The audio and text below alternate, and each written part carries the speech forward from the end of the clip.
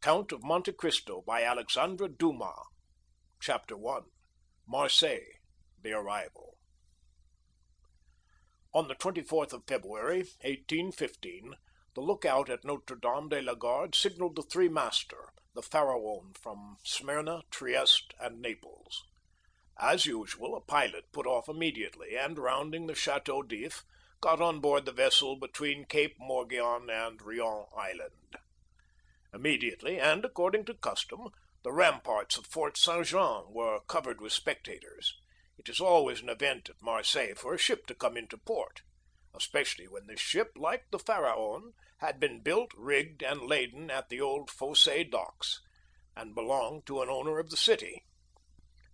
The ship drew on and had safely passed the strait, which some volcanic shock had made between the Calasareigne and Yaros Islands, had doubled Pomègue, and approached the harbor under topsails, jib, and spanker, but so slowly and sedately that the idlers, with that instinct which is the forerunner of evil, asked one another what misfortune could have happened on board.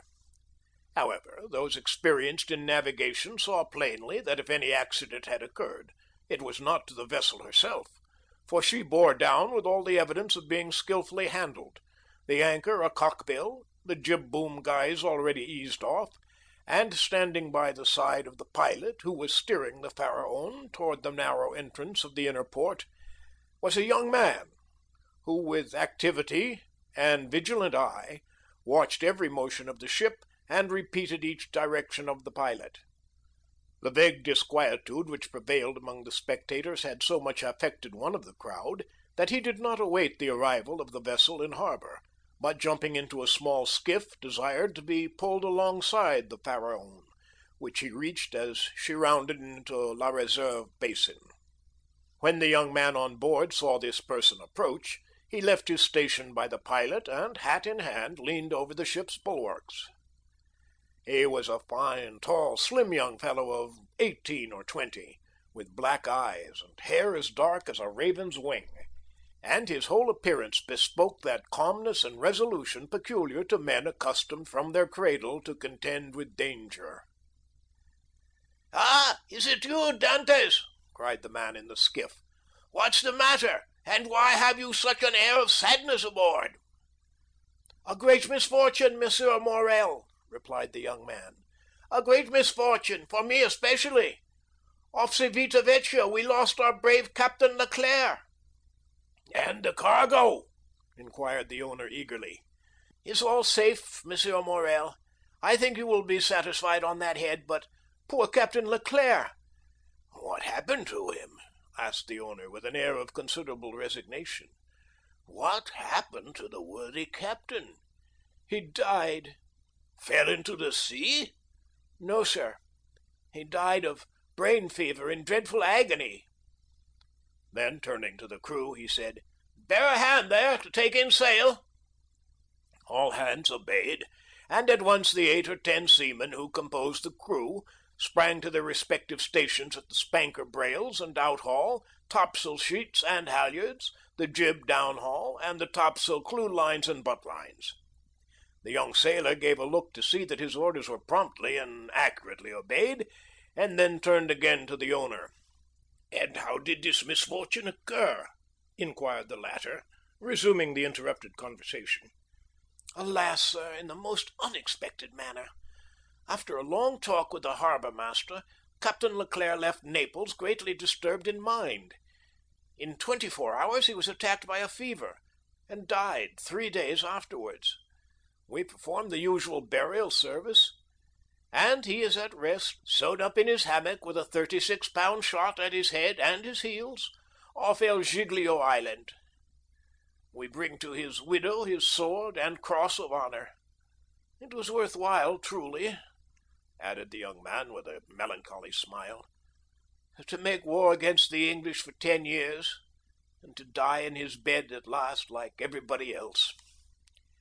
"Well, you see, Edmond," replied the owner, who appeared more comforted at every moment, "we are all mortal, and the old must make way for the young.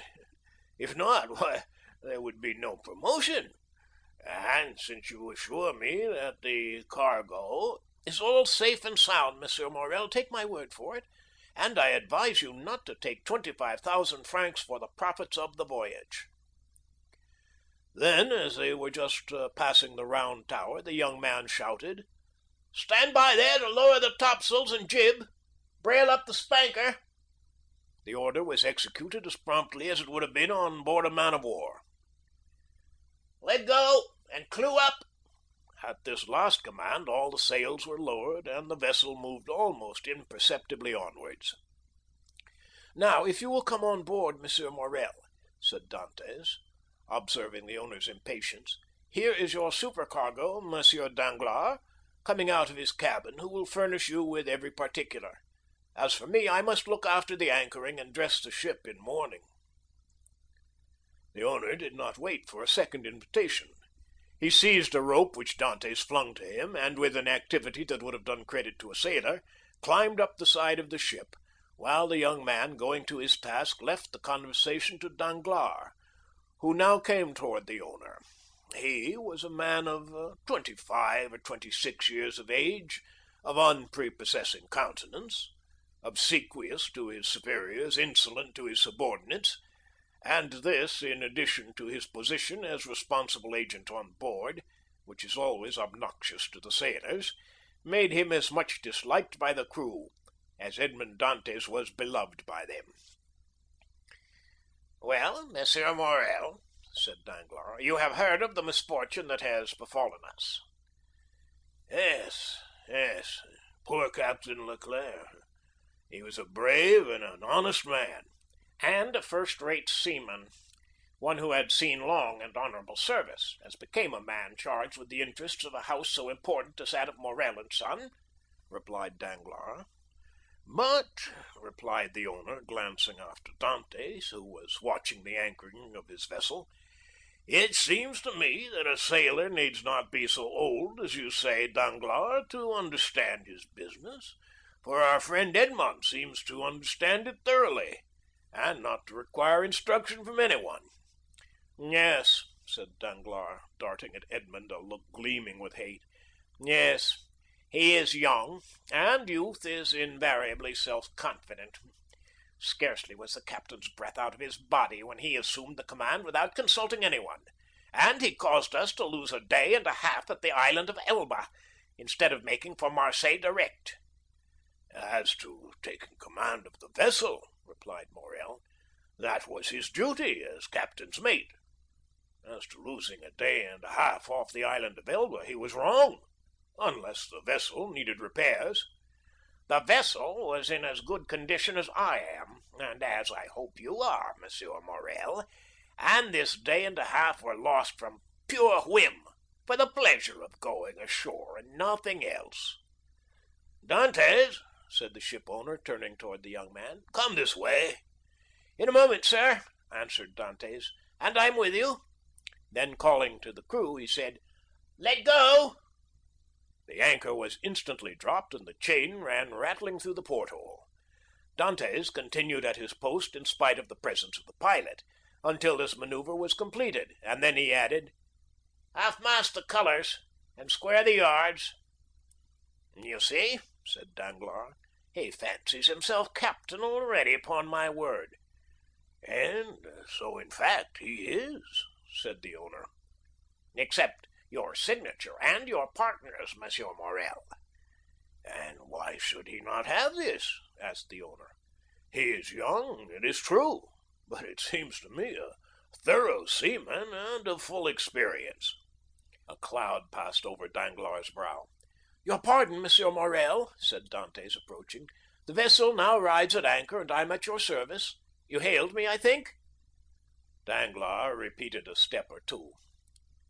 "I wish to inquire why you stopped at the island of Elba." "I do not know, sir. It was to fulfill the last instructions of Captain Leclerc, who, when dying, gave me a packet for Marshal Bertrand." "Oh, then, did you see him, Edmond?" "Oh, the marshal?" "Yes." Morrel looked around him, and then drawing Dantès on one side, he said suddenly, "And how is the emperor?" Very well, as far as I could judge from the sight of him. You saw the Emperor, then? He entered the marshal's apartment while I was there. And you spoke to him? Why, it was he who spoke to me, sir, said Dantes with a smile. And what did he say to you? Asked me questions about the vessel, the time she left Marseilles, the course she had taken, and what was her cargo. I believe if she had not been laden, and I had been her master, he would have bought her. But I told him I was only mate, and that she belonged to the firm of Morel and Son. Ah, yes, he said, I know them. The Morels have been ship owners from father to son, and there was a Morel who served in the same regiment with me when I was in garrison at Valence. Pardieu, and that is true, cried the owner, greatly delighted. And that was Policar Morel, my uncle, who was afterwards a captain. Dantes, you must tell my uncle that the Emperor remembered him, and you will see it will bring tears into the old soldier's eyes. Come, come, continued he, patting Edmond's shoulder kindly. You did very right, Dantes, to follow Captain Leclerc's instructions and touch at Elba. Although if it were known that you had conveyed a packet to the marshal and had conversed with the Emperor, it might bring you into trouble. How could that bring me into trouble, sir? Asked Dantes. For I did not even know of what I was the bearer, and the Emperor merely made such inquiries as he would of the first comer. But, pardon me, here are the health officers and the customs inspectors coming alongside, and the young man went to the gangway. As he departed, Danglars approached and said, "Well, it appears that he has given you satisfactory reasons for his landing at Porto Ferrajo." "Yes, most satisfactory, my dear Danglars." "Well, so much the better," said the supercargo, "for it is not pleasant to think that a comrade has not done his duty." "Dantes has done his," replied the owner, "and that is not saying much. It was Captain Leclerc who gave orders for this delay." "Talking of Captain Leclerc, has not Dantes given you a letter from him?" "To me? No. Was there one?" "I believe that besides the packet, Captain Leclerc confided a letter to his care." "Of what packet are you speaking, Danglars?" "Why, that which Dantes left at Porto Ferrajo." "How do you know he had a packet to leave at Porto Ferrajo?" Danglars turned very red. "I was passing close to the door of the captain's cabin, which was half open, and I saw him give the packet and letter to Dantes." "He did not speak to me of it," replied the shipowner, "but if there be any letter, he will give it to me." Danglars reflected for a moment. "Then, Monsieur Morrel, I beg of you," said he, "not to say a word to Dantes on the subject. I may have been mistaken." At this moment the young man returned. Danglars withdrew. "Well, my dear Dantes, are you now free?" inquired the owner. "Yes, sir." "You have not been long detained?" "No. I gave the custom house officers a copy of our bill of lading, and as to the other papers, they sent a man off with the pilot, to whom I gave them." "Then you have nothing more to do here?" "No, everything's all right now." "Then you can come and dine with me." "I really must ask you to excuse me, Monsieur Morrel. My first visit is due to my father, though I'm not the less grateful for the honor you have done me." "Right, Dantes, quite right. I always knew you were a good son." "And," inquired Dantes with some hesitation, "do you know how my father is?" "Well, I believe, my dear Edmond, though I have not seen him lately." "Yes, he likes to keep himself shut up in his little room." "That proves, at least, that he has wanted for nothing during your absence." Dantes smiled. "My father is proud, sir, and if he had not a meal left, I doubt if he would have asked anything from anyone, except from heaven." "Well, then, after this first visit has been made, we shall count on you." "I must again excuse myself, Monsieur Morrel, for after this first visit has been paid, I have another which I am most anxious to pay." "True, Dantes. I forgot that there was at the Catalans someone who expects you no less impatiently than your father, the lovely Mercédès." Dantes blushed. Said the ship owner, "I am not in the least surprised, for she has been to me 3 times, inquiring if there were any news of the Pharaon.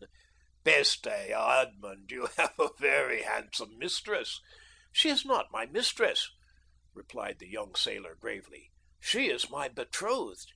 "Sometimes one and the same thing," said Morrel with a smile. "Not with us, sir," replied Dantes. Well, my dear Edmond," continued the owner, "don't let me detain you. You have managed my affairs so well that I ought to allow you all the time you require for your own. Do you want any money?" "No, sir. I have all my pay to take, nearly 3 months' wages." "You are a careful fellow, Edmond." "Say I have a poor father, sir." Yes. I know how good a son you are, so now hasten away to see your father. I have a son too, and I should be very wroth with those who detained him from me after a 3 months' voyage." "Then I have your leave, sir?" "Yes, if you have nothing more to say to me." "Nothing." "Captain Leclerc did not, before he died, give you a letter for me?" "He was unable to write, sir. But that reminds me that I must ask your leave of absence for some days." "To get married?" "Oh, yes, first, and then to go to Paris." "Oh, very good. Have what time you require, Dantes.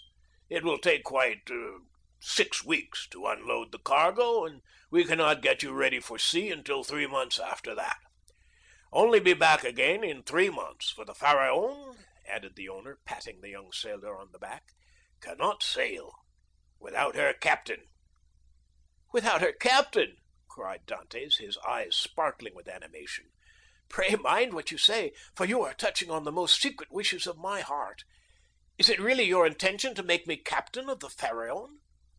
"If I were sole owner, we'd shake hands on it now, my dear Dantes, and call it settled.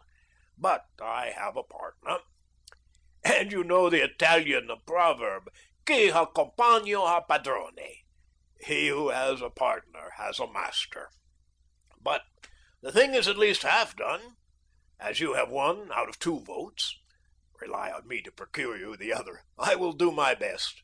"Ah, Monsieur Morrel!" exclaimed the young seaman with tears in his eyes, and grasping the other's hand. "Monsieur Morrel, I thank you in the name of my father and of Mercédès." "That's all right, Edmond.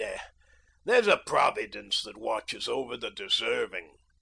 Go to your father. Go and see Mercédès, and afterwards come to me." "Shall I row you ashore?" No, thank you. I shall remain and look over the accounts with Danglars. Have you been satisfied with him this voyage?" "That is according to the sense you attach to the question, sir.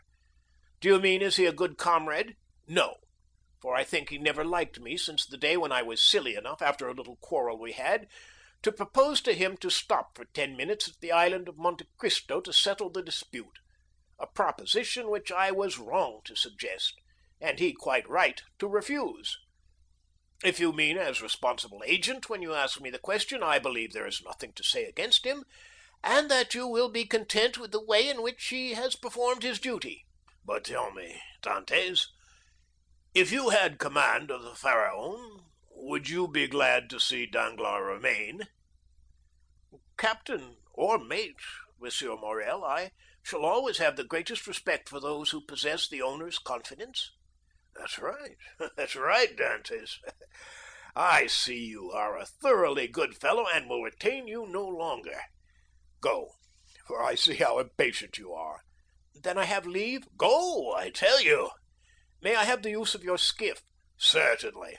"Then, for the present, Monsieur Morrel, farewell, and 1,000 thanks." "I hope soon to see you again, my dear Edmond. Good luck to you." The young sailor jumped into the skiff and sat down in the stern sheets, with the order that he be put ashore at La Canebière. The two oarsmen bent to their work, and the little boat glided away as rapidly as possible in the midst of the 1,000 vessels which choke up the narrow way which leads between the two rows of ships from the mouth of the harbor to the Quai d'Orléans. The ship owner, smiling, followed him with his eyes until he saw him spring out on the quay and disappear in the midst of the throng, which from 5 o'clock in the morning until 9 o'clock at night swarms in the famous street of La Colombière, a street of which the modern Phocéens are so proud that they say with all the gravity in the world, and with that accent which gives so much character to what is said, "If Paris had La Colombière, Paris would be a second Marseilles." On turning around, the owner saw Danglars behind him, apparently awaiting orders, but in reality also watching the young sailor. But there was a great difference in the expression of the two men who thus followed the movements of Edmond Dantes. End of Chapter 1. Chapter 2. Father and Son. We will leave Danglars struggling with the demon of hatred, and endeavouring to insinuate in the ear of the ship-owner some evil suspicions against his comrade, and follow Dantès, who, after having traversed La Canebière, took the Rue de Noailles, and entering a small house on the left of the Allée de Meilhan, rapidly ascended 4 flights of a dark staircase, holding the baluster with one hand, while with the other he repressed the beatings of his heart, and paused before a half-open door, from which he could see the whole of a small room. This room was occupied by Dantès' father. The news of the arrival of the Pharaon had not yet reached the old man, who, mounted on a chair, was amusing himself by training with trembling hand the nasturtiums and sprays of clematis that clambered over the trellis at his window. Suddenly he felt an arm thrown around his body, and a well-known voice behind him exclaimed, "Father, dear father!" The old man uttered a cry, and turned round. Then, seeing his son, he fell into his arms, pale and trembling. "What ails you, my dearest father? Are you ill?" inquired the young man, much alarmed. "No, no, my dear Edmond, my boy, my son. No, but I did not expect you. And joy, the surprise of seeing you so suddenly. Ah, I feel as if I were going to die." "Come, come, cheer up, my dear father. 'Tis I, really I. They say joy never hurts, and so I came to you without any warning. Come now, do smile, instead of looking at me so solemnly. Here I am, back again, and we are going to be happy." "Yes, yes, my boy, so we will, so we will," replied the old man. "But how shall we be happy? Shall you never leave me again? Come, tell me all the good fortune that has befallen you." "God forgive me," said the young man, "for rejoicing at happiness derived from the misery of others. But heaven knows I did not seek this good fortune. It has happened, and I really cannot pretend to lament it. The good Captain Leclerc is dead, father, and it is probable that with the aid of M. Morrel I shall have his place. Do you understand, father? Only imagine me a captain at 20, with 100 louis pay, and a share in the profits. Is this not more than a poor sailor like me could have hoped for?" "Yes, my dear boy," replied the old man, "it is very fortunate. Well, then, with the first money I touch, I mean you to have a small house, with a garden in which to plant clematis, nasturtiums, and honeysuckle." "But what ails you, father? Are you not well?" "'Tis nothing, nothing. It will soon pass away."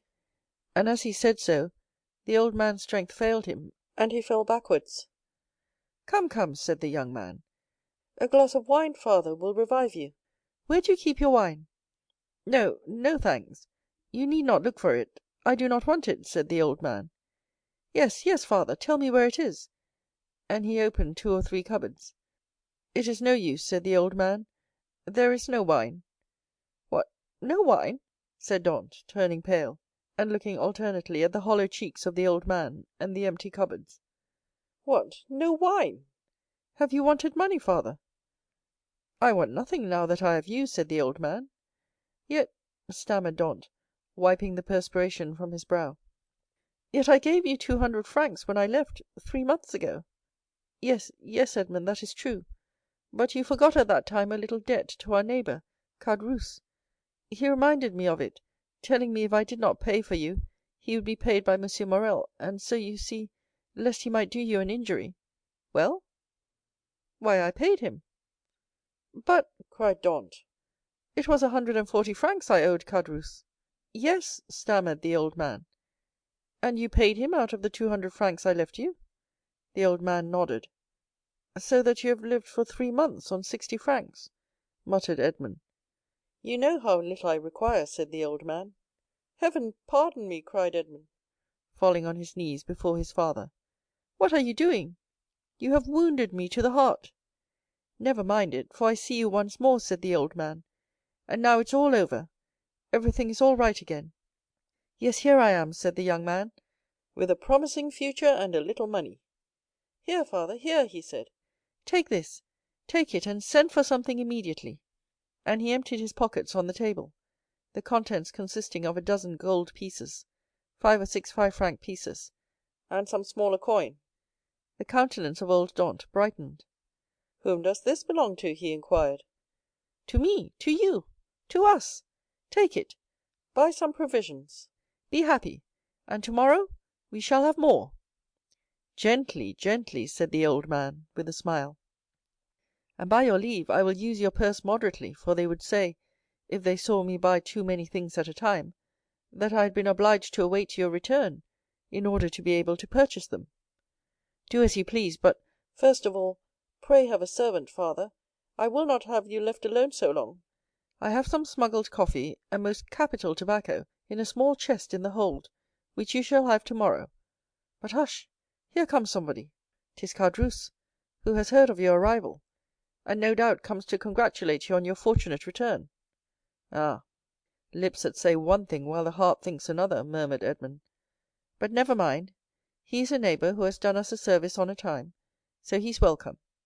As Edmond paused, the black and bearded head of Caderousse appeared at the door.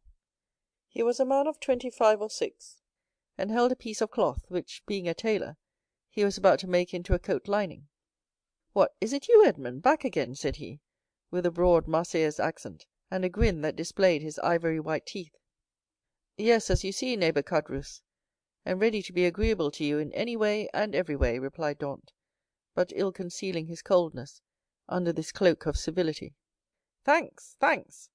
But fortunately I do not want for anything, and it chances that at times there are others who have need of me."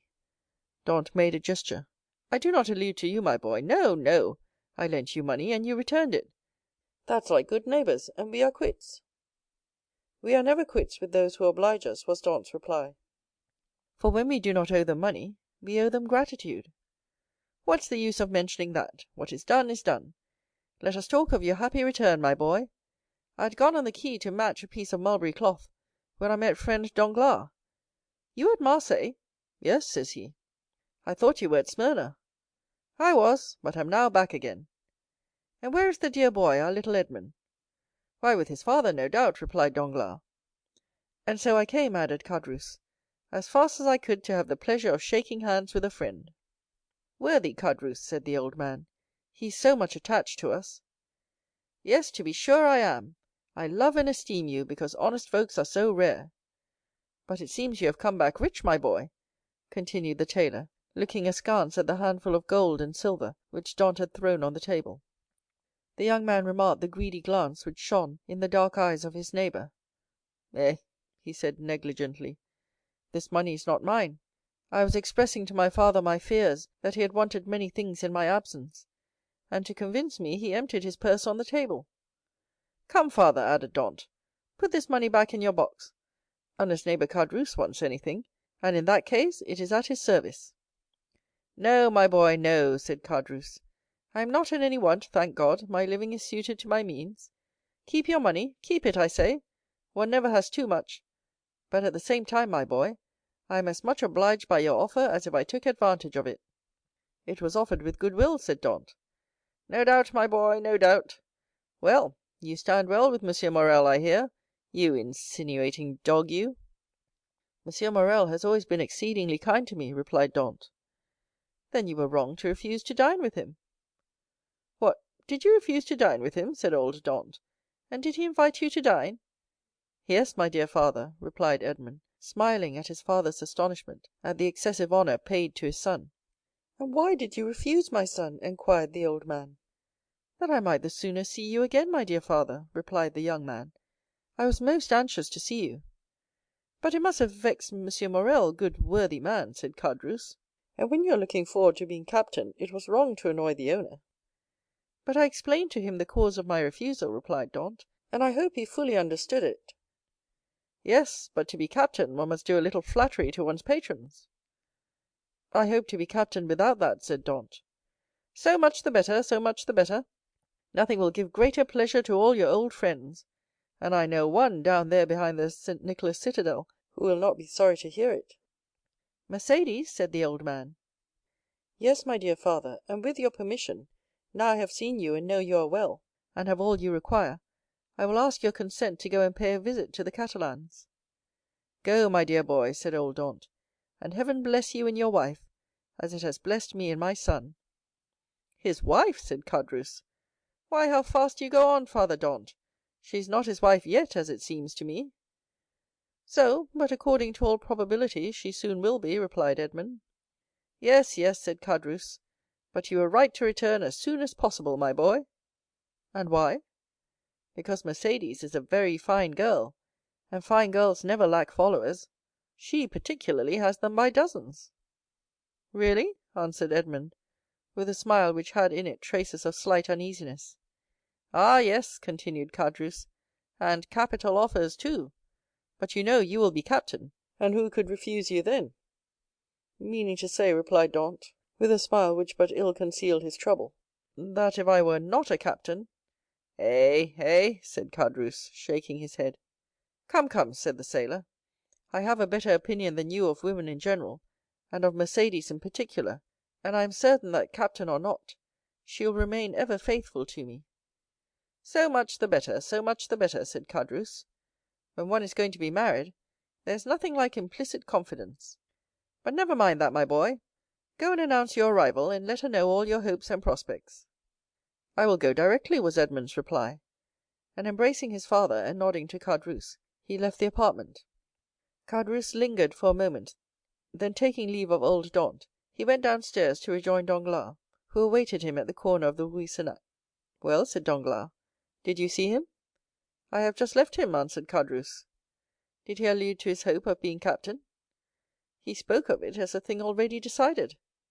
Indeed, said Danglars. He is in too much hurry, it appears to me.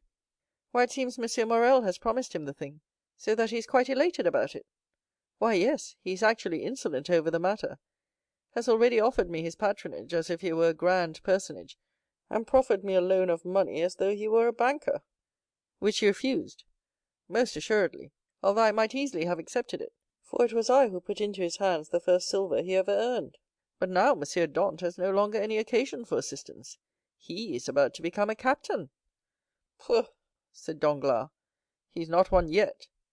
Ma foi, it will be as well if he is not, answered Caderousse, for if he should be, there will be really no speaking to him. If we choose, replied Danglars, he will remain what he is, and perhaps become even less than he is. What do you mean? Nothing, I was speaking to myself. And is he still in love with the Catalan?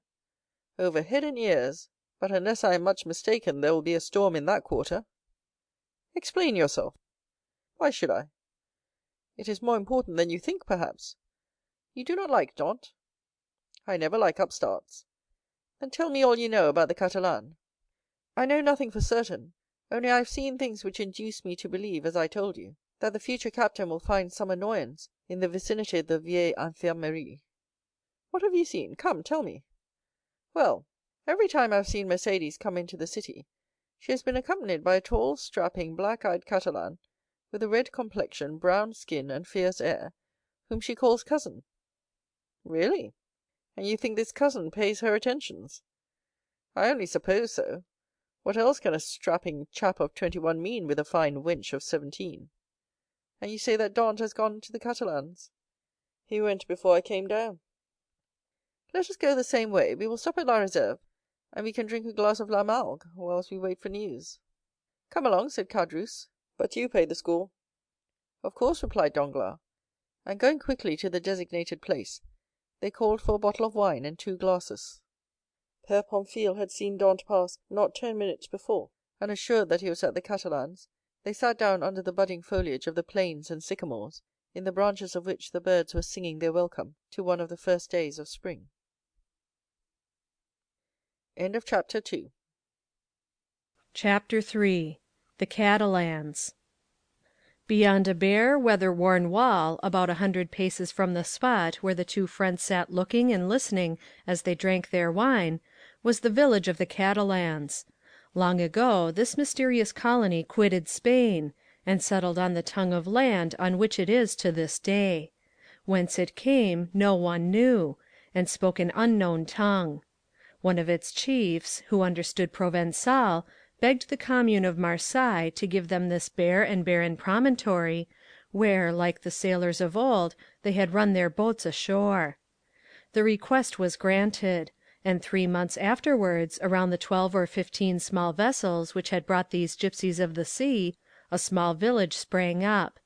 This village, constructed in a singular and picturesque manner, half Moorish, half Spanish, still remains, and is inhabited by descendants of the first comers, who speak the language of their fathers.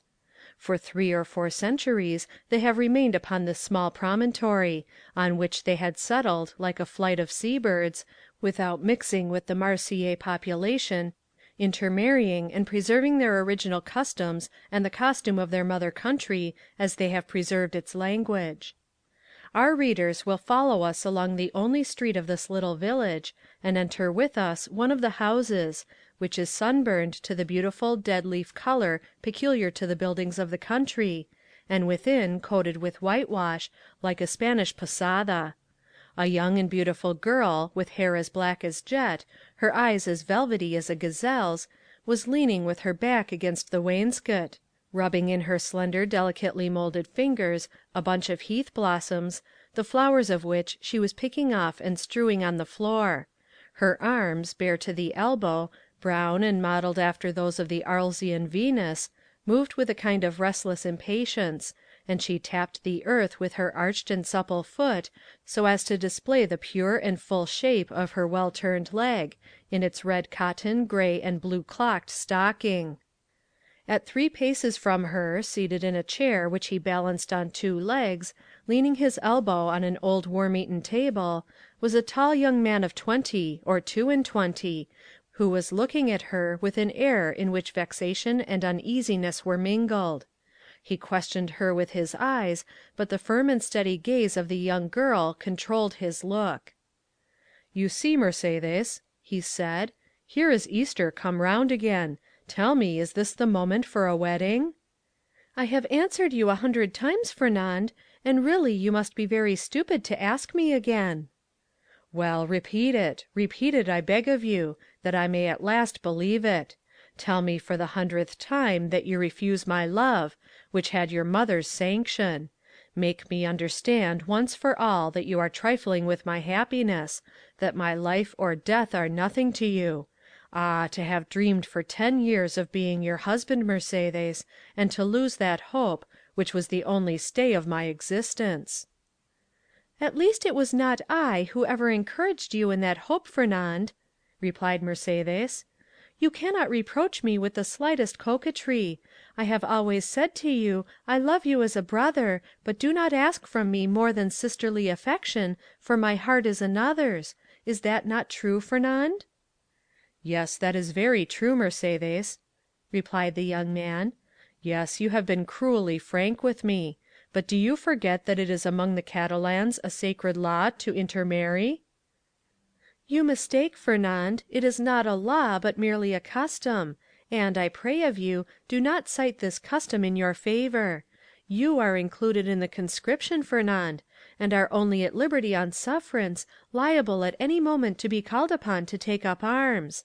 Once a soldier, what would you do with me, a poor orphan, forlorn, without fortune, with nothing but a half-ruined hut and a few ragged nets, the miserable inheritance left by my father to my mother, and by my mother to me? She has been dead a year, and you know, Fernand, I have subsisted almost entirely on public charity. Sometimes you pretend I am useful to you, and that is an excuse to share with me the produce of your fishing. And I accept it, Fernand, because you are the son of my father's brother, because we were brought up together, and still more because it would give you so much pain if I refuse.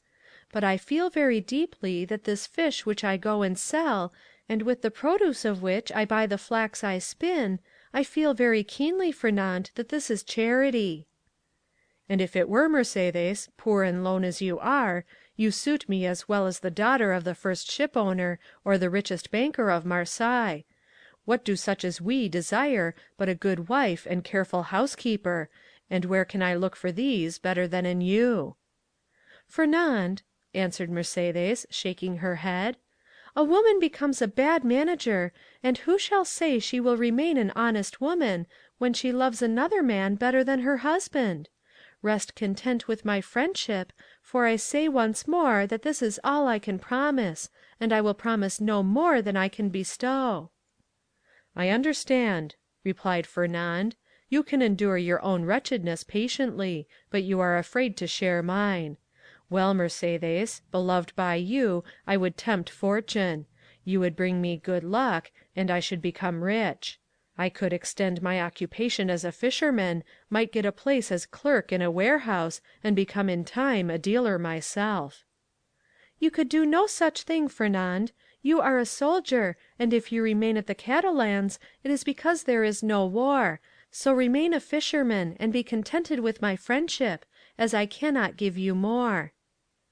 "Well, I will do better, Mercédès. I will be a sailor. Instead of the costume of our fathers, which you despise, I will wear a varnished hat, a striped shirt, and a blue jacket, with an anchor on the buttons. Wouldn't that dress please you?" "What do you mean?" asked Mercédès, with an angry glance. "What do you mean? I do not understand you." "I mean, Mercédès, that you are thus harsh and cruel with me, because you are expecting some one who is thus attired. But perhaps he whom you await is inconstant, or if he is not, the sea is so to him." "Fernand," cried Mercédès, "I believed you were good-hearted, and I was mistaken. Fernand, you are wicked to call to your aid jealousy and the anger of God. Yes, I will not deny it, I do await, and I do love him of whom you speak. And if he does not return, instead of accusing him of the inconstancy which you insinuate, I will tell you that he died loving me and me only." The young girl made a gesture of rage. "I understand you, Fernand. You would be revenged on him because I do not love you. You would cross your Catalan knife with his dirk. What end would that answer? To lose you my friendship if he were conquered, and see that friendship changed into hate if you were the victor. Believe me, to seek a quarrel with a man is a bad method of pleasing the woman who loves that man. No, Fernand, you will not thus give way to evil thoughts. Unable to have me for your wife, you will content yourself with having me for your friend and sister. And besides," she added, her eyes troubled and moistened with tears, "wait, Fernand. You said just now that the sea was treacherous, and he has been gone 4 months, and during these 4 months there have been some terrible storms." Fernand made no reply, nor did he attempt to check the tears which flowed down the cheeks of Mercédès, although for each of these tears he would have shed his heart's blood. But these tears flowed for another. He arose, paced a while up and down the hut, and then, suddenly stopping before Mercédès, with his eyes glowing and his hands clinched, "Say, Mercédès," he said, "once for all, is this your final determination?" "I love Edmond Dantes," the young girl calmly replied, "and none but Edmond shall ever be my husband." "And you will always love him?" "As long as I live." Fernand let fall his head like a defeated man, heaved a sigh that was like a groan, and then suddenly looking her full in the face, with clinched teeth and expanded nostrils, said, "But if he is dead—" "If he is dead, I shall die too." "If he has forgotten you—" "Mercédès!" called a joyous voice from without, "Mercédès!" "Ah!" exclaimed the young girl, blushing with delight, and fairly leaping in excess of love. "You see he has not forgotten me, for here he is." And rushing towards the door, she opened it, saying, "Here, Edmond, here I am." Fernand, pale and trembling, drew back, like a traveller at the sight of a serpent, and fell into a chair beside him. Edmond and Mercédès were clasped in each other's arms. The burning Marseilles sun, which shot into the room with the open door, covered them with a flood of light. At first they saw nothing around them. Their intense happiness isolated them from all the rest of the world, and they only spoke in broken words, which are the tokens of a joy so extreme that they seem rather the expression of sorrow. Suddenly Edmond saw the gloomy, pale, and threatening countenance of Fernand, as it was defined in the shadow. By a movement for which he could scarcely account to himself, the young Catalan placed his hand on the knife in his belt. "Ah, your pardon," said Dantès, frowning in his turn. "I did not perceive that there were three of us." Then, turning to Mercédès, he inquired, "Who is this gentleman?" "One who will be your best friend, Dantès, for he is my friend, my cousin, my brother. It is Fernand, the man whom, after you, Edmond, I love best in all the world. Do you not remember him?" "Yes," said Dantès, and without relinquishing Mercédès' hand clasped in one of his own, he extended the other to the Catalan with a cordial air. But Fernand, instead of responding to this amiable gesture, remained mute and trembling. Edmond then cast his eyes scrutinizingly at the agitated and embarrassed Mercédès, and then again on the gloomy and menacing Fernand. This look told him all, and his anger waxed hot. "I did not know when I came with such haste to you that I was to meet an enemy here." "An enemy!" cried Mercédès, with an angry look at her cousin. "An enemy in my house, do you say, Edmond? If I believed that, I would place my arm under yours and go with you to Marseilles, leaving the house to return it no more." Fernand's eye darted lightning. "And should any misfortune occur to you, dear Edmond," she continued, with the same calmness which proved to Fernand that the young girl had read the very inmost depths of his sinister thought, "if misfortune should occur to you, I would ascend the highest point of the Cape des Morgions, and cast myself headlong from it." Fernand became deadly pale. "But you are deceived, Edmond," she continued. "You have no enemy here. There is no one but Fernand, my brother, who will grasp your hand as a devoted friend." And at these words the young girl fixed her imperious look on the Catalan, who, as if fascinated by it, came slowly towards Edmond and offered him his hand. His hatred, like a powerless though furious wave, was broken against the strong ascendancy which Mercédès exercised over him. Scarcely, however, had he touched Edmond's hand than he felt he had done all he could do, and rushed hastily out of the house. "Oh!" he exclaimed, running furiously and tearing his hair, "oh, who will deliver me from this man? Wretched, wretched that I am!"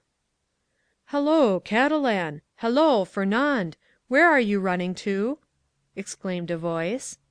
The young man stopped suddenly, looked around him, and perceived Caderousse sitting at a table with Danglars under an arbor. "Well," said Caderousse, "why don't you come? Are you really in such a hurry that you have no time to pass the day with your friends?"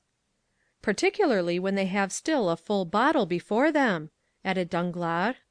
Fernand looked at them both with a stupefied air, but did not say a word. "He seems besotted," said Danglars, pushing Caderousse with his knee. "Are we mistaken, and is Dantès triumphant in spite of all we have believed?" "Why, we must inquire into that," was Caderousse's reply, and turning towards the young man, said, "Well, Catalan, can't you make up your mind?" Fernand wiped away the perspiration steaming from his brow, and slowly entered the arbor, whose shade seemed to restore somewhat of calmness to his senses, and whose coolness somewhat of refreshment to his exhausted body. "Good day," said he. "You called me, didn't you?" And he fell, rather than sat, down on one of the seats which surrounded the table. I called you because you were running like a madman, and I was afraid you would throw yourself into the sea," said Caderousse, laughing. "Why, when a man has friends, they are not only to offer him a glass of wine, but, moreover, to prevent his swallowing 3 or 4 pints of water unnecessarily." Fernand gave a groan which resembled a sob, and dropped his head into his hands, his elbows leaning on the table. "Well, Fernand, I must say," said Caderousse, beginning the conversation with that brutality of the common people in which curiosity destroys all diplomacy, "you look uncommonly like a rejected lover," and he burst into a hoarse laugh. "Bah!" said Danglars, "a lad of his make was not born to be unhappy in love. You are laughing at him, Caderousse." "No," he replied, "only hark how he sighs." "Come, come, Fernand," said Caderousse, "hold up your head and answer us. It's not polite not to reply to friends who ask news of your health." "My health is well enough," said Fernand, clinching his hands without raising his head. "Ah, you see, Danglars," said Caderousse, winking at his friend, "this is how it is. Fernand, whom you see here, is a good and brave Catalan, one of the best fishermen in Marseilles, and he is in love with a very fine girl named Mercédès; but it appears, unfortunately, that the fine girl is in love with the mate of the Pharaon, and as the Pharaon arrived today—why, you understand." "No, I do not understand," said Danglars. "Poor Fernand has been dismissed," continued Caderousse.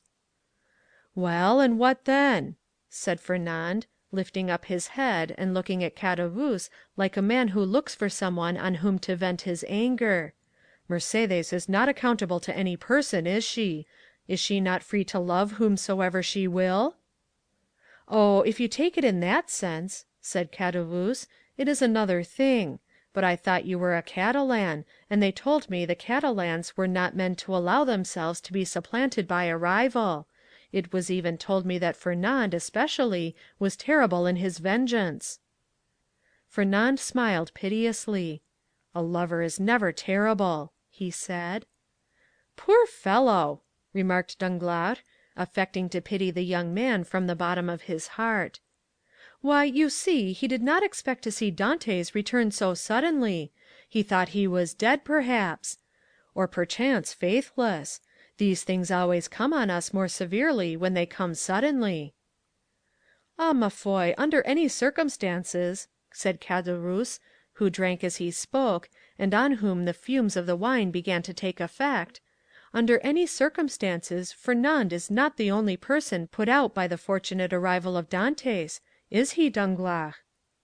"No, you are right, and I should say that would bring him ill luck."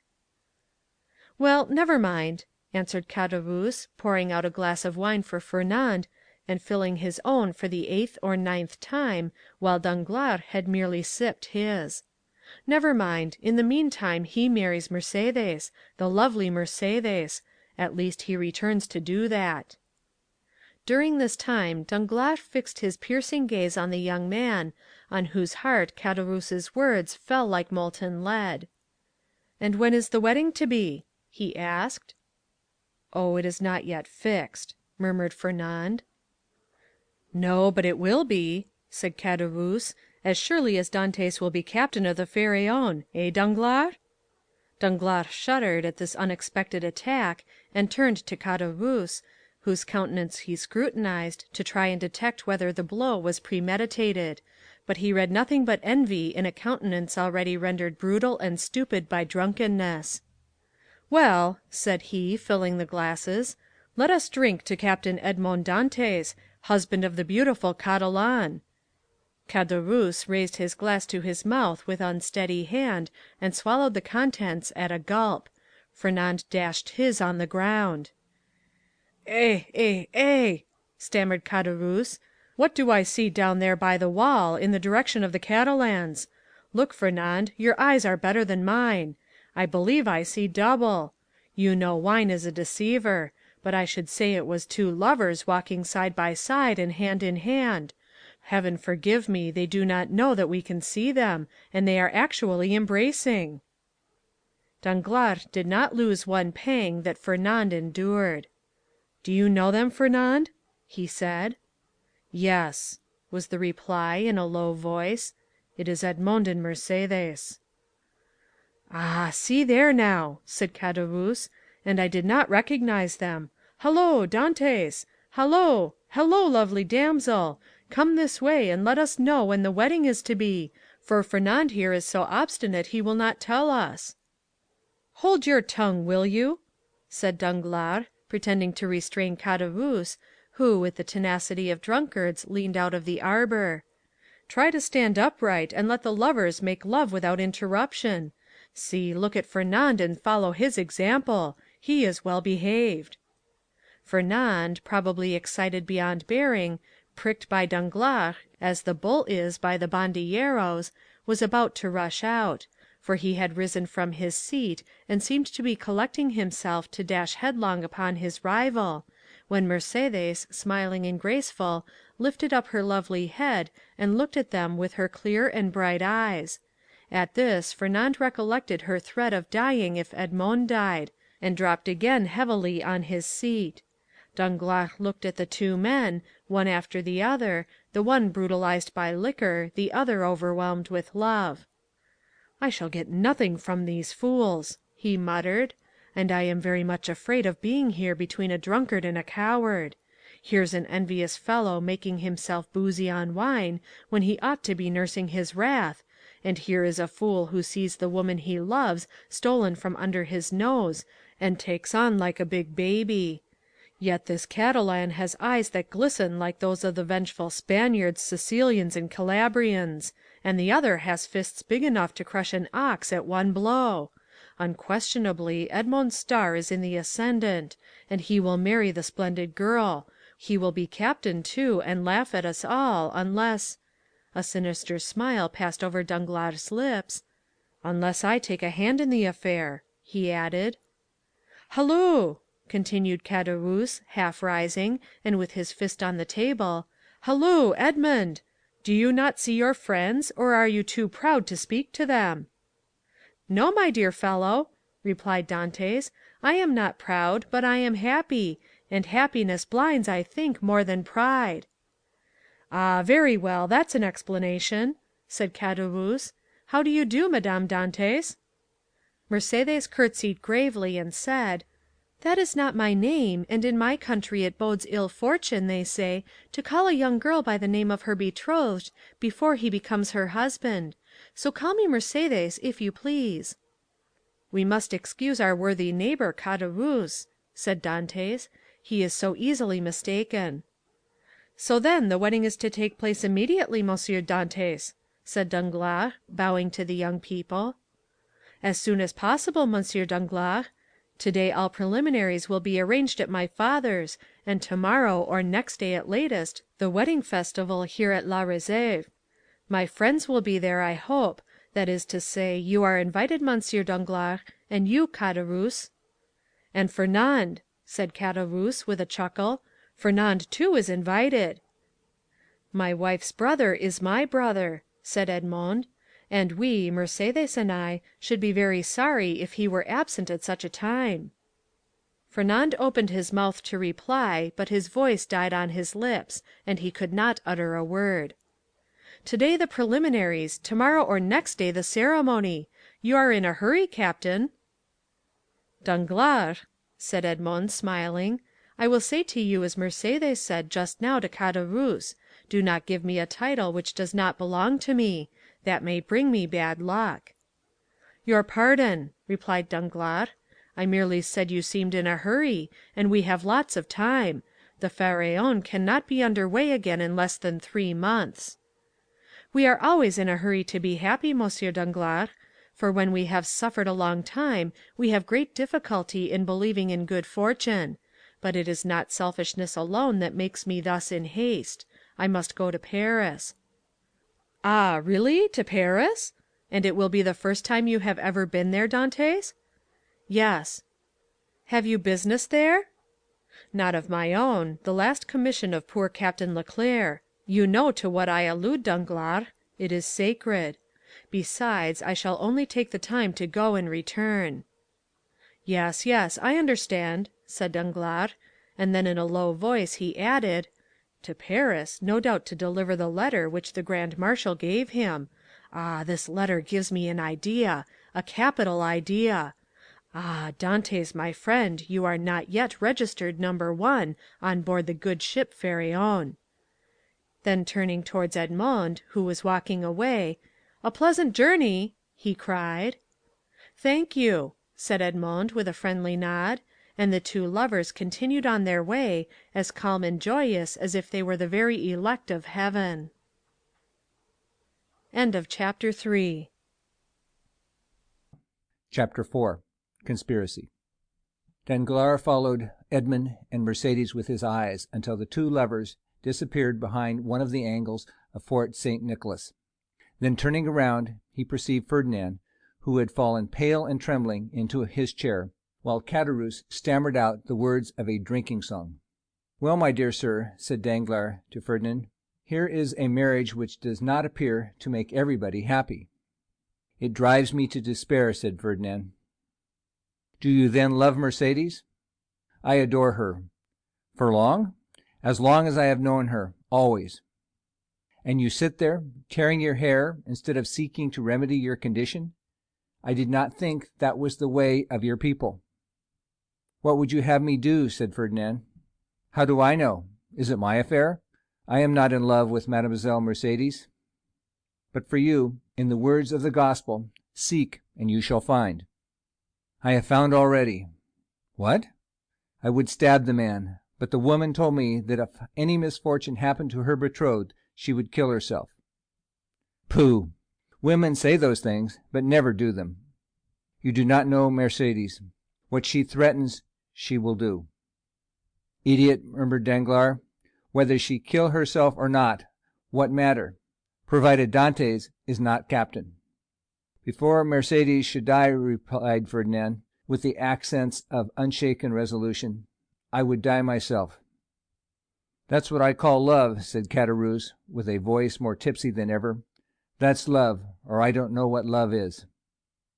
"Come," said Danglars, "you appear to me a good sort of fellow, and hang me, I should like to help you, but—" "Yes," said Caderousse, "but how?" "My dear fellow," replied Danglars, "you are 3 parts drunk. Finish the bottle, and you will be completely so. Drink then, and do not meddle with what we are discussing, for that requires all one's wit and cool judgment." "I drunk?" said Caderousse. "Well, that is a good one. I could drink 4 more such bottles. They are no bigger than cologne flasks. Père Pamphile, more wine." And Caderousse rattled his glass upon the table. "You were saying, sir," said Ferdinand, awaiting with great anxiety the end of this interrupted remark. "What was I saying? I forget. This drunken Caderousse has made me lose the thread of my sentence." "Drunk if you like, so much the worse for those who fear wine, for it is because they have bad thoughts which they are afraid the liquor will extract from their heart." And Caderousse began to sing the last lines of a song very popular at the time: "The wicked are great drinkers of water, as the flood proved once for all." "You said, sir, you would like to help me, but—" "Yes, but I added, to help you it would be sufficient that Dantes did not marry her you love, and the marriage may easily be thwarted, methinks, and yet Dantes need not die." "Death alone can separate them," remarked Ferdinand.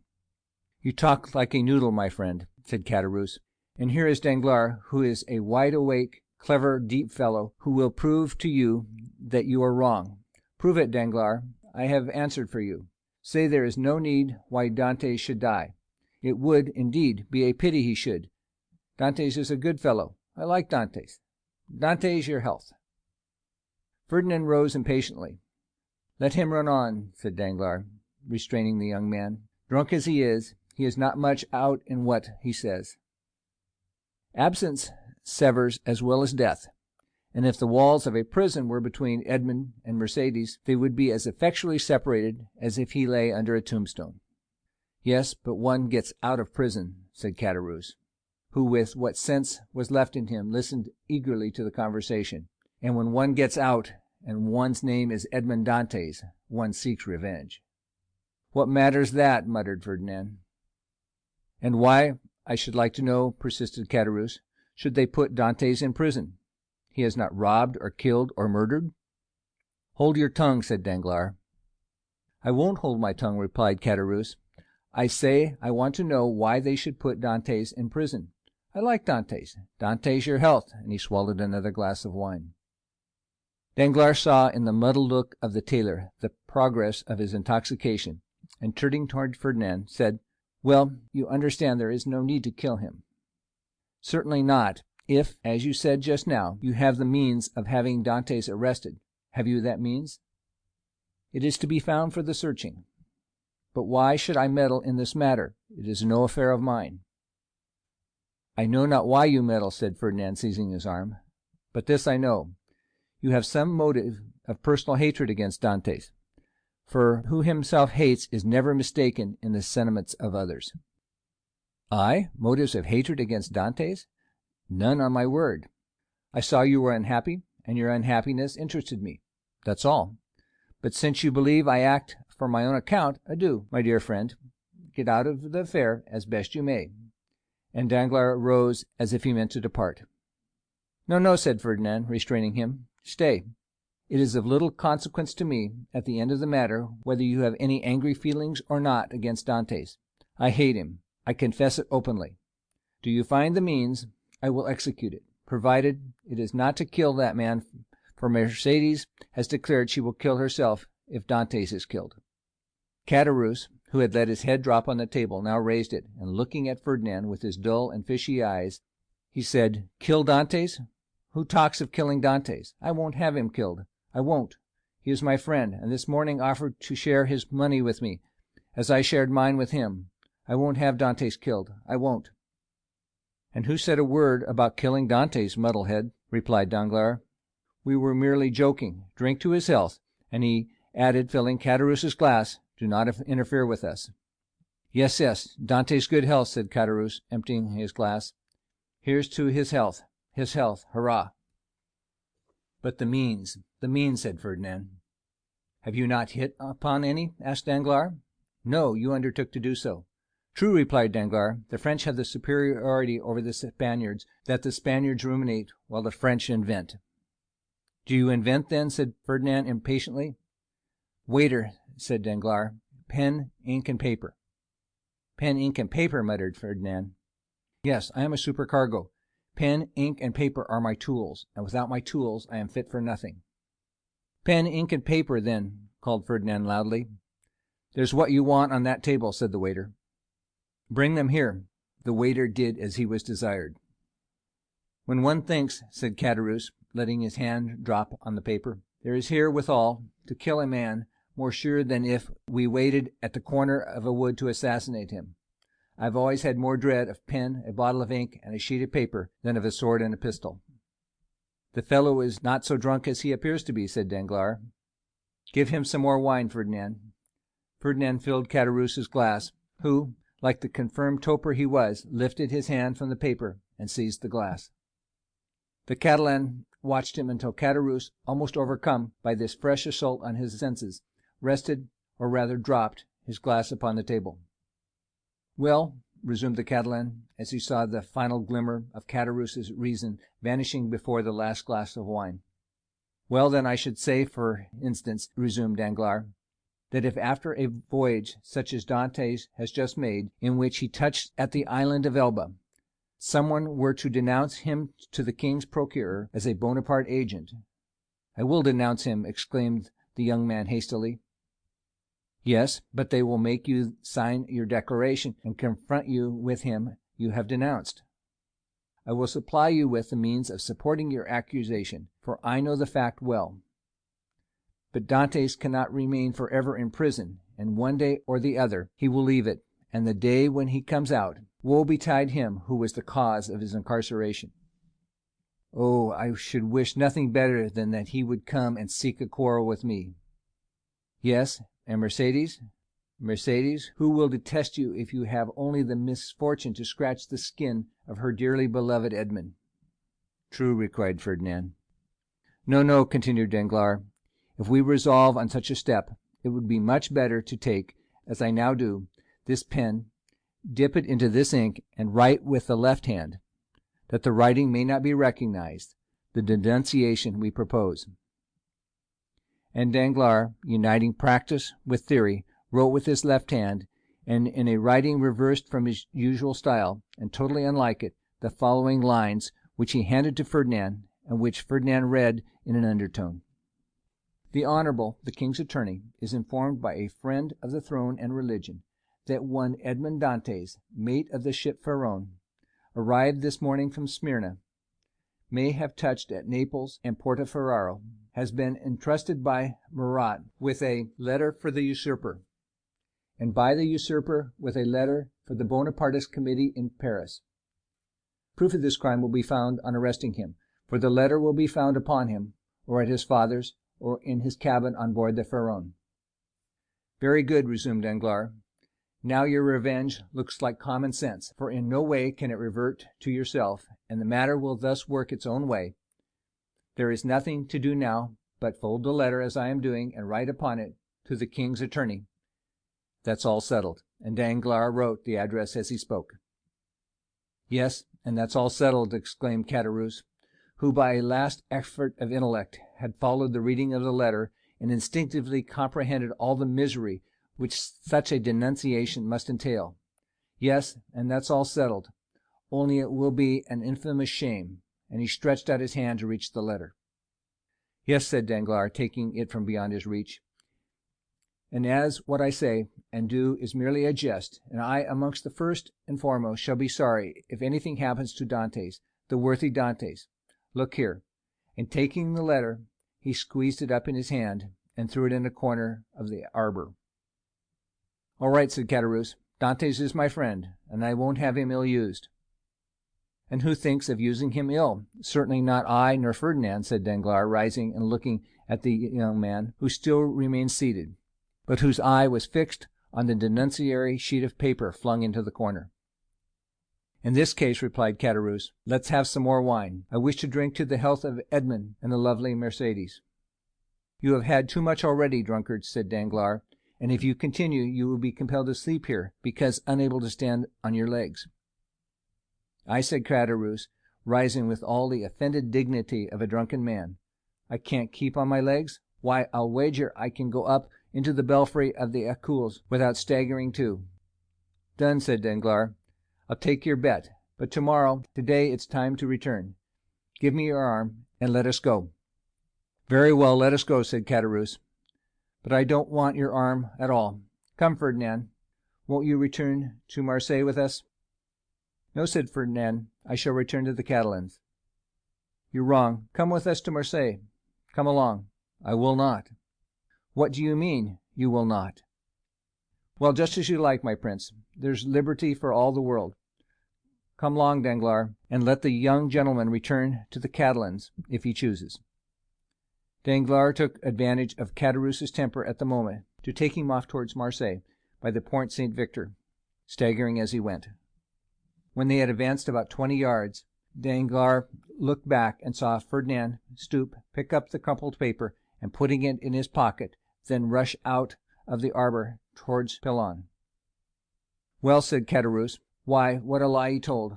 He said he was going to Catalans, and he is going to the city. Hello, Ferdinand!" "Oh, you don't see straight," said Danglars.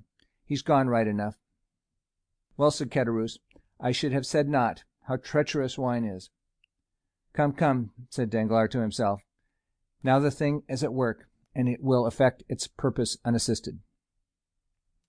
Chapter 5. The Marriage Feast. The morning sun rose clear and resplendent, touching the foamy waves into a network of ruby-tinted light. The feast had been made ready on the second floor at La Réserve, with whose arbour the reader is already familiar. The apartment destined for the purpose was spacious, and lighted by a number of windows, over each of which was written in golden letters, for some inexplicable reason, the name of one of the principal cities of France. Beneath these windows a wooden balcony extended the entire length of the house, and although the entertainment was fixed for 12 o'clock, an hour previous to that time the balcony was filled with impatient and expectant guests, consisting of the favoured part of the crew of the Pharaon, and other personal friends of the bridegroom, the whole of whom had arrayed themselves in their choicest costumes, in order to do greater honour to the occasion. Various rumours were afloat to the effect that the owners of the Pharaon had promised to attend the nuptial feast, but all seemed unanimous in doubting that an act of such rare and exceeding condescension could possibly be intended. Danglars, however, who now made his appearance, accompanied by Caderousse, effectually confirmed the report, stating that he had recently conversed with M. Morrel, who had himself assured him of his intention to dine at La Réserve. In fact, a moment later, M. Morrel appeared, and was saluted with an enthusiastic burst of applause from the crew of the Pharaon, who hailed the visit of the shipowner as a sure indication that the man whose wedding feast he thus delighted to honor would ere long be first in command of the ship. And as Dantès was universally beloved on board his vessel, the sailors put no restraint on their tumultuous joy at finding that the opinion and choice of their superiors so exactly coincided with their own. With the entrance of M. Morrel, Danglars and Caderousse were dispatched in search of the bridegroom, to convey to him the intelligence of the arrival of the important personage whose coming had created such a lively sensation, and to beseech him to make haste. Danglars and Caderousse set off upon their errand at full speed, but ere they had gone many steps, they perceived a group advancing towards them, composed of the betrothed pair, a party of young girls in attendance on the bride, by whose side walked Dantès' father, the whole brought up by Fernand, whose lips wore their usual sinister smile. Neither Mercédès nor Edmond observed the strange expression of his countenance. They were so happy that they were conscious only of the sunshine and the presence of each other. Having acquitted themselves of their errand, and exchanged a hearty shake of the hand with Edmond, Danglars and Caderousse took their places beside Fernand and old Dantès, the latter of whom attracted universal notice. The old man was attired in a suit of glistening watered silk, trimmed with steel buttons, beautifully cut and polished. His thin but wiry legs were arrayed in a pair of richly embroidered clocked stockings, evidently of English manufacture, while from his three-cornered hat depended a long streaming knot of white and blue ribbons. Thus he came along, supporting himself on a curiously carved stick, his aged countenance lit up with happiness, looking for all the world like one of the aged dandies of 1796, parading the newly opened garden of the Tuileries in Luxembourg. Beside him glided Caderousse, whose desire to partake of the good things provided for the wedding party had induced him to become reconciled to the Dantès, father and son, although there still lingered in his mind a faint and imperfect recollection of the events of the preceding night, just as the brain retains on waking in the morning the dim and misty outline of a dream. As Danglars approached the disappointed lover, he cast on him a look of deep meaning, while Fernand, as he slowly paced behind the happy pair, who seemed in their own unmixed content to have entirely forgotten that such a being as himself existed, was pale and abstracted. Occasionally, however, a deep flush would overspread his countenance, and a nervous contraction distort his features, while, with an agitated and restless gaze, he would glance in the direction of Marseilles, like one who either anticipated or foresaw some great and important event. Dantès himself was simply but becomingly clad in the dress peculiar to the merchant service, a costume somewhat between a military and a civil garb, and with his fine countenance radiant with joy and happiness, a more perfect specimen of manly beauty could scarcely be imagined. Lovely as the Greek girls of Cyprus or Chios, Mercédès boasted the same bright flashing eyes of jet and ripe round coral lips. She moved with the light free step of an Alcéenne or an Andalusian. One more practised in the arts of great cities would have hid her blushes beneath a veil, or at least have cast down her thickly fringed lashes, so as to have concealed the liquid lustre of her animated eyes. But on the contrary, the delighted girl looked around her with a smile that seemed to say, "If you are my friends, rejoice with me, for I am very happy." As soon as the bridal party came in sight of La Réserve, M. Morrel descended and came forth to meet it, followed by the soldiers and sailors there assembled, to whom he had repeated the promise already given, that Dantès should be the successor to the late Captain Leclere. Edmond, at the approach of his patron, respectfully placed the arm of his affianced bride within that of M. Morrel, who forthwith, conducting her up the flight of wooden steps leading to the chamber in which the feast was prepared, was gaily followed by the guests, beneath whose heavy tread the slight structure creaked and groaned for the space of several minutes. "Father," said Mercédès, stopping when she had reached the centre of the table, "sit, I pray you, on my right hand. On my left I will place him who has ever been as a brother to me," pointing with a soft and gentle smile to Fernand. But her words and looks seemed to inflict the direst torture on him, for his lips became ghastly pale, and even beneath the dark hue of his complexion the blood might be seen retreating, as though some sudden pang drove it back to the heart. During this time, Dantès, at the opposite side of the table, had been occupied in similarly placing his most honored guests. M. Morrel was seated at his right hand, Danglars at his left, while at a sign from Edmond the rest of the company ranged themselves as they found it most agreeable. Then they began to pass around the dusky piquant Alsacian sausages, and lobsters in their dazzling red cuirasses, prawns of large size and brilliant color, the echinus with its prickly outside and dainty morsel within, the clovis, esteemed by the epicures of the south as more than rivaling the exquisite flavor of the oyster, all the delicacies, in fact, that are cast up by the wash of waters on the sandy beach, and styled by the grateful fishermen fruits of the sea.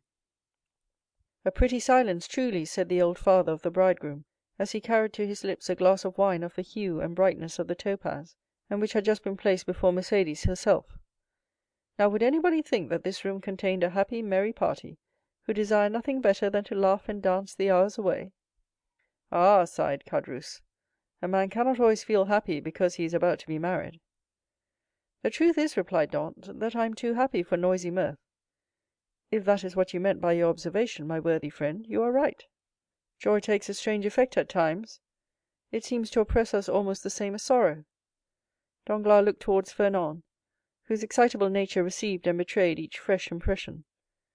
"Why, what ails you?" asked he of Edmond. "Do you fear any approaching evil? I should say that you were the happiest man alive at this instant." "And that is the very thing that alarms me," returned Dantès. "Man does not appear to me to be intended to enjoy felicity so unmixed. Happiness is like the enchanted palaces we read of in our childhood, where fierce fiery dragons defend the entrance and approach, and monsters of all shapes and kinds, requiring to be overcome ere victory is ours.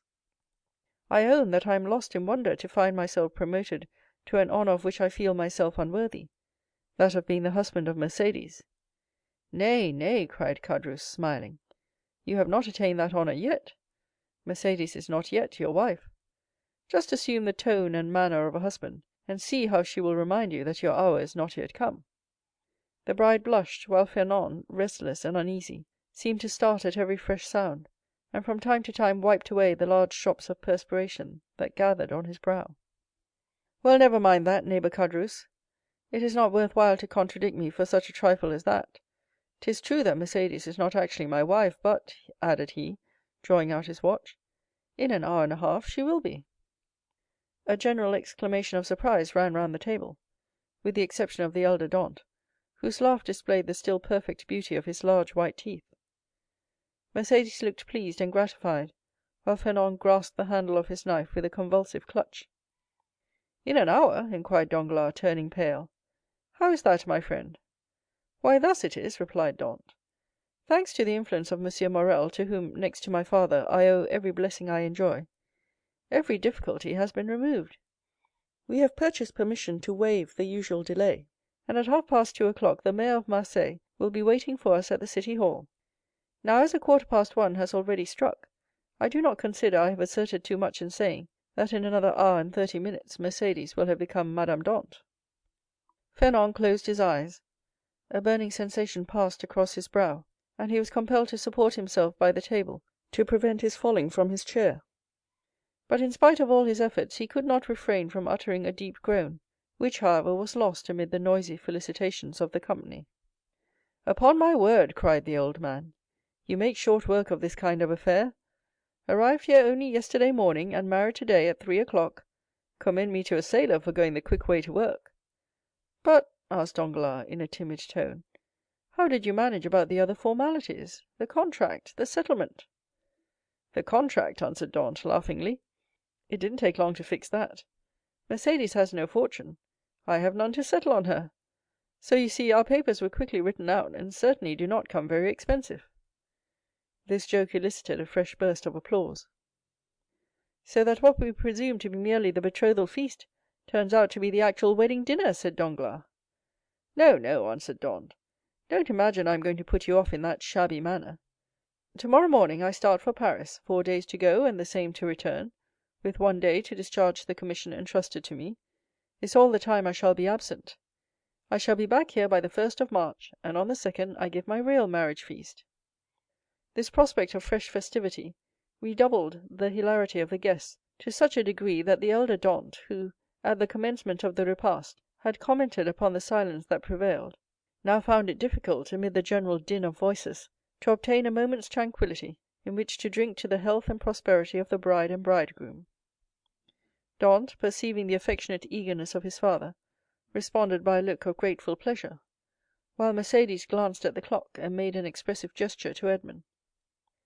Around the table reigned that noisy hilarity which usually prevails at such a time among people sufficiently free from the demands of social position not to feel the trammels of etiquette. Such as at the commencement of the repast had not been able to seat themselves according to their inclination rose unceremoniously, and sought out more agreeable companions. Everybody talked at once, without waiting for a reply, and each one seemed to be contented with expressing his or her own thoughts. Fernand's paleness appeared to have communicated itself to Danglars. As for Fernand himself, he seemed to be enduring the tortures of the damned. Unable to rest, he was among the first to quit the table, and as though seeking to avoid the hilarious mirth that rose in such deafening sounds, he continued in utter silence to pace the further end of the salon. Caderousse approached him just as Danglars, whom Fernand seemed most anxious to avoid, had joined him in a corner of the room. "Upon my word," said Caderousse, from whose mind the friendly treatment of Dantès, united with the effect of the excellent wine he had partaken of, had effaced every feeling of envy or jealousy at Dantès' good fortune, "upon my word, Dantès is a downright good fellow, and when I see him sitting there beside his pretty wife that is so soon to be, I cannot help thinking it would have been a great pity to have served him that trick you were planning yesterday." "Oh, there was no harm meant," answered Danglars. "At first I certainly did feel somewhat uneasy as to what Fernand might be tempted to do, but when I saw how completely he had mastered his feelings, even so far as to become one of his rival's attendants, I knew there was no further cause for apprehension." Caderousse looked full at Fernand. He was ghastly pale. "Certainly," continued Danglars, "the sacrifice was no trifling one when the beauty of the bride is concerned. Upon my soul, that future captain of mine is a lucky dog. Gad, I only wish he would let me take his place." "Shall we not set forth?" asked the sweet silvery voice of Mercédès. 2 o'clock has just struck, and you know we are expected in a quarter of an hour." To be sure," cried Dantès, eagerly quitting the table. "Let us go directly." His words were re-echoed by the whole party, with vociferous cheers. At this moment, Danglars, who had been incessantly observing every change in Fernand's look and manner, saw him stagger and fall back with an almost convulsive spasm against a seat placed near one of the open windows. At the same instant, his ear caught a sort of indistinct sound on the stairs, followed by the measured tread of soldiery, with the clanking of swords and military accoutrements.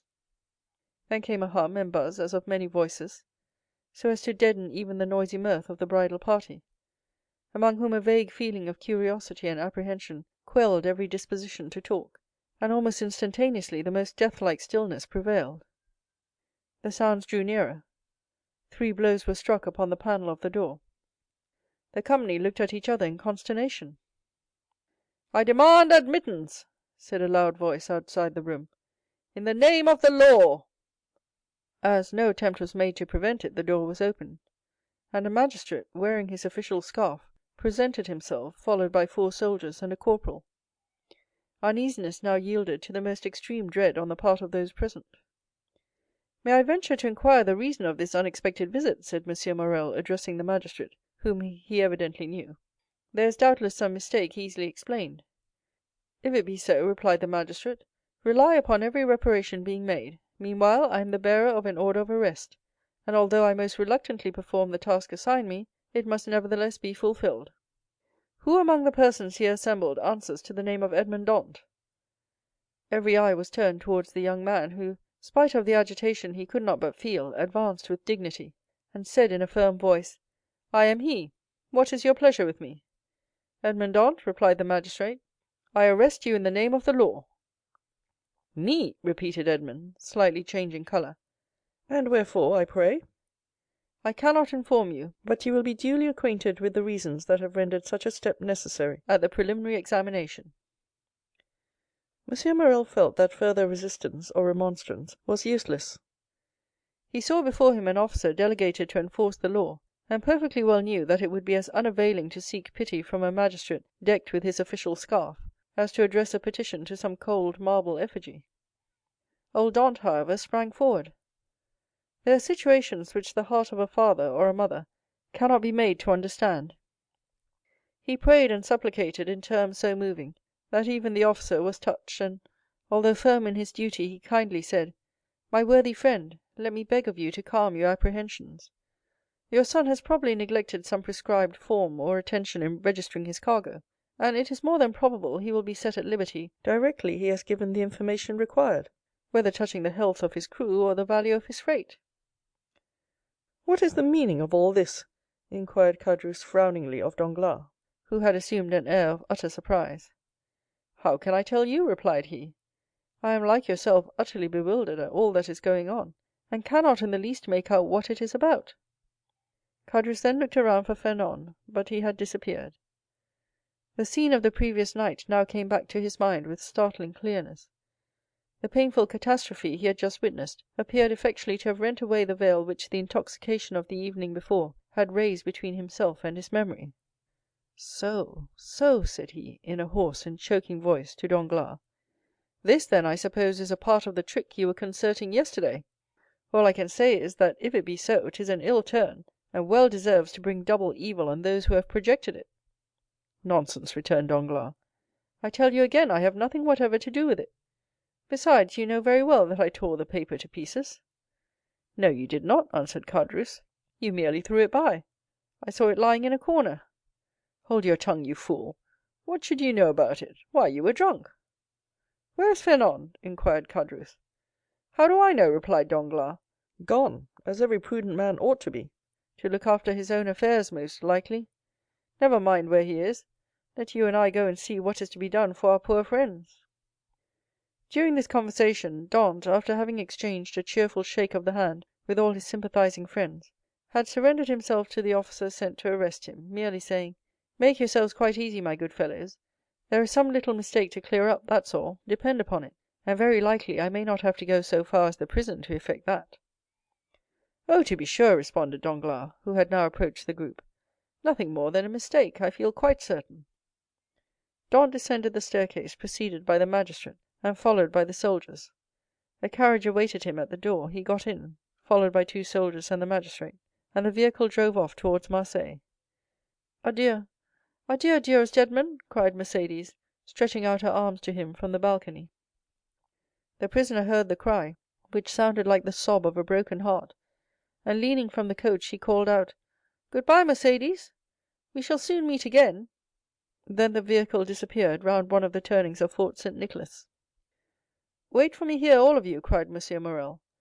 "I will take the first conveyance I find and hurry to Marseilles, whence I will bring you word how all is going on." "That's right!" exclaimed a multitude of voices.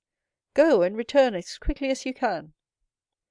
This second departure was followed by a long and fearful state of terrified silence on the part of those who were left behind. The old father and Mercédès remained for some time apart, each absorbed in grief, but at length the two poor victims of the same blow raised their eyes, and with a simultaneous burst of feeling rushed into each other's arms. Meanwhile Fernand made his appearance, poured out for himself a glass of water with a trembling hand, then hastily swallowing it, went to sit down at the first vacant place, and this was, by mere chance, placed next to the seat on which poor Mercédès had fallen half fainting, when released from the warm and affectionate embrace of old Dantès. Instinctively Fernand drew back his chair. "He is the cause of all this misery, I am quite sure of it," whispered Caderousse, who had never taken his eyes off Fernand, to Danglars. "I don't think so," answered the other. "He is too stupid to imagine such a scheme. I only hope the mischief will fall upon the head of whoever wrought it." "You don't mention those who aided and abetted the deed," said Caderousse. Surely, answered Danglars, one cannot be held responsible for every chance arrow shot into the air. You can indeed, when the arrow lights point downward on somebody's head. Meantime, the subject of the arrest was being canvassed in every different form. What think you, Danglars, said one of the party, turning towards him, of this event? Why, replied he, I think it just possible Dantès may have been detected with some trifling article on board ship, considered here as contraband. But how could he have done so without your knowledge, Danglars, since you are the ship's supercargo? Why, as for that, I could only know what I was told respecting the merchandise with which the vessel was laden. I know she was loaded with cotton, and that she took in her freight at Alexandria from Pastret's warehouse, and at Smyrna from Pascal's.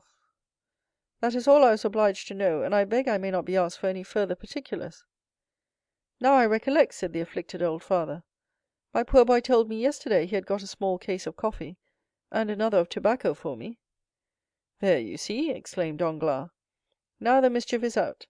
Depend upon it, the custom-house people went rummaging about the ship in our absence, and discovered poor Dantès' hidden treasures. Mercédès, however, paid no heed to this explanation of her lover's arrest. Her grief, which she had hitherto tried to restrain, now burst out in a violent fit of hysterical sobbing. Come, come, said the old man, be comforted, my poor child, there is still hope. Hope, repeated Danglars. Hope, faintly murmured Fernand, but the word seemed to die away on his pale, agitated lips, and a convulsive spasm passed over his countenance. Good news, shouted forth one of the party stationed in the balcony on the lookout. Here comes M. Morrel back. No doubt now we shall hear that our friend is released. Mercédès and the old man rushed to meet the shipowner, and greeted him at the door. He was very pale. What news? Exclaimed a general burst of voices. Alas, my friends, replied M. Morrel, with a mournful shake of his head, the thing has assumed a more serious aspect than I expected. Oh, indeed, sir, he is innocent, sobbed forth Mercédès. That I believe, answered M. Morrel, but still he is charged. With what? Inquired the elder Dantès. With being an agent of the Bonapartist faction. Many of our readers may be able to recollect how formidable such an accusation became in the period at which our story is dated. A despairing cry escaped the pale lips of Mercédès. The old man sank into a chair. Ah, Danglars, whispered Caderousse, you have deceived me. The trick you spoke of last night has been played. But I cannot suffer a poor old man or an innocent girl to die of grief through your fault. I am determined to tell them all about it. Be silent, you simpleton, cried Danglars, grasping him by the arm, or I will not answer even for your own safety. Who can tell whether Dantès be innocent or guilty? The vessel did touch at Elba, where he quitted it, and passed a whole day in the island. Now, should any letters or other documents of a compromising character be found upon him, will it not be taken for granted that all who uphold him are his accomplices? With the rapid instinct of selfishness, Caderousse readily perceived the solidity of this mode of reasoning. He gazed doubtfully, wistfully on Danglars, and then caution supplanted generosity. "Suppose we wait a while and see what comes of it," said he, casting a bewildered look on his companion. "To be sure," answered Danglars, "let us wait, by all means. If he be innocent, of course he will be set at liberty.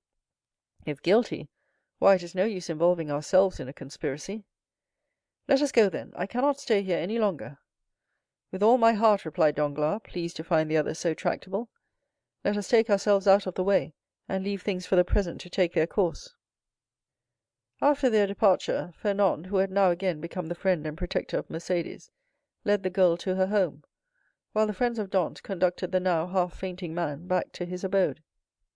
The rumor of Edmond's arrest as a Bonapartist agent was not slow in circulating throughout the city. "Could you ever have credited such a thing, my dear Danglars?" asked M. Morrel, as, on his return to the port for the purpose of gleaning fresh tidings of Dantès from M. de Villefort, the assistant procureur, he overtook his supercargo and Caderousse. "Could you have believed such a thing possible?" "Why, you know I told you," replied Danglars, "that I considered the circumstance of his having anchored at the island of Elba as a very suspicious circumstance." "And did you mention these suspicions to any person beside myself?" "Certainly not," returned Danglars; then added in a low whisper, "You understand that, on account of your uncle, M. Policar Morrel, who served under the other government, and who does not altogether conceal what he thinks on the subject, you are strongly suspected of regretting the abdication of Napoleon. I should have feared to injure both Edmond and yourself, had I divulged my own apprehensions to a soul. I am too well aware that though a subordinate, like myself, is bound to acquaint the ship-owner with everything that occurs, there are many things he ought most carefully to conceal from all else." "'Tis well, Danglars, 'tis well," replied M. Morrel. "You are a worthy fellow, and I had already thought of your interest in the event of poor Edmond having become captain of the Pharaon." "Is it possible you were so kind?" "Yes, indeed. I had previously inquired of Dantès what was his opinion of you, and if he should have any reluctance to continue you in your post, for somehow I have perceived a sort of coolness between you." "And what was his reply?" "That he certainly did think he had given you offence in an affair which he merely referred to without entering into particulars, but that whoever possessed the good opinion and confidence of the ship's owner would have his preference also." "Hypocrite," murmured Danglars. "Poor Dantès," said Caderousse. "No one can deny his being a noble-hearted young fellow." "But meanwhile," continued M. Morrel, "here is the Pharaon without a captain." "Oh," replied Danglars, "since we cannot leave this port for the next 3 months, let us hope that ere the expiration of that period Dantès will be set at liberty." "No doubt; but in the meantime?" "I am entirely at your service, M. Morrel," answered Danglars.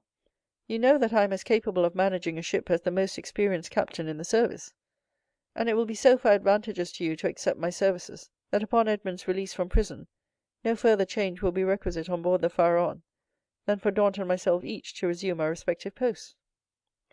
"Thanks, Danglars, that will smooth over all difficulties. I fully authorize you at once to assume the command of the Pharaon, and look carefully to the unloading of her freight. Private misfortunes must never be allowed to interfere with business." "Be easy on that score, M. Morrel. But do you think we shall be permitted to see our poor Edmond?" "I will let you know that directly I have seen M. de Villefort, whom I shall endeavor to interest in Edmond's favor.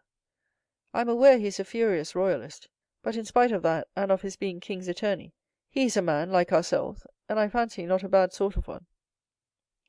"Perhaps not," replied Danglars, "but I hear that he is ambitious, and that's rather against him." "Well, well," returned M. Morrel, "we shall see. But now hasten on board, I will join you there ere long." So saying, the worthy ship-owner quitted the two allies, and proceeded in the direction of the Palais de Justice. "You see," said Danglars, addressing Caderousse, "the turn things have taken. Do you still feel any desire to stand up in his defence?" "Not the slightest; but yet it seems to me a shocking thing that a mere joke should lead to such consequences." "But who perpetrated that joke, let me ask? Neither you nor myself, but Fernand. You knew very well that I threw the paper into a corner of the room. Indeed, I fancied I had destroyed it."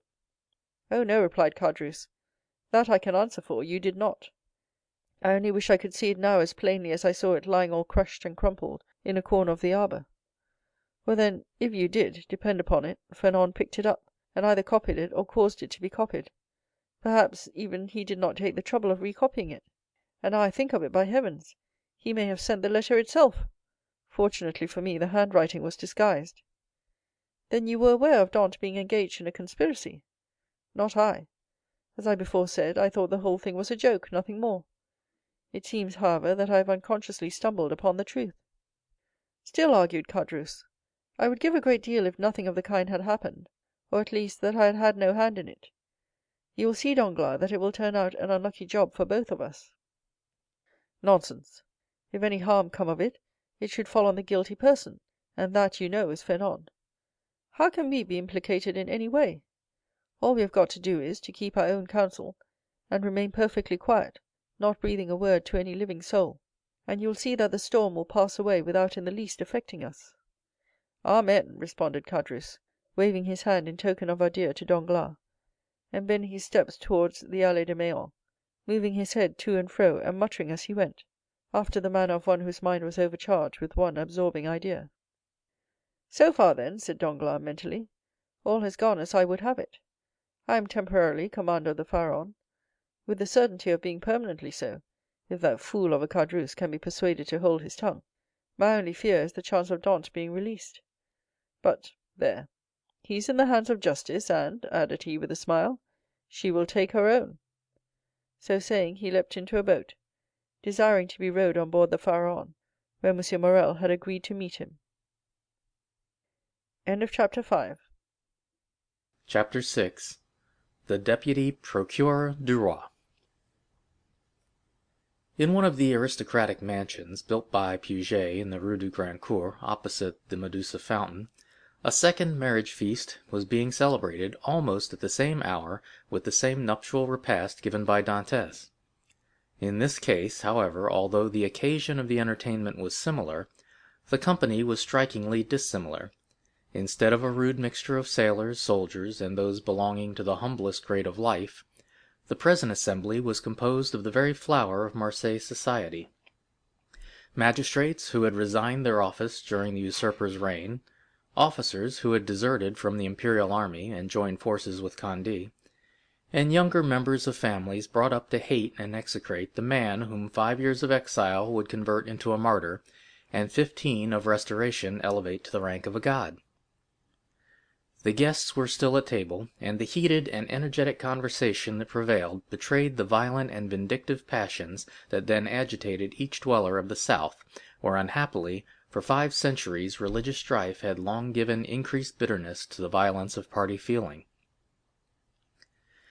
The emperor, now king of the petty island of Elba, after having held sovereign sway over 1/2 of the world, counting as his subjects a small population of 5,000 or 6,000 souls, after having been accustomed to hear the Vive Napoleons of 120 millions of human beings, uttered in 10 different languages, was looked upon here as a ruined man, separated forever from any fresh connection with France or claim to her throne.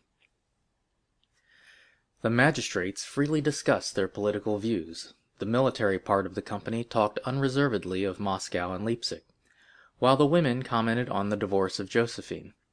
It was not over the downfall of the man, but over the defeat of the Napoleonic idea that they rejoiced, and in this they foresaw for themselves the bright and cheering prospect of a revivified political existence.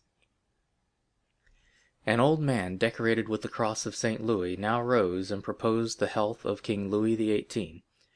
It was the Marquis de Saint-Méran. This toast, recalling at once the patient exile of Hartwell and the peace-loving King of France, excited universal enthusiasm. Glasses were elevated in the air à l'anglaise, and the ladies, snatching their bouquets from their fair bosoms, strewed the table with their floral treasures. In a word, an almost poetical fervor prevailed.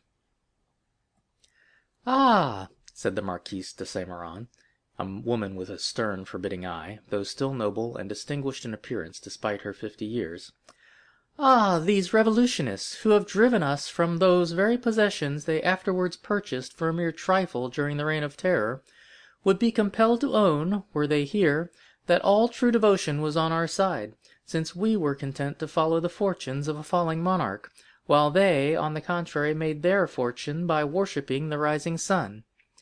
Yes, they could not help admitting that the king for whom we sacrificed rank, wealth, and station was truly our Louis the well-beloved, while their wretched usurper has been and ever will be to them their evil genius, their Napoleon the accursed. Am I not right, Villefort?" "I beg your pardon, madame. I really must pray you to excuse me, but, in truth, I was not attending to the conversation." Marquise, interposed the old nobleman who had proposed the toast, "let the young people alone. Let me tell you, on one's wedding day there are more agreeable subjects of conversation than dry politics." "Never mind, dearest mother," said a young and lovely girl with a profusion of light brown hair, and eyes that seemed to float in liquid crystal. "'Tis all my fault for seizing upon Monsieur de Villefort so as to prevent his listening to what you said. But there, take him now. He is your own for as long as you like. Monsieur de Villefort, I beg to remind you, my mother speaks to you."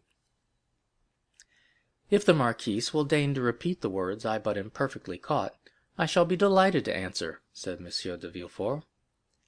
"Never mind, Renée," replied the marquise, with a look of tenderness that seemed out of keeping with her harsh, dry features. But however all other feelings may be withered in a woman's nature, there is always one bright smiling spot in the desert of her heart, and that is the shrine of maternal love. "I forgive you. What I was saying, Villefort, was, the Bonapartists had not our sincerity, enthusiasm, or devotion." "They had, however, what supplied the place of those fine qualities," replied the young man, "and that was fanaticism. Napoleon is the Mahomet of the West, and is worshipped by his commonplace but ambitious followers not only as a leader and lawgiver, but also as the personification of equality." "He!" cried the Marquise. "Napoleon the type of equality! For mercy's sake, then, what would you call Robespierre? Come, come, do not strip the latter of his just rights to bestow them on the Corsican, who, to my mind, has usurped quite enough." "Nay, madame, I would place each of these heroes on his right pedestal, that of Robespierre on his scaffold in the Place Louis XV, that of Napoleon on the column of the Place Vendôme. The only difference consists in the opposite character of the equality advocated by these two men. One is the equality that elevates, the other is the equality that degrades. One brings a king within reach of the guillotine, the other elevates the people to a level with the throne.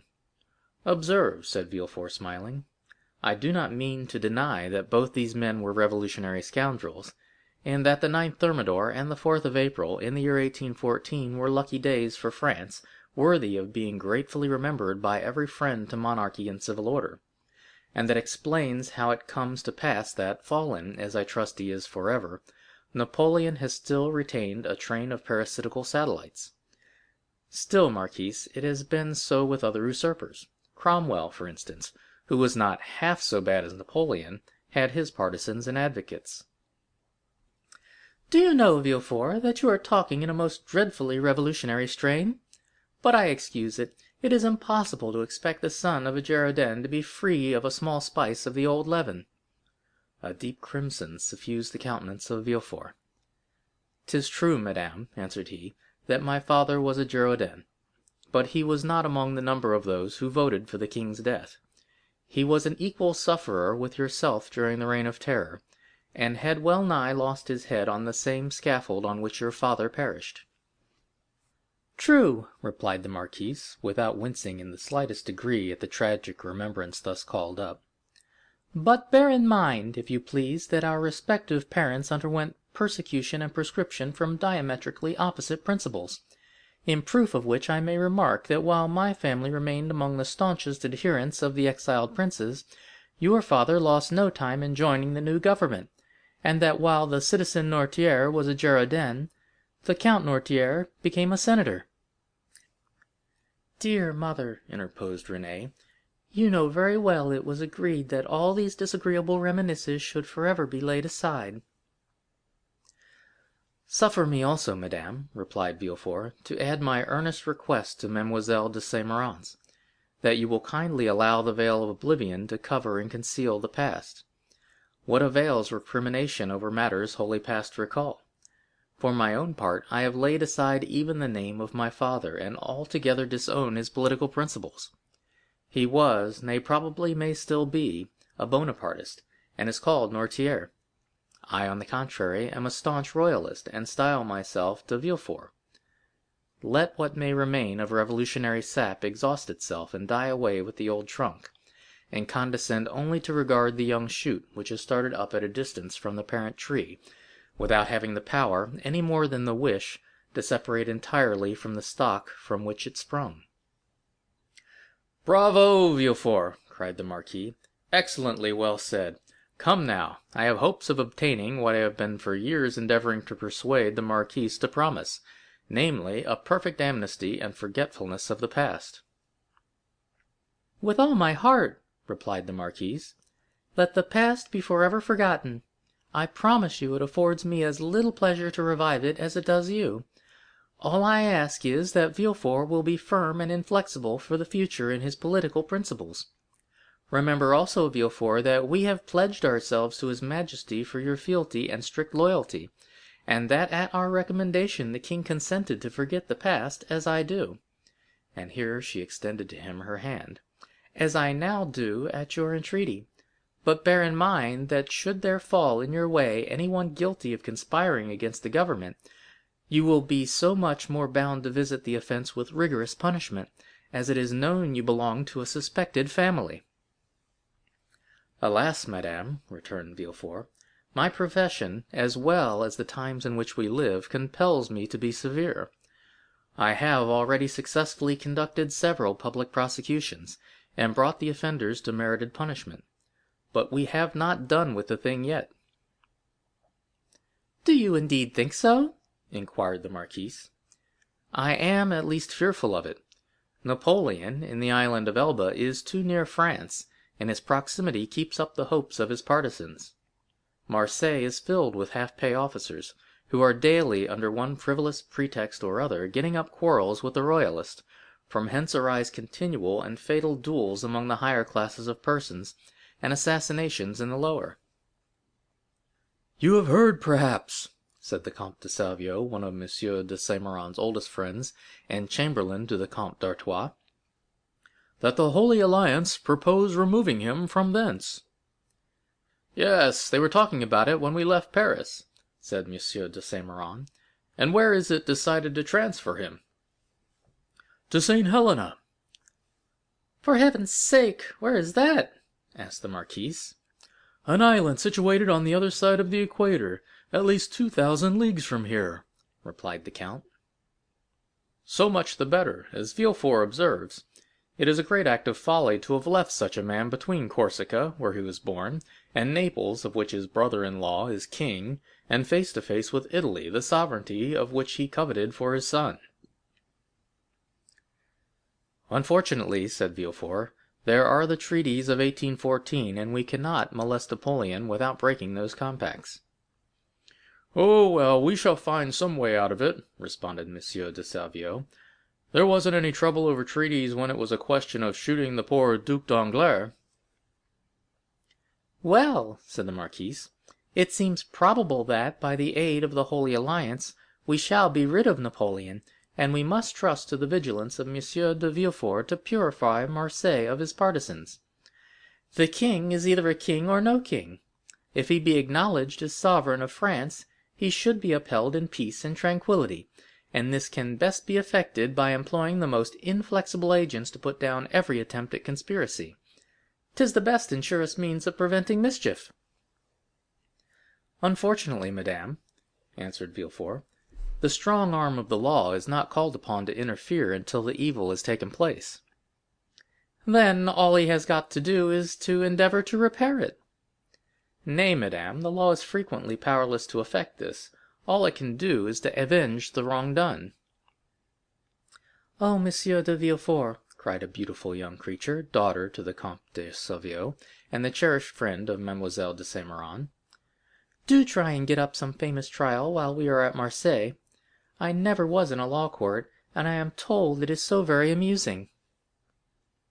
"Amusing, certainly," replied the young man, "inasmuch as, instead of shedding tears as at the fictitious tale of woe produced at a theatre, you behold in a law court a case of real and genuine distress, a drama of life.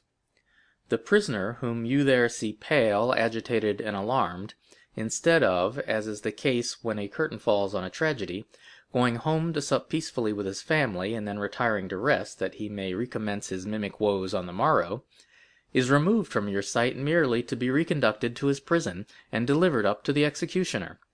I leave you to judge how far your nerves are calculated to bear you through such a scene. Of this, however, be assured, that should any favorable opportunity present itself, I will not fail to offer you the choice of being present." "For shame, Monsieur de Villefort," cried Renée, becoming quite pale. "Don't you see how you are frightening us, and yet you laugh?" "What would you have? 'Tis like a duel. I have already recorded sentence of death 5 or 6 times against the movers of political conspiracies, and who can say how many daggers may be ready sharpened, and only waiting a favorable opportunity to be buried in my heart?" "Gracious heavens, Monsieur de Villefort," said Renée, becoming more and more terrified, "you surely are not in earnest." "Indeed I am," replied the young magistrate with a smile. "And in the interesting trial that young lady is anxious to witness, the case would only be still more aggravated. Suppose, for instance, the prisoner, as is more than probable, to have served under Napoleon, well, can you expect for an instant that one accustomed, at the word of his commander, to rush fearlessly on the very bayonet of his foe, will scruple more to drive a stiletto into the heart of one he knows to be his personal enemy than to slaughter his fellow creatures, merely because bidden to do so by one he is bound to obey? Besides, one requires the excitement of being hateful in the eyes of the accused, in order to lash one's self into a state of sufficient vehemence and power. I would not choose to see the man against whom I pleaded smile as though in mockery of my words. No, my pride is to see the accused pale, agitated, and as though beaten out of all composure by the fire of my eloquence." Renée uttered a smothered exclamation. "Bravo!" cried one of the guests. "That is what I call talking to some purpose." "Just the person we require at a time like the present," said a second. "What a splendid business that last case of yours was, my dear Villefort," remarked a third. "I mean the trial of the man for murdering his father. Upon my word, you killed him ere the executioner had laid his hand upon him." "Oh, as for parricides and such dreadful people as that," interposed Renée, "it matters very little what is done to them; but as regards poor unfortunate creatures whose only crime consists of having mixed themselves up in political intrigues—" "Why, that is the very worst offense they could possibly commit. For don't you see, Renée, the king is the father of his people, and he who shall plot or contrive aught against the life and safety of the parent of 32 millions of souls is a parricide upon a fearfully great scale?" "I don't know anything about that," replied Renée. "But, Monsieur de Villefort, you have promised me, have you not, always to show mercy to those I plead for?" "Make yourself quite easy on that point," answered Villefort with one of his sweetest smiles. "You and I will always consult upon our verdicts." "My love," said the marquise, "attend to your doves, your lapdogs, and embroidery, but do not meddle with what you do not understand. Nowadays the military profession is in abeyance, and the magisterial robe is the badge of honor. There is a wise Latin proverb that is very much in point." "Sedant arma togae," said Villefort with a bow. "I cannot speak Latin," replied the marquise. "Well," said Renée, "I cannot help regretting you had not chosen some other profession than your own, a physician, for instance. Do you know, I always felt a shudder at the idea of even a destroying angel." "Dear good Renée," whispered Villefort, as he gazed with unutterable tenderness on the lovely speaker. "Let us hope, my child," cried the marquis, "that M. de Villefort may prove the moral and political physician of this province. If so, he will have achieved a noble work." "And one which will go far to efface the recollection of his father's conduct," added the incorrigible marquise. "Madame," replied Villefort with a mournful smile, "I have already had the honor to observe that my father has, at least I hope so, abjured his past errors, and that he is, at the present moment, a firm and zealous friend to religion and order, a better royalist possibly than his son, for he has to atone for past dereliction, while I have no other impulse than warm, decided preference and conviction." Having made this well-turned speech, Villefort looked carefully around to mark the effect of his oratory, much as he would have done had he been addressing the bench in open court. "Do you know, my dear Villefort," cried the Comte de Salvieux, "that is exactly what I myself said the other day at the Tuileries, when questioned by his Majesty's principal chamberlain touching the singularity of an alliance between the son of a Girondin and the daughter of an officer of the Duc de Condé, and I assure you he seemed fully to comprehend that this mode of reconciling political differences was based upon sound and excellent principles. Then the king, who, without our suspecting it, had overheard our conversation, interrupted us by saying, 'Villefort.' Observe that the king did not pronounce the word Noirtier, but on the contrary placed considerable emphasis on that of Villefort. 'Villefort,' said his majesty, 'is a young man of great judgment and discretion, who will be sure to make a figure in his profession. I like him much, and it gave me great pleasure to hear that he was about to become the son-in-law of the Marquis and Marquise de Saint Méran. I should myself have recommended the match, had not the noble marquis anticipated my wishes by requesting my consent to it.'" "Is it possible that the king could have condescended so far as to express himself so favorably of me?" asked the enraptured Villefort. "I give you his very words, and if the marquis chooses to be candid, he will confess that they perfectly agree with what his majesty said to him, when he went 6 months ago to consult him upon the subject of your espousing his daughter." "That is true," answered the marquis. "How much do I owe this gracious prince? What is there I would not do to evince my earnest gratitude?" "That is right," cried the marquise. "I love to see you thus. Now, then, were a conspirator to fall into your hands, he would be most welcome." "For my part, dear mother," interposed Renée, "I trust your wishes will not prosper, and that Providence will only permit petty offenders, poor debtors, and miserable cheats to fall into Monsieur de Villefort's hands. Then I shall be contented." "Just the same as though you prayed that a physician might only be called upon to prescribe for headaches, measles, and the stings of wasps, or any other slight affection of the epidermis. If you wish to see me the king's attorney, you must desire for me some of those violent and dangerous diseases from the cure of which so much honor redounds to the physician." At this moment, and as though the utterance of Villefort's wish had sufficed to effect its accomplishment, a servant entered the room, and whispered a few words in his ear. Villefort immediately rose from the table and quitted the room upon the plea of urgent business. He soon, however, returned, his whole face beaming with delight. Renée regarded him with fond affection, and certainly his handsome features, lit up as they then were with more than usual fire and animation, seemed formed to excite the innocent admiration with which she gazed on her graceful and intelligent lover. "You were wishing just now," said Villefort, addressing her, "that I were a doctor instead of a lawyer.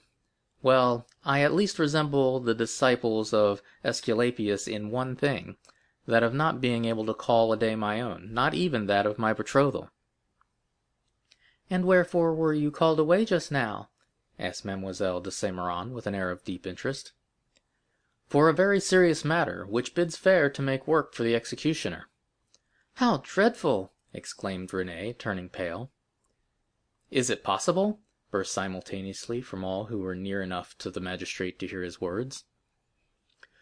"Why, if my information prove correct, a sort of Bonaparte conspiracy has just been discovered." "Can I believe my ears?" cried the marquise. "I will read you the letter containing the accusation at least," said Villefort.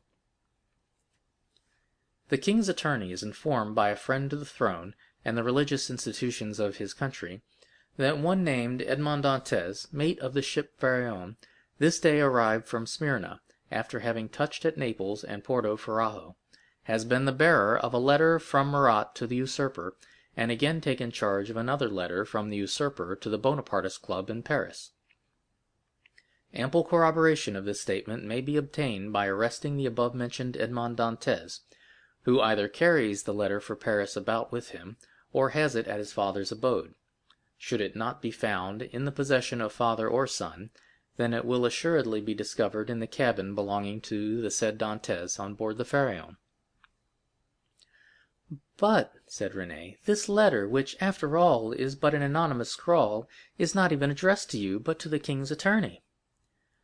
"True, but that gentleman being absent, his secretary, by his orders, opened his letters, thinking this one of importance, he sent for me, but not finding me, took upon himself to give the necessary orders for arresting the accused party." "Then the guilty person is absolutely in custody?" said the marquise. "Nay, dear mother, say the accused person. You know we cannot yet pronounce him guilty." "He is in safe custody," answered Villefort, "and rely upon it, if the letter is found, he will not be likely to be trusted abroad again, unless he goes forth under the especial protection of the headsman." "And where is the unfortunate being?" asked Renée. "He is at my house." "Come, come, my friend," interrupted the marquise, "do not neglect your duty to linger with us. You are the king's servant, and must go wherever that service calls you." "Oh, Villefort," cried Renée, clasping her hands and looking towards her lover with piteous earnestness, "be merciful on this day of our betrothal." The young man passed round to the side of the table where the fair pleader sat, and leaning over her chair, said tenderly, "To give you pleasure, my sweet Renée, I promise to show all the lenity in my power. But if the charges brought against this Bonapartist hero prove correct, why, then, you really must give me leave to order his head to be cut off." Renée shuddered. "Never mind that foolish girl, Villefort," said the marquise. "She will soon get over these things." So saying, Madame de Saint Méran extended her dry bony hand to Villefort, who, while imprinting a son-in-law's respectful salute on it, looked at Renée as much as to say, "I must try and fancy 'tis your dear hand I kiss, as it should have been." "These are mournful auspices to accompany a betrothal," sighed poor Renée. "Upon my word, child," exclaimed the angry marquise, "your folly exceeds all bounds. I should be glad to know what connection there can possibly be between your sickly sentimentality and the affairs of the state." "Oh, mother," murmured Renée. "Nay, madame, I pray you pardon this little traitor.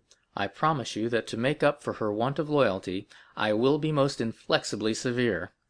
Then casting an expressive glance at his betrothed, which seemed to say, "Fear not, for your dear sake my justice shall be tempered with mercy," and receiving a sweet and approving smile in return, Villefort quitted the room. Chapter 7. The Examination. No sooner had Villefort left the salon than he assumed the grave air of a man who holds the balance of life and death in his hands. Now, in spite of the nobility of his countenance, the command of which, like a finished actor, he had carefully studied before the glass, it was by no means easy for him to assume an air of judicial severity. Except the recollection of the line of politics his father had adopted, and which might interfere, unless he acted with the greatest prudence, with his own career, Gérard de Villefort was as happy as a man could be. Already rich, he held a high official situation, though only 27. He was about to marry a young and charming woman, whom he loved, not passionately but reasonably, as became a duty attorney of the king, and besides her personal attractions, which were very great, Mademoiselle de Saint Méran's family possessed considerable political influence, which they would, of course, exert in his favor.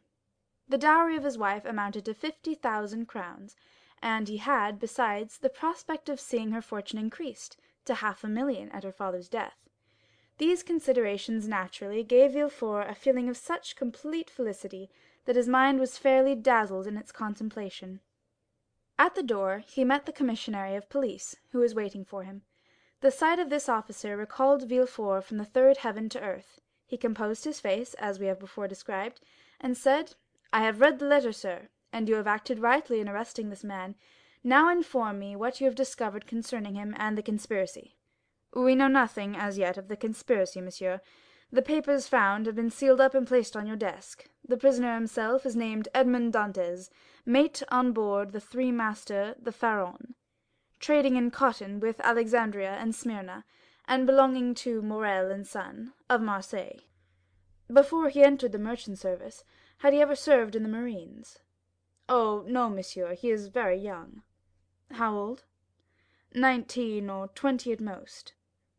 At this moment, and as Villefort had arrived at the corner of the Rue des Conseils, a man, who seemed to have been waiting for him, approached. It was M. Morrel.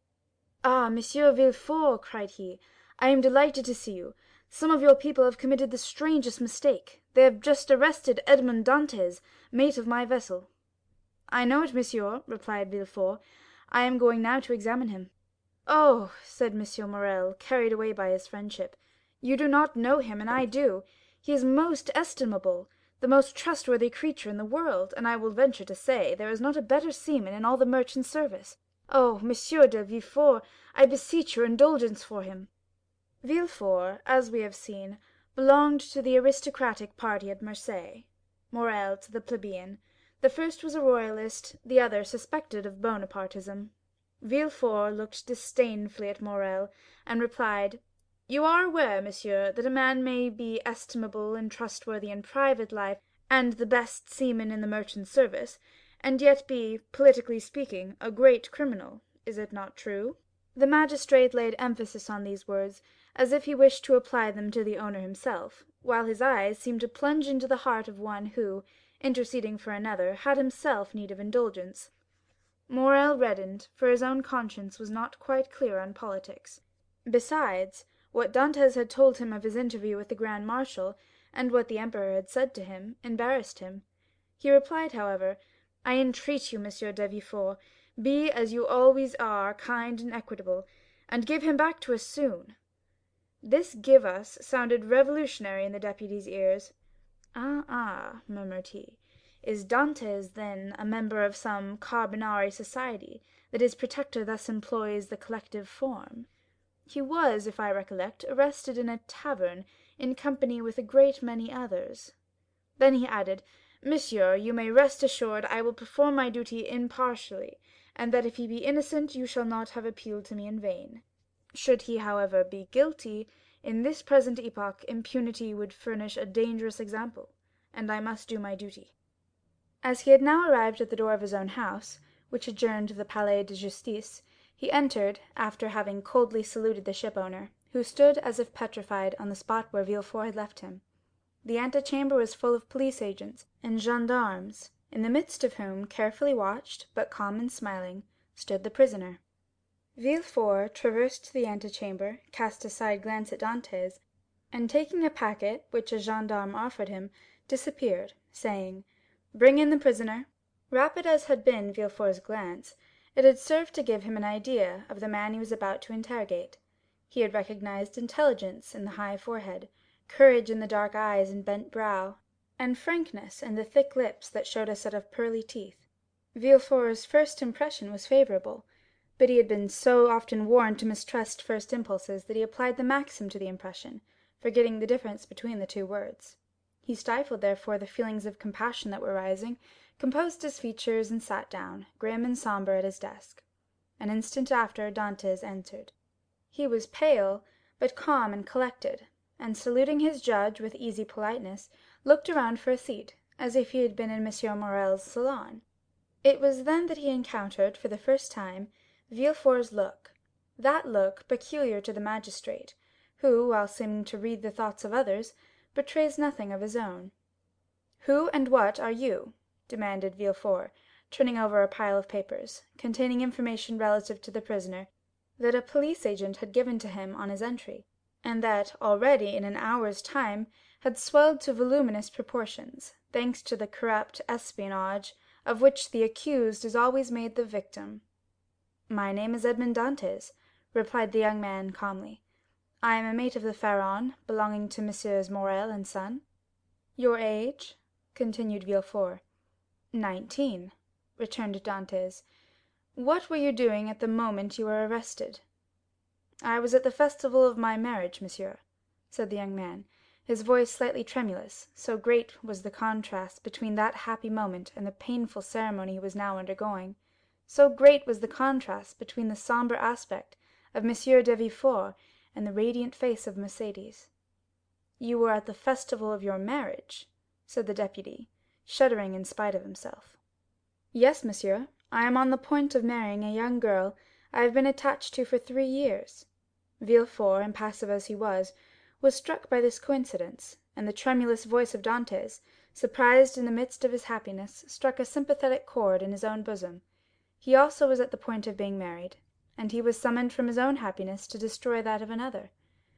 "This philosophic reflection," thought he, "will make a great sensation at M. de Saint Méran's." And he arranged mentally, while Dantès awaited further questions, the antithesis by which orators often create a reputation for eloquence. When this speech was arranged, Villefort turned to Dantès. "Go on, sir," said he. "What would you have me say?" "Give all the information in your power. Tell me on which point you desire information, and I will tell all I know. Only," he added with a smile, "I warn you I know very little." "Have you served under the usurper?" "I was about to be mustered into the royal marines when he fell." "It is reported your political opinions are extreme," said Villefort, who had never heard anything of the kind, but was not sorry to make this inquiry, as if it were an accusation. "My political opinions!" replied Dantès. "Alas, sir, I never had any opinions. I am hardly 19, I know nothing, I have no part to play. If I obtain the situation I desire, I shall owe it to M. Morrel. Thus all my opinions, I will not say public, but private, are confined to these 3 sentiments: I love my father, I respect M. Morrel, and I adore Mercédès.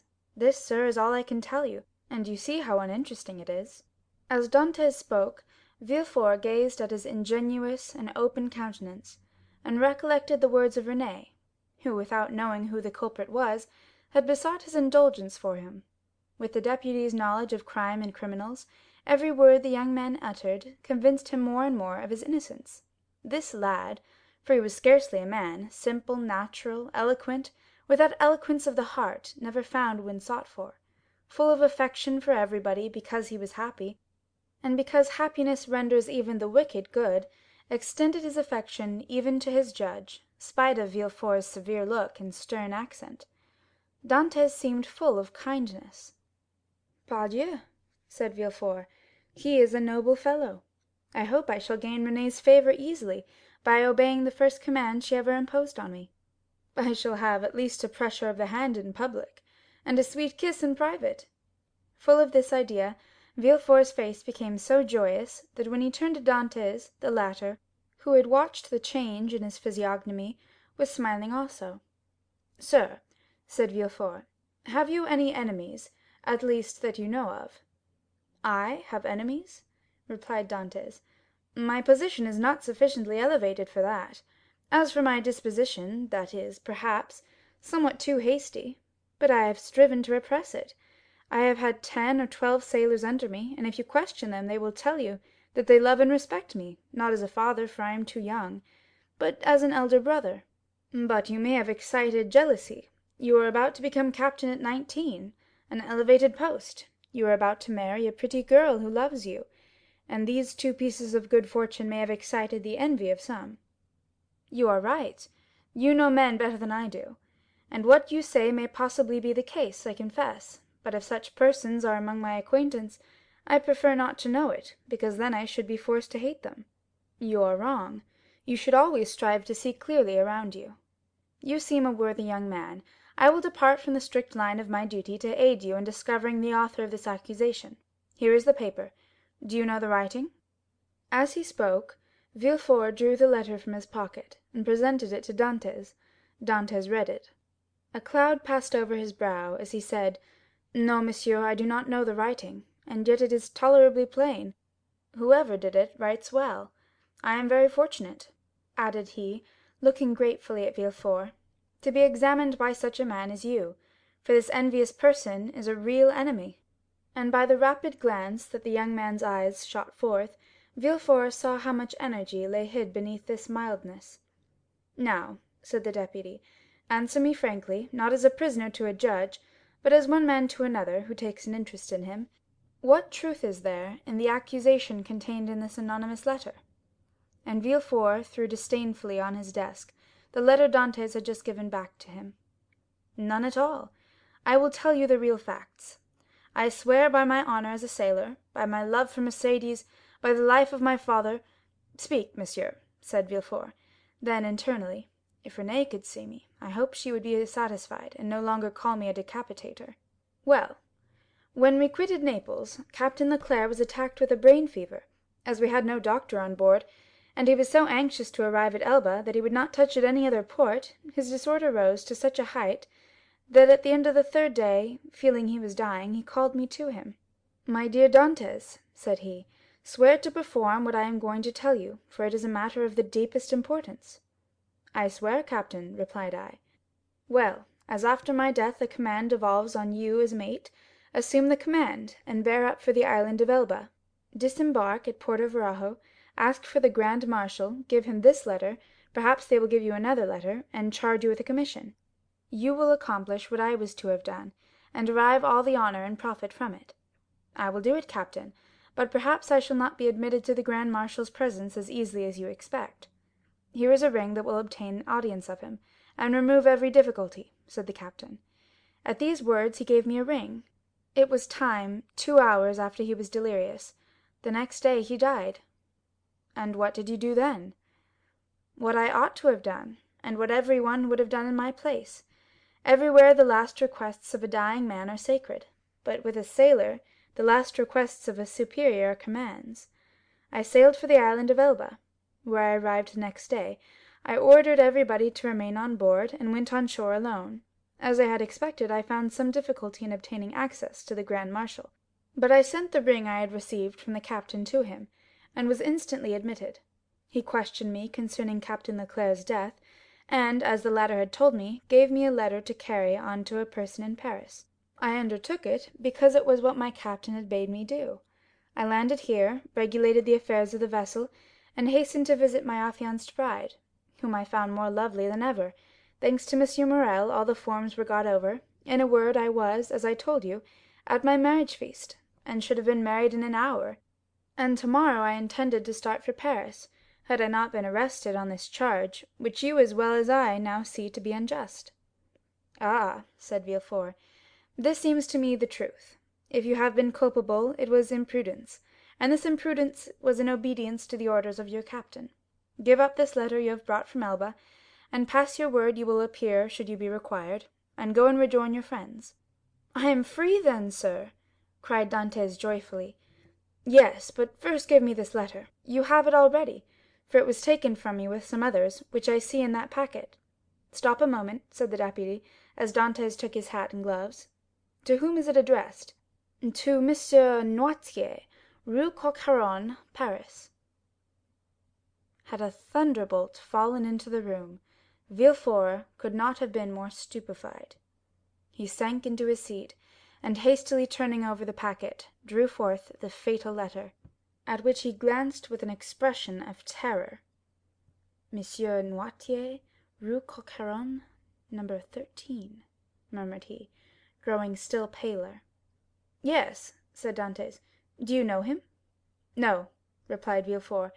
"A faithful servant of the king does not know conspirators." "It is a conspiracy, then?" asked Dantès, who, after believing himself free, now began to feel a tenfold alarm. "I have, however, already told you, sir, I was entirely ignorant of the contents of the letter." "Yes, but you knew the name of the person to whom it was addressed," said Villefort. "I was forced to read the address to know whom to give it." "Have you shown this letter to anyone?" asked Villefort, becoming still more pale. "To no one, on my honor." "Everybody is ignorant that you are the bearer of a letter from the island of Elba, and addressed to Monsieur Noirtier." "Everybody, except the person who gave it to me." "And that is too much, far too much," murmured Villefort. Villefort's brow darkened more and more, his white lips and clenched teeth filled Dantès with apprehension. After reading the letter, Villefort covered his face with his hands. "Oh," said Dantès timidly, "what is the matter?" Villefort made no answer, but raised his head at the expiration of a few seconds, and again perused the letter. "And you say that you are ignorant of the contents of this letter?" "I give you my word of honor, sir," said Dantès. "But what is the matter? You are ill. Shall I ring for assistance? Shall I call?" "No," said Villefort, rising hastily. "Stay where you are. It is for me to give orders here, and not you." "Monsieur," replied Dantès proudly, "it was only to summon assistance for you." "I want none. It was a temporary indisposition. Attend to yourself, answer me." Dantès waited, expecting a question, but in vain. Villefort fell back on his chair, passed his hand over his brow, moist with perspiration, and for the third time read the letter. "Oh, if he knows the contents of this," murmured he, "and that Noirtier is the father of Villefort, I am lost." And he fixed his eyes upon Edmond, as if he would have penetrated his thoughts. "Oh, it is impossible to doubt it!" cried he suddenly. "In heaven's name," cried the unhappy young man, "if you doubt me, question me, I will answer you." Villefort made a violent effort, and in a tone he strove to render firm, "Sir," said he, "I am no longer able, as I had hoped, to restore you immediately to liberty. Before doing so, I must consult the trial justice. What my own feeling is you already know." "Oh, monsieur," cried Dantès, "you have been rather a friend than a judge." "Well, I must detain you some time longer, but I will strive to make it as short as possible. The principal charge against you is this letter, and you see——" Villefort approached the fire, cast it in, and waited until it was entirely consumed. "You see, I destroy it." "Oh," exclaimed Dantès, "you are goodness itself." "Listen," continued Villefort, "you can now have confidence in me, after what I have done." "Oh, command, and I will obey." "Listen, this is not a command, but advice I give you." "Speak, and I will follow your advice." "I shall detain you until this evening in the Palais de Justice.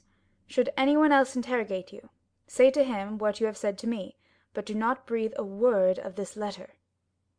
"I promise." It was Villefort who seemed to entreat, and the prisoner who reassured him. "You see," continued he, glancing toward the grate, where fragments of burnt paper fluttered in the flames, "the letter is destroyed. You and I alone know of its existence. Should you, therefore, be questioned, deny all knowledge of it, deny it boldly, and you are saved. Be satisfied, I will deny it. It was the only letter you had?" "It was." "Swear it." "I swear it." Villefort rang. A police agent entered. Villefort whispered some words in his ears, to which the officer replied by a motion of his head. "Follow him," said Villefort to Dantès. Dantès saluted Villefort and retired. Hardly had the door closed, when Villefort threw himself half fainting into a chair. "Alas, alas," murmured he, "if the procureur himself had been at Marseilles, I should have been ruined. This accursed letter would have destroyed all my hopes. Oh, my father, must your past career always interfere with my success?" Suddenly a light passed over his face, a smile played round his set mouth, and his haggard eyes were fixed in a thought. "This will do," said he, "and from this letter, which might have ruined me, I will make my fortune. Now to the work I have in hand." And after having assured himself that the prisoner was gone, the deputy procureur hastened to the house of his betrothed. Chapter 8. The Château d'If. The commissary of police, as he traversed the antechamber, made a sign to two gendarmes, who placed themselves one on Dantès' right and the other on his left. A door that communicated with the Palais de Justice was opened, and they went through a long range of gloomy corridors, whose appearance might have made even the boldest shudder. The Palais de Justice communicated with the prison, a sombre edifice that from its grated windows looks on the clock tower of the École. After numberless windings, Dantès saw a door with an iron wicket. The commissary took up an iron mallet and knocked thrice, every blow seeming to Dantès as if struck on his heart.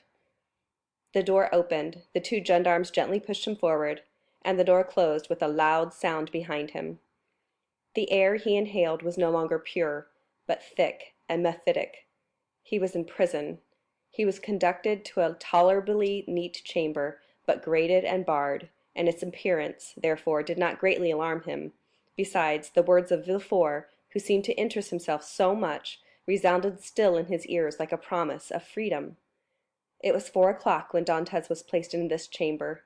It was, as we have said, the 1st of March, and the prisoner was soon buried in darkness. The obscurity augmented the acuteness of his hearing. At the slightest sound he rose and hastened to the door, convinced they were about to liberate him, but the sound died away, and Dantès sank again into his seat. At last, about 10 o'clock, and just as Dantès began to despair, steps were heard in the corridor, a key turned in the lock, and the bolts creaked. The massy oaken door flew open, and a flood of light from 2 torches pervaded the apartment. By the torchlight Dantès saw the glittering sabre and carbines of 4 gendarmes. He had advanced at first, but stopped at the sight of this display of force. "Are you come to fetch me?" he asked. "Yes," replied a gendarme. "By the orders of the deputy procureur?" "I believe so." The conviction that they came from M. de Villefort relieved all Dantès' apprehensions. He advanced calmly, and placed himself in the centre of the escort. A carriage waited at the door, the coachman was at the box, and a police officer sat beside him. "Is this carriage for me?" said Dantès. "It is for you," replied a gendarme. Dantès was about to speak, but feeling himself urged forward, and having neither the power nor the intention to resist, he mounted the steps, and was in an instant seated inside between 2 gendarmes. The 2 others took their places opposite, and the carriage rolled heavily over the stones. The prisoner glanced at the windows.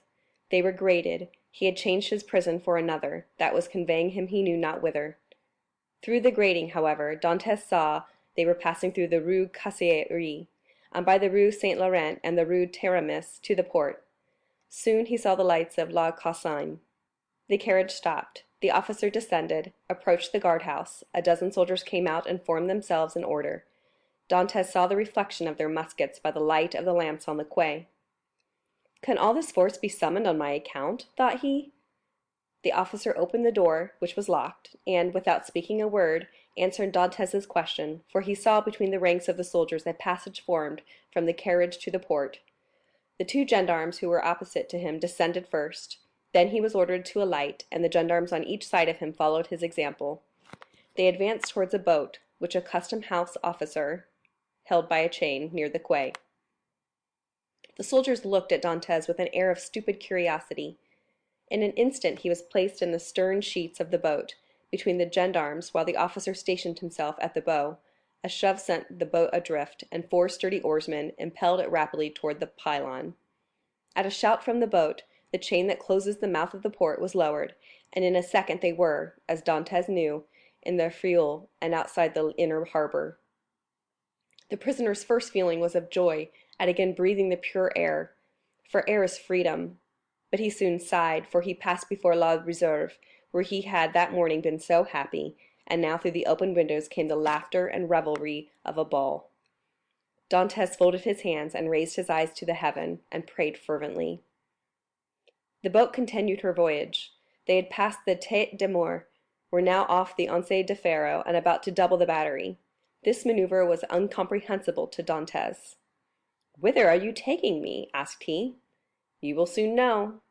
But still, we are forbidden to give you any explanation." Dantès, trained in discipline, knew that nothing would be more absurd than to question subordinates, who were forbidden to reply, and so he remained silent. The most vague and wild thoughts passed through his mind. The boat they were in could not make a long voyage. There was no vessel at anchor outside the harbor, he thought. Perhaps they were going to leave him on some distant point. He was not bound, nor had they made any attempt to handcuff him. This seemed a good augury. Besides, had not the deputy, who had been so kind to him, told him that provided he did not pronounce the dreaded name of Noirtier, he had nothing to apprehend? Had not Villefort in his presence destroyed the fatal letter, the only proof against him? He waited silently, striving to pierce through the darkness. They had left the Isle Ratonneau, where the lighthouse stood, on the right, and they were now opposite the Point de Catalans. It seemed to the prisoner that he could distinguish a feminine form on the beach, for it was there Mercédès dwelt. How was it that presentiment did not warn Mercédès that her lover was within 300 yards of her? One light alone was visible, and Dantès saw that it came from Mercédès' chamber. Mercédès was the only one awake in the whole settlement.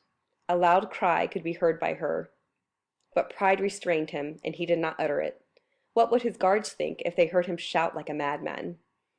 He remained silent, his eyes fixed upon the light. The boat went on, but the prisoner thought only of Mercédès. An intervening elevation of land hid the light. Dantès turned and perceived that they had got out to sea. While he had been absorbed in thought, they had shipped their oars and hoisted sail. The boat was now moving with the wind. In spite of his repugnance to address the guards, Dantès turned to the nearest gendarme, and taking his hand, "Comrade," said he, "I adjure you, as a Christian and a sailor, to tell me where we are going. I am Captain Dantès, a loyal Frenchman, though accused of treason. Tell me where you are conducting me, and I promise you on my honor I will submit to my fate." The gendarme looked irresolutely at his companion, who returned for answer a sign that said, "I see no great harm in telling him now," and the gendarme replied, "You are a native of Marseilles, and a sailor, and yet you do not know where you are going?" "On my honor, I have no idea." "Have you no idea whatever?" "None at all." "That is impossible."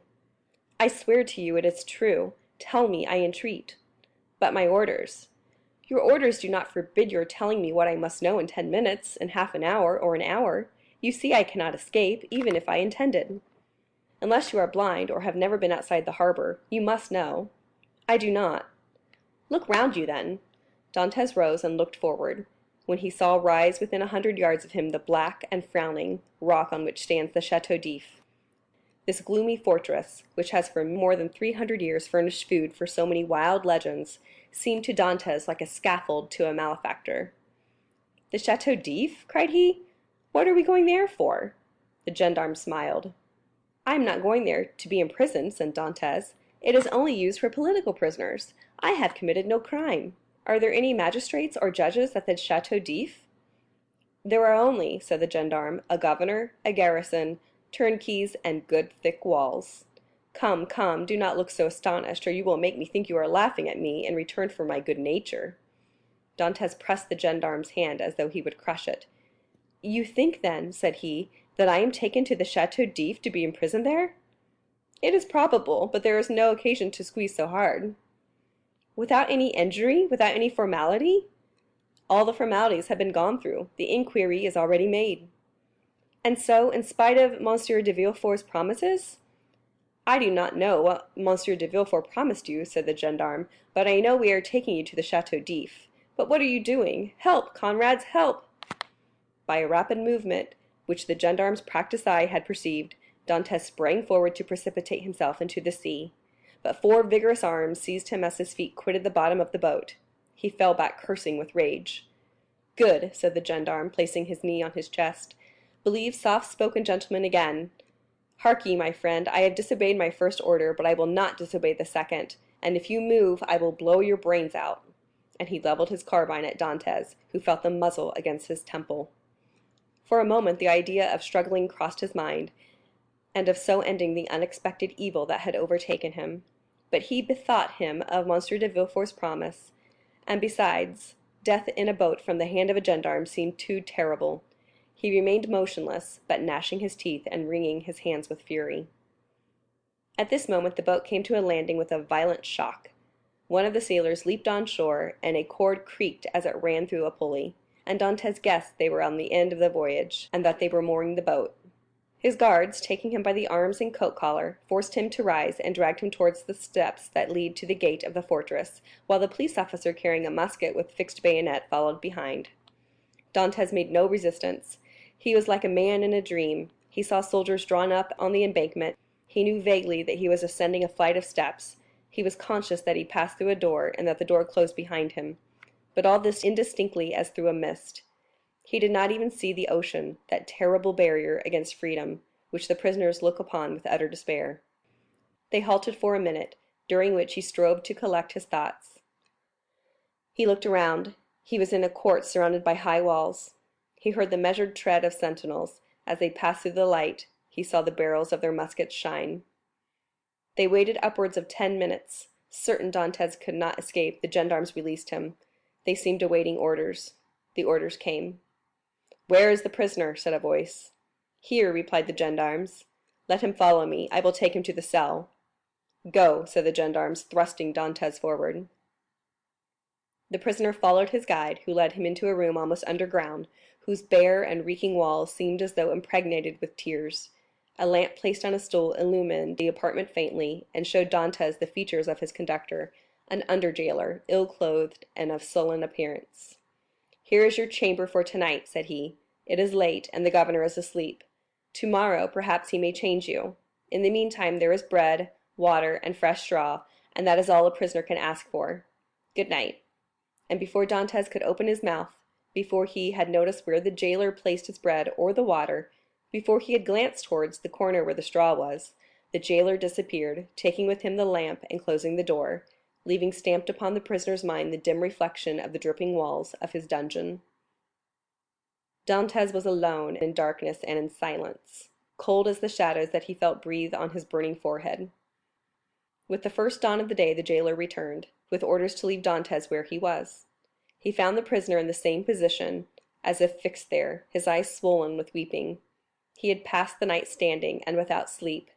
The jailer advanced. Dantès appeared not to perceive him. He touched him on the shoulder. Edmond started. "Have you not slept?" said the jailer. "I do not know," replied Dantès. The jailer stared. "Are you hungry?" continued he. "I do not know." "Do you wish for anything?" "I wish to see the governor." The jailer shrugged his shoulders and left the chamber. Dantès followed him with his eyes, and stretched forth his hands towards the open door, but the door closed. All his emotion then burst forth. He cast himself on the ground, weeping bitterly, and asking himself what crime he had committed that he was thus punished. The day passed thus. He scarcely tasted food, but walked round and round the cell like a wild beast in its cage. One thought in particular tormented him, namely, that during his journey hither he had sat so still, whereas he might, a dozen times, have plunged into the sea, and thanks to his powers of swimming, for which he was famous, have gained the shore, concealed himself until the arrival of a Genoese or Spanish vessel, escaped to Spain or Italy, where Mercédès and his father could have joined him. He had no fears as to how he should live. Good seamen are welcome everywhere. He spoke Italian like a Tuscan and Spanish like a Castilian. He would have been free and happy with Mercédès and his father, whereas he was now confined in the Château d'If, that impregnable fortress, ignorant of the future destiny of his father and Mercédès. And all this because he had trusted to Villefort's promise. The thought was maddening, and Dantès threw himself furiously down on his straw. The next morning at the same hour the jailer came again. "Well," said the jailer, "are you more reasonable today?" Dantès made no reply. "Come, cheer up. Is there anything that I can do for you?" "I wish to see the governor."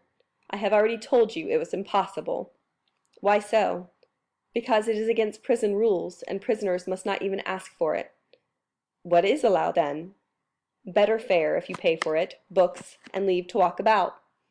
"I do not want books. I am satisfied with my food, and do not care to walk about. But I wish to see the governor." "If you worry me by repeating the same thing, I will not bring you any more to eat." "Well, then," said Edmond, "if you do not, I shall die of hunger, that is all." The jailer saw by his tone he would be happy to die, and as every prisoner was worth 10 sous a day to his jailer, he replied in a more subdued tone, "What you ask is impossible, but if you are very well behaved, you will be allowed to walk about, and some day you will meet the governor, and if he chooses to reply, that is his affair." "But," asked Dantès, "how long shall I have to wait?" "Ah, a month, 6 months, a year." "It is too long a time. I wish to see him at once." "Ah," said the jailer, "do not always brood over what is impossible, or you will be mad in a fortnight." "You think so?" "Yes. We have an instance here. It was by always offering 1,000,000 of francs to the governor for his liberty that an abbé became mad, who was in this chamber before you." "How long has he left it?" 2 years." "Was he liberated then?" "No, he was put in a dungeon." "Listen," said Dantès, "I am not an abbé, I am not mad. Perhaps I shall be, but at present, unfortunately, I am not. I will make you another offer." "What is that?" "I do not offer you 1,000,000, because I have it not, but I will give you 100 crowns if, the first time you go to Marseilles, you will seek out a young girl named Mercédès, at the Catalans, and give her 2 lines for me." "If I took them and were detected, I should lose my place, which is worth 2,000 francs a year, so that I should be a great fool to run such a risk for 300. "Well," said Dantès, "mark this. If you refuse at least to tell Mercédès I am here, I will some day hide myself behind the door, and when you enter I will dash out your brains with this stool." "Threats!" cried the jailer, retreating and putting himself on the defensive. "You are certainly going mad. The abbé began like you, and in 3 days you will be like him, mad enough to tie up. But, fortunately, there are dungeons here." Dantès whirled the stool round his head. All right," said the jailer. "All right, since you will have it so, I will send word to the governor." "Very well," replied Dantès, dropping the stool and sitting on it as if he were in reality mad. The jailer went out and returned in an instant with a corporal and 4 soldiers. "By the governor's orders," said he, "conduct the prisoner to the tier beneath." "To the dungeon, then," said the corporal. "Yes, we must put the madman with the madmen." The soldiers seized Dantès, who followed passively. He descended 15 steps, and the door of a dungeon was opened, and he was thrust in. The door closed, and Dantès advanced with outstretched hands until he touched the wall. He then sat down in the corner until his eyes became accustomed to the darkness. The jailer was right. Dantès wanted but little of being utterly mad. End of chapter 8. Chapter 9. The Evening of the Betrothal. Villefort had, as we have said, hastened back to Madame de Saint-Méran in the Place du Grand Cour, and on entering the house found that the guests whom he had left at table were taking coffee in the salon. Renée was, with all the rest of the company, anxiously awaiting him, and his entrance was followed by a great exclamation. "Well, decapitator, guardian of the state, royalist, Brutus, what is the matter?" said one. "Speak out." "Are we threatened with a fresh reign of terror?" asked another. "Has the Corsican Ogre broken loose?" cried a third. "Marquise," said Villefort, approaching his future mother-in-law, "I request your pardon for thus leaving you. Will the marquis honor me by a few moments' private conversation?" "Ah, it is really a serious matter, then?" asked the marquis, remarking the cloud on Villefort's brow. so serious that I must take leave of you for a few days. So," added he, turning to Renée, "judge for yourself if it be not important." "You are going to leave us?" cried Renée, unable to hide her emotion at this unexpected announcement. "Alas," returned Villefort, "I must." "Where then are you going?" asked the marquise. "That, madame, is an official secret, but if you have any commissions for Paris, a friend of mine is going there tonight, and will with pleasure undertake them." The guests looked at each other. "You wish to speak to me alone?" said the marquis. "Yes, let us go to the library, please." The marquis took his arm, and they left the salon. "Well," asked he, as soon as they were by themselves, "tell me what it is." "An affair of the greatest importance that demands my immediate presence in Paris. Now, excuse the indiscretion, marquis, but have you any landed property?" "All my fortune is in the funds, 700,000 or 800,000 francs." "Then sell out, marquis, or you will lose it all." "But how can I sell out here?" "You have a broker, have you not?" "Yes." "Then give me a letter to him, and tell him to sell out without an instant's delay. Perhaps even now I shall arrive too late." "The deuce you say!" replied the marquis. "Let us lose no time, then." And sitting down, he wrote a letter to his broker, ordering him to sell out at the market price. "Now then," said Villefort, placing the letter in his pocket-book, "I must have another." "To whom?" "To the king." "To the king?" "Yes. I dare not write to his majesty." "I do not ask you to write to his majesty, but ask M. de Salvieux to do so. I want a letter that will enable me to reach the king's presence without all the formalities of demanding an audience. That would occasion a loss of precious time." "But address yourself to the keeper of seals. He has the right of entry at the Tuileries, and can procure you audience at any hour of the day or night." "Doubtless, but there is no occasion to divide the honors of my discovery with him. The keeper would leave me in the background, and take all the glory to himself. I tell you, marquis, my fortune is made if I only reach the Tuileries the first, for the king will not forget the service I do him. In that case go and get ready. I will call Salvieux, and make him write the letter. Be as quick as possible, I must be on the road in a quarter of an hour. Tell your coachman to stop at the door. You will present my excuses to the marquise and Mademoiselle Renée, whom I leave on such a day with great regret. You will find them both here, and can make your farewells in person. 1,000 thanks. And now for the letter." The marquis rang. A servant entered. "Say to the Comte de Salvieux that I would like to see him." "Now then, go," said the marquis. "I shall be gone only a few moments." Villefort hastily quitted the apartment, but reflecting that the sight of the deputy procureur running through the streets would be enough to throw the whole city into confusion, he resumed his ordinary pace. At his door he perceived a figure in the shadow that seemed to wait for him. It was Mercédès, who, hearing no news of her lover, had come unobserved to inquire after him. As Villefort drew near, she advanced and stood before him. Dantès had spoken of Mercédès, and Villefort instantly recognized her. Her beauty and high bearing surprised him, and when she inquired what had become of her lover, it seemed to him that she was the judge and he the accused.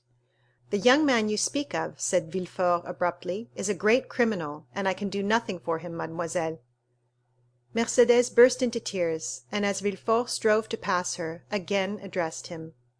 "But at least tell me where he is, that I may know whether he is alive or dead," said she. "I do not know; he is no longer in my hands," replied Villefort. And desirous of putting an end to the interview, he pushed by her, and closed the door, as if to exclude the pain he felt. But remorse is not thus banished. Like Virgil's wounded hero, he carried the arrow in his wound, and arrived at the salon, Villefort uttered a sigh that was almost a sob, and sank into a chair. Then the first pangs of an unending torture seized upon his heart. The man he sacrificed to his ambition, that innocent victim immolated on the altar of his father's faults, appeared to him pale and threatening, leading his affianced bride by the hand, and bringing with him remorse, not such as the ancients figured, furious and terrible, but that slow and consuming agony whose pangs are intensified from hour to hour up to the very moment of death. Then he had a moment's hesitation. He had frequently called for capital punishment on criminals, and owing to his irresistible eloquence they had been condemned, and yet the slightest shadow of remorse had never clouded Villefort's brow, because they were guilty. At least he believed so.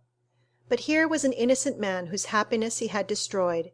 In this case he was not the judge, but the executioner.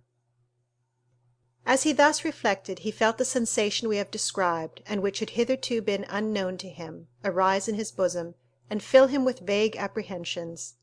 It is thus that a wounded man trembles instinctively at the approach of the finger to his wound until it be healed. But Villefort's was one of those that never close, or if they do, only close to reopen more agonizing than ever. If at this moment the sweet voice of Renée had sounded in his ears pleading for mercy, or the fair Mercédès had entered and said, "In the name of God, I conjure you to restore me my affianced husband," his cold and trembling hands would have signed his release, but no voice broke the stillness of the chamber, and the door was opened only by Villefort's valet, who came to tell him that the travelling carriage was in readiness. Villefort rose, or rather sprang from his chair, hastily opened one of the drawers of his desk, emptied all the gold it contained into his pocket, stood motionless an instant, his hand pressed to his head, muttered a few inarticulate sounds, and then, perceiving that his servant had placed his cloak on his shoulders, he sprang into the carriage, ordering the postilions to drive to Madame de Saint-Méran. The hapless Dantès was doomed. As the marquis had promised, Villefort found the marquise and Renée in waiting. He started when he saw Renée, for he fancied she was again about to plead for Dantès. Alas, her emotions were wholly personal. She was thinking only of Villefort's departure.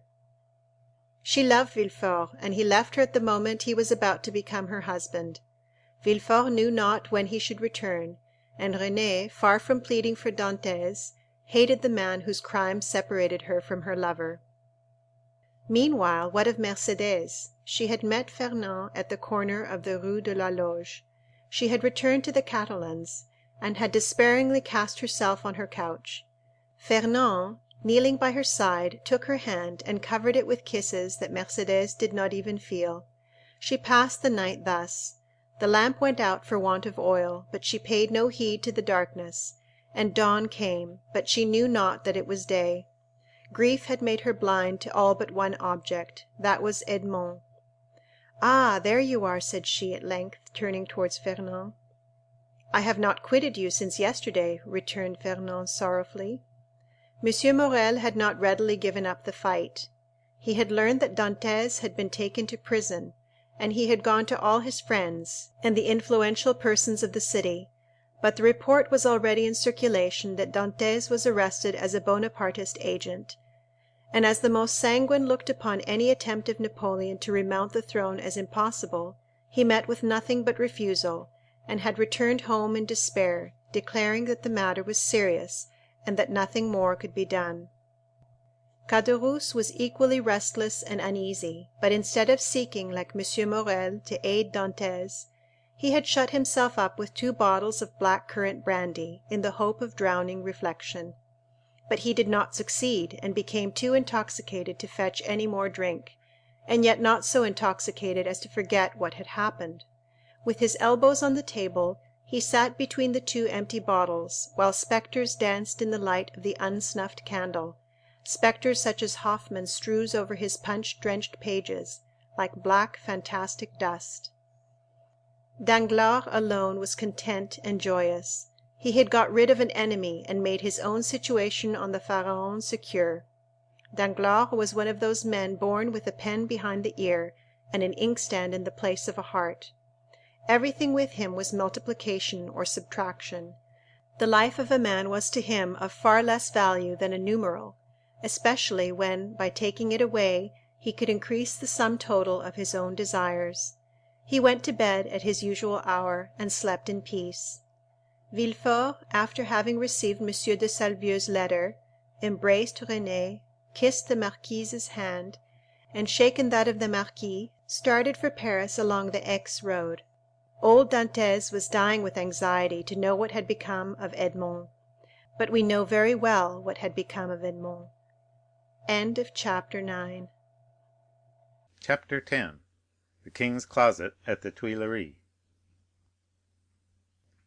We will leave Villefort on the road to Paris, travelling, thanks to trebled fees, with all speed, and passing through 2 or 3 apartments, enter at the Tuileries the little room with the arched window, so well known as having been the favorite closet of Napoleon and Louis XVIII., and now Louis Philippe. There, seated before a walnut table he had brought with him from Hartwell, and to which, from one of those fancies not uncommon to great people, he was particularly attached, the king, Louis XVIII., was carelessly listening to a man of 50 or 52 years of age, with gray hair, aristocratic bearing, and exceedingly gentlemanly attire, and meanwhile making a marginal note in a volume of Gryphius's rather inaccurate but much sought-after edition of Horace, a work which was much indebted to the sagacious observations of the philosophical monarch. "You say, sir," said the king, "that I am exceedingly disquieted, sire. Really, have you had a vision of the 7 fat kine and the 7 lean kine?" "No, sire, for that would only betoken for us 7 years of plenty and 7 years of scarcity; and with a king as full of foresight as your majesty, scarcity is not a thing to be feared." "Then of what other scourge are you afraid, my dear Blacas?" "Sire, I have every reason to believe that a storm is brewing in the south." "Well, my dear duke," replied Louis XVIII., "I think you are wrongly informed, and know positively that, on the contrary, it is very fine weather in that direction." Man of ability as he was, Louis XVIII. Liked a pleasant jest. "Sire," continued M. de Blacas, "if it only be to reassure a faithful servant, will your majesty send into Languedoc, Provence, and Dauphine trusty men who will bring you back a faithful report as to the feeling in these 3 provinces?" "Caninus surdus," replied the king, continuing the annotations in his Horace. "Sire," replied the courtier, laughing, in order that he might seem to comprehend the quotation, "your majesty may be perfectly right in relying on the good feeling of France, but I fear I am not altogether wrong in dreading some desperate attempt." "By whom?" "By Bonaparte, or at least by his adherents." "My dear Blacas," said the king, "you with your alarms prevent me from working." "And you, sire, prevent me from sleeping with your security. Wait, my dear sir, wait a moment, for I have such a delightful note on the pastor quum traherit. Wait, and I will listen to you afterwards." There was a brief pause, during which Louis XVIII. Wrote, in a hand as small as possible, another note on the margin of his Horace, and then looking at the duke with an air of a man who thinks he has an idea of his own, while he is only commenting upon the idea of another, said, "Go on, my dear duke, go on. I listen." "Sire," said Blacas, who had for a moment the hope of sacrificing Villefort to his own profit, "I am compelled to tell you that these are not mere rumors destitute of foundation, which thus disquiet me, but a serious-minded man, deserving all my confidence, and charged by me to watch over the south," the duke hesitated as he pronounced these words, "has arrived by post to tell me that a great peril threatens the king, and so I hasten to you, sire." "Maladucus avi domum," continued Louis XVIII., still annotating. "Does your majesty wish me to drop the subject?" "By no means, my dear duke, but just stretch out your hand." "Which?" "Whichever you please; there, to the left." "Here, sire?" "I tell you to the left, and you are looking to the right." "I mean on my left. Yes, there. You will find yesterday's report of the minister of police. But here's M. Dandré himself." And M. Dandré, announced by the chamberlain in waiting, entered. "Come in," said Louis XVIII., with a repressed smile; "come in, baron, and tell the duke all you know. The latest news of M. de Bonaparte. Do not conceal anything, however serious. Let us see. The island of Elba is a volcano, and we may expect to have issuing thence flaming and bristling war. Bella, horrida, bella." M. Dandré leaned very respectfully on the back of a chair with his 2 hands, and said, "Has your majesty perused yesterday's report?" "Yes, yes, but tell the duke himself, who cannot find anything, what the report contains. Give him the particulars of what the usurper is doing in his islet." "Monsieur," said the baron to the duke, "all the servants of his majesty must approve of the latest intelligence which we have from the island of Elba. Bonaparte. Monsieur Dandré looked at Louis XVIII., who, employed in writing a note, did not even raise his head. Bonaparte, continued the baron, is mortally wearied, and passes whole days in watching his miners at work at Porto Longone. And scratches himself for amusement, added the king. Scratches himself? inquired the duke. What does your majesty mean? Yes, indeed, my dear duke. Did you forget that this great man, this hero, this demigod, is attacked with a malady of the skin, which worries him to death, prurigo? And moreover, my dear duke, continued the minister of police, we are almost assured that in a very short time the usurper will be insane. Insane? Raving mad. His head becomes weaker. Sometimes he weeps bitterly, sometimes laughs boisterously. At other times he passes hours on the seashore, flinging stones in the water. And when the flint makes duck and drake 5 or 6 times, he appears as delighted as if he had gained another Marengo or Austerlitz.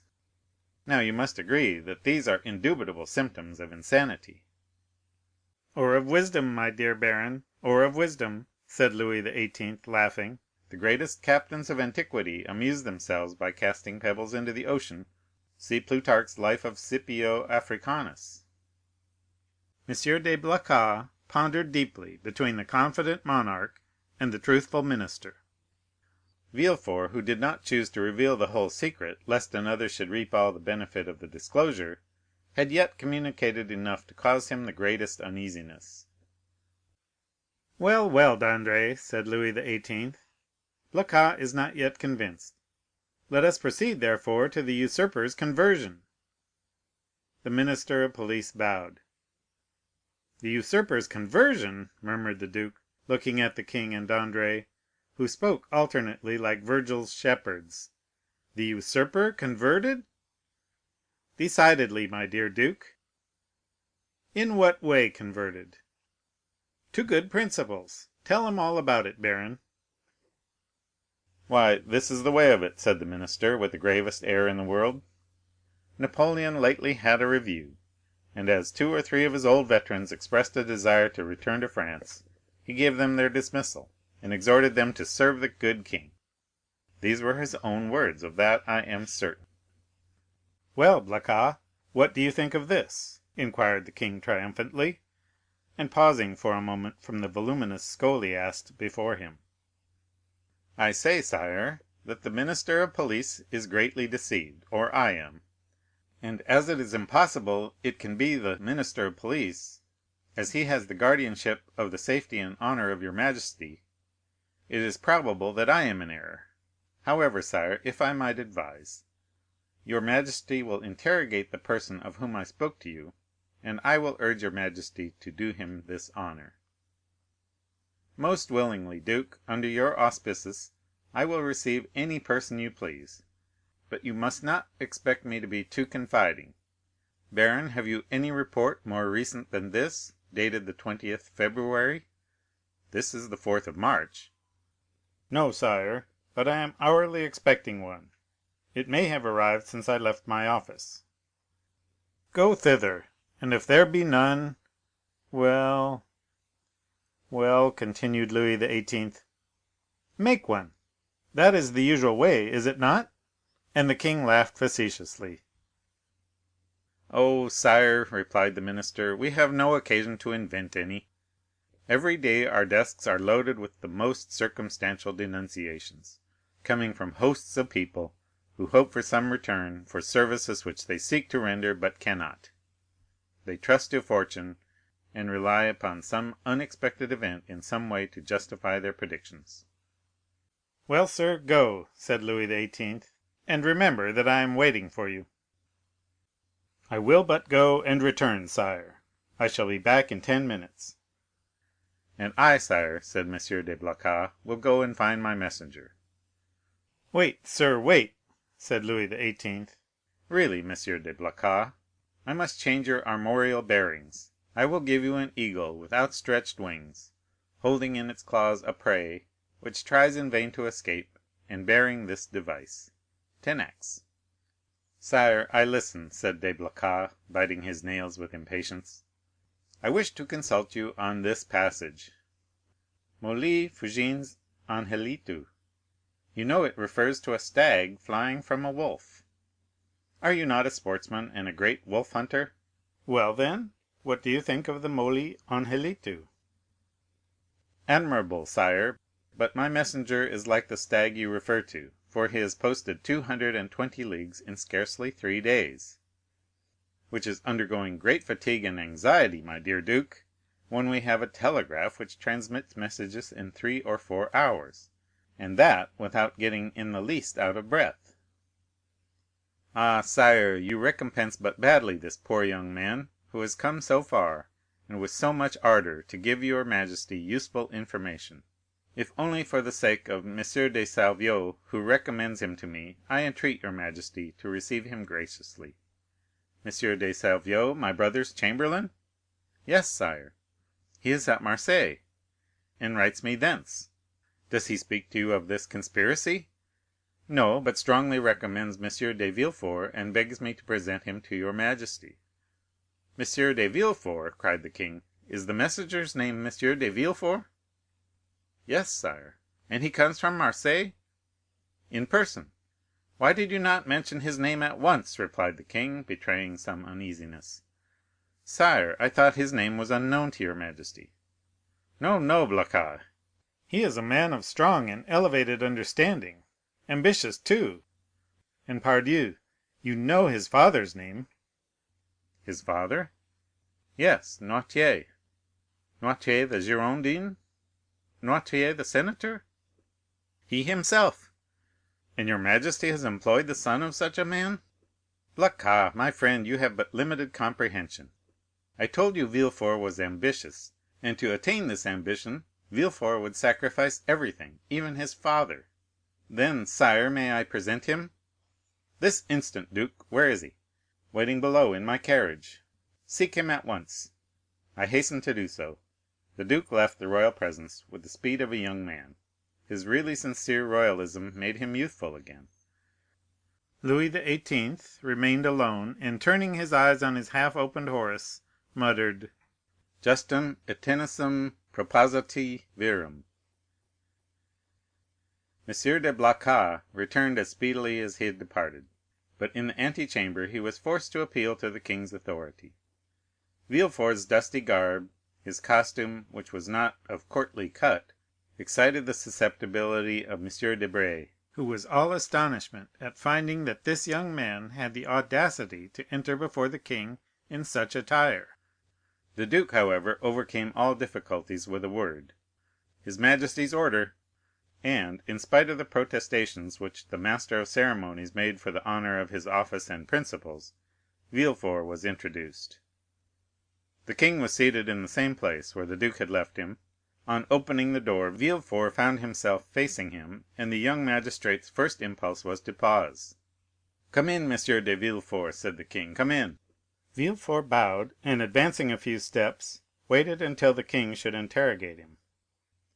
"M. de Villefort," said Louis XVIII., "the Duc de Blacas assures me you have some interesting information to communicate." "Sire, the duke is right, and I believe your majesty will think it equally important. In the first place, and before everything else, sir, is the news as bad in your opinion as I am asked to believe?" "Sire, I believe it to be most urgent, but I hope, by the speed I have used, that it is not irreparable." "Speak as fully as you please, sir," said the king, who began to give way to the emotion which had showed itself in Blacas's face, and affected Villefort's voice. "Speak, sir, and pray begin at the beginning. I like order in everything." "Sire," said Villefort, "I will render a faithful report to your majesty, but I must entreat your forgiveness if my anxiety leads to some obscurity in my language." A glance at the king, after this discreet and subtle exordium, assured Villefort of the benignity of his august auditor, and he went on: "Sire, I have come as rapidly to Paris as possible, to inform your majesty that I have discovered, in the exercise of my duties, not a commonplace and insignificant plot, such as is every day got up in the lower ranks of the people and in the army, but an actual conspiracy, a storm which menaces no less than your majesty's throne. Sire, the usurper is arming 3 ships, he meditates some project which, however mad, is yet, perhaps, terrible. At this moment he will have left Elba to go whither I know not, but assuredly to attempt a landing either at Naples or on the coast of Tuscany, or perhaps on the shores of France. Your majesty is well aware that the sovereign of the island of Elba has maintained his relations with Italy and France." "I am, sir," said the king, much agitated; "and recently we have had information that the Bonapartist clubs have had meetings in the Rue Saint Jacques. But proceed, I beg of you. How did you obtain these details?" "Sire, they are the results of an examination which I have made of a man of Marseilles, whom I have watched for some time, and arrested on the day of my departure. This person, a sailor of turbulent character, and whom I suspected of Bonapartism, has been secretly to the island of Elba. There he saw the grand marshal, who charged him with an oral message to a Bonapartist in Paris, whose name I could not extract from him. But this mission was to prepare men's minds for a return. It is the man who says this, sire, a return which will soon occur." "And where is this man?" "In prison, sire." "And the matter seems serious to you?" "So serious, sire, that when the circumstance surprised me in the midst of a family festival, on the very day of my betrothal, I left my bride and friends, postponing everything, that I might hasten to lay at your majesty's feet the fears which impressed me and the assurance of my devotion." "True," said Louis XVIII. "Was there not a marriage engagement between you and Mademoiselle de Saint Méran, daughter of one of your majesty's most faithful servants?" "Yes, yes; but let us talk of this plot, Monsieur Villefort." "Sire, I fear it is more than a plot; I fear it is a conspiracy." "A conspiracy in these times," said Louis XVIII., smiling, "is a thing very easy to meditate, but more difficult to conduct to an end, inasmuch as, re-established so recently on the throne of our ancestors, we have our eyes open at once upon the past, the present, and the future. For the last 10 months my ministers have redoubled their vigilance in order to watch the shores of the Mediterranean. If Bonaparte landed at Naples, the whole coalition would be on foot before he could even reach Piombino. If he land in Tuscany, he will be in an unfriendly territory. If he land in France, it must be with a handful of men, and the result of that is easily foretold, execrated as he is by the population.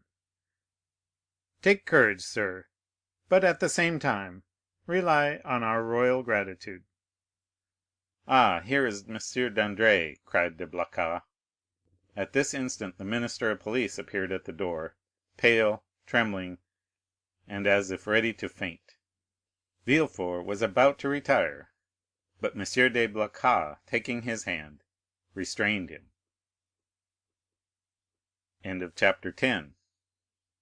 Chapter 11. The Corsican Ogre. At the sight of this agitation, Louis XVIII. pushed from him violently the table at which he was sitting. "What ails you, baron?" he exclaimed. "You appear quite aghast. Has your uneasiness anything to do with what M. de Blacas has told me, and what M. de Villefort has just confirmed?" M. de Blacas moved suddenly towards the baron, but the fright of the courtier pleaded for the forbearance of the statesman; and besides, as matters were, it was much more to his advantage that the prefect of police should triumph over him than that he should humiliate the prefect. "Sire," stammered the baron. "Well, what is it?" asked Louis XVIII. The minister of police, giving way to an impulse of despair, was about to throw himself at the feet of Louis XVIII., who retreated a step and frowned. "Will you speak?" he said. "Oh, sire, what a dreadful misfortune! I am, indeed, to be pitied. I can never forgive myself." "Monsieur," said Louis XVIII., "I command you to speak." "Well, sire, the usurper left Elba on the 26th February, and landed on the 1st of March." "And where? In Italy?" asked the king eagerly. "In France, sire, at a small port near Antibes, in the Gulf of Juan." "The usurper landed in France near Antibes, in the Gulf of Juan, 250 leagues from Paris, on the 1st of March, And you only acquired this information today, the 4th of March? Well, sir, what you tell me is impossible. You must have received a false report, or you have gone mad." "Alas, sire, it is but too true." Louis made a gesture of indescribable anger and alarm, and then drew himself up as if this sudden blow had struck him at the same moment in heart and countenance. "In France!" he cried. "The usurper in France! Then they did not watch over this man.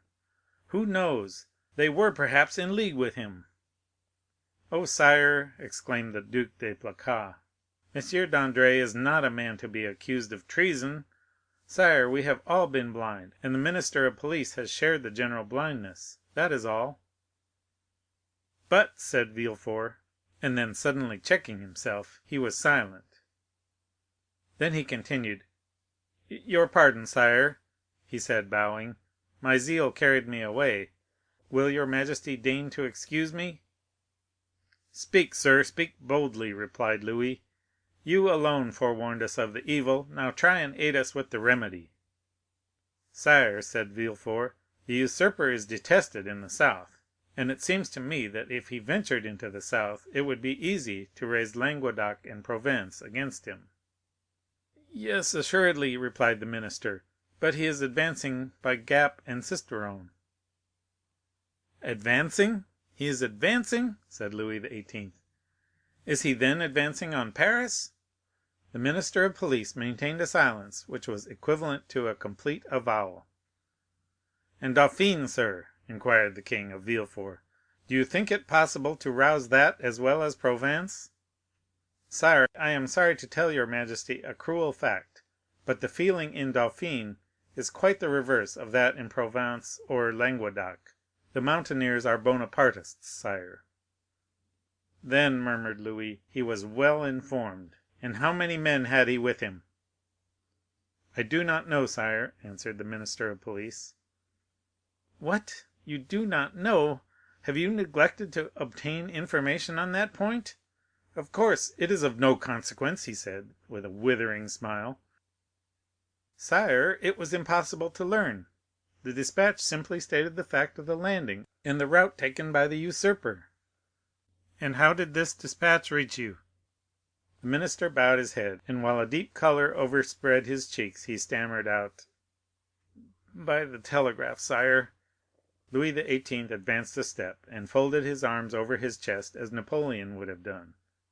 "So, then," he exclaimed, turning pale with anger, 7 conjoined and allied armies overthrew that man.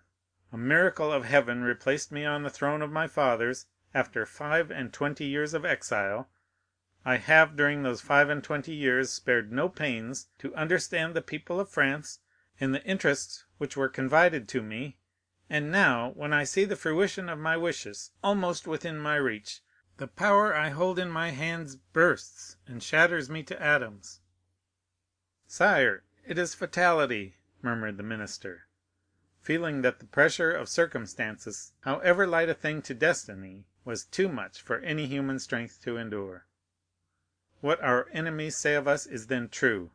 We have learnt nothing, forgotten nothing. If I were betrayed as he was, I would console myself; but to be in the midst of persons elevated by myself to places of honor, who ought to watch over me more carefully than over themselves, for my fortune is theirs. Before me they were nothing, after me they will be nothing, and perish miserably from incapacity, ineptitude. Oh, yes, sir, you are right, it is fatality." The minister quailed before this outburst of sarcasm. M. de Blacas wiped the moisture from his brow. Villefort smiled within himself, for he felt his increased importance. "To fall," continued King Louis, who at the first glance had sounded the abyss on which the monarchy hung suspended, "to fall, and to learn of that fall by telegraph! Oh, I would rather mount the scaffold of my brother, Louis XVI., than thus descend the staircase at the Tuileries, driven away by ridicule. Ridicule, sir! Why, you know not its power in France, and yet you ought to know it." "Sire, sire," murmured the minister, "for pity's—" "Approach, M. de Villefort," resumed the king.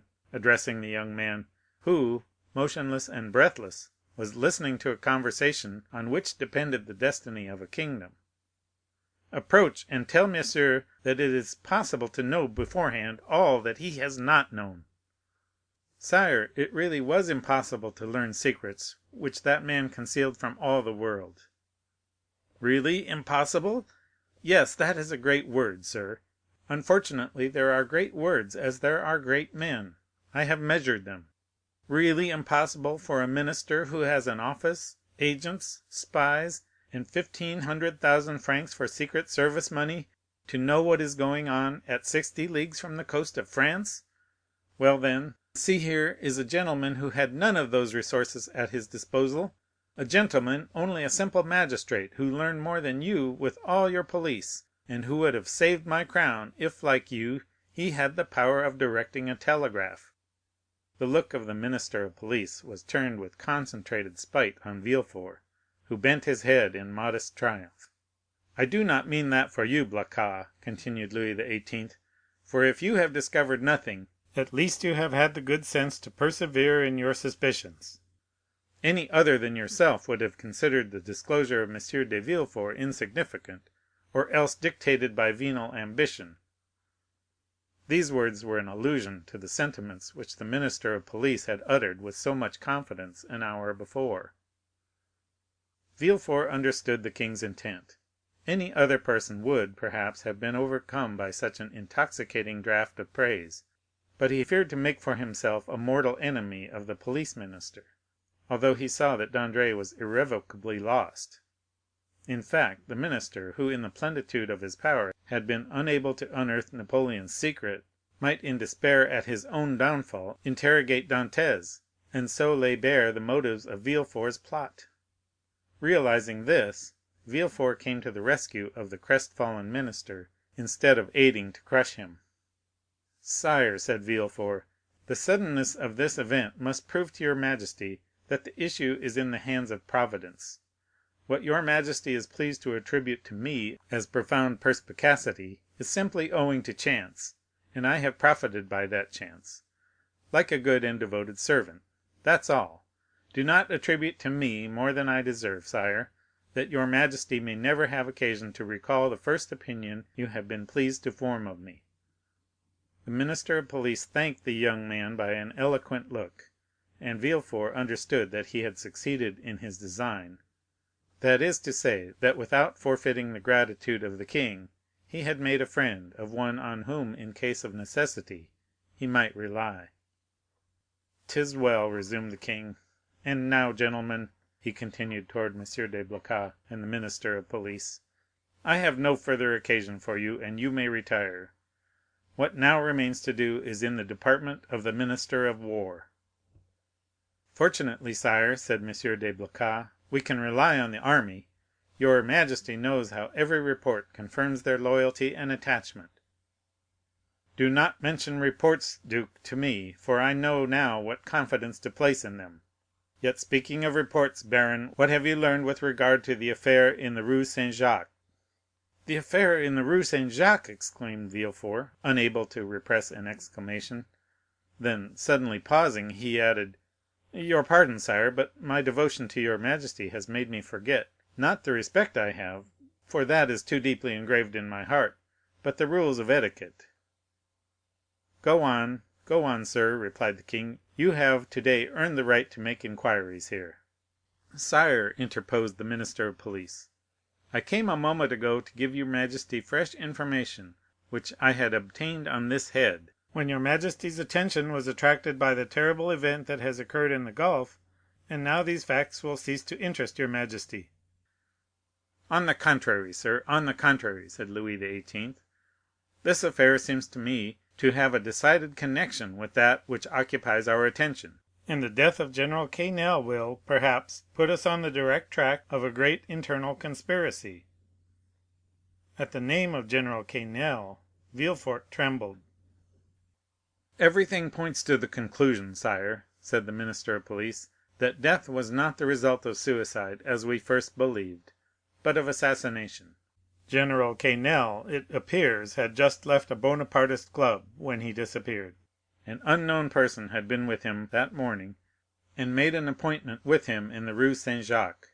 Unfortunately, the general's valet, who was dressing his hair at the moment when the stranger entered, heard the street mentioned, but he did not catch the number.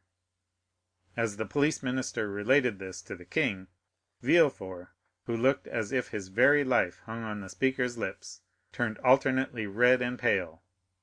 The king looked toward him. "Do you not think with me, M. de Villefort, that General Quesnel, whom they believed attached to the usurper, but who was really entirely devoted to me, has perished the victim of a Bonapartist ambush?" "It is probable, sire," replied Villefort; "but is this all that is known?" "They are on the track of the man who appointed the meeting with him." "On his track?" said Villefort. "Yes, the servant has given his description. He was a man of from 50 to 52 years of age, dark, with black eyes, covered with shaggy eyebrows and a thick moustache. He was dressed in a blue frock coat, buttoned up to the chin, and wore at his buttonhole the rosette of an officer of the Legion of Honor. Yesterday a person exactly corresponding with this description was followed, but he was lost sight of at the corner of the Rue de la Jussienne and the Rue Coqueron." Villefort leaned on the back of an armchair, for as the minister of police went on speaking, he felt his legs bend under him. But when he learned that the unknown had escaped the vigilance of the agent who followed him, he breathed again. "Continue to seek for this man, sir," said the king to the minister of police. "For if, as I am all but convinced, General Quesnel, who would have been so useful to us at this moment, has been murdered, his assassins, Bonapartists or not, shall be cruelly punished." It required all Villefort's coolness not to betray the terror with which this declaration of the king inspired him. "How strange," continued the king with some asperity. "The police think that they have disposed of the whole matter, when they say, 'A murder has been committed,' and especially so when they can add, 'and we are on the track of the guilty persons.' Sire, your majesty will, I trust, be amply satisfied on this point at least." "We shall see. I will no longer detain you, M. de Villefort, for you must be fatigued after so long a journey." "Go and rest. Of course you stopped at your father's?" A feeling of faintness came over Villefort. "No, sire, I alighted at the Hôtel de Madrid, in the Rue de Tournon." "But you have seen him?" "Sire, I went straight to the Duc de Blacas." "But will you see him, then?" "I think not, sire." "Ah, I forgot," said Louis, smiling in a manner which proved that all these questions were not made without a motive, "I forgot that you and M. Noirtier are not on the best terms possible, and that is another sacrifice made to the royal cause, and for which you should be recompensed." "Sire, the kindness your majesty deigns to evince towards me is a recompense which so far surpasses my utmost ambition that I have nothing more to ask for." "Never mind, sir, we will not forget you. Make your mind easy. In the meanwhile," the king here detached the cross of the Legion of Honor, which he usually wore over his blue coat, near the cross of St. Louis, above the order of Notre Dame du Mont Carmel and St. Lazare, and gave it to Villefort. "In the meanwhile, take this cross." "Sire," said Villefort, "your majesty mistakes; this is an officer's cross." "Ma foi," said Louis XVIII., "take it, such as it is, for I have not the time to procure you another. Blacas, let it be your care to see that the brevet is made out and sent to M. de Villefort." Villefort's eyes were filled with tears of joy and pride. He took the cross and kissed it. "And now," he said, "may I inquire what are the orders with which your majesty deigns to honor me?" "Take what rest you require, and remember that if you are not able to serve me here in Paris, you may be of the greatest service to me at Marseilles." "Sire," replied Villefort, bowing, "in an hour I shall have quitted Paris." "Go, sir," said the king, "and should I forget you—kings' memories are short—do not be afraid to bring yourself to my recollection. Baron, send for the minister of war. Blacas, remain." "Ah, sir," said the minister of police to Villefort as they left the Tuileries, "you entered by luck's door. Your fortune is made." "Will it be long first?" muttered Villefort, saluting the minister, whose career was ended, and looking about him for a hackney coach. One passed at the moment, which he hailed. He gave his address to the driver, and springing in, threw himself on the seat, and gave loose to dreams of ambition. 10 minutes afterwards, Villefort reached his hotel, ordered horses to be ready in 2 hours, and asked to have his breakfast brought to him. He was about to begin his repast when the sound of the bell rang sharp and loud. The valet opened the door, and Villefort heard someone speak his name. "Who could know that I was here already?" said the young man. The valet entered. "Well," said Villefort, "what is it? Who rang? Who asked for me?" "A stranger who will not send in his name." "A stranger who will not send in his name? What can he want with me?" "He wishes to speak to you." "To me?" "Yes." "Did he mention my name?" "Yes." "What sort of person is he?" "Why, sir, a man of about 50. "Short or tall?" "About your own height, sir." "Dark or fair?" "Dark, very dark, with black eyes, black hair, black eyebrows."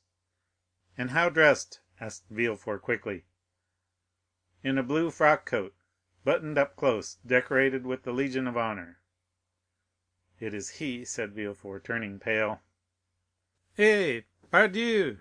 said the individual whose description we have twice given, entering the door.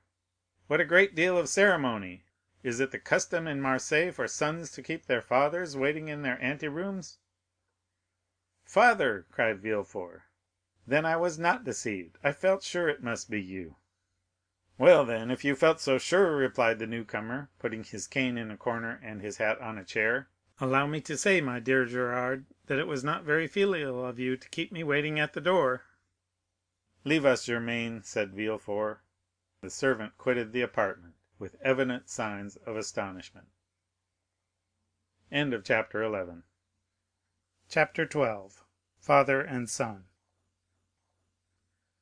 M. Noirtier, for it was indeed he who entered, looked after the servant until the door was closed, and then, fearing, no doubt, that he might be overheard in the antechamber, he opened the door again; nor was the precaution useless, as appeared from the rapid retreat of Germain, who proved that he was not exempt from the sin which ruined our first parents. M. Noirtier then took the trouble to close and bolt the antechamber door, then that of the bedchamber, and then extended his hand to Villefort, who had followed all his motions with surprise which he could not conceal. "Well, now, my dear Gérard," he said to the young man, with a very significant look, "do you know, you seem as if you were not very glad to see me." "My dear father," said Villefort, "I am, on the contrary, delighted; but I so little expected your visit that it has somewhat overcome me." "But, my dear fellow," replied M. Noirtier, seating himself, "I might say the same thing to you, when you announced to me your wedding for the 28th of February, and on the 3rd of March you turn up here in Paris." "And if I have come, my dear father," said Gérard, drawing closer to M. Noirtier, "do not complain, for it is for you that I come, and my journey will be your salvation." "Ah, indeed," said M. Noirtier, stretching himself out at ease in his chair. "Really, pray tell me all about it, for it must be interesting." "Father, you have heard speak of a certain Bonapartist club in the Rue Saint-Jacques?" "Number 53, yes, I am vice president." "Father, your coolness makes me shudder." "Why, my dear boy, when a man has been proscribed by the mountaineers, has escaped from Paris in a hay cart, been hunted over the plains of Bordeaux by Robespierre's bloodhounds, he becomes accustomed to most things. But go on, what about the club in the Rue Saint-Jacques?"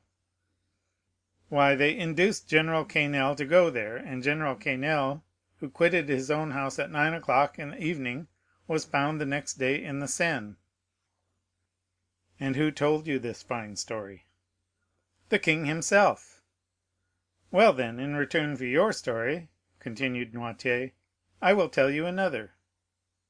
"My dear father, I think I already know what you are about to tell me." "Ah, you have heard of the landing of the emperor?" "Not so loud, father, I entreat you, for your own sake as well as mine. Yes, I heard this news, and I knew it even before you could, for 3 days ago I posted from Marseilles to Paris with all possible speed, half desperate at the enforced delay. 3 days ago? You are crazy. Why, 3 days ago the emperor had not landed. No matter, I was aware of his intention. How did you know about it? By a letter addressed to you from the island of Elba. To me? To you, and which I discovered in the pocket-book of the messenger. Had that letter fallen into the hands of another, you, my dear father, would probably ere this have been shot." Villefort's father laughed. "Come, come," said he, "will the Restoration adopt imperial methods so promptly? Shot, my dear boy? What an idea! Where is the letter you speak of? I know you too well to suppose you would allow such a thing to pass you." "I burnt it, for fear that even a fragment should remain, for that letter must have led to your condemnation." "And the destruction of your future prospects," replied Noirtier. "Yes, I can easily comprehend that. But I have nothing to fear while I have you to protect me." "I do better than that, sir, I save you." "You do? Why, really, the thing becomes more and more dramatic. Explain yourself." "I must refer again to the club in the Rue Saint-Jacques." "It appears that this club is rather a bore to the police. Why didn't they search more vigilantly? They would have found—" "They have not found, but they are on the track." "Yes, that's the usual phrase. I am quite familiar with it. When the police is at fault, it declares that it is on the track, and the government patiently awaits the day when it comes to say, with a sneaking air, that the track is lost." "Yes, but they have found a corpse. The general has been killed, and in all countries they call that a murder." "A murder, do you call it? Why, there is nothing to prove that the general was murdered. People are found every day in the Seine, having thrown themselves in, or having been drowned from not knowing how to swim." "Father, you know very well that the general was not a man to drown himself in despair, and people do not bathe in the Seine in the month of January. No, no, do not be deceived. This was murder in every sense of the word." "And who thus designated it?" "The king himself." "The king! I thought he was philosopher enough to allow that there was no murder in politics. In politics, my dear fellow, you know as well as I do that there are no men but ideas, no feelings but interests. In politics we do not kill a man, we only remove an obstacle, that is all. Would you like to know how matters have progressed? Well, I tell you, it was thought reliance might be placed in General Quesnel. He was recommended to us from the island of Elba. One of us went to him and invited him to the Rue Saint-Jacques, where he would find some friends. He came there, and the plan was unfolded to him for leaving Elba, the projected landing, etc. When he had heard and comprehended all to the fullest extent, he replied that he was a royalist. Then all looked at each other, he was made to take an oath, and did so, but with such an ill grace that it was really tempting Providence to swear him, and yet, in spite of that, the general was allowed to depart free, perfectly free. Yet he did not return home. What could that mean? Why, my dear fellow, that on leaving us he lost his way, that's all. A murder? Really, Villefort, you surprise me. You, a deputy procureur, to found an accusation on such bad premises. Did I ever say to you, when you were fulfilling your character as a royalist, and cut off the head of one of my party, 'My son, you have committed a murder'? No, I said, 'Very well, sir, you have gained the victory. Tomorrow, perchance, it will be our turn.' But, father, take care, when our turn comes, our revenge will be sweeping." "I do not misunderstand you. You rely on the usurper's return?" "We do." "You are mistaken. He will not advance 2 leagues into the interior of France without being followed, tracked, and caught like a wild beast." "My dear fellow, the emperor is at this moment on the way to Grenoble. On the 10th or 12th he will be at Lyons, and on the 20th or 25th at Paris. The people will rise." "Yes, to go and meet him." "He has but a handful of men with him, and armies will be dispatched against him."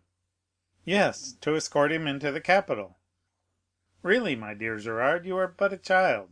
You think yourself well informed because the telegraph has told you 3 days after the landing. The usurper has landed at Caen with several men.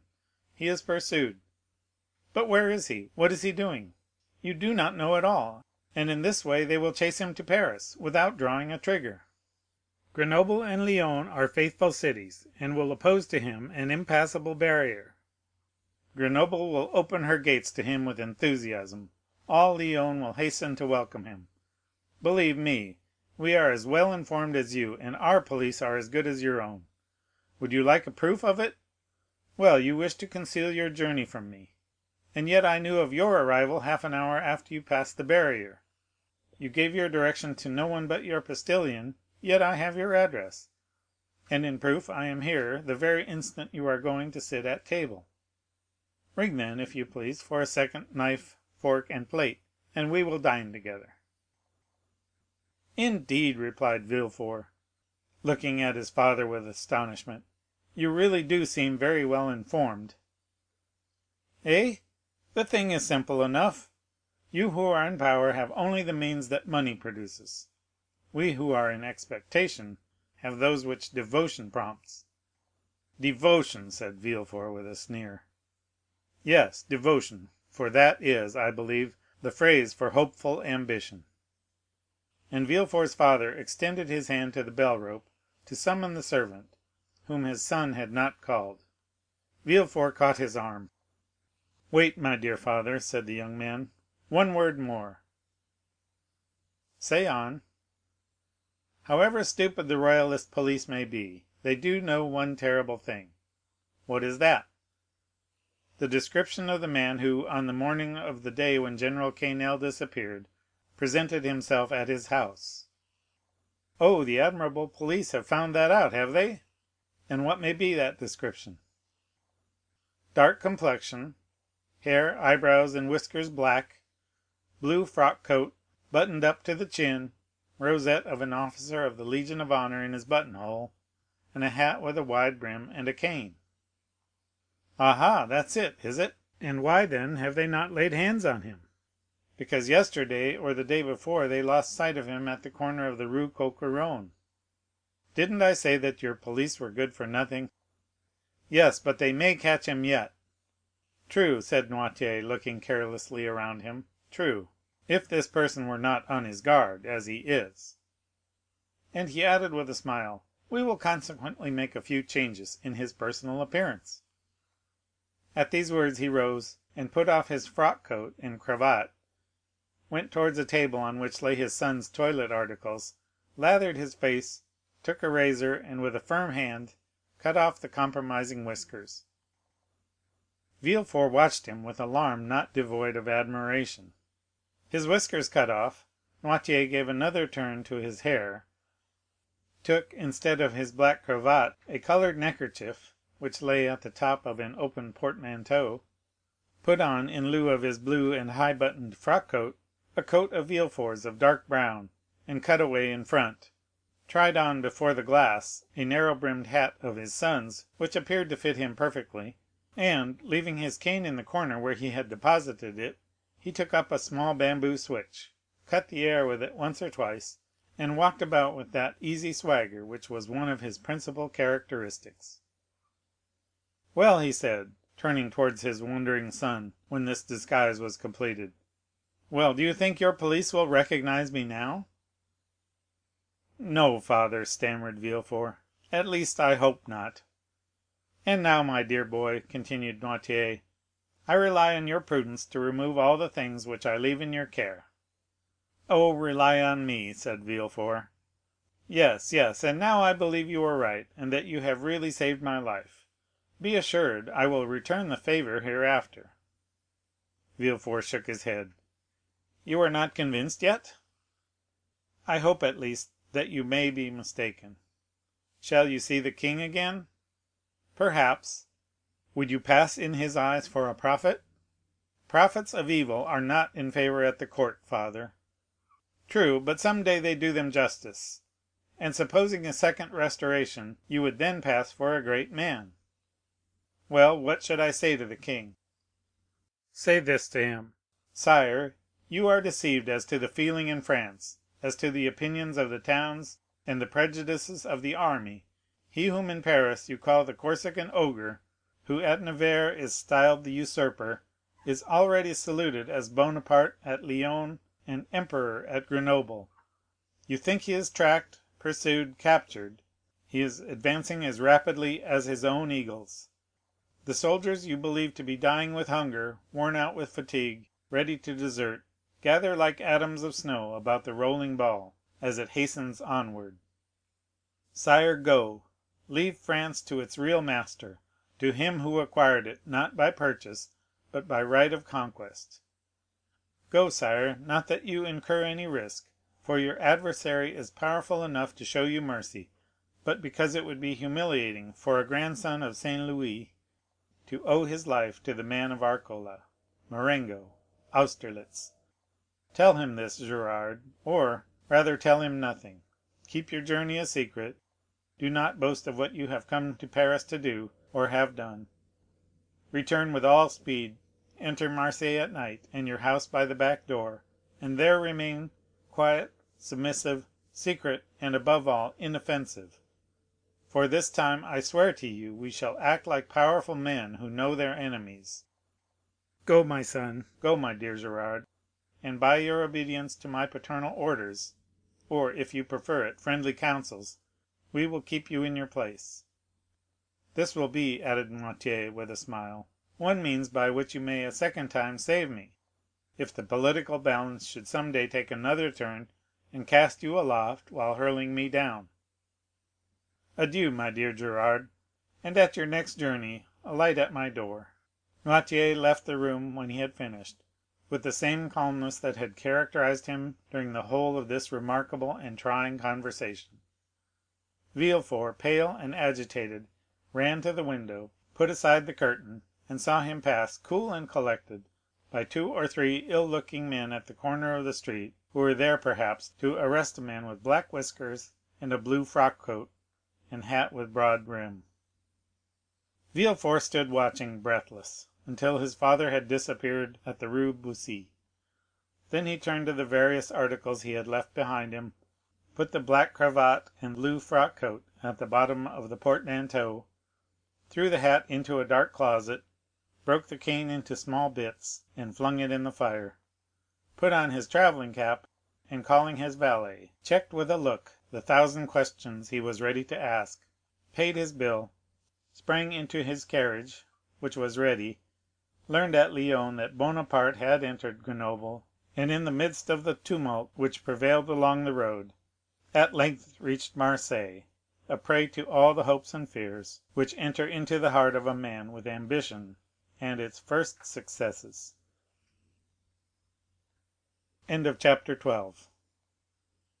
Chapter 13. The 100 Days. M. Noirtier was a true prophet, and things progressed rapidly as he had predicted.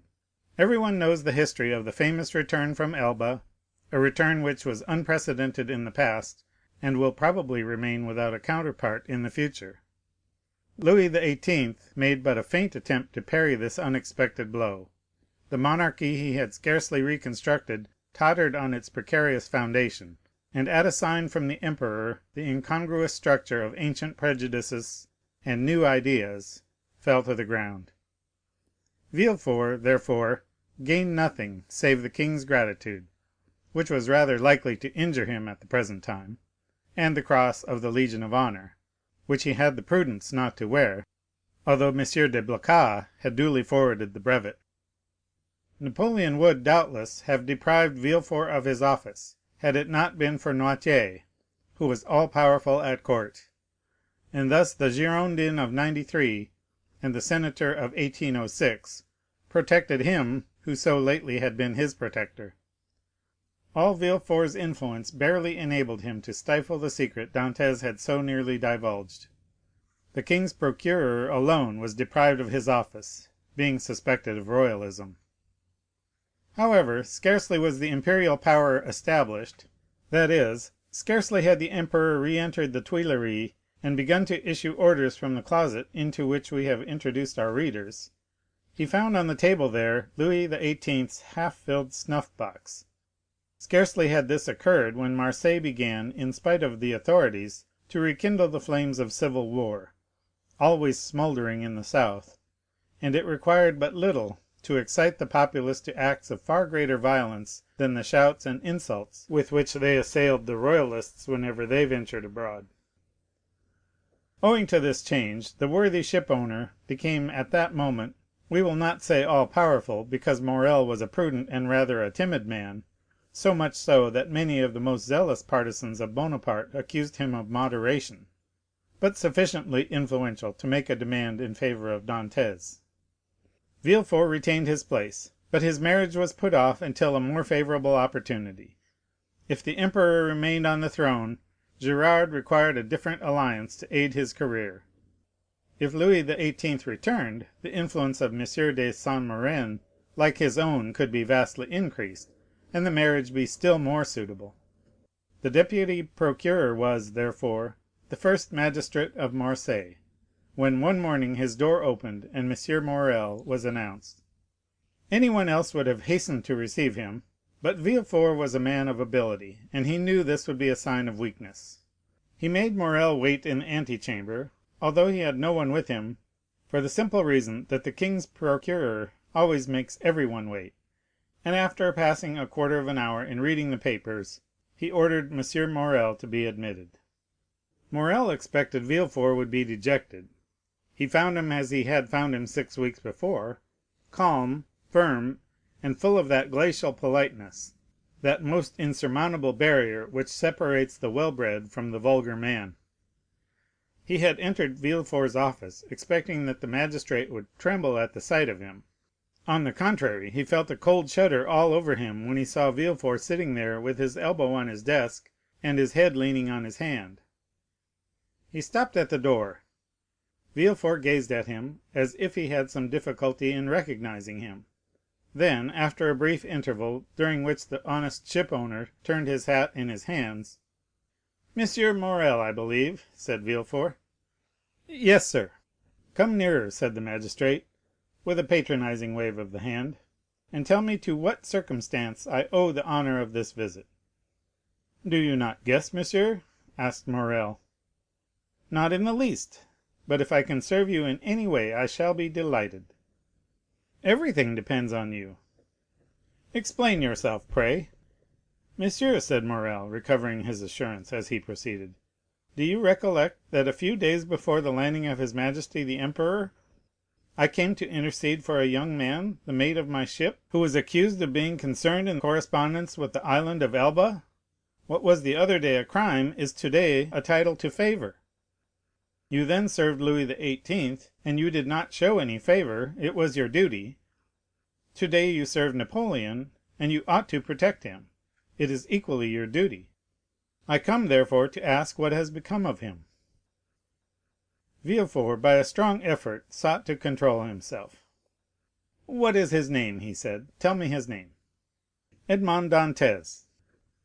Villefort would probably have rather stood opposite the muzzle of a pistol at 25 paces than have heard this name spoken, but he did not blanch. "Dantes," he repeated, "Edmond Dantes." "Yes, monsieur." Villefort opened a large register, then went to a table, from the table turned to his registers, and then turning to Morrel, "Are you quite sure you are not mistaken, monsieur?" he said in the most natural tone in the world. Had Morrel been a more quick-sighted man or better versed in these matters, he would have been surprised at the king's procureur answering him on such a subject, instead of referring him to the governors of the prison or the prefect of the department. But Morrel, disappointed in his expectations of exciting fear, was conscious only of the other's condescension. Villefort had calculated rightly. "No," said Morrel, "I am not mistaken. I have known him for 10 years, the last 4 of which he was in my service. Do not you recollect? I came about 6 weeks ago to plead for clemency, as I come today to plead for justice. You received me very coldly. Oh, the royalists were very severe with the Bonapartists in those days." "Monsieur," replied Villefort, "I was then a royalist, because I believed the Bourbons not only the heirs to the throne, but the chosen of the nation. The miraculous return of Napoleon has conquered me. The legitimate monarch is he who is loved by his people." "That's right," cried Morrel. "I like to hear you speak thus, and I augur well for Edmond from it." "Wait a moment," said Villefort, turning over the leaves of a register. "I have it. A sailor who was about to marry a young Catalan girl. I recollect now. It was a very serious charge." "How so?" "You know that when he left here he was taken to the Palais de Justice." "Well?" "I made my report to the authorities at Paris, and a week after he was carried off." "Carried off?" said Morrel. "What can they have done with him?" "Oh, he has been taken to Fenestrelle, or to Pignerol, or to the Saint Marguerite Islands. Some fine morning he will return to take command of your vessel." "Come when he will, it shall be kept for him. But how is it he is not already returned? It seems to me the first care of government should be to set at liberty those who have suffered for their adherence to it." "Do not be too hasty, M. Morrel," replied Villefort. "The order of imprisonment came from high authority, and the order for his liberation must proceed from the same source; and as Napoleon has scarcely been reinstated a fortnight, the letters have not yet been forwarded." "But," said Morrel, "is there no way of expediting all these formalities, of releasing him from arrest?" "There has been no arrest." "How?" "It is sometimes essential to government to cause a man's disappearance without leaving any traces, so that no written forms or documents may defeat their wishes. It might be so under the Bourbons, but at present——" "It has always been so, my dear Morrel, since the reign of Louis XIV. The emperor is more strict in prison discipline than even Louis himself, and the number of prisoners whose names are not on the register is incalculable. Had Morrel even any suspicions, so much kindness would have dispelled them."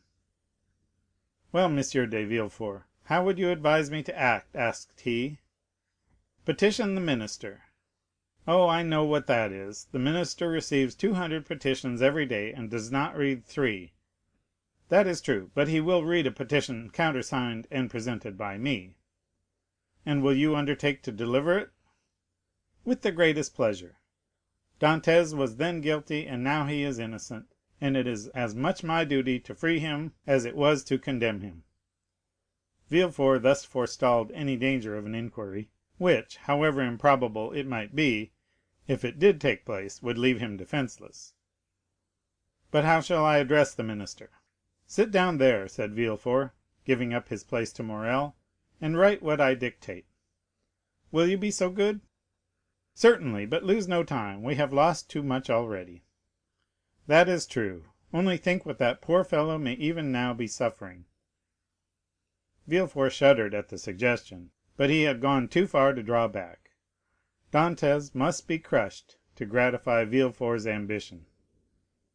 Villefort dictated a petition, in which, from an excellent intention, no doubt, Dantès' patriotic services were exaggerated, and he was made out one of the most active agents of Napoleon's return. It was evident that at the sight of this document the minister would instantly release him. The petition finished, Villefort read it aloud. "Will that do?" said he. "Leave the rest to me." "Will the petition go soon?" "Today." "Countersigned by you?" "The best thing I can do will be to certify the truth of the contents of your petition." And, sitting down, Villefort wrote the certificate at the bottom. "What more is to be done?" "I will do whatever is necessary."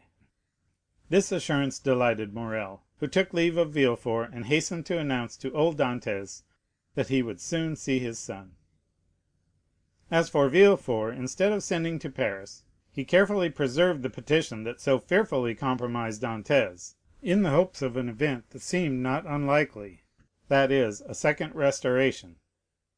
Dantès remained a prisoner, and heard not the noise of the fall of Louis XVIII's throne, or the still more tragic destruction of the empire.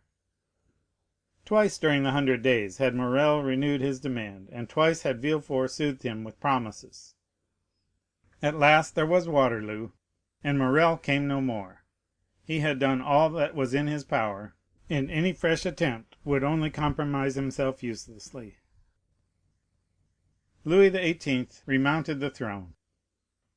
Villefort, to whom Marseilles had become filled with remorseful memories, sought and obtained the situation of king's procureur at Toulouse, and a fortnight afterwards he married Mademoiselle de Saint Méran, whose father now stood higher at court than ever. And so Dantès, after the 100 Days and after Waterloo, remained in his dungeon, forgotten of earth and heaven. Danglars comprehended the full extent of the wretched fate that overwhelmed Dantès, and when Napoleon returned to France, he, after the manner of mediocre minds, termed the coincidence a decree of Providence. But when Napoleon returned to Paris, Danglars' heart failed him, and he lived in constant fear of Dantès' return on a mission of vengeance. He therefore informed M. Morrel of his wish to quit the sea, and obtained a recommendation from him to a Spanish merchant, into whose service he entered at the end of March, that is, 10 or 12 days after Napoleon's return. He then left for Madrid, and was no more heard of. Fernand understood nothing except that Dantès was absent. What had become of him he cared not to inquire. Only during the respite the absence of his rival afforded him, he reflected, partly on the means of deceiving Mercédès as to the cause of his absence, partly on plans of emigration and abduction, as from time to time he sat sad and motionless on the summit of Cape Pharo, at the spot from whence Marseilles and the Catalans are visible, watching for the apparition of a young and handsome man who was for him also the messenger of vengeance. Fernand's mind was made up. He would shoot Dantès and then kill himself. But Fernand was mistaken. A man of his disposition never kills himself, for he constantly hopes. During this time the empire made its last conscription, and every man in France capable of bearing arms rushed to obey the summons of the emperor. Fernand departed with the rest, bearing with him the terrible thought that while he was away his rival would perhaps return and marry Mercédès. Had Fernand really meant to kill himself, he would have done so when he parted from Mercédès. His devotion and the compassion he showed for her misfortunes produced the effect they always produce on noble minds. Mercédès had always had a sincere regard for Fernand, and this was now strengthened by gratitude. "My brother," said she, as she placed his knapsack on his shoulders, "be careful of yourself, for if you are killed I shall be alone in the world." These words carried a ray of hope into Fernand's heart. Should Dantès not return, Mercédès might one day be his. Mercédès was left alone face to face with the vast plain that had never seemed so barren, and the sea that had never seemed so vast. Bathed in tears, she wandered about the Catalan village. Sometimes she stood mute and motionless as a statue, looking toward Marseilles, at other times gazing on the sea, and debating as to whether it were not better to cast herself into the abyss of the ocean, and thus end her woes. It was not want of courage that prevented her putting this resolution into execution, but her religious feelings came to her aid and saved her. Caderousse was, like Fernand, enrolled in the army, but being married and 8 years older, he was merely sent to the frontier. Old Dantès, who was only sustained by hope, lost all hope at Napoleon's downfall. 5 months after he had been separated from his son, and almost at the hour of his arrest, he breathed his last in Mercédès' arms. M. Morrel paid the expenses of his funeral and a few small debts the poor old man had contracted. There was more than benevolence in this action. There was courage. The South was aflame, and to assist even on his deathbed the father of so dangerous a Bonapartist as Dantès was stigmatized as a crime. Chapter 14. The Two Prisoners. A year after Louis XVIII's restoration, a visit was made by the Inspector General of Prisons. Dantès in his cell heard the noise of preparation, sounds that at the depth where he lay would have been inaudible to any but the ear of a prisoner, who could hear the splash of the drop of water that every hour fell from the roof of his dungeon. He guessed something uncommon was passing among the living, but he had so long ceased to have any intercourse with the world that he looked upon himself as dead. The inspector visited, one after another, the cells and dungeons of several of the prisoners, whose good behavior or stupidity recommended them to the clemency of the government. He inquired how they were fed, and if they had any request to make. The universal response was, that the fare was detestable, and that they wanted to be set free. The inspector asked if they had anything else to ask for. They shook their heads. What could they desire beyond their liberty? The inspector turned smilingly to the governor. I do not know what reason government can assign for these useless visits. When you see one prisoner, you see all, always the same thing, ill-fed and innocent. Are there any others? Yes, the dangerous and mad prisoners are in the dungeons. Let us visit them, said the inspector with an air of fatigue. We must play the farce to the end. Let us see the dungeons. Let us first send for 2 soldiers, said the governor. The prisoners sometimes, through mere uneasiness of life, and in order to be sentenced to death, commit acts of useless violence, and you might fall a victim. Take all needful precautions, replied the inspector.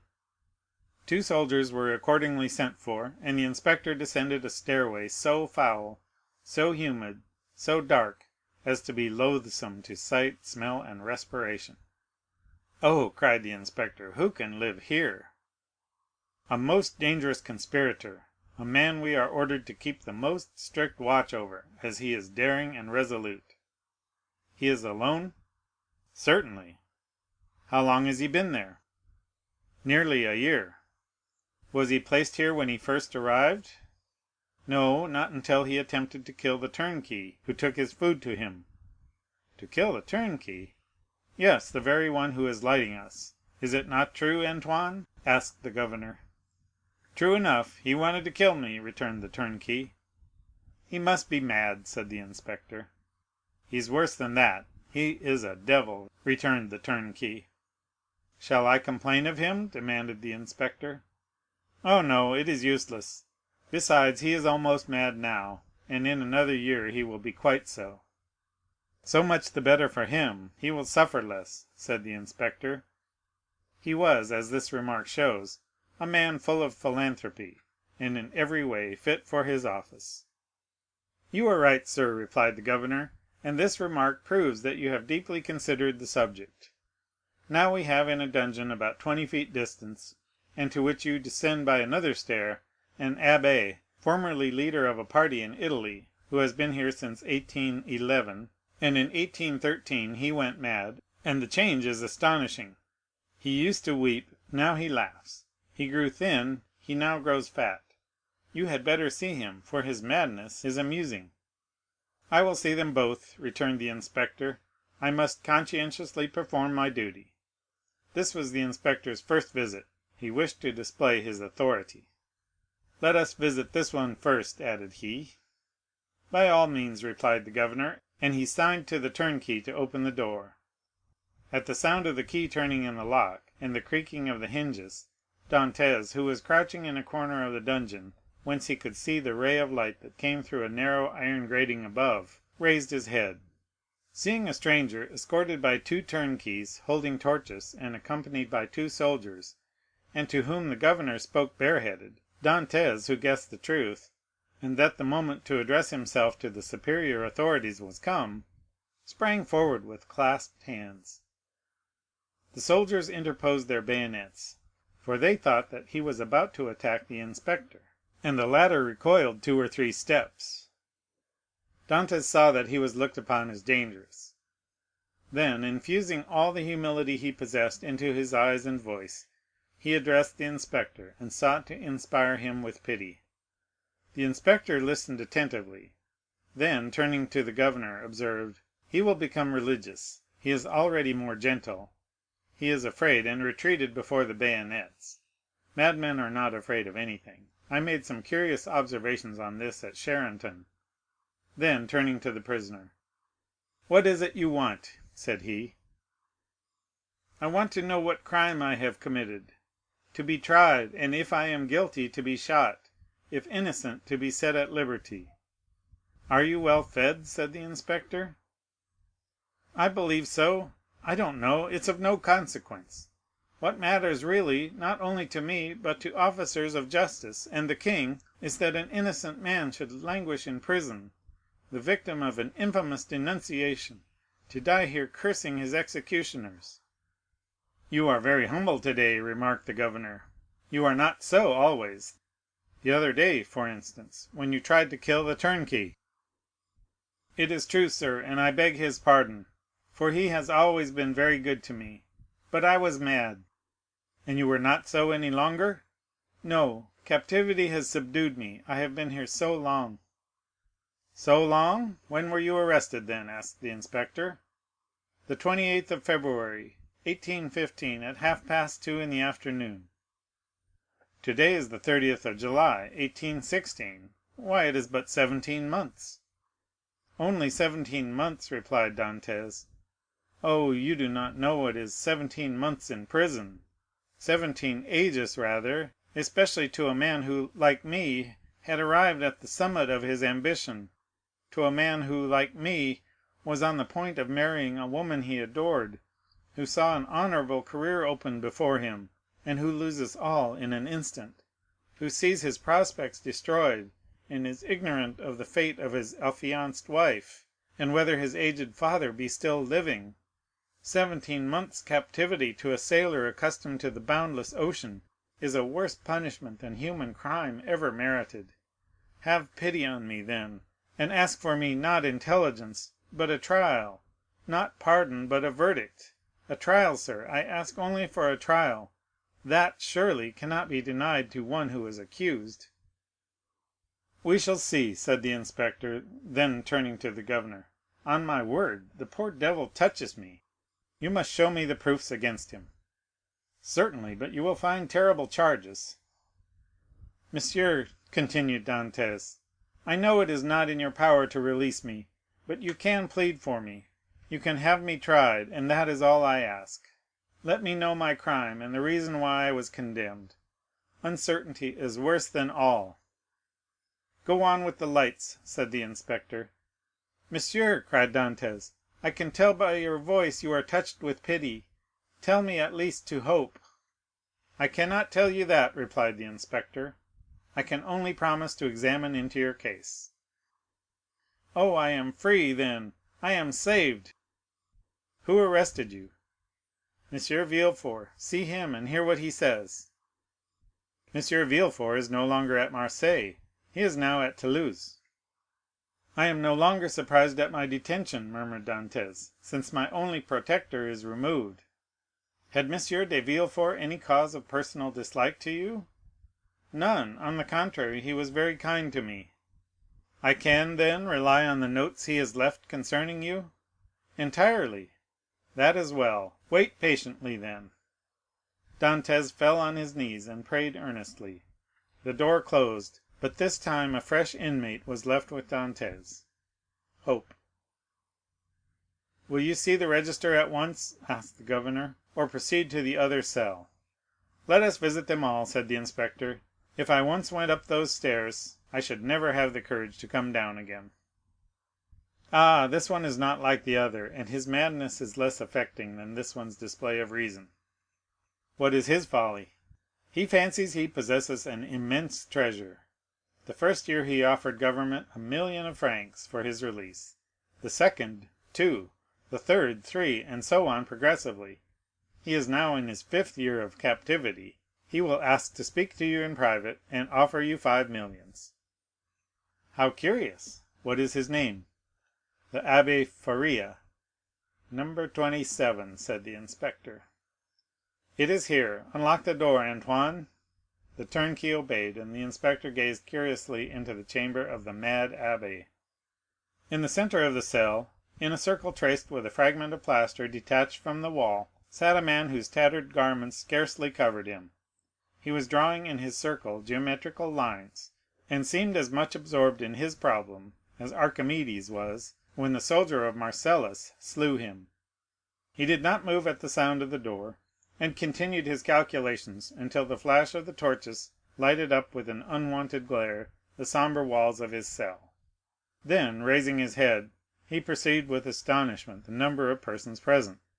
He hastily seized the coverlet of his bed and wrapped it round him. "What is it you want?" said the inspector. "I, monsieur," replied the abbé with an air of surprise, "I want nothing." "You do not understand," continued the inspector. "I am sent here by government to visit the prison and hear the requests of the prisoners." "Oh, that is different," cried the abbé, "and we shall understand each other, I hope." "There now," whispered the governor, "it is just as I told you." "Monsieur," continued the prisoner, "I am the Abbé Faria, born at Rome. I was for 20 years Cardinal Spada's secretary. I was arrested—why, I know not—toward the beginning of the year 1811. Since then I have demanded my liberty from the Italian and French government." "Why from the French government?" "Because I was arrested at Piombino, and I presume that, like Milan and Florence, Piombino has become a capital of some French department." "Ah," said the inspector, "you have not the latest news from Italy."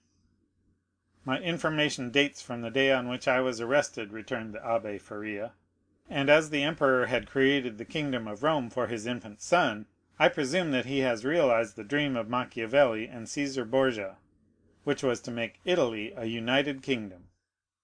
"Monsieur," returned the inspector, "Providence has changed this gigantic plan you advocate so warmly. It is the only means of rendering Italy strong, happy, and independent." "Very possibly, only I am not come to discuss politics, but to inquire if you have anything to ask or to complain of." "The food is the same as in other prisons, that is, very bad. The lodging is very unhealthful, but on the whole passable for a dungeon. But it is not that which I wish to speak of, but a secret I have to reveal of the greatest importance." "We are coming to the point," whispered the governor. "It is for that reason I am delighted to see you," continued the abbé. "Although you have disturbed me in a most important calculation, which, if it succeeded, would possibly change Newton's system, could you allow me a few words in private?" "What did I tell you?" said the governor. "You knew him," returned the inspector with a smile. "What you ask is impossible, monsieur," continued he, addressing Faria.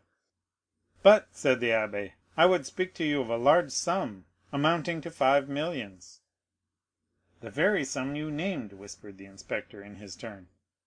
"However," continued Faria, seeing that the inspector was about to depart, "it is not absolutely necessary for us to be alone; the governor can be present."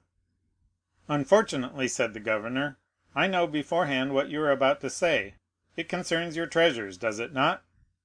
Faria fixed his eyes on him with an expression that would have convinced anyone else of his sanity. "Of course," said he; "of what else should I speak?" "Monsieur Inspector," continued the governor, "I can tell you the story as well as he, for it has been dinned in my ears for the last 4 or 5 years." "That proves," returned the abbé, "that you are like those of Holy Writ, who having ears hear not, and having eyes see not." "My dear sir, the government is rich and does not want your treasures," replied the inspector. "Keep them until you are liberated." The abbé's eyes glistened. He seized the inspector's hand. "But what if I am not liberated," cried he, "and am detained here until my death? This treasure will be lost. Had not government better profit by it? I will offer 6 millions, and I will content myself with the rest if they will only give me my liberty." "On my word," said the inspector in a low tone, "had I not been told beforehand that this man was mad, I should believe what he says." "I am not mad," replied Faria, with that acuteness of hearing peculiar to prisoners. "The treasure I speak of really exists, and I offer to sign an agreement with you, in which I promise to lead you to the spot where you shall dig, and if I deceive you, bring me here again. I ask no more." The governor laughed. "Is the spot far from here?" "100 leagues." "It is not ill planned," said the governor. "If all the prisoners took it into their heads to travel 100 leagues, and their guardians consented to accompany them, they would have a capital chance of escaping." "The scheme is well known," said the inspector, "and the abbé's plan has not even the merit of originality." Then turning to Faria, "I inquired if you are well fed," said he. "Swear to me," replied Faria, "to free me if what I tell you prove true, and I will stay here while you go to the spot." "Are you well fed?" repeated the inspector. "Monsieur, you run no risk, for, as I told you, I will stay here, so there is no chance of my escaping." "You do not reply to my question," replied the inspector impatiently. "Nor you to mine," cried the abbé. "You will not accept my gold. I will keep it for myself. You refuse me my liberty. God will give it me." And the abbé, casting away his coverlet, resumed his place and continued his calculations. "What is he doing there?" said the inspector. "Counting his treasures," replied the governor. Faria replied to this sarcasm with a glance of profound contempt. They went out. The turnkey closed the door behind them. "He was wealthy once, perhaps?" said the inspector. "Or dreamed he was, and awoke mad." "After all," said the inspector, "if he had been rich, he would not have been here." So the matter ended for the Abbé Faria. He remained in his cell, and this visit only increased the belief in his insanity. Caligula or Nero, those treasure seekers, those desirers of the impossible, would have accorded to the poor wretch, in exchange for his wealth, the liberty he so earnestly prayed for. But the kings of modern times, restrained by the limits of mere probability, have neither courage nor desire. They fear the ear that hears their orders, and the eye that scrutinizes their actions. Formerly they believed themselves sprung from Jupiter, and shielded by their birth, but nowadays they are not inviolable. It has always been against the policy of despotic governments to suffer the victims of their persecutions to reappear. As the Inquisition rarely allowed its victims to be seen with their limbs distorted and their flesh lacerated by torture, so madness is always concealed in its cell, from whence, should it depart, it is conveyed to some gloomy hospital, where the doctor has no thought for man or mind in the mutilated being the jailer delivers to him. The very madness of the Abbé Faria, gone mad in prison, condemned him to perpetual captivity. The inspector kept his word with Dantès. He examined the register, and found the following note concerning him: Edmond Dantes, violent Bonapartist, took an active part in the return from Elba. The greatest watchfulness and care to be exercised. This note was in a different hand from the rest, which showed that it had been added since his confinement. The inspector could not contend against this accusation. He simply wrote, "Nothing to be done." This visit had infused new vigor into Dantès. He had, till then, forgotten the date; but now, with a fragment of plaster, he wrote the date, 30th July, 1816, and made a mark every day, in order not to lose his reckoning again. Days and weeks passed away, then months. Dantès still waited. He at first expected to be freed in a fortnight. This fortnight expired. He decided that the inspector would do nothing until his return to Paris, and that he would not reach there until his circuit was finished. He therefore fixed 3 months.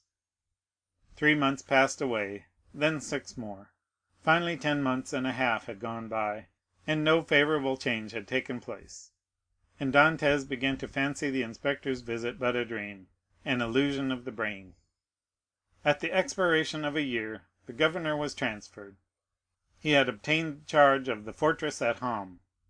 He took with him several of his subordinates, and amongst them Dantès' jailer. The new governor arrived. It would have been too tedious to acquire the names of the prisoners.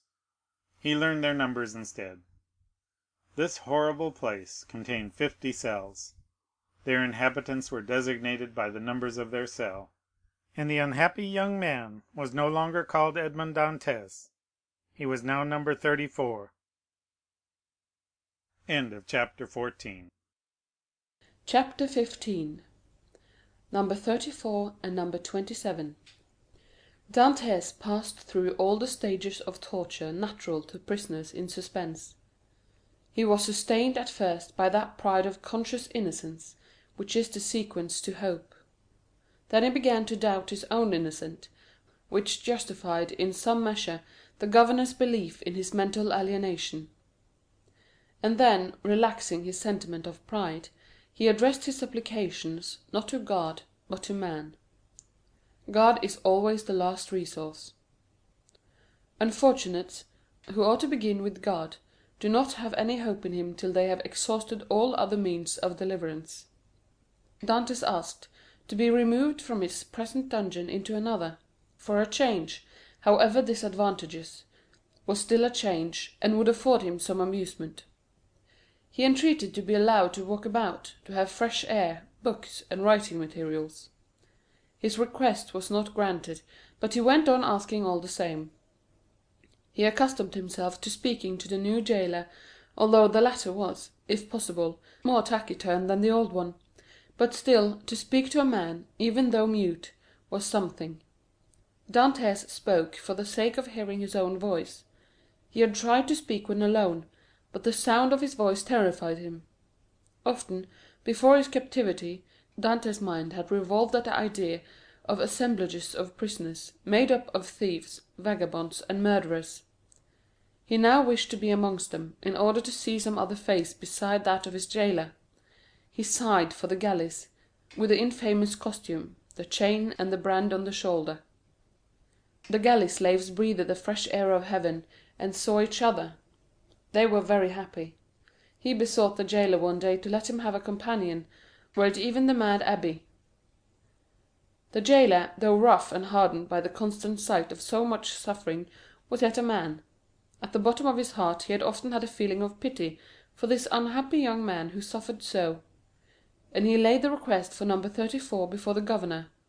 But the latter sapiently imagined that Dantès wished to conspire or attempt an escape, and refused his request. Dantès had exhausted all human resources, and he then turned to God. All the pious ideas that had been so long forgotten returned. He recollected the prayers his mother had taught him, and discovered a new meaning in every word. For in prosperity prayers seem but a mere medley of words, until misfortune comes, and the unhappy sufferer first understands the meaning of the sublime language in which he invokes the pity of heaven. He prayed, and prayed aloud, no longer terrified at the sound of his own voice, for he fell into a sort of ecstasy. He laid every action of his life before the Almighty, proposed tasks to accomplish, and at the end of every prayer introduced the entreaty oftener addressed to man than to God. "Forgive us our trespasses, as we forgive them that trespass against us." Yet, in spite of his earnest prayers, Dantès remained a prisoner. Then gloom settled heavy upon him. Dantès was a man of great simplicity of thought, and without education. He could not, therefore, in the solitude of his dungeon, traverse in mental vision the history of the ages, bring to life the nations that had perished, and rebuild the ancient cities so vast and stupendous, in the light of the imagination, and that pass before the eye glowing with celestial colours in Martin's Babylonian pictures. He could not do this, he whose past life was so short, whose present so melancholy, and his future so doubtful. 19 years of light to reflect upon in eternal darkness. No distraction could come to his aid. His energetic spirit, that would have exulted in thus revisiting the past, was imprisoned like an eagle in a cage. He clung to one idea, that of his happiness, destroyed, without apparent cause, by an unheard-of fatality. He considered and reconsidered this idea, devoured it, so to speak, as the implacable Ugolino devours the skull of Archbishop Roger in the Inferno of Dante. Rage supplanted religious fervour. Dantès uttered blasphemies that made his jailer recoil with horror, dashed himself furiously against the walls of his prison, wreaked his anger upon everything, and chiefly upon himself, so that the least thing, a grain of sand, a straw, or a breath of air that annoyed him, led to paroxysms of fury. Then the letter that Villefort had showed to him recurred to his mind, and every line gleamed forth in fiery letters on the wall, like the Menetekel Oparsin of Belshazzar. He told himself that it was the enmity of man, and not the vengeance of heaven, that had thus plunged him into the deepest misery. He consigned his unknown persecutors to the most horrible tortures he could imagine, and found them all insufficient, because after torture came death, and after death, if not repose, at least the boon of unconsciousness. By dint of constantly dwelling on the idea that tranquillity was death, and if punishment were the end in view, other tortures than death must be invented, he began to reflect on suicide. Unhappy he who, on the brink of misfortune, broods over ideas like these. Before him is a dead sea that stretches in azure calm before his eyes, but he who unwarily ventures within its embrace finds himself struggling with a monster that would drag him down to perdition. Once thus ensnared, unless the protecting hand of God snatch him thence, all is over, and his struggles but tend to hasten his destruction. This state of mental anguish is, however, less terrible than the sufferings that precede or the punishment that possibly will follow. There is a sort of consolation at the contemplation of the yawning abyss, at the bottom of which lie darkness and obscurity. Edmond found some solace in these ideas. All his sorrows, all his sufferings, with their train of gloomy spectres, fled from his cell when the angel of death seemed about to enter. Dantès reviewed his past life with composure, and, looking forward with terror to his future existence, chose that middle line that seemed to afford him a refuge. "Sometimes," said he, "in my voyages, when I was a man and commanded other men, I have seen the heavens overcast, the sea rage and foam, the storm arise, and, like a monstrous bird, beating the two horizons with its wings. Then I felt that my vessel was a vain refuge that trembled and shook before the tempest. Soon the fury of the waves and the sight of the sharp rocks announced the approach of death, and death then terrified me, and I used all my skill and intelligence as a man and a sailor to struggle against the wrath of God. But I did so because I was happy, because I had not courted death, because to be cast upon a bed of rocks and seaweed seemed terrible, because I was unwilling that I, a creature made for the service of God, should serve for food to the gulls and ravens. But now it is different. I have lost all that bound me to life. Death smiles and invites me to repose. I die after my own manner. I die exhausted and broken-spirited, as I fall asleep when I have paced 3,000 times round my cell." No sooner had this idea taken possession of him than he became more composed, arranged his couch to the best of his power, ate little and slept less, and found existence almost supportable, because he felt that he could throw it off at pleasure like a worn-out garment. Two methods of self-destruction were at his disposal. He could hang himself with his handkerchief to the window-bars, or refuse food and die of starvation. But the first was repugnant to him. Dantès had always entertained the greatest horror of pirates, who are hung up to the yard-arm. He would not die by what seemed an infamous death. He resolved to adopt the second, and began that day to carry out his resolve. Nearly 4 years had passed away. At the end of the second he had ceased to mark the lapse of time. Dantès said, "I wish to die," and had chosen the manner of his death, and fearful of changing his mind, he had taken an oath to die. "When my morning and evening meals are brought," thought he, "I will cast them out of the window, and they will think I have eaten them." He kept his word. Twice a day he cast out, through the barred aperture, the provisions his jailer brought him, at first gaily, then with deliberation, and at last with regret.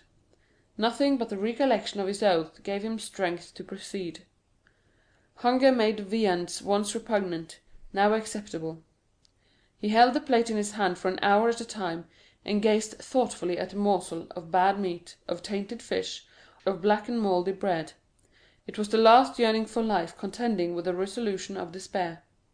Then his dungeon seemed less sombre, his prospects less desperate. He was still young. He was only 4 or 5 and 20, he had nearly 50 years to live.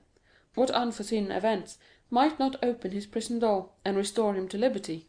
Then he raised to his lips the repast that, Like a voluntary Tantalus, he refused himself. But he thought of his oath, and he would not break it. He persisted until, at last, he had not sufficient strength to rise and cast his supper out of the loophole. The next morning he could not see or hear. The jailer feared he was dangerously ill. Edmond hoped he was dying.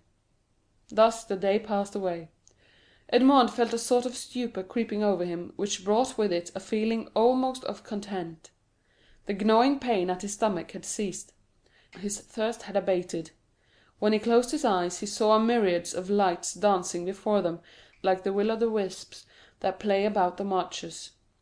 It was the twilight of that mysterious country called Death.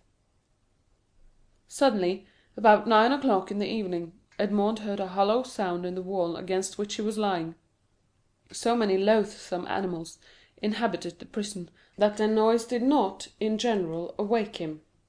But whether abstinence had quickened his faculties, or whether the noise was really louder than usual, Edmond raised his head and listened. It was a continual scratching, as if made by a huge claw, a powerful tooth, or some iron instrument attacking the stones. Although weakened, the young man's brain instantly responded to the idea that haunts all prisoners: liberty. It seemed to him that heaven had at length taken pity on him, and had sent this noise to warn him on the very brink of the abyss. Perhaps one of those beloved ones he had so often thought of was thinking of him and striving to diminish the distance that separated them. No, no, doubtless he was deceived, and it was but one of those dreams that forerun death. Edmond still heard the sound. It lasted nearly 3 hours. He then heard a noise of something falling, and all was silent. Some hours afterwards it began again, nearer and more distinct. Edmond was intensely interested. Suddenly the jailer entered. For a week since he had resolved to die, and during the 4 days that he had been carrying out his purpose, Edmond had not spoken to the attendant, had not answered him when he inquired what was the matter with him, and turned his face to the wall when he looked too curiously at him. But now the jailer might hear the noise, and put an end to it, and so destroy a ray of something like hope that soothed his last moments. The jailer brought him his breakfast. Dantès raised himself up, and began to talk about everything, about the bad quality of the food, about the coldness of his dungeons, grumbling and complaining, in order to have an excuse for speaking louder and wearying the patience of his jailer, who out of kindness of heart had brought broth and white bread for his prisoner. Fortunately he fancied that Dantès was delirious, and placing the food on the rickety table, he withdrew. Edmond listened, and the sound became more and more distinct. "There can be no doubt about it," thought he. "It is some prisoner who is striving to obtain his freedom. Oh, if I were only there to help him!" Suddenly another idea took possession of his mind, so used to misfortune that it was scarcely capable of hope. The idea that the noise was made by workmen the government had ordered to repair the neighboring dungeon. It was easy to ascertain this, but how could he risk the question? It was easy to call his jailer's attention to the noise, and watch his countenance as he listened, but might he not by this means destroy hopes far more important than the short-lived satisfaction of his own curiosity? Unfortunately, Edmond's brain was still so feeble that he could not bend his thoughts to anything in particular.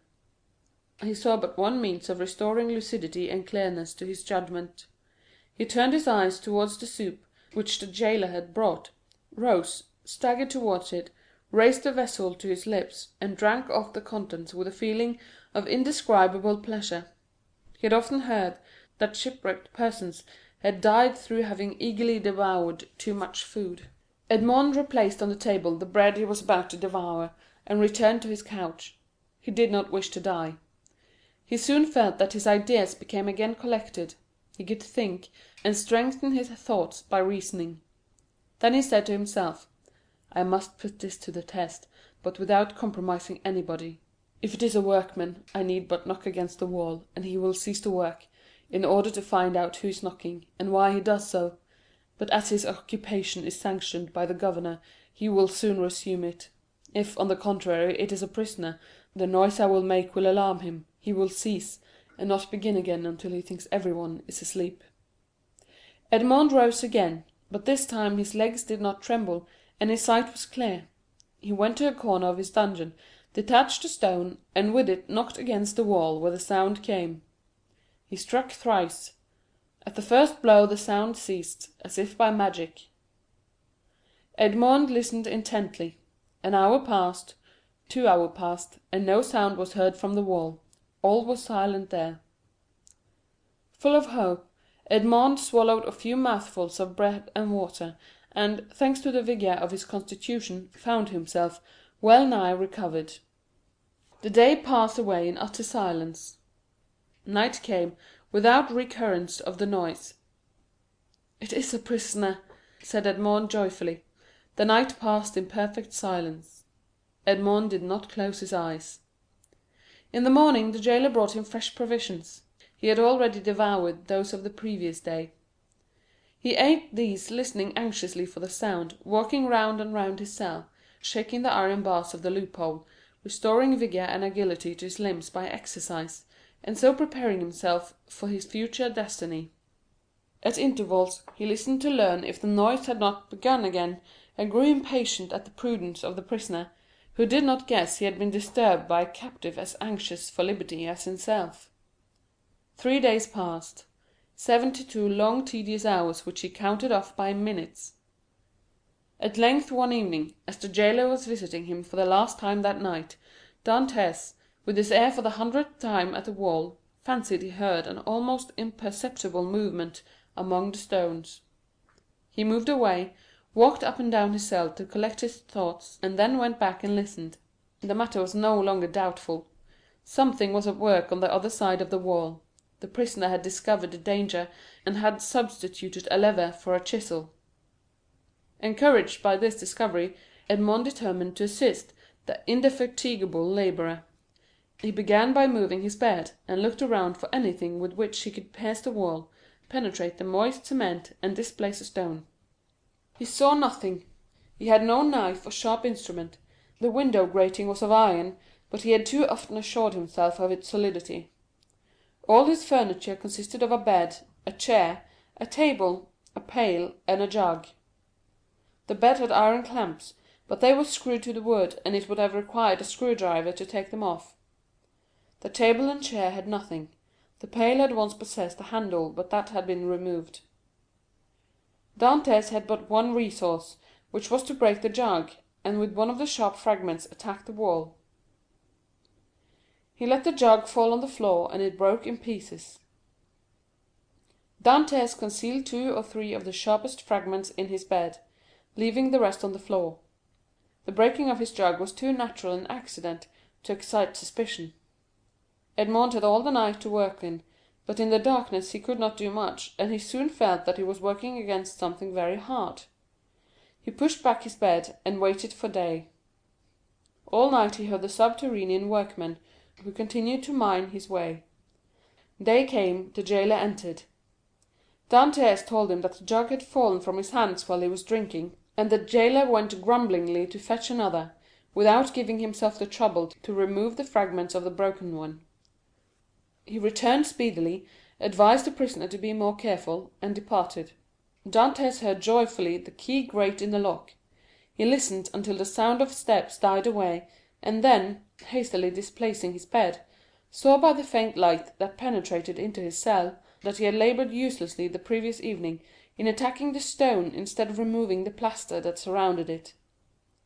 The damp had rendered it friable, and Dantès was able to break it off, in small morsels, it is true, but at the end of half an hour he had scraped off a handful. A mathematician might have calculated that in 2 years, supposing that the rock was not encountered, a passage of 20 feet long and 2 feet broad might be formed. The prisoner reproached himself with not having thus employed the hours he had passed in vain hopes, prayer, and despondency. During the 6 years he had been imprisoned, what might he not have accomplished? In 3 days he had succeeded, with the utmost precaution, in removing the cement and exposing the stonework. The wall was built of rough stones, among which, to give strength to the structure, blocks of hewn stone were at intervals embedded. It was one of these he had uncovered, and which he must remove from its socket. Dantès strove to do this with his nails, but they were too weak. The fragments of the jug broke, and after an hour of useless toil, he paused. Was he to be thus stopped at the beginning, and was he to wait inactive until his fellow workman had completed his task? Suddenly an idea occurred to him. He smiled, and the perspiration dried on his forehead.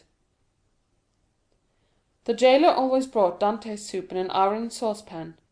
This saucepan contained a soup for both prisoners, for Dantès had noticed that it was either quite full or half empty, according as the turnkey gave it to him or to his companion first. The handle of this saucepan was of iron. Dantès would have given 10 years of his life in exchange for it. The jailer was accustomed to pour the contents of the saucepan into Dantès' plate, and Dantès, after eating his soup with a wooden spoon, washed the plate, which thus served for every day. Now when evening came, Dantès put his plate on the ground near the door. The jailer, as he entered, stepped on it and broke it. This time he could not blame Dantès. He was wrong to leave it there, but the jailer was wrong not to have looked before him. The jailer therefore only grumbled. Then he looked about for something to pour the soup into. Dantès' entire dinner service consisted of one plate. There was no alternative. "Leave the saucepan," said Dantès. "You can take it away when you bring me my breakfast." This advice was to the jailer's taste, as it spared him the necessity of making another trip. He left the saucepan. Dantès was beside himself with joy. He rapidly devoured his food, and after waiting an hour, lest the jailer should change his mind and return, he removed his bed, took the handle of the saucepan, inserted the point between the hewn stone and rough stones of the wall, and employed it as a lever. A slight oscillation showed Dantès that all went well. At the end of an hour the stone was extricated from the wall, leaving a cavity 1.5 feet in diameter. Dantès carefully collected the plaster, carried it into the corner of his cell, and covered it with earth. Then, wishing to make the best use of his time while he had the means of labor, he continued to work without ceasing. At the dawn of day he replaced the stone, pushed his bed against the wall, and lay down. The breakfast consisted of a piece of bread. The jailer entered and placed the bread on the table. "Well, don't you intend to bring me another plate?" said Dantès. "No," replied the turnkey, "you destroy everything. First you break your jug, then you make me break your plate. If all the prisoners followed your example, the government would be ruined. I shall leave you the saucepan, and pour your soup into that, so for the future I hope you will not be so destructive." Dantès raised his eyes to heaven and clasped his hands beneath the coverlet. He felt more gratitude for the possession of the piece of iron than he had ever felt for anything. He had noticed, however, that the prisoner on the other side had ceased to labor. No matter, this was a great reason for proceeding. If his neighbor would not come to him, he would go to his neighbor. All day he toiled on untiringly, and by evening he had succeeded in extracting 10 handfuls of plaster and fragments of stone. When the hour for his jailer's visit arrived, Dantès straightened the handle of the saucepan as well as he could, and placed it on its accustomed place.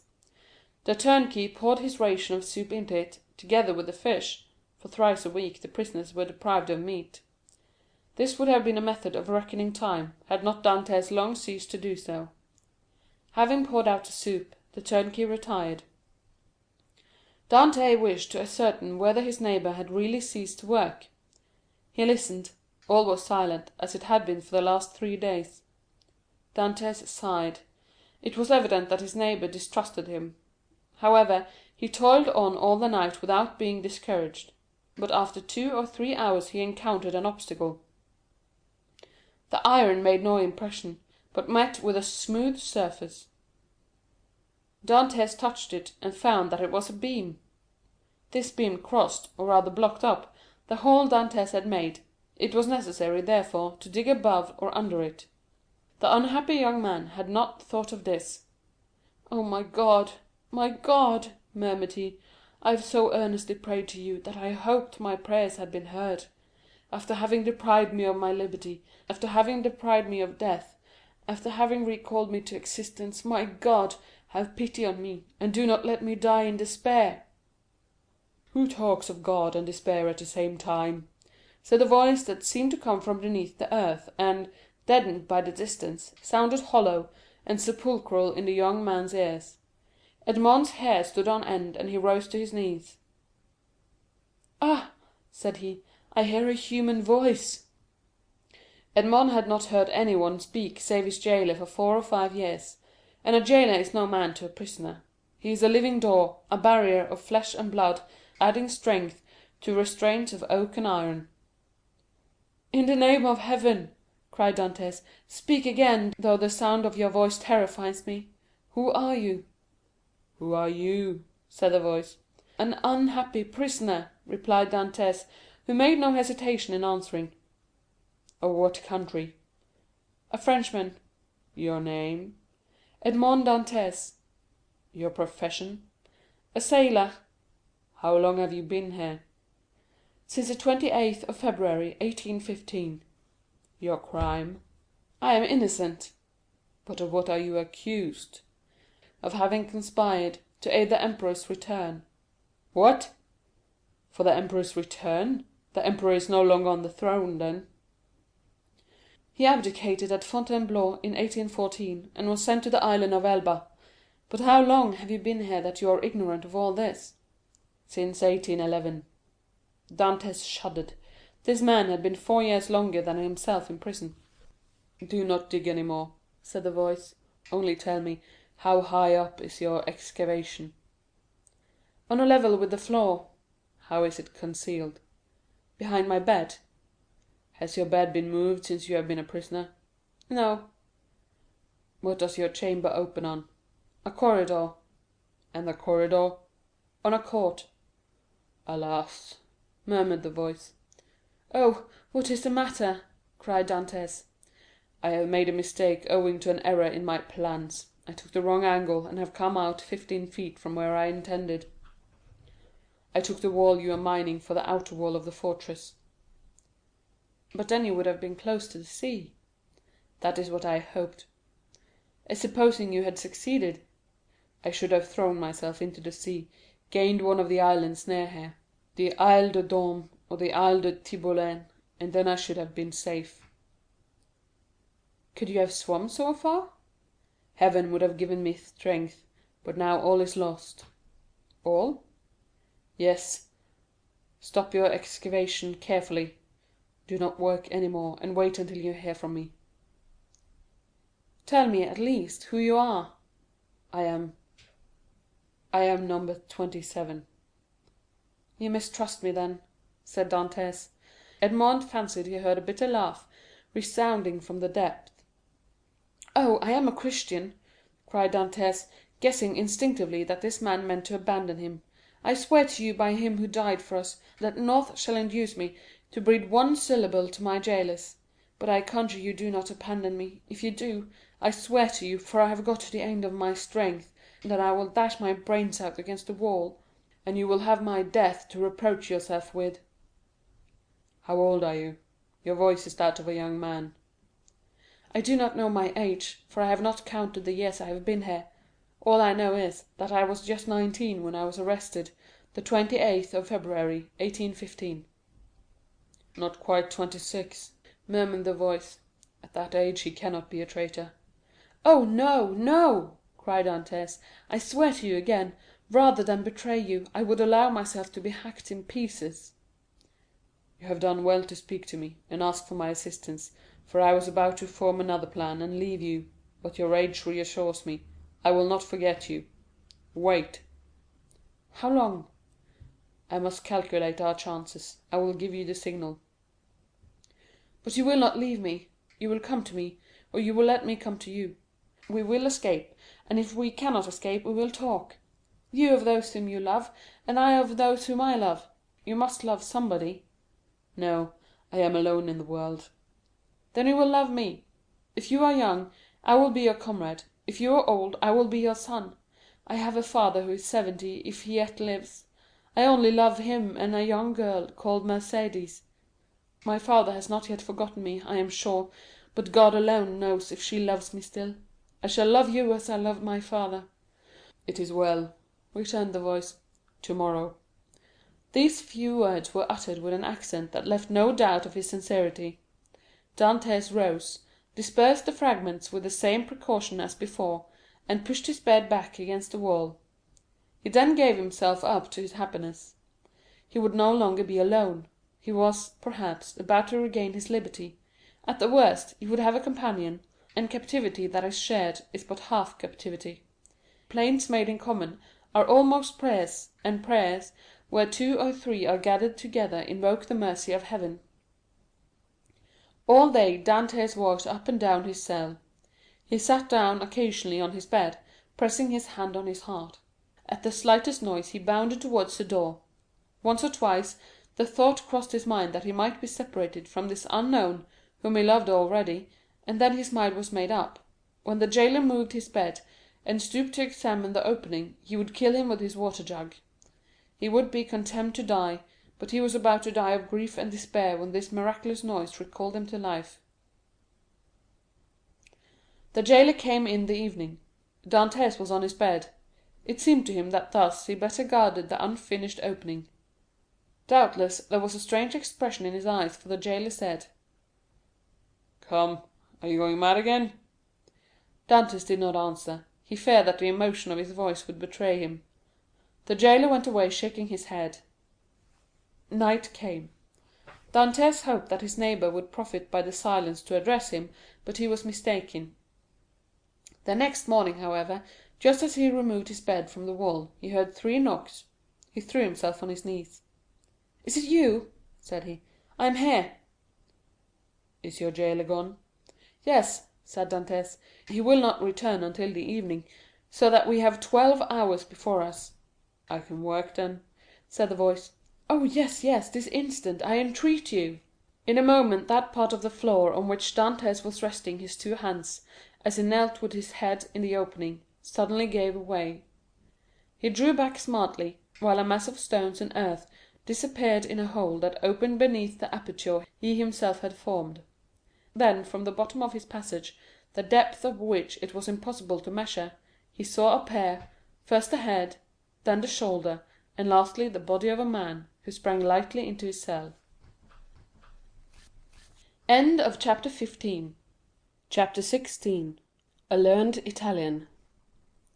Seizing in his arms the friend so long and ardently desired, Dantès almost carried him towards the window, in order to obtain a better view of his feature by the aid of the imperfect light that struggled through the grating. He was a man of small stature, with hair blanched rather by suffering and sorrow than by age. He had a deep-set, penetrating eye, almost buried beneath the thick grey eyebrow, and a long, and still black, beard reaching down to his breast. His thin face, deeply furrowed by care, and the bold outline of his strongly marked features, betoken a man more accustomed to exercise his mental faculties than his physical strength. Large drops of perspiration were now standing on his brow, while the garments that hung about him were so ragged that one could only guess at the pattern upon which they had originally been fashioned. The stranger might have numbered 60 or 65 years, but a certain briskness and appearance of vigour in his movements made it probable that he was aged more from captivity than the course of time. He received the enthusiastic greeting of his young acquaintance with evident pleasure, as though his chilled affections were rekindled and invigorated by his contact with one so warm and ardent. He thanked him with grateful cordiality for his kindly welcome, although he must at that moment have been suffering bitterly to find another dungeon where he had fondly reckoned on discovering a means of regaining his liberty. "Let us first see," said he, "whether it is possible to remove the traces of my entrance here. Our future tranquillity depends upon our jailers being entirely ignorant of it." Advancing to the opening, he stooped and raised the stone easily in spite of its weight. Then, fitting it into its place, he said, "You removed this stone very carelessly, but I suppose you had no tools to aid you." "Why," exclaimed Dantès, with astonishment, "do you possess any?" "I made myself some, and with the exception of a file, I have all that are necessary—a chisel, pincers, and lever."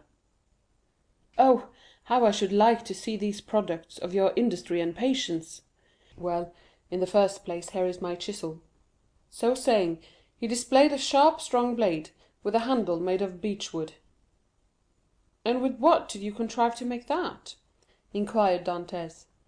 "With one of the clamps of my bedstead, and this very tool had sufficed me to hollow out the road by which I came hither, a distance about 50 feet."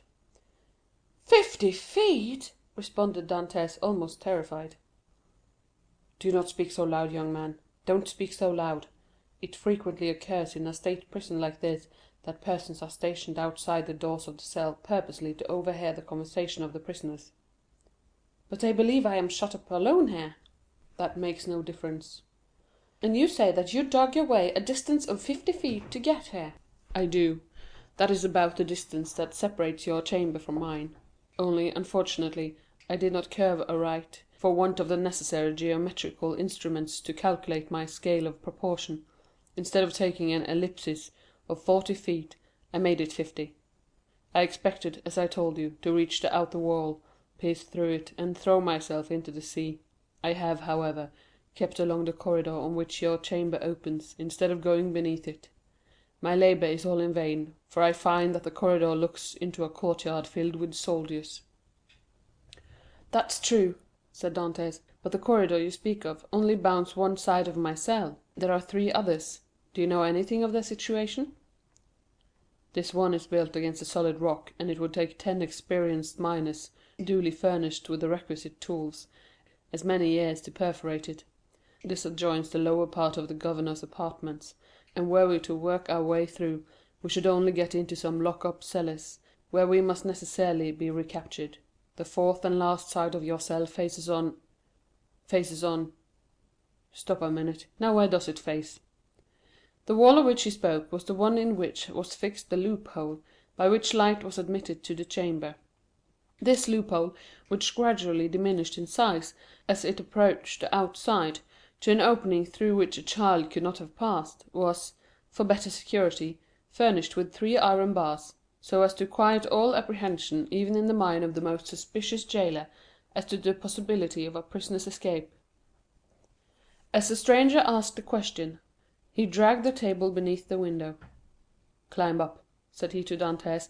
The young man obeyed, mounted on the table, and, divining the wishes of his companion, placed his back securely against the wall, and held out both hands. The stranger, whom as yet Dantès knew only by the number of his cell, sprang up with an agility by no means to be expected in a person of his years, and, light and steady on his feet as a cat or a lizard, climbed from the table to the outstretched hands of Dantès, and from them to his shoulders, then, bending double, for the ceiling of the dungeon prevented him from holding himself erect, he managed to slip his head between the upper bars of the window, so as to be able to command a perfect view from top to bottom.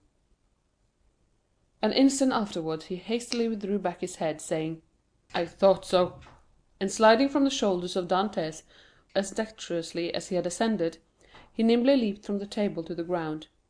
"What was it that you thought?" asked the young man anxiously, in his turn descending from the table. The elder prisoner pondered the matter. "Yes," said he at length, "it is so. This side of your chamber looks out upon a kind of open gallery, where the patrols are continually passing, and sentries keep watch day and night." "Are you quite sure of that?"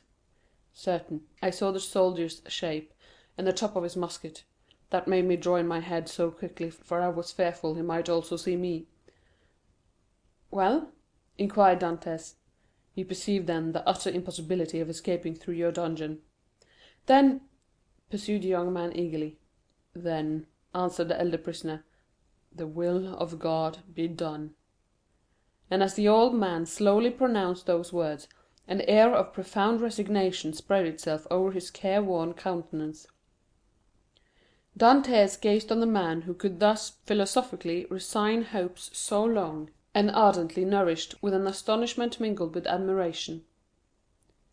"Tell me, I entreat of you, who are you, and what are you?" said he at length. "Never have I met with so remarkable a person as yourself." "Willingly," answered the stranger, "if indeed you feel any curiosity respecting one, now, alas, powerless to aid you in any way." "Say not so. You can console and support me by the strength of your own powerful mind. Pray let me know who you really are." The stranger smiled a melancholy smile. "Then listen. said he. "I am the Abbé Faria, and have been imprisoned, as you know, in this Château d'If since the year 1811, previously to which I had been confined for 3 years in the fortress of Fenestrelle. In the year 1811 I was transferred to Piedmont in France. It was at this period I learned that a destiny which seemed subservient to every wish formed by Napoleon had bestowed on him a son, named King of Rome even in his cradle. I was very far then from expecting the change you have just informed me of, namely, that 4 years afterwards this colossus of power would be overthrown. Then who reigns in France at this moment? Napoleon II? No, Louis XVIII. The brother of Louis XVII? How inscrutable are the ways of Providence! For what great and mysterious purpose has it pleased Heaven to abase the man once so elevated, and raise up him who was so abased? Dantès' whole attention was riveted on a man who could thus forget his own misfortunes while occupying himself with the destinies of others. "Yes, yes," continued he, "it will be the same as it was in England. After Charles I, Cromwell; after Cromwell, Charles II, and then James II, and then some son-in-law or relation, some Prince of Orange, or a stadtholder who becomes a king, then new concessions to the people, then a constitution, then liberty. Ah, my friend," said the abbé, turning towards Dantès, and serving him with the kindling gaze of a prophet, "you are young, you will see all this come to pass." "Probably, if I ever get out of prison." "True," replied Faria, "we are prisoners, but I forget this sometimes, and there are even moments when my mental vision transports me beyond these walls, and I fancy myself at liberty." "But wherefore are you here?" "Because in 1807 I dreamed of the very plan Napoleon tried to realize in 1811; because, like Machiavelli, I desire to alter the political face of Italy, and instead of allowing it to be split up into a quantity of petty principalities, each held by some weak or tyrannic ruler, I sought to form one large, compact, and powerful empire; and, lastly, because I fancied I had found my Caesar Borgia in a crowned simpleton, who feigned to enter into my views only to betray me. It was the plan of Alexander VI. And Clement VII., but it will never succeed now, for they attempted it fruitlessly, and Napoleon was unable to complete his work. Italy seems fated to misfortune." And the old man bowed his head. Dantès could not understand a man risking his life for such matters. Napoleon certainly he knew something of, inasmuch as he had seen and spoken with him, but of Clement VII. And Alexander VI. he knew nothing. "Are you not," he asked, "the priest who here in the Château d'If is generally thought to be ill?" "Mad, you mean, don't you?" "I did not like to say so," answered Dantès, smiling. "Well, then," resumed Faria with a bitter smile, "let me answer your question in full, by acknowledging that I am the poor mad prisoner of the Château d'If, for many years permitted to amuse the different visitors with what is said to be my insanity; and, in all probability, I should be promoted to the honor of making sport for the children, if such innocent beings could be found in an abode devoted like this to suffering and despair." Dantès remained for a short time mute and motionless. At length he said, "Then you abandon all hope of escape?" "I perceive its utter impossibility, and I consider it impious to attempt that which the Almighty evidently does not approve." "Nay, be not discouraged. Would it not be expecting too much to hope to succeed at your first attempt?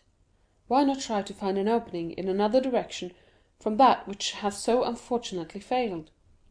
"Alas, it shows how little notion you can have of all it has cost me to effect a purpose so unexpectedly frustrated, that you talk of beginning over again. In the first place, I was 4 years making the tools I possess, and have been 2 years scraping and digging out earth, hard as granite itself. Then what toil and fatigue has it not been to remove huge stones I should once have deemed impossible to loosen? Whole days have I passed in these titanic efforts, considering my labor well repaid if, by night time, I had contrived to carry away a square inch of this hard-bound cement, changed by ages into a substance unyielding as the stones themselves. Then, to conceal the mass of earth and rubbish I dug up, I was compelled to break through a staircase, and throw the fruits of my labour into the hollow part of it. But the well is now so completely choked up, that I scarcely think it would be possible to add another handful of dust without leading to discovery. Consider also that I fully believe I had accomplished the end and aim of my undertaking, for which I had so exactly husbanded my strength as to make it just hold out to the termination of my enterprise. And now, at the moment when I reckoned upon success, my hopes are for ever dashed from me. No, I repeat again, that nothing shall induce me to renew attempts evidently at variance with the Almighty's pleasure." Dantès held down his head, that the other might not see how joy at the thought of having a companion outweighed the sympathy he felt for the failure of the abbé's plan. The abbé sank upon Edmond's bed, while Edmond himself remained standing. Escape had never once occurred to him. There are, indeed, some things which appear so impossible that the mind does not dwell on them for an instant.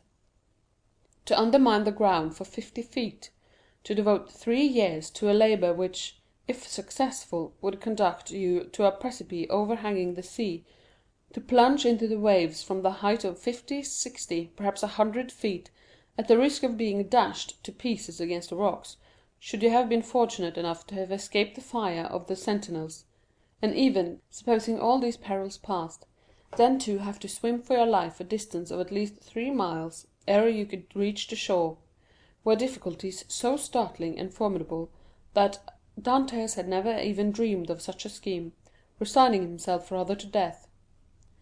But the sight of an old man clinging to life with so desperate a courage gave a fresh turn to his ideas, and inspired him with new courage. Another, older and less strong than he, had attempted what he had not had sufficient resolution to undertake, and had failed only because of an error in calculation.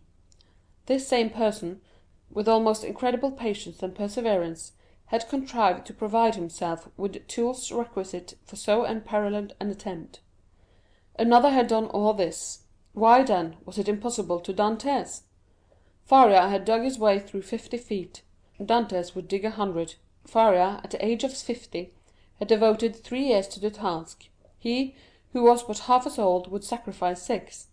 Faria, a priest and a savant, had not shrunk from the idea of risking his life by trying to swim a distance of 3 miles to one of the islands.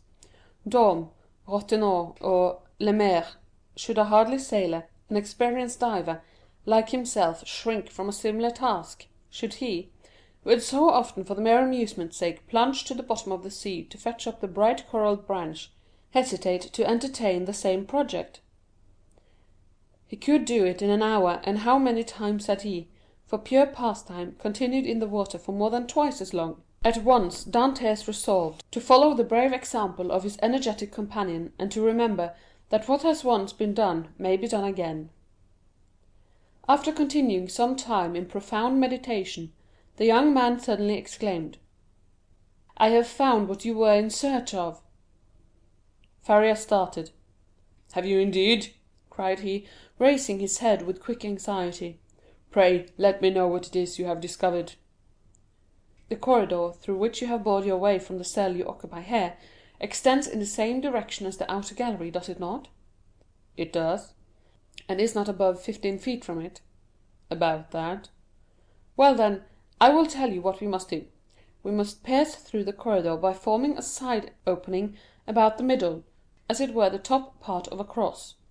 This time you will lay your plans more accurately. We shall get out into the gallery you have described, kill the sentinel who guards it, and make our escape. All we require to ensure success is courage, and that you possess, and strength, which I am not deficient in. As for patience, you have abundantly proved yours. You shall now see me prove mine." "One instant, my dear friend," replied the abbé. "It is clear you do not understand the nature of the courage with which I am endowed, and what use I intend making of my strength. As for patience, I consider that I have abundantly exercised that in beginning every morning the task of the night before, and every night renewing the task of the day.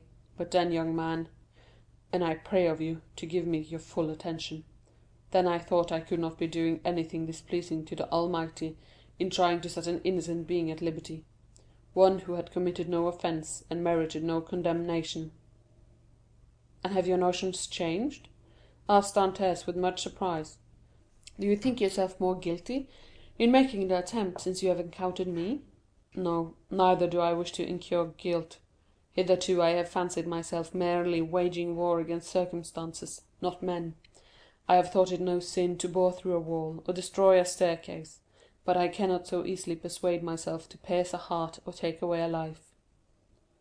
A slight movement of surprise escaped Dantès. "Is it possible," said he, "that where your liberty is at stake, you can allow any such scruple to deter you from obtaining it?" "Tell me," replied Faria, "what has hindered you from knocking down your jailer with a piece of wood torn from your bedstead, dressing yourself in his clothes, and endeavoring to escape?" "Simply the fact that the idea never occurred to me," answered Dantès. "Because," said the old man, "the natural repugnance to the commission of such crime prevent you from thinking of it, and so it ever is because in simple and allowable things our natural instincts keep us from deviating from the strict line of duty. The tiger, whose nature teaches him to delight in shedding blood, needs but the sense of smell to show him when his prey is within his reach, and by following this instinct he is enabled to measure the leap necessary to permit him to spring on his victim. But man, on the contrary, loathes the idea of blood. It is not alone that the laws of social life inspire him with a shrinking dread of taking life, his natural construction and physiological formation."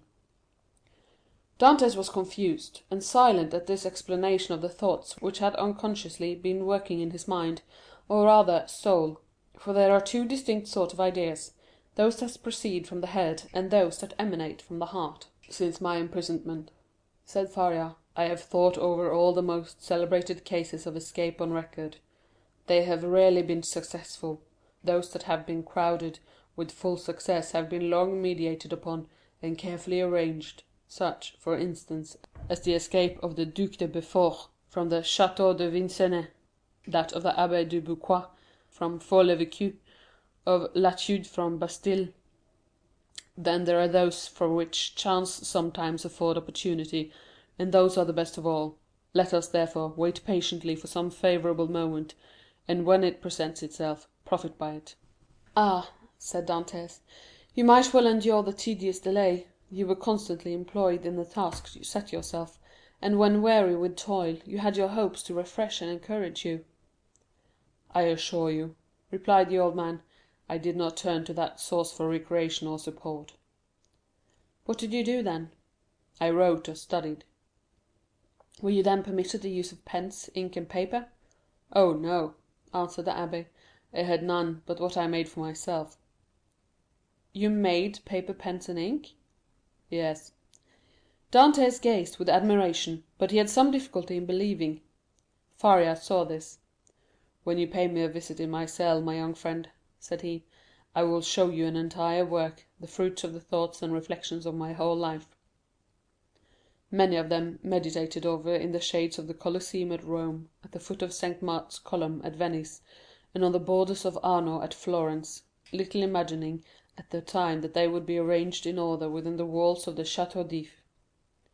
The work I speak of is called A Treatise on the Possibility of a General Monarchy in Italy, and will make one large quarto volume."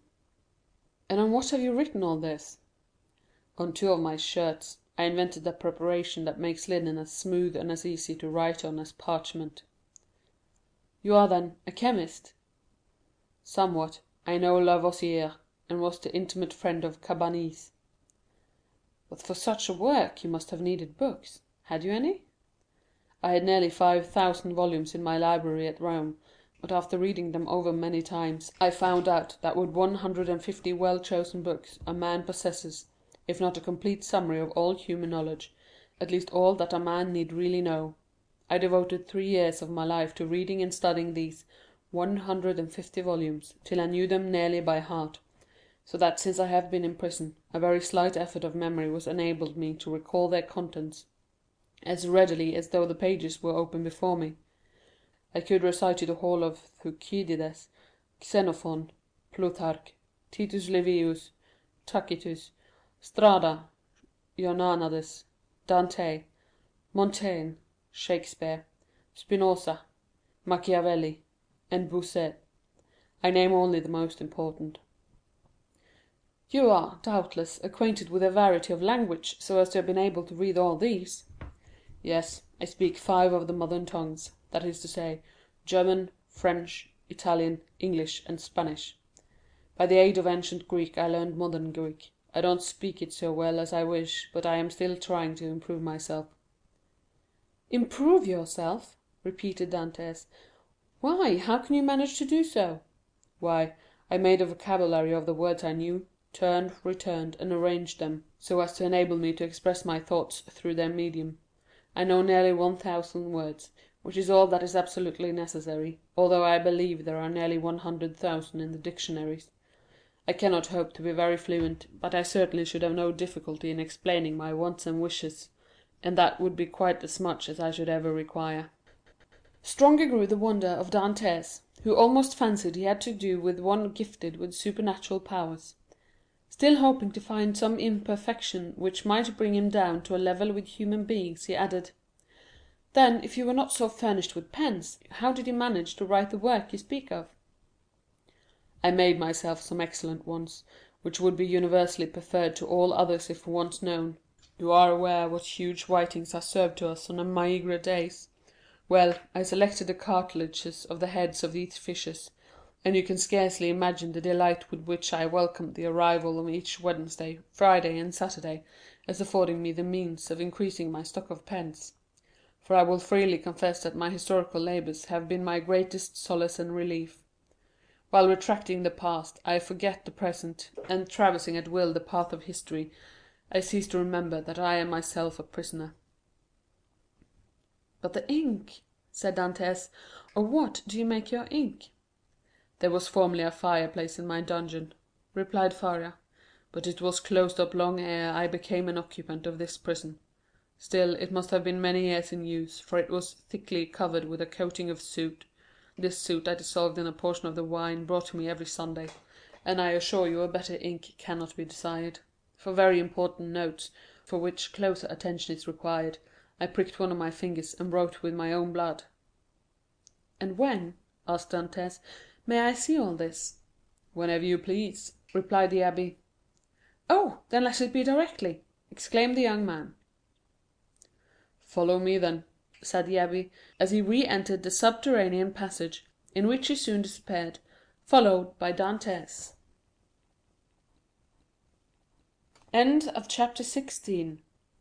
Chapter 17. The Abbé's Chamber.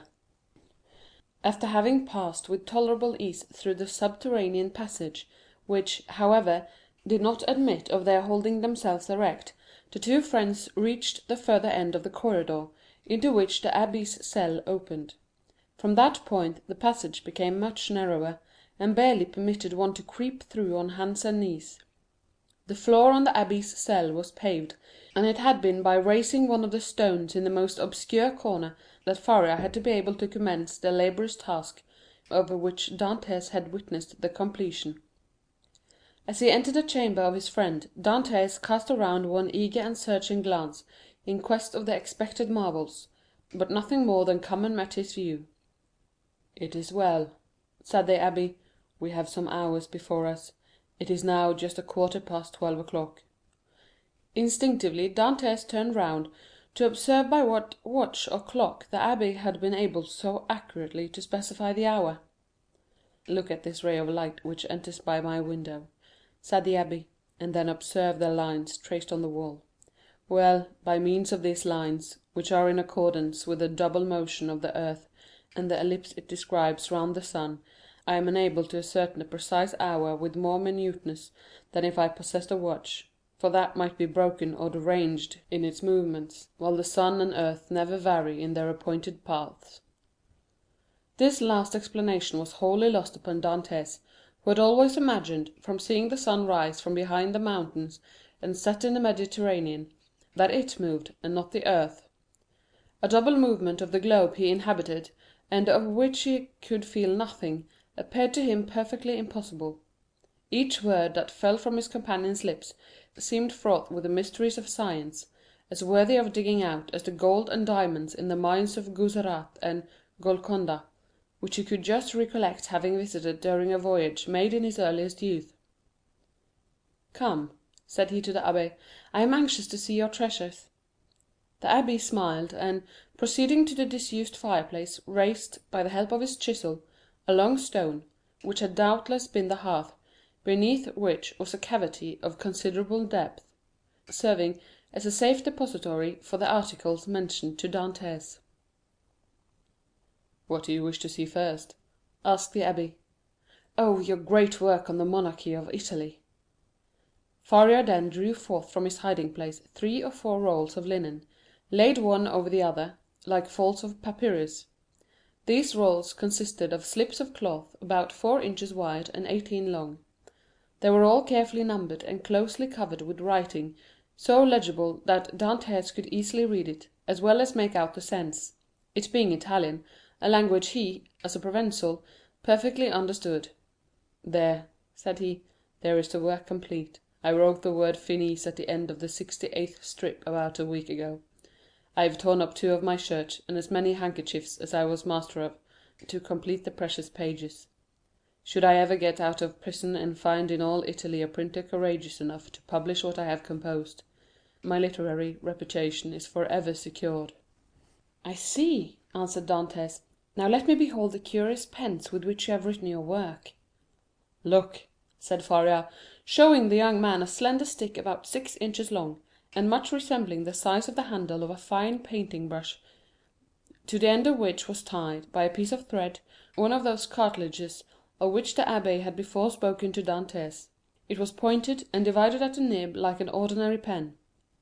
Dantès examined it with intense admiration, then looked around to see the instrument with which it had been shaped so correctly into form.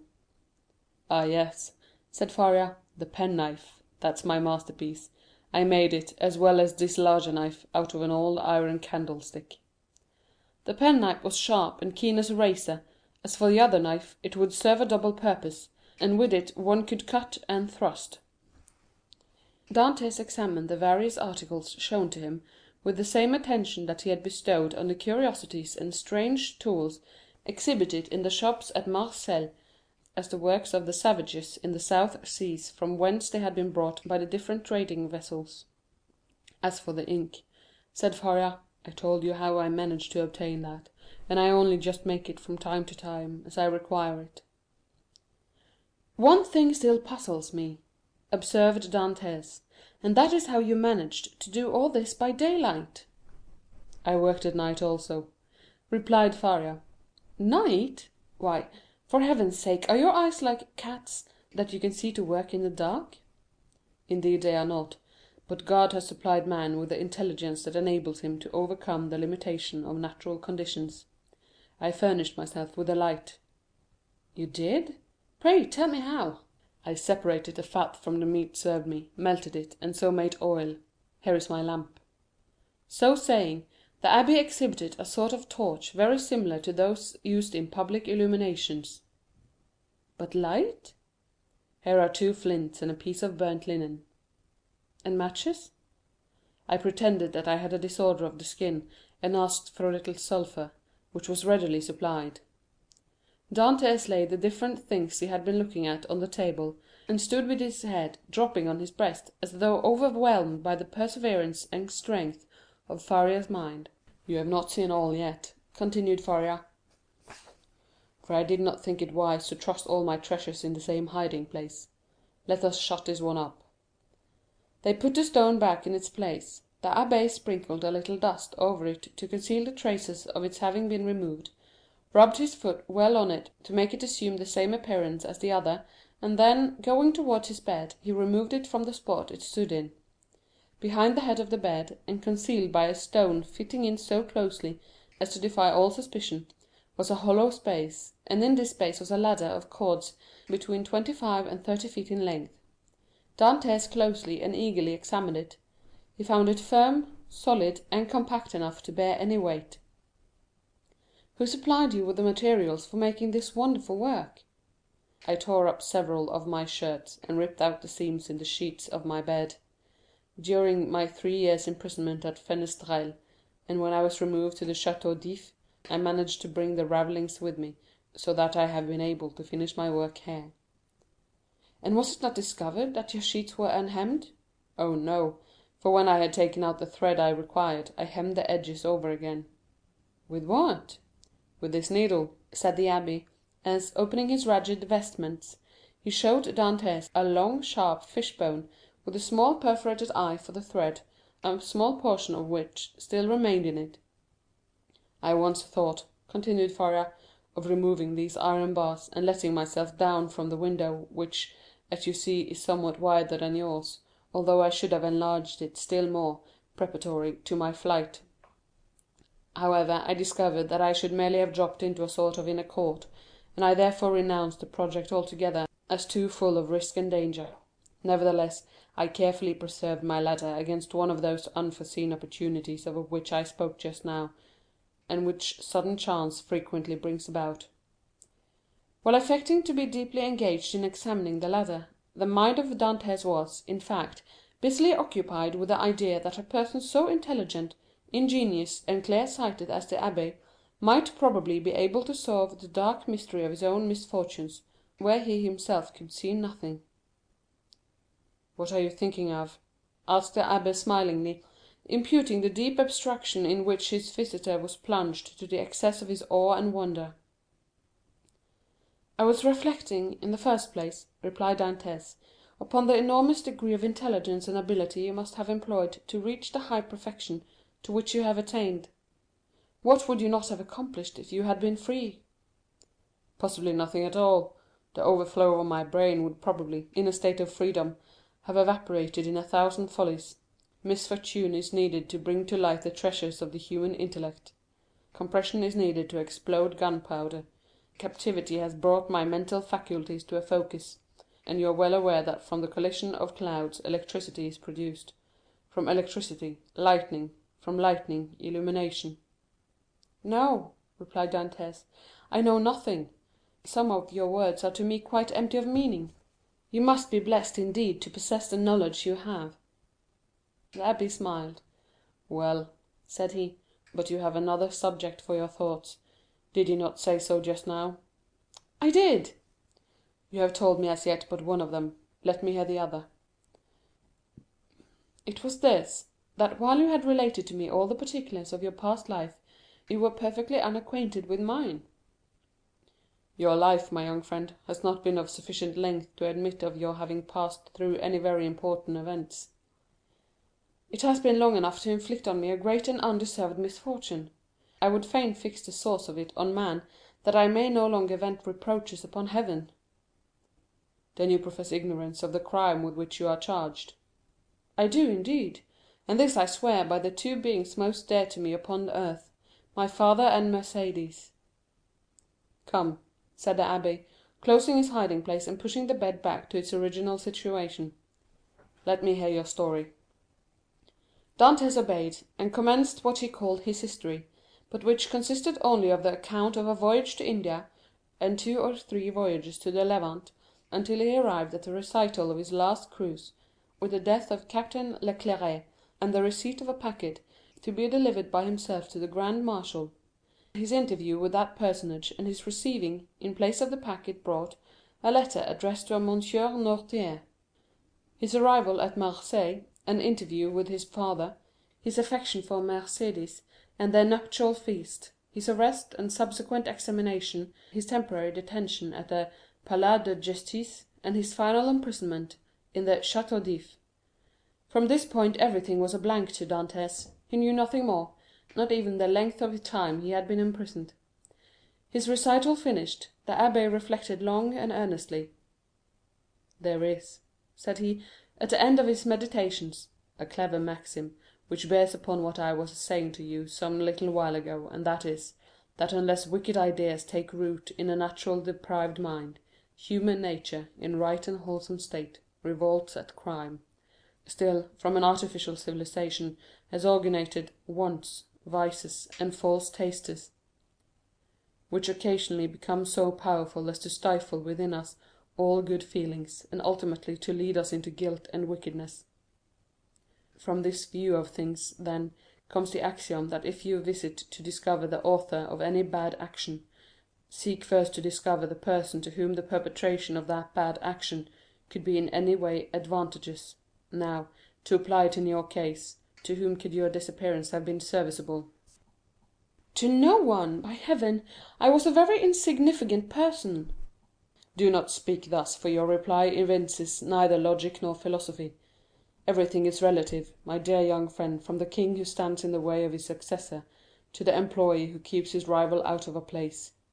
Now, in the event of the king's death, his successor inherits a crown. When the employee dies, the supernumerary steps into his shoes, and receives his salary of 12,000 livres. Well, these 12,000 livres are his civil list, and are as essential to him as the 12 millions of a king.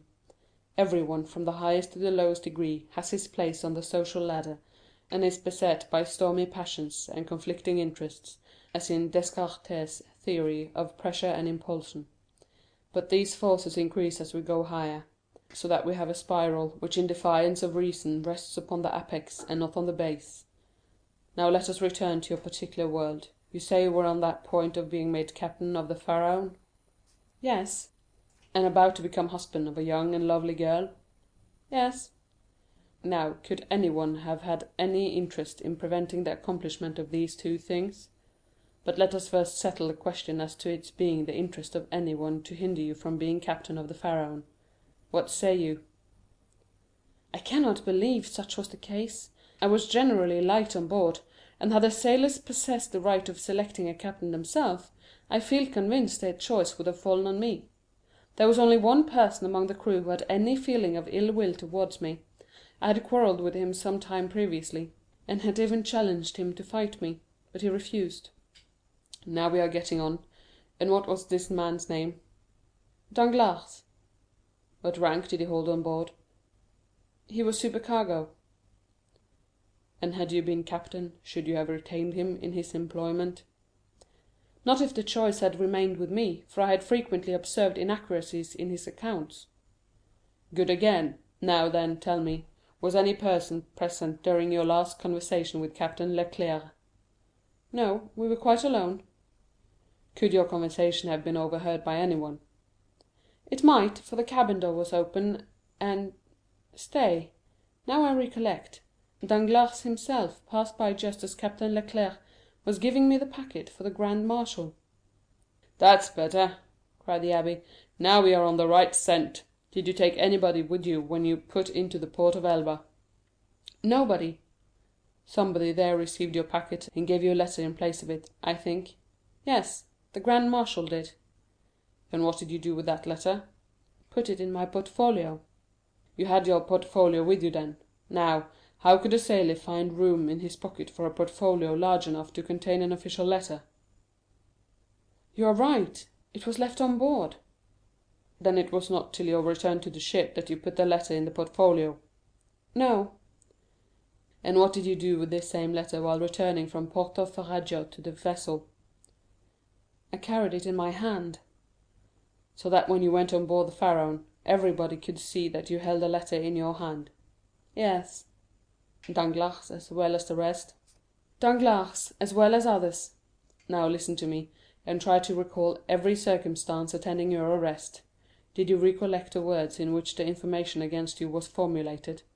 "Oh, yes, I read it over 3 times, and the words sank deeply into my memory." "Repeat it to me." Dantès paused a moment, then said, "This is it, word for word. The king's attorney is informed by a friend of the throne and religion that one Edmond Dantes, mate on board the Pharaon, this day arrived from Smyrna, after having touched at Naples and Porto Ferrajo, has been entrusted by Murat with a packet for the usurper, again by the usurper with a letter for the Bonapartist Club in Paris. This proof of guilt may be procured by his immediate arrest, as the letter will be found either about his person, at his father's residence, or in his cabin on board the Pharaon." The abbé shrugged his shoulder. "The thing is clear as day," said he, "and you must have had a very confiding nature, as well as a good heart, not to have suspected the origin of the whole affair." "Do you really think so? Ah, that would indeed be infamous." "How did Danglars usually write?" "In a handsome running hand." "And how was the anonymous letter written?" Backhanded. Again the abbé smiled. Disguised. It was very boldly written, if disguised. Stop a bit, said the abbé, taking up what he called his pen, and, after dipping it into the ink, he wrote on a piece of prepared linen, with his left hand, the first 2 or 3 words of the accusation. Dantès drew back, and gazed on the abbé with a sensation almost amounting to terror. "How very astonishing!" cried he at length. "Why, your writing exactly resembles that of the accusation." "Simply because the accusation had been written with the left hand, and I have noticed that—" "What?" "That while the writing of different persons done with the right hand varies, that performed with the left hand is invariably uniform." "You have evidently seen and observed everything." "Let us proceed." "Oh, yes, yes." "Now as regards the second question." "I am listening." "Was there any person whose interest it was to prevent your marriage with Mercédès?" "Yes, a young man who loved her." "And his name was—" "Fernand." "That is a Spanish name, I think." "He was a Catalan." "You imagine him capable of writing the letter?" "Oh, no. He would more likely have got rid of me by sticking a knife into me." "That is in strict accordance with the Spanish character. An assassination they will unhesitatingly commit, but an act of cowardice, never." "Besides," said Dantès, "the various circumstances mentioned in the letter were wholly unknown to him." "You had never spoken of them yourself to anyone?" "To no one." "Not even to your mistress?" "No, not even to my betrothed." "Then it is Danglars." "I feel quite sure of it now." "Wait a little. Pray, was Danglars acquainted with Fernand?" "No. Yes, he was. Now I recollect." "What?" "To have seen them both sitting at a table together, under an arbor at Père Pamphile's, the evening before the day fixed for my wedding. They were in earnest conversation. Danglars was joking in a friendly way, but Fernand looked pale and agitated." "Were they alone?" "There was a third person with them whom I knew perfectly well, and who had, in all probability, made their acquaintance. He was a tailor named Caderousse, but he was very drunk. Stay! How strange that it should not have occurred to me before! Now I remember quite well, that on the table round which they were sitting were pens, ink, and paper. Oh, the heartless, treacherous scoundrels!" exclaimed Dantès, pressing his hand to his throbbing brows. "Is there anything else I can assist you in discovering, besides the villainy of your friends?" inquired the abbé with a laugh. "Yes, yes," replied Dantès eagerly. "I would beg of you, who see so completely to the depths of things, and to whom the greatest mystery seems but an easy riddle, to explain to me how it was that I underwent no second examination, was never brought to trial, and, above all, was condemned without ever having a sentence passed on me." "That is altogether a different and more serious matter," resounded the abbé. "The ways of justice are frequently too dark and mysterious to be easily penetrated. All we have hitherto done in the matter has been child's play. If you wish me to enter upon the more difficult part of the business, you must assist me by the most minute information on every point." "Pray ask me whatever questions you please, for in good truth you see more clearly into my life than I do myself." "In the first place, then, who examined you? The king's attorney, his deputy, or a magistrate?" "The deputy." "Was he young or old?" "About 6 or 27 years of age, I should say." "So," answered the abbé, "old enough to be ambitious, but too young to be corrupt. And how did he treat you?" "With more of mildness than severity." "Did you tell him your whole story?" "I did." "And did his conduct change at all in the course of your examination?" "He did appear much disturbed when he read the letter that had brought me into this scrape. He seemed quite overcome by my misfortune." "By your misfortune?" "Yes." "Then you feel quite sure that it was your misfortune he deplored?" "He gave me one great proof of his sympathy, at any rate." "And that?" "He burnt the sole evidence that could at all have criminated me." "What? The accusation?" "No, the letter." "Are you sure?" "I saw it done." "That alters the case. This man might, after all, be a greater scoundrel than you have thought possible." "Upon my word!" said Dantès. "You make me shudder. Is the world filled with tigers and crocodiles?" "Yes, and remember that two-legged tigers and crocodiles are more dangerous than the others." "Never mind, let us go on." "With all my heart. You tell me he burned the letter?" "He did, saying at the same time, 'You see I thus destroy the only proof existing against you.'" "This action is somewhat too sublime to be natural." "You think so?" "I am sure of it. To whom was this letter addressed?" "To Monsieur Noirtier, No. 13 Coq Héron, Paris." "Now, can you conceive of any interest that your heroic deputy could possibly have had in the destruction of that letter?" "Why, it is not altogether impossible he might have had, for he made me promise several times never to speak of that letter to anyone, assuring me he so advised me for my own interest; and, more than this, he insisted on my taking a solemn oath never to utter the name mentioned in the address." "Noirtier," repeated the abbé. "Noirtier! I knew a person of that name at the court of the Queen of Etruria, a Noirtier, who had been a Girondin during the Revolution. What was your deputy called?" "De Villefort!" The abbé burst into a fit of laughter, whilst Dantès gazed on him in utter astonishment. "What ails you?" said he at length. "Do you see that ray of sunlight?" "I do." "Well, the whole thing is more clear to me than that sunbeam is to you. Poor fellow! Poor young man! And you tell me this magistrate expressed great sympathy and commiseration for you?" "He did." "And the worthy man destroyed your compromising letter?" "Yes." "And then made you swear never to utter the name of Noirtier?" "Yes." Why, you poor short-sighted simpleton, can you not guess who this Noirtier was, whose very name he was so careful to keep concealed? Noirtier was his father." Had a thunderbolt fallen at the feet of Dantès, or hell opened its yawning gulf before him, he could not have been more completely transfixed with horror than he was at the sound of these unexpected words. Starting up, he clasped his hand around his head as though to prevent his very brain from bursting, and exclaimed, "His father!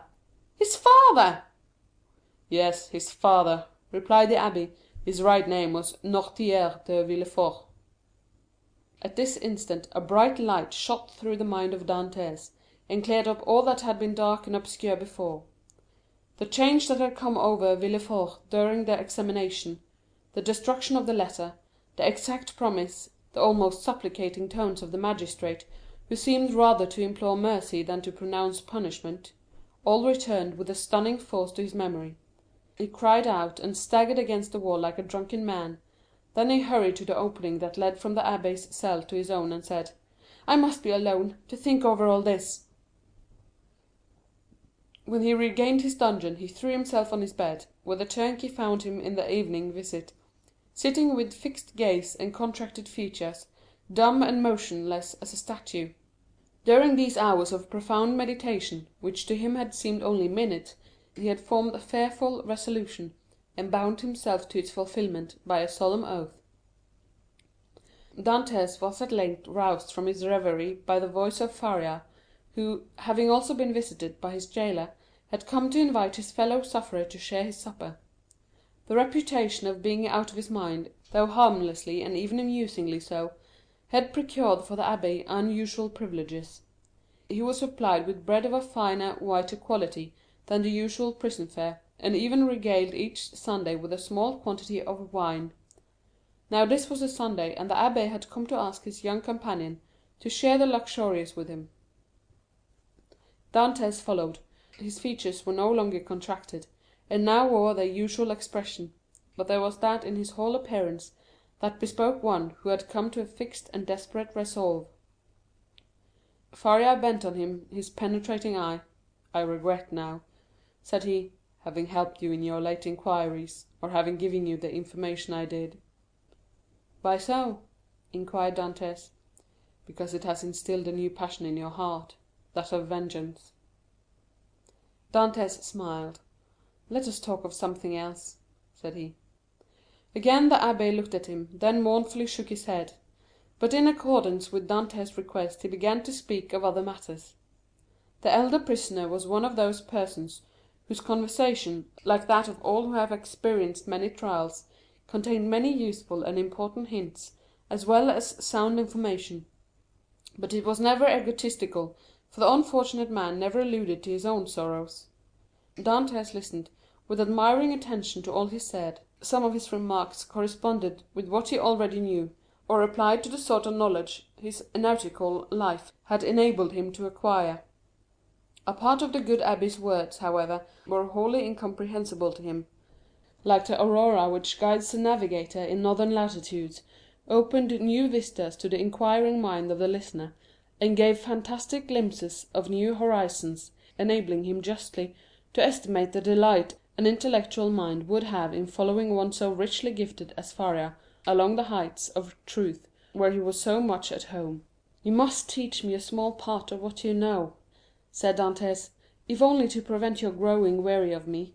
I can well believe that so learned a person as yourself would prefer absolute solitude to being tormented with the company of one as ignorant and uninformed as myself. If you will only agree to my request, I promise you never to mention another word about escaping." The abbé smiled. "Alas, my boy," said he, "human knowledge is confined within very narrow limits, and when I have taught you mathematics, physics, history, and the 3 or 4 modern languages with which I am acquainted, you will know as much as I do myself. Now it will scarcely require 2 years for me to communicate to you the stock of learning I possess." "2 years!" exclaimed Dantès. "Do you really believe I can acquire all these things in so short a time?" "Not their application, certainly, but their principles you may. To learn is not to know. There are learners and the learned. Memory makes the one, philosophy the other." "But cannot one learn philosophy?" "Philosophy cannot be taught. It is the application of the sciences to truth. It is like the golden cloud in which the Messiah went up into heaven." "Well, then," said Dantès, "what shall you teach me first? I am in a hurry to begin. I want to learn." "Everything," said the abbé; and that very evening the prisoners sketched a plan of education, to be entered upon the following day. Dantès possessed a prodigious memory, combined with an astonishing quickness and readiness of conception. The mathematical turn of his mind rendered him apt at all kinds of calculation, while his naturally poetical feelings threw a light and pleasing veil over the dry reality of arithmetical computation, or the rigid severity of geometry. He already knew Italian, and had also picked up a little of the Romaic dialect during voyages to the East, and by the aid of these 2 languages he easily comprehended the construction of all the others, so that at the end of 6 months he began to speak Spanish, English, and German. In strict accordance with the promise made to the abbé, Dantès spoke no more of escape. Perhaps the delight his studies afforded him left no room for such thoughts; perhaps the recollection that he had pledged his word, on which his sense of honor was keen, kept him from referring in any way to the possibilities of flight. Days, even months, passed by unheeding in one rapid and instructive course. At the end of a year Dantès was a new man. Dantès observed, however, that Faria, in spite of the relief his society afforded, daily grew sadder. One thought seemed incessantly to harass and distract his mind. Sometimes he would fall into long reveries, sigh heavily and involuntarily, then suddenly rise, and with folded arms begin pacing the confined space of his dungeon. One day he stopped all at once, and exclaimed, "Ah, if there were no sentinel!" "There shall not be one a minute longer than you please," said Dantès, who had followed the working of his thoughts as accurately as though his brain were enclosed in crystal so clear as to display its minutest operations. "I have already told you," answered the abbé, "that I loathe the idea of shedding blood." "And yet the murder, if you choose to call it so, would be simply a measure of self-preservation." "No matter, I could never agree to it." "Still, you have thought of it?" "Incessantly, alas!" cried the abbé. "And you have discovered a means of regaining our freedom, have you not?" asked Dantès eagerly. "I have, if it were only possible to place a deaf and blind sentinel in the gallery beyond us." "He shall be both blind and deaf," replied the young man, with an air of determination that made his companion shudder. "No, no!" cried the abbé. "Impossible!" Dantès endeavored to renew the subject. The abbé shook his head in token of disapproval, and refused to make any further response. 3 months passed away.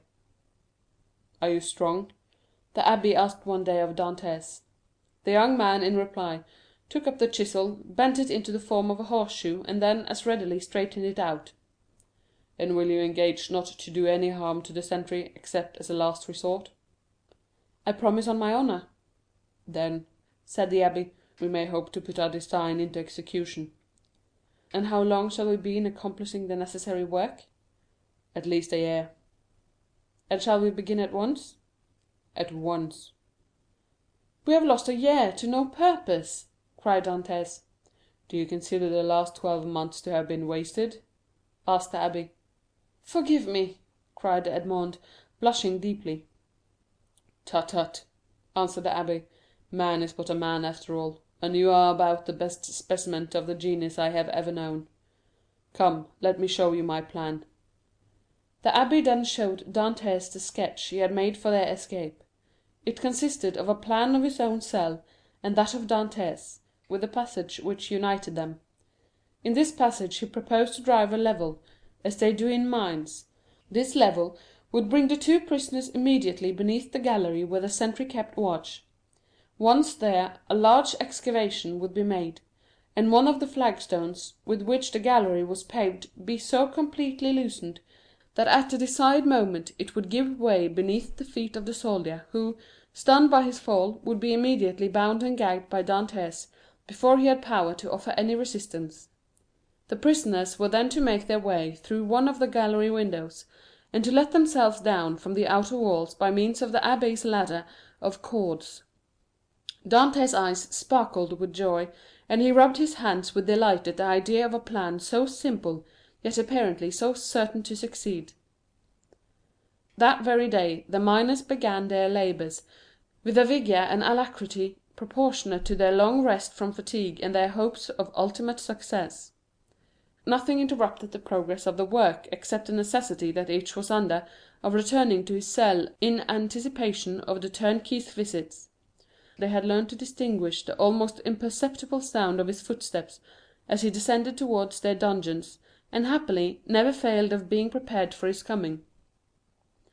The fresh earth excavated during their present work, and which would have entirely blocked up the old passage, was thrown, by degrees and with the utmost precaution, out of the window in either Faria's or Dantès' cell, the rubbish being first pulverized so finely that the night wind carried it far away without permitting the smallest trace to remain. More than a year had been consumed in this undertaking, the only tools for which had been a chisel, a knife, and a wooden lever.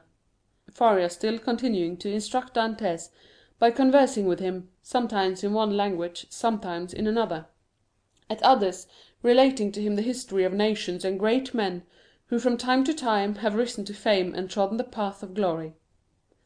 The abbé was a man of the world, and had, moreover, mixed in the first society of the days. He wore an air of melancholy dignity which Dantès, thanks to the imitative powers bestowed on him by nature, easily acquired, as well as that outward polish and politeness he had before been wanting in, and which is seldom possessed except by those who have been placed in constant intercourse with persons of high birth and breeding. At the end of 15 months the level was finished, and the excavation completed beneath the gallery, and the 2 workmen could distinctly hear the measured tread of the sentinel as he paced to and fro over their heads. Compelled, as they were, to await a night sufficiently dark to favour their flight, they were obliged to defer their final attempt till that auspicious moment should arrive. Their greatest dread now, lest the stone through which the sentry was doomed to fall should give way before its right time, and this they had in some measure provided against by propping it up with a small beam, which they had discovered in the walls through which they had worked their way. Dantès was occupied in arranging this piece of wood when he heard Faria, who had remained in Edmond's cell for the purpose of cutting a peg to secure their rope ladder, call to him in a tone indicative of great suffering. Dantès hastened to his dungeon, where he found him standing in the middle of the room, pale as death, his forehead streaming with perspiration, and his hands clinched tightly together. "Gracious heavens!" exclaimed Dantès. "What is the matter? What has happened?" "Quick, quick!" returned the abbé. "Listen to what I have to say." Dantès looked in fear and wonder at the livid countenance of Faria, whose eyes, already dull and sunken, were surrounded by purple circles, while his lips were white as those of a corpse, and his very hair seemed to stand on end. "Tell me, I beseech you, what ails you?" cried Dantès, letting his chisel fall to the floor. "Alas," faltered out the abbé, "all is over with me. I am seized with a terrible, perhaps mortal illness. I can feel that the paroxysm is fast approaching. I had a similar attack the year previous to my imprisonment. This malady admits but of one remedy. I will tell you what that is. Go into my cell as quickly as you can. Draw out one of the feet that support the bed. You will find it has been hollowed out for the purpose of containing a small phial you will see there half filled with a red-looking fluid. Bring it to me, or rather, no, I may be found here, therefore help me back to my room while I have the strength to drag myself along. Who knows what may happen, or how long the attack may last?" In spite of the magnitude of the misfortune which thus suddenly frustrated his hopes, Dantès did not lose his presence of mind, but descended into the passage, dragging his unfortunate companion with him. Then, half carrying, half supporting him, he managed to reach the abbé's chamber, when he immediately laid the sufferer on his bed. "Thanks," said the poor abbé, shivering as though his veins were filled with ice. "I am about to be seized with a fit of catalepsy. When it comes to its height, I shall probably lie still and motionless as though dead, uttering neither sigh nor groan. On the other hand, the symptoms may be much more violent, and cause me to fall into fearful convulsions, foam at the mouth, and cry out loud. Take care my cries are not heard, for if they are, it is more than probable I should be removed to another part of the prison, and we be separated for ever. When I become quite motionless, cold, and rigid as a corpse, then, and not before, be careful about this, force open my teeth with a knife, pour from 8 to 10 drops of the liquid contained in the phial down my throat, and I may perhaps revive." "Perhaps!" exclaimed Dantès in grief-stricken tones. "Help, help!" cried the abbé. I die. So sudden and violent was the fit that the unfortunate prisoner was unable to complete the sentence. A violent convulsion shook his whole frame, his eyes started from their sockets, his mouth was drawn on one side, his cheeks became purple, he struggled, foamed, dashed himself about, and uttered the most dreadful cries, which, however, Dantès prevented from being heard by covering his head with a blanket. The fit lasted 2 hours. Then, more helpless than an infant, and colder and paler than marble, more crushed and broken than a reed trampled on a foot, he fell back, doubled up in one last convulsion, and became as rigid as a corpse. Edmond waited till life seemed extinct in the body of his friend, then, taking up the knife, he with difficulty forced open the closely fixed jaws, carefully administered the appointed number of drops, and anxiously awaited the result. An hour passed away, and the old man gave no sign of returning animation.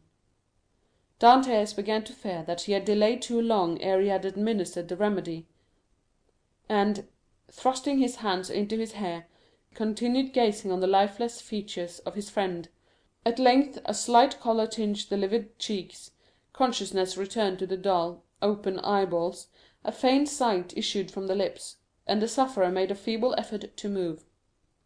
"He is saved! He is saved!"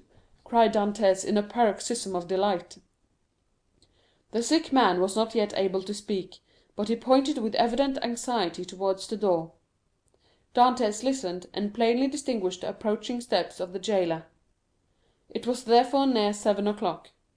But Edmond's anxiety had put all thoughts of time out of his head. The young man sprang to the entrance, darted through it, carefully drawing the stone over the opening, and hurried to his cell. He had scarcely done so before the door opened, and the jailer saw the prisoner seated as usual on the side of his bed. Almost before the key had turned in the lock, and before the departing steps of the jailer had died away in the long corridor he had to traverse, Dantès, whose restless anxiety concerning his friend left him no desire to touch the food brought him, hurried back to the abbé's chamber, and raising the stone by pressing its head against it, was soon beside the sick man's couch. Faria had now fully regained his consciousness, but he still lay helpless and exhausted. "I did not expect to see you again," said he feebly to Dantès. "And why not?" asked the young man. "Did you fancy yourself dying?" "No, I had no such idea; but knowing that all was ready for flight, I thought you might have made your escape." The deep glow of indignation suffused the cheeks of Dantès. "Without you? Did you really think me capable of that?" "At least," said the abbé, "I now see how wrong such an opinion would have been. Alas, alas! I am fearfully exhausted and debilitated by this attack." "Be of good cheer," replied Dantès, "your strength will return." And as he spoke, he seated himself near the bed beside Faria, and took his hands. The abbé shook his head. "The last attack I had," said he, "lasted but half an hour, and after it I was hungry, and got up without help. Now I can move neither my right arm nor leg, and my head seems uncomfortable, which shows that there has been a suffusion of blood on the brain. The third attack will either carry me off, or leave me paralyzed for life." "No, no," cried Dantès, "you are mistaken, you will not die, and your third attack, if indeed you should have another, will find you at liberty. We shall save you another time, as we have done this, only with a better chance of success, because we shall be able to command every requisite assistance." "My good Edmond," answered the abbé, "be not deceived. The attack which has just passed away condemns me forever to the walls of a prison. None can fly from a dungeon who cannot walk." "Well, we will wait. A week, a month, 2 months, if need be, and meanwhile your strength will return. Everything is in readiness for our flight, and we can select any time we choose. As soon as you feel able to swim, we will go." "I shall never swim again," replied Faria. "This arm is paralyzed, not for a time, but for ever. Lift it, and judge if I am mistaken." The young man raised the arm, which fell back by its own weight, perfectly inanimate and helpless. A sigh escaped him. "You are convinced now, Edmond, are you not?" asked the abbé. "Depend upon it, I know what I say. Since the first attack I experienced of this malady, I have continually reflected on it. Indeed, I expected it, for it is a family inheritance. Both my father and grandfather died of it in a third attack.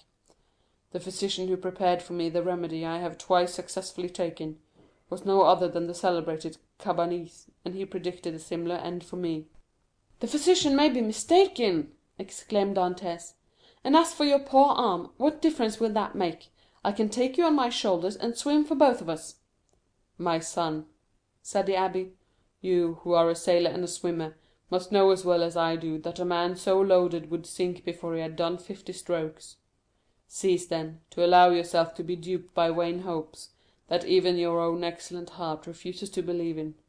Here I shall remain till the hour of my deliverance arrives, and that, in all human probability, will be the hour of my death.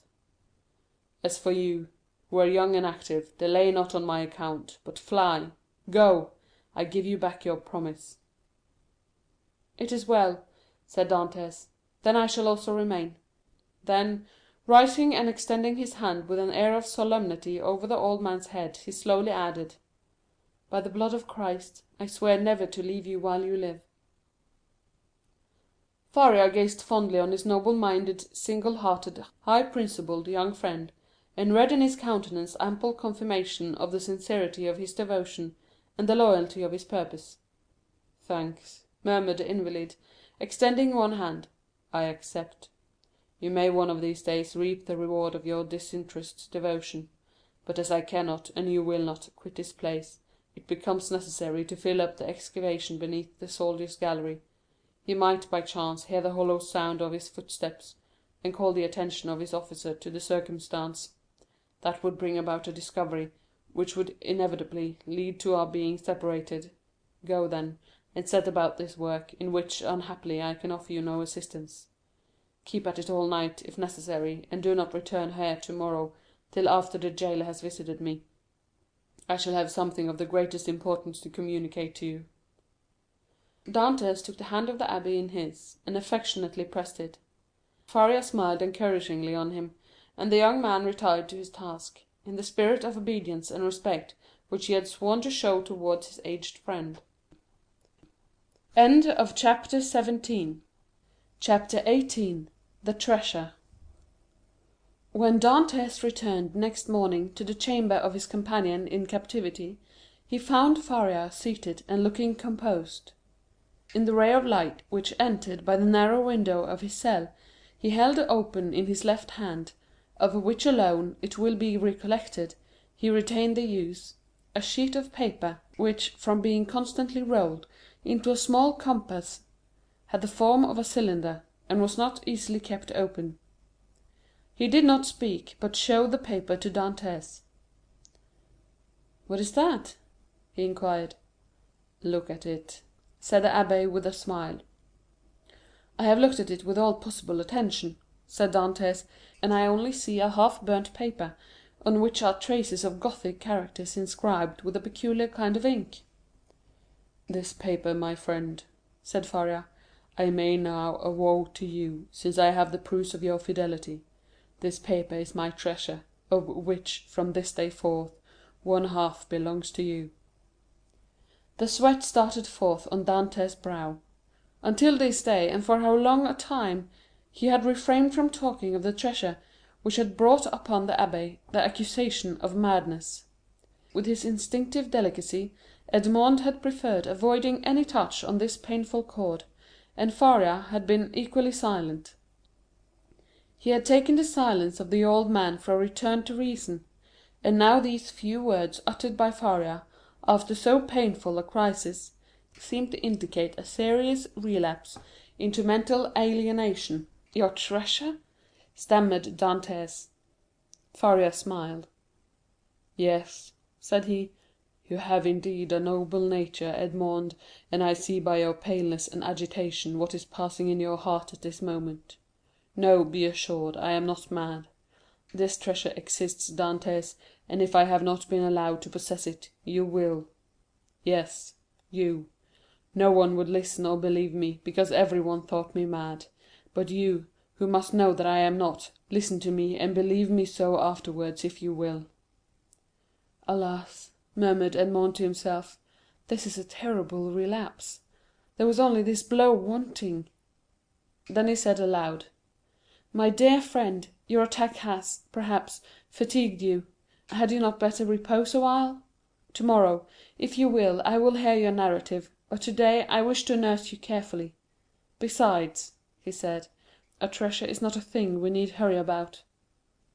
"On the contrary, it is a matter of the utmost importance, Edmond," replied the old man. "Who knows if tomorrow, or the next day after, the third attack may not come on, and then must not all be over? Yes, indeed, I have often thought with a bitter joy that these riches, which would make the wealth of a dozen families, will be forever lost to those men who persecute me. This idea was one of vengeance to me, and I tasted it slowly in the night of my dungeon and the despair of my captivity. But now I have forgiven the world for the love of you, now that I see you, young and with a promising future, now that I think of all that may result to you in the good fortune of such a disclosure, I shudder at any delay, and tremble lest I should not assure to one as worthy as yourself the possession of so vast an amount of hidden wealth." Edmond turned away his head with a sigh. "You persist in your incredulity, Edmond," continued Faria. "My words have not convinced you. I see you require proofs. Well, then, read this paper which I have never shown to anyone." "Tomorrow, my dear friend," said Edmond, desirous of not yielding to the old man's madness. "I thought it was understood that we should not talk of that until tomorrow." "Then we will not talk of it until tomorrow, but read this paper today."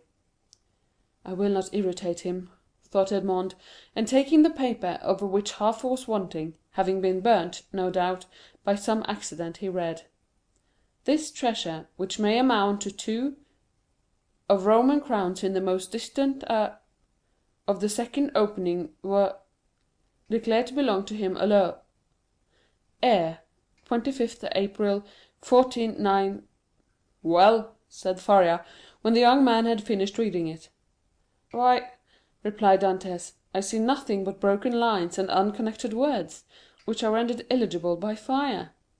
"Yes, to you, my friend, who read them for the first time, but not for me, who have grown pale over them by many nights' study, and have reconstructed every phrase, completed every thought." "And do you believe you have discovered the hidden meaning?" "I am sure I have, and you shall judge for yourself, but first listen to the history of this paper." "Silence!" exclaimed Dantès. "Steps approach. I go. Adieu." And Dantès, happy to escape the history and explanation which would be sure to confirm his belief in his friend's mental instability, glided like a snake along the narrow passage, while Faria, restored by his alarm to a certain amount of activity, pushed a stone into place with his foot, and covered it with a mat, in order for more effectuality to avoiding discovery. It was the governor, who, hearing of Faria's illness from the jailer, had come in person to see him.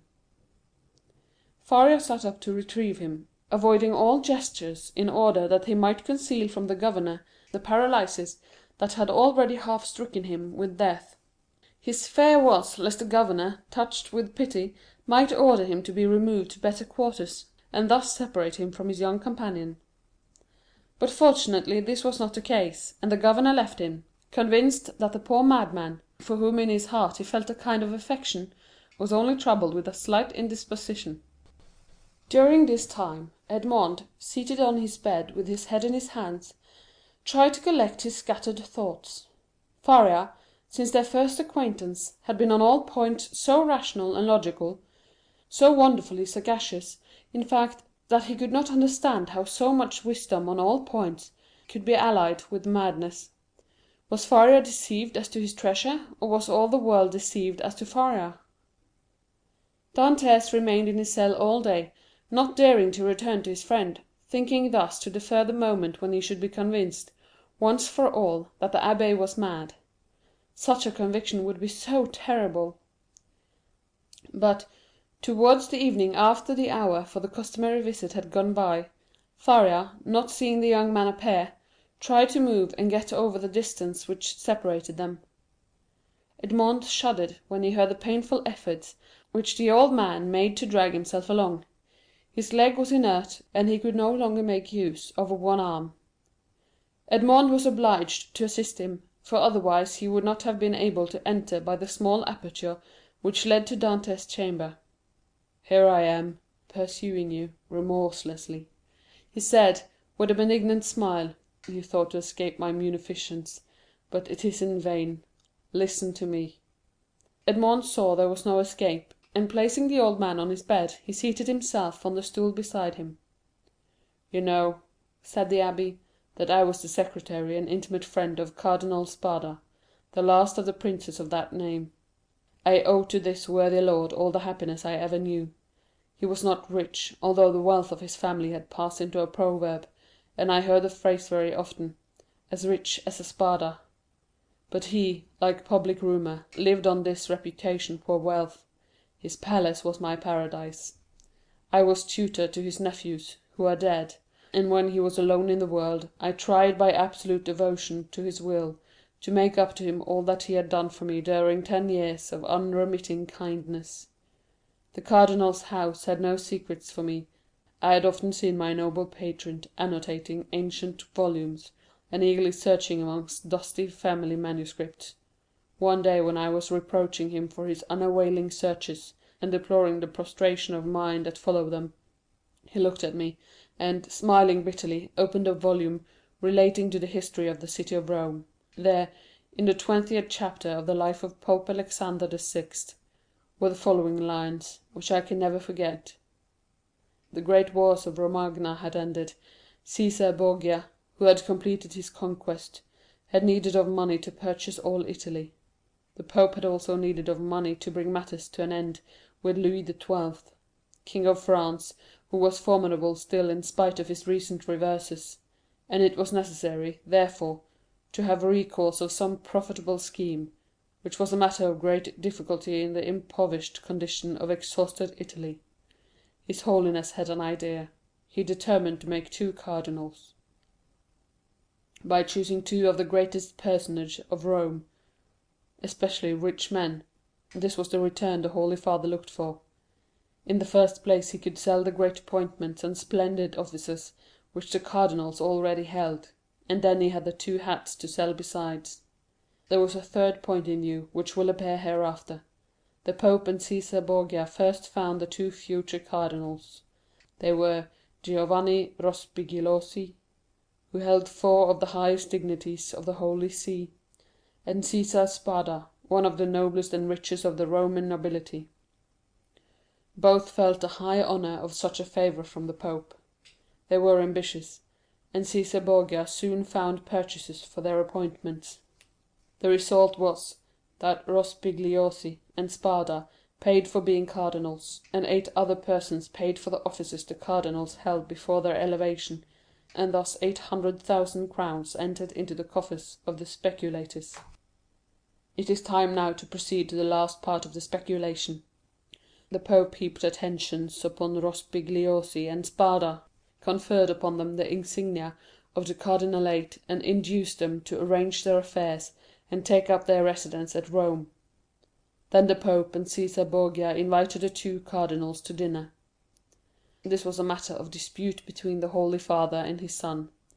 Caesar thought they could make use of one of the means which he always had ready for his friends, that is to say, in the first place, the famous key which was given to certain persons with the request that they go and open a designated cupboard. This key was furnished with a small iron point, a negligence on the part of the locksmith. When this was pressed to effect the opening of the cupboard, of which the lock was difficult, the person was pricked by this small point, and died next day.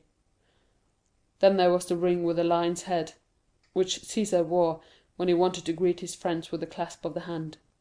The lion bit the hand thus favoured, and at the end of 24 hours the bite was mortal. Cæsar proposed to his father that they should either ask the cardinals to open the cupboard or shake hands with them, but Alexander VI replied, "Now, as to the worthy cardinals Spada and Rospigliosi, let us ask both of them to dinner. Something tells me that we shall get that money back. Besides, you forget, Cæsar, an indigestion declares itself immediately, while a prick or a bite occasions a delay of a day or 2. Cæsar gave way before such cognate reasoning, and the cardinals were consequently invited to dinner. The table was laid in a vineyard belonging to the Pope, near San Pier d'Arena, a charming retreat, which the cardinals knew very well by report. Rospigliosi, quite set up with his new dignities, went with a good appetite and his most ingratiating manner. Spada, a prudent man, and greatly attached to his only nephew, a young captain of the highest promise, took paper and pen and made his will. He then sent word to his nephew to wait for him near the vineyard, but it appeared the servant did not find him. Spada knew what these invitations meant, since Christianity, so eminently civilizing, had made progress in Rome. It was no longer a centurion who came from the tyrant with the message, "Cæsar wills that you die," but it was a legate à latere, who came with a smile on his lips to say from the Pope, "His Holiness requests you to dine with him." Spada set out about 2 o'clock to San Pier d'Arena. The Pope awaited him. The first sight that attracted the eyes of Spada was that of his nephew, in full costume, and Cæsar Borgia paying him most marked attentions. Spada turned pale, as Cæsar looked at him with an ironical air, which proved that he had anticipated all, and that the snare was well spread. They began dinner, and Spada was only able to inquire of his nephew if he had received his message. The nephew replied no, perfectly comprehending the meaning of the question. It was too late, for he had already drunk a glass of excellent wine, placed for him expressly by the Pope's butler. Spada at the same moment saw another bottle approach him, which he was pressed to taste. An hour afterwards, a physician declared they were both poisoned through eating mushrooms. Spada died on the threshold of the vineyard. The nephew expired at his own door, making signs which his wife could not comprehend. Then Cæsar and the Pope hastened to lay hands on the heritage, under pretence of seeking for the papers of the dead man. But the inheritance consisted in this only, a scrap of paper on which Spada had written, I bequeath to my beloved nephew my coffers, my books, and, amongst others, my breviary with the gold corners, which I beg he will preserve in remembrance of his affectionate uncle." The heirs sought everywhere, admired the breviary, laid hands on the furniture, and were greatly astonished that Spada, the rich man, was really the most miserable of uncles. No treasures, unless they were those of science, contained in the library and laboratories. That was all. Caesar and his father searched, examined, scrutinized, but found nothing, or at least very little, not exceeding a few thousand crowns in plate, and about the same in ready money. But the nephew had time to say to his wife before he expired, "Look well among my uncle's papers. There is a will." They sought even more thoroughly than the august heirs had done, but it was fruitless. There were 2 palaces and a vineyard behind the Palatine Hill, but in these days landed property had not much value, and the 2 palaces and the vineyard remained to the family, since they were beneath the rapacity of the Pope and his son. Months and years rolled on. Alexander VI died, poisoned. You know by what mistake. Caesar, poisoned at the same time, escaped by shedding his skin like a snake. But a new skin was spotted by the poison, till it looked like a tiger's. Then, compelled to quit Rome, he went and got himself obscurely killed in a night skirmish, scarcely noticed in history.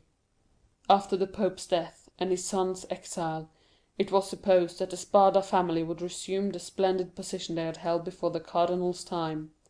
But this was not the case. The Spadas remained in doubtful ease, a mystery hung over this dark affair, and the public rumour was that Caesar, a better politician than his father, had carried off from the Pope the fortune of the 2 cardinals. I say the 2, because Cardinal Rospigliosi, who had not taken any precaution, was completely despoiled. "Up to this point," said Faria, interrupting the thread of his narrative, "this seems to you very meaningless, no doubt, eh?" "Oh, my friend," cried Dantès, "on the contrary, it seems as if I were reading most interesting narrative. Go on, I beg you." "I will. The family began to get accustomed to the obscurity. Years rolled on, and amongst the descendants some were soldiers, other diplomatists, some churchmen, some bankers. Some grew rich, and some were ruined. And come now to the last of the family, whose secretary I was, the Count of Spada. I had often heard him complain of the disproportion of his rank with his fortune, and I advised him to invest all he had in an annuity. He did so, and thus doubled his income. The celebrated breviary remained in the family, and was in the count's possession. It had been handed down from father to son, for the singular clause of the only will that had been found had caused it to be regarded as a genuine relic preserved in the family with superstitious veneration. It was an illuminated book, with beautiful Gothic characters, and so weighted with gold that a servant always carried it before the cardinal on days of great solemnity. At the sight of papers of all sorts, titles, contracts, parchments, which were kept in the archives of the family, all descending from the poisoned cardinal, I, in my turn, examined the immense bundles of documents, like 20 servitors, stewards, secretaries before me, but in spite of the most exhaustive researches, I found nothing. Yet I had even written a precise history of the Borgia family, for the sole purpose of assuring myself whether any increase of fortune had occurred to them on the death of the Cardinal Caesar Spada, but could only trace the acquisition of the property of the Cardinal Rospigliosi, his companion in misfortune.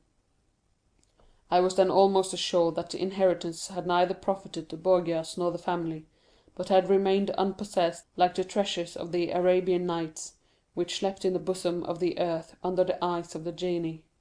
I searched, ransacked, counted, calculated 1,000 and 1,000 times the income and expenditure of the family for 300 years. It was useless. I remained in my ignorance, and the Count of Spada in his poverty. My patron died. He had reserved from his annuity his family papers, his library, composed of 5,000 volumes, and his famous breviary. All these he bequeathed to me, with 1,000 Roman crowns, which he had in ready money, on condition that I would have anniversary masses said for the repose of his soul, and that I would draw up a genealogical tree and history of his house. All this I did scrupulously. Be easy, my dear Edmond, we are near the conclusion. In 1807, a month before I was arrested, and a fortnight after the death of the Count of Spada, on the 25th of December, you will see presently how the date became fixed in my memory, I was reading, for the 1000th time, the papers I was arranging, for the palace was sold to a stranger, and I was going to leave Rome and settle at Florence, intending to take with me 12,000 francs I possessed, my library, and the famous breviary, when, tired with my constant labour at the same thing, and overcome by a heavy dinner I had eaten, my head dropped on my hands, and I fell asleep about 3 o'clock in the afternoon. I awoke as the clock was striking 6. I raised my head. I was in utter darkness. I rang for a light, but as no one came, I determined to find one for myself. It was indeed but anticipating the simple manners which I should soon be under the necessity of adopting. I took a wax candle in one hand, and with the other groped about for a piece of paper, my matchbox being empty, with which I proposed to get a light from the small flame still playing on the embers. Fearing, however, to make use of any valuable piece of paper, I hesitated for a moment, then recollected that I had seen in the famous breviary, which was on the table beside me, an old paper quite yellow with age, which had served as a marker for centuries, kept there by the request of the heirs. I felt for it, found it, twisted it up together, and putting it into the expiring flame, set light to it. But beneath my finger, as if by magic, in proportion as the fire ascended, I saw yellowish characters appear on the paper. I grasped it in my hand, put out the flame as quickly as I could, lighted my taper in the fire itself, and opened the crumpled paper with inexpressible emotion, recognizing, when I had done so, that these characters had been traced in mysterious and sympathetic ink, only appearing when exposed to the fire. Nearly 1/3 of the paper had been consumed by the flame. It was the paper you read this morning.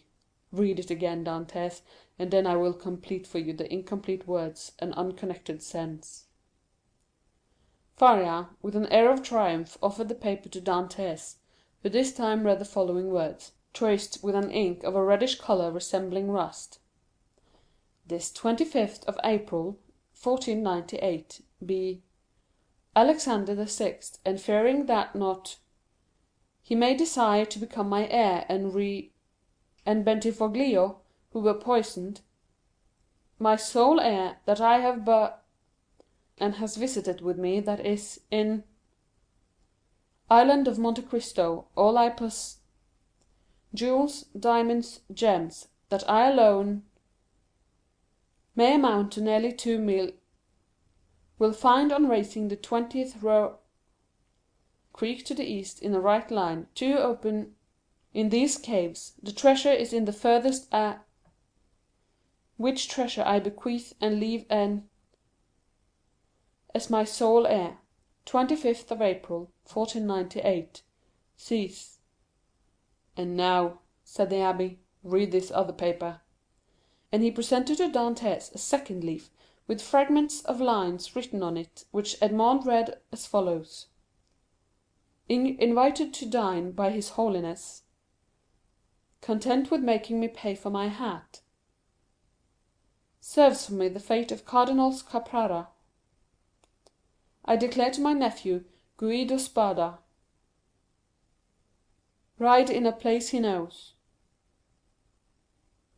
The case of the small. Est of ingots, gold, money. Know of the existence of this treasure which lions of Roman crowns, and which she from the small ings have been made. Ngle in the second. Tire to him. A Spada." Faria followed him with an excited look. "And now," he said, when he saw that Dantès had read the last line, "put the 2 fragments together, and judge for yourself." Dantès obeyed, and the conjoined pieces gave the following: "This 25th day of April, 1498, being invited to dine by His Holiness Alexander VI, and fearing that not content with making me pay for my hat, he may desire to become my heir, and reserves for me the fate of Cardinals Caprara and Bentivoglio, who were poisoned, I declare to my nephew, Guido Spada, my sole heir, that I have buried in a place he knows and has visited with me, that is, in the caves of the small island of Monte Cristo, all I possessed of ingots, gold, money, jewels, diamonds, gems, that I alone know of the existence of this treasure, which may amount to nearly 2 millions of Roman crowns, and which he will find on raising the 20th rock from the small creek to the east in a right line. 2 openings have been made in these caves, the treasure is in the furthest angle in the second, which treasure I bequeath and leave entire to him as my sole heir. 25th of April, 1498. Cæsar Spada. "Well, do you comprehend now?" inquired Faria. "It is the declaration of Cardinal Spada, and the will so long sought for," replied Edmond, still incredulous. "Yes, 1,000 times yes." "And who completed it as it now is?" "I did. Aided by the remaining fragment, I guessed the rest, measuring the length of the lines by those of the paper, and dividing the hidden meaning by means of what was in part revealed, as we are guided in a cavern by the small ray of light above us." "And what did you do when you arrived at this conclusion?" "I resolved to set out, and did set out at that very instant, carrying with me the beginning of my great work, the unity of the Italian kingdom. But for some time the imperial police, who at this period, quite contrary to what Napoleon desired so soon as he had a son born to him, wished for a partition of provinces, had their eyes on me, and my hasty departure, the cause of which they were unable to guess, having aroused their suspicion, I was arrested at the very moment I was leaving Piombino. Now," continued Faria, addressing Dantès with an almost paternal expression, "now, my dear fellow, you know as much as I do myself. If we ever escape together, half this treasure is yours. If I die here and you escape alone, the whole belongs to you." "But," inquired Dantès, hesitating, "has this treasure no more legitimate possessor in the world than ourselves?" "No, no, be easy on that score. The family is extinct. The last Count of Spada, moreover, made me his heir, bequeathing to me this symbolic breviary. He bequeathed to me all it contained. No, no, make your mind satisfied on that point. If we lay hands on this fortune, we may enjoy it without remorse." "And you say this treasure amounts to—" "2 millions of Roman crowns, nearly 13 millions of our money. [Footnote: $2,600,000 in 1894.] "Impossible!" said Dantès, staggered at the enormous amount. "Impossible? And why?" asked the old man. "The Spada family was one of the oldest and most powerful families in the 15th century, and in those times, when other opportunities of investment were wanting, such accumulations of gold and jewels were by no means rare. There are at this day Roman families perishing of hunger, though possessed of nearly 1 million in diamonds and jewels, handed down by entail, and which they cannot touch." Edmond thought he was in a dream. He wavered between incredulity and joy. "I have only kept this secret so long from you," continued Faria, "that I might test your character, and then surprise you. Had we escaped before my attack of catalepsy, I should have conducted you to Monte Cristo. Now," he added with a sigh, "it is you who will conduct me thither. Well, Dantès, you do not thank me?" "This treasure belongs to you, my dear friend," replied Dantès, "and to you only. I have no right to it. I am no relation of yours." "You are my son, Dantès," exclaimed the old man; "you are the child of my captivity. My profession condemns me to celibacy. God has sent you to me to console, at one and the same time, the man who could not be a father, and the prisoner who could not get free." And Faria extended the arm of which alone the use remained to him, to the young man, who threw himself upon his neck and wept. Chapter 19. The Third Attack. Now that this treasure, which had so long been the object of the abbé's meditations, could ensure the future happiness of him whom Faria really loved as a son, it had doubled its value in his eyes, and every day he expatiated on the amount, explaining to Dantès all the good which, with 13 or 14 millions of francs, a man could do in these days to his friends. And then Dantès' countenance became gloomy, for the oath of vengeance he had taken recurred to his memory, and he reflected how much ill, in these times, a man with 13 or 14 millions could do to his enemies. The abbé did not know the island of Monte Cristo, but Dantès knew it, and had often passed it, situated 25 miles from Pianosa, between Corsica and the island of Elba, and had once touched there. This island was, always had been, and still is, completely deserted. It is a rock of almost conical form, which looks as though it had been thrust up by volcanic force from the depth to the surface of the ocean. Dantès drew a plan of the island for Faria, and Faria gave Dantès advice as to the means he should employ to recover the treasure. But Dantès was far from being as enthusiastic and confident as the old man. It was past the question now that Faria was not a lunatic, and the way in which he had achieved the discovery, which had given rise to the suspicion of his madness, increased Edmond's admiration of him; but at the same time Dantès could not believe that the deposit, supposing it had ever existed, still existed. And though he considered the treasure as by no means chimerical, he yet believed it was no longer there. However, as if fate resolved on depriving the prisoners of their last chance, and making them understand that they were condemned to perpetual imprisonment, a new misfortune befell them. The gallery on the seaside, which had long been in ruins, was rebuilt. They had repaired it completely, and stopped up with vast masses of stone the hole Dantès had partly filled in. But for this precaution, which, it will be remembered, the abbé had made to Edmond, the misfortune would have been still greater, for their attempt to escape would have been detected, and they would undoubtedly have been separated. Thus a new, a stronger, and more inexorable barrier was interposed to cut off the realization of their hopes.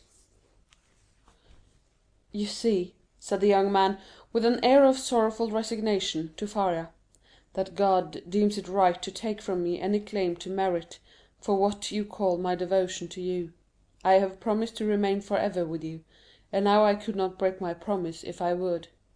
The treasure will be no more mine than yours, and neither of us will quit this prison.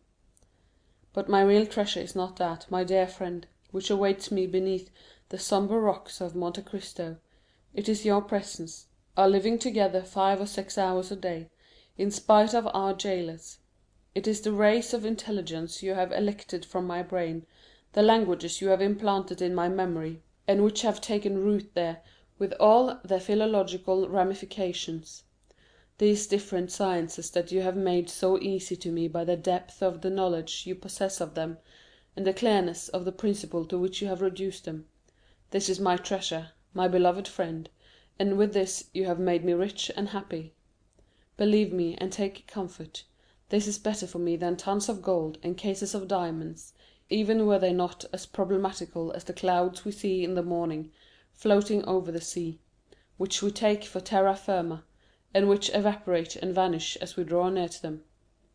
To have you as long as possible near me, to hear your eloquent speech, which embellishes my mind, strengthens my soul, and makes my whole frame capable of great and terrible things, if I should ever be free, so fills my whole existence, that the despair to which I was just on the point of yielding when I knew you, has no longer any hold over me.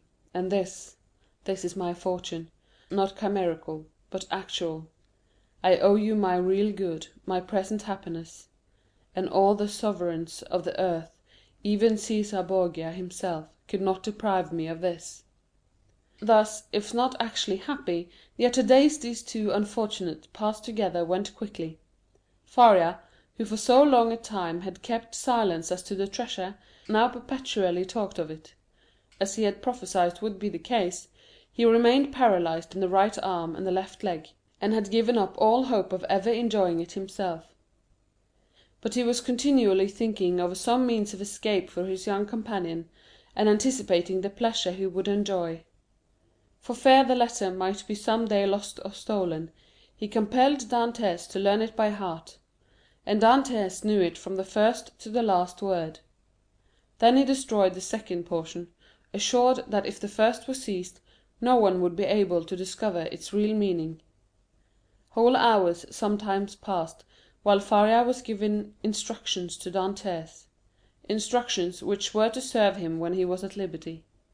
Then, once free from the day and hour and moment when he was so, he could have but one only thought, which was, to gain Monte Cristo by some means and remain there alone under some pretext which would arouse no suspicion, and once there to endeavor to find the wonderful caverns, and search in the appointed spot, be it remembered, being the farthest angle in the second opening. In the meanwhile the hours passed, if not rapidly, at least tolerably.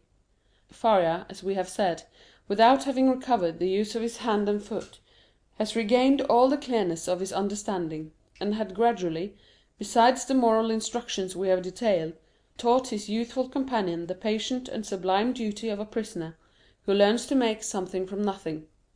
They were thus perpetually employed: Faria, that he might not see himself grow old; Dantès, for fear of recalling the almost extinct past, which now only floated in his memory like a distant light wandering in the night. So life went on for them, as it does for those who are not victims of misfortune, and whose activities glide along mechanically and tranquilly beneath the eye of Providence. But beneath this superficial calm, there were in the heart of the young man, and perhaps in that of the old man, many repressed desires, many stifled sighs, which found vent when Faria was left alone, and when Edmond returned to his cell. One night Edmond woke suddenly, believing that he had heard someone calling him. He opened his eyes upon utter darkness. His name, or rather a plaintive voice which essayed to pronounce his name, reached him. He sat up in bed, and a cold sweat broke out upon his brow. Undoubtedly the call came from Faria's dungeon. "Alas," murmured Edmond, "can it be?" He moved his bed, drew up the stone, rushed into the passage, and reached the opposite extremity. The secret entrance was open. By the light of the wretched and wavering lamp, of which we have spoken, Dantès saw the old man, pale, but yet erect, clinging to the bedstead. His features were writhing with those horrible symptoms which he already knew, and which had so seriously alarmed him when he saw them for the first time. "Alas, my dear friend," said Faria in a resigned tone, "you understand, do you not? And I need not attempt to explain to you." Edmond uttered a cry of agony, and, quite out of his senses, rushed towards the door, exclaiming, "Help! Help!" Faria had just sufficient strength to restrain him. "Silence," he said, "or you are lost. We must now only think of you, my dear friend, and so act as to render your captivity supportable or your flight possible. It would require years to do again what I have done here, and the result would be instantly destroyed if our jailers knew we had communicated with each other. Besides, be assured, my dear Edmond, the dungeon I am about to leave will not long remain empty. Some other unfortunate being will soon take my place, and to him you will appear like an angel of salvation. Perhaps he will be young, strong, and enduring like yourself, and will aid you in your escape, while I have been but a hindrance. You will no longer have half a dead body tied to you as a drag to all your movements. At length Providence has done something for you. He restores to you more than he takes away, and it was time I should die." Edmond could only clasp his hands and exclaim, "Oh, my friend, speak not thus!" And then resuming all his presence of mind, which had for a moment staggered under this blow, and his strength, which had failed at the words of the old man, he said, "Oh, I have saved you once, and I will save you a second time." And raising the foot of the bed, he drew out the phial, still a third filled with the red liquor. "See," he exclaimed, "there remains still some of the magic draught. Quick, Quick! Tell me what I must do this time. Are there any fresh instructions? Speak, my friend, I listen." "There is not a hope," replied Faria, shaking his head. "But no matter.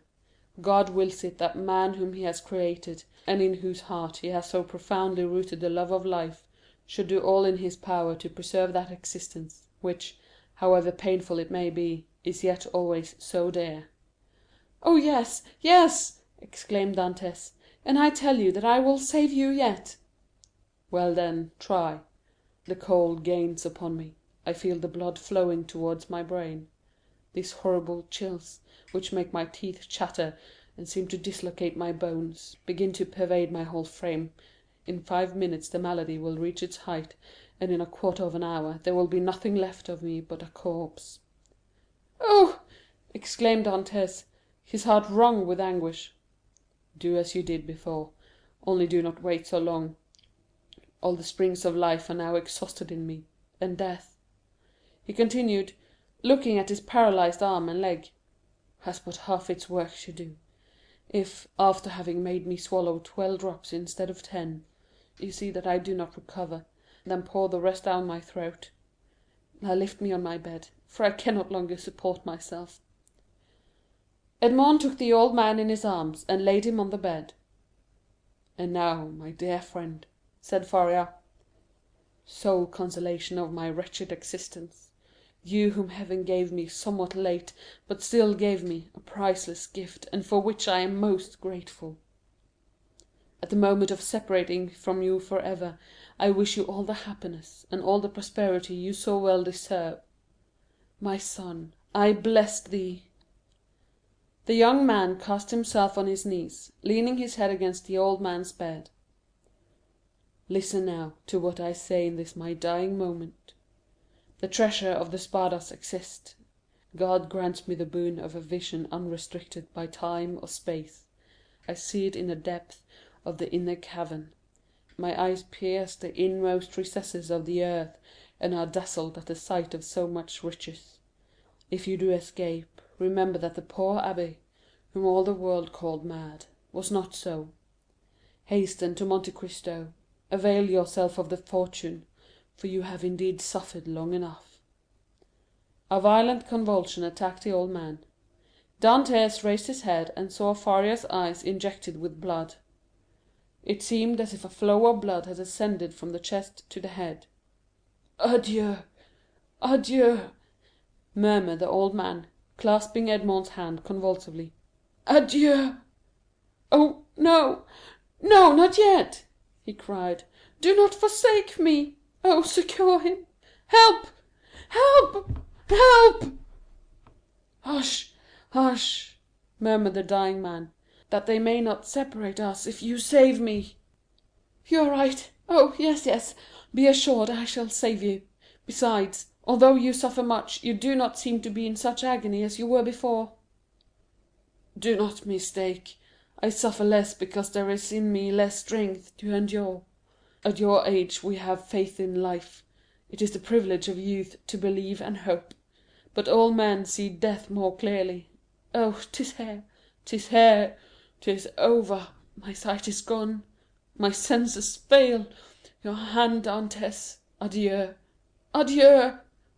And raising himself by a final effort, in which he summoned all his faculties, he said, "Monte Cristo! Forget not Monte Cristo!" And he fell back on the bed. The crisis was terrible, and a rigid form with twisted limbs, swollen eyelids, and lips flecked with bloody foam, lay on the bed of torture, in place of the intellectual being who so lately rested there. Dantès took the lamp, placed it on a projecting stone above the bed, whence its tremulous light fell with strange and fantastic ray on the distorted countenance and motionless, stiffened body. With steady gaze he awaited confidently the moment for administering the restorative. When he believed that the right moment had arrived, he took the knife, pried open the teeth, which offered less resistance than before, counted one after the other 12 drops, and watched. The phial contained perhaps twice as much more. He awaited 10 minutes, a quarter of an hour, half an hour. no change took place. Trembling, his hair erect, his brow bathed with perspiration, he counted the seconds by the beating of his heart. Then he thought it was time to make the last trial, and put the phial to the purple lips of Faria, and without having occasion to force open his jaws, which had remained extended, pour the whole of the liquid down his throat. The draught produced a galvanic effort, a violent trembling pervaded the old man's limbs, his eyes opened until it was fearful to gaze upon them, he heaved a sigh, which resembled a shriek, and then his convulsed body returned gradually to its former immobility, the eyes remaining open. Half an hour, an hour and a half elapsed, and during this period of anguish, Edmond leaned over his friend, his hand applied to his heart, and felt the body gradually grow cold, and the heart's pulsation become more and more deep and dull, until at length it stopped. The last movement of the heart ceased, the face became livid, the eyes remained open, but the eyeballs were glazed. It was 6 o'clock in the morning. The dawn was just breaking, and its feeble ray came into the dungeon and paled the ineffectual light of the lamp. Strange shadows passed over the countenance of the dead man, and at times gave it the appearance of life.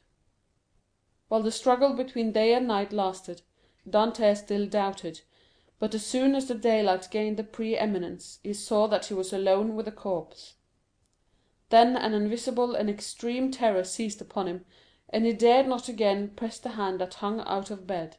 He dared no longer to gaze on those fixed and vacant eyes, which he tried many times to close, but in vain. They opened again as soon as shut. He extinguished the lamp, carefully concealed it, and then went away, closing as well as he could the entrance to the secret passage by the large stone as he descended. It was time, for the jailer was coming. On this occasion he began his rounds at Dantès' cell, and on leaving him he went on to Faria's dungeon, taking thither breakfast and some linen. Nothing betokened that the man knew anything of what had occurred. He went on his way. Dantès was then seized with an indescribable desire to know what was going on in the dungeon of his unfortunate friend. He therefore returned by the subterraneous gallery, and arrived in time to hear the exclamations of the turnkey, who called out for help. Other turnkeys came, and then was heard the regular tramp of soldiers. Last of all came the governor. Edmond heard the creaking of the bed as they moved the corpse, heard the voice of the governor, who asked them to throw water on the dead man's face, and seeing that, in spite of this application, the prisoner did not recover, they sent for the doctor.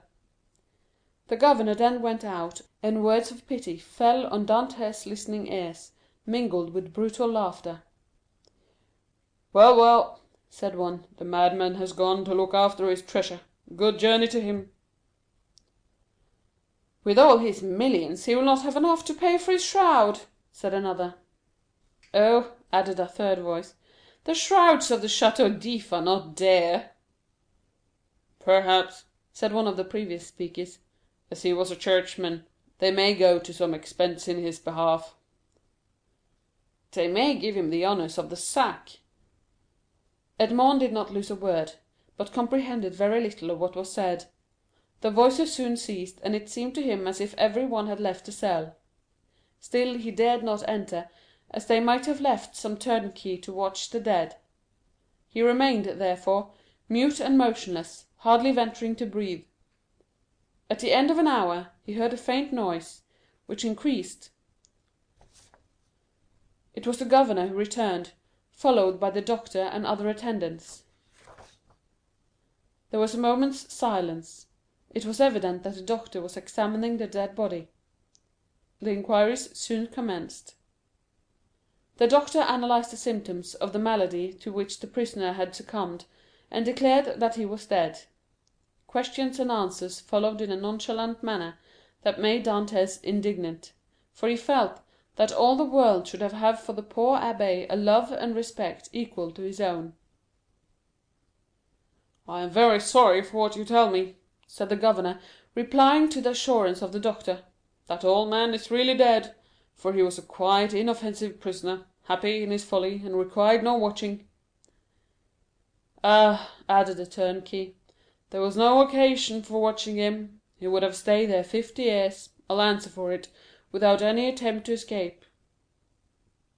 Still, said the governor, I believe it will be requisite, notwithstanding your certainty, and not that I doubt your science, but in discharge of my official duty, that we should be perfectly assured that the prisoner is dead. There was a moment of complete silence, during which Dantès, still listening, knew that the doctor was examining the corpse a second time. You may make your mind easy, said the doctor. He is dead. I will answer for that. You know, sir, said the governor, persisting, that we are not content in such cases as this with a simple examination. In spite of all appearances, be so kind, therefore, as to finish your duty by fulfilling the formalities described by law. Let the irons be heated, said the doctor, but really it is a useless precaution. This order to heat the irons made Dantès shudder. He heard hasty steps, the creaking of a door, people going and coming, and some minutes afterwards a turnkey entered, saying, Here is the brazier, lighted. There was a moment's silence, and then was heard the crackling of burning flesh, over which the peculiar and nauseous smell penetrated even behind the wall where Dantès was listening in horror.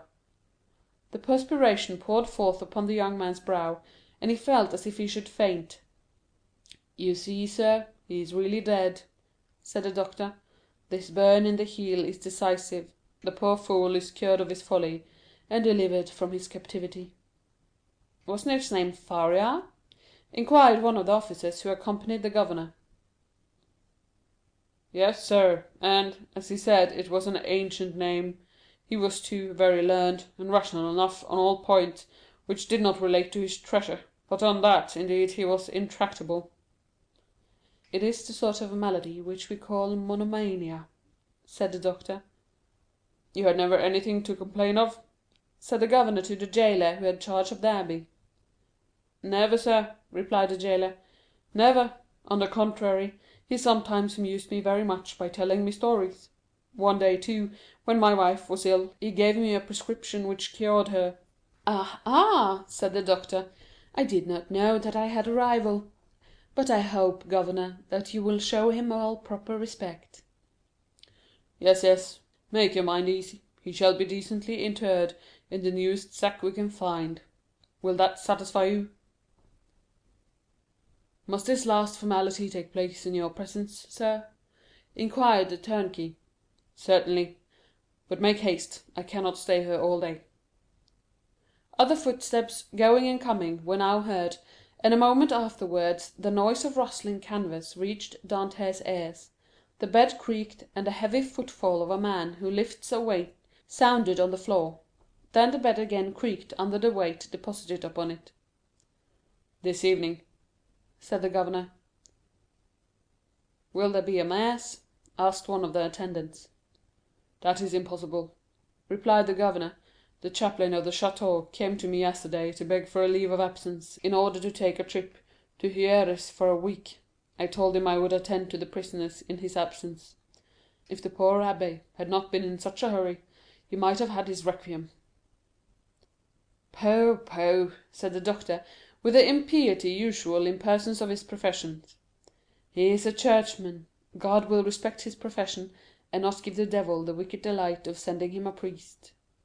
A shout of laughter followed this brutal jest. Meanwhile the operation of putting the body in the sack was going on. This evening, said the governor, when the task was ended. At what hour? Inquired a turnkey. Why, about 10 or 11 o'clock. Shall we watch the corpse? Of what use would it be? Shut the dungeon as if he were alive. That is all. Then the steps retreated, and the voices died away in the distance. The noise of the door, with its creaking hinges and bolts, ceased, and a silence more sombre than that of solitude ensued. The silence of death, which was all pervasive, and struck its icy chill to the very soul of Dantès. Then he raised the flagstone cautiously with his head, and looked carefully around the chamber. It was empty, and Dantès emerged from the tunnel. Chapter 19. Chapter 20. The Cemetery of Château. On the bed, at full length, and faintly illuminated by the pale light that came from the window, lay a sack of canvas, and under its rude folds was stretched a long and stiffened form. It was Faria's last winding sheet, a winding sheet which, as the turnkey said, cost so little. Everything was in readiness. A barrier had been placed between Dantès and his old friend. No longer could Edmond look into those wide open eyes which had seemed to be penetrating the mysteries of death. No longer could he clasp the hand which had done so much to make his existence blessed. Faria, the beneficent and cheerful companion, with whom he was accustomed to live so intimately, no longer breathed. He seated himself on the edge of that terrible bed, and fell into melancholy and gloomy reverie. Alone! He was alone again, again condemned to silence, again face to face with nothingness. Alone! Never again to see the face, never again to hear the voice of the only human being who united him to earth! Was not Faria's fate the better, after all? To solve the problem of life at its source, even at the risk of horrible suffering? The idea of suicide, which his friend had driven away and kept away by his cheerful presence, now hovered like a phantom over the abbé's dead body. "If I could die," he said, "I should go where he goes, and should assuredly find him again. But how to die? It is very easy." He went on with a smile. "I will remain here, rush on the first person that opens the door, strangle him, and then they will guillotine me." But excessive grief is like a storm at sea, where the frail bark is tossed from the depth to the top of the wave. Dantès recoiled from the idea of so infamous a death, and passed suddenly from despair to an ardent desire for life and liberty. Die? Oh, no, he exclaimed, not die now, after having lived and suffered so long and so much. Die? Yes, had I died years ago. But now to die would be, indeed, to give way to the sarcasm of destiny. No, I want to live. I shall struggle to the very last. I will yet win back the happiness of which I have been deprived. Before I die I must not forget that I have my executioners to punish, and perhaps too, who knows, some friends to reward. Yet they will forget me here, and I shall die in my dungeon like Faria." As he said this he became silent and gazed straight before him like one overwhelmed with a strange and amazing thought. Suddenly he arose, lifted his hand to his brow as if his brain were giddy, paced twice or thrice round the dungeon, and then paused abruptly by the bed. "Just God!" he muttered, "whence comes this thought? Is it from thee? Since none but the dead pass freely from this dungeon, let me take the place of the dead."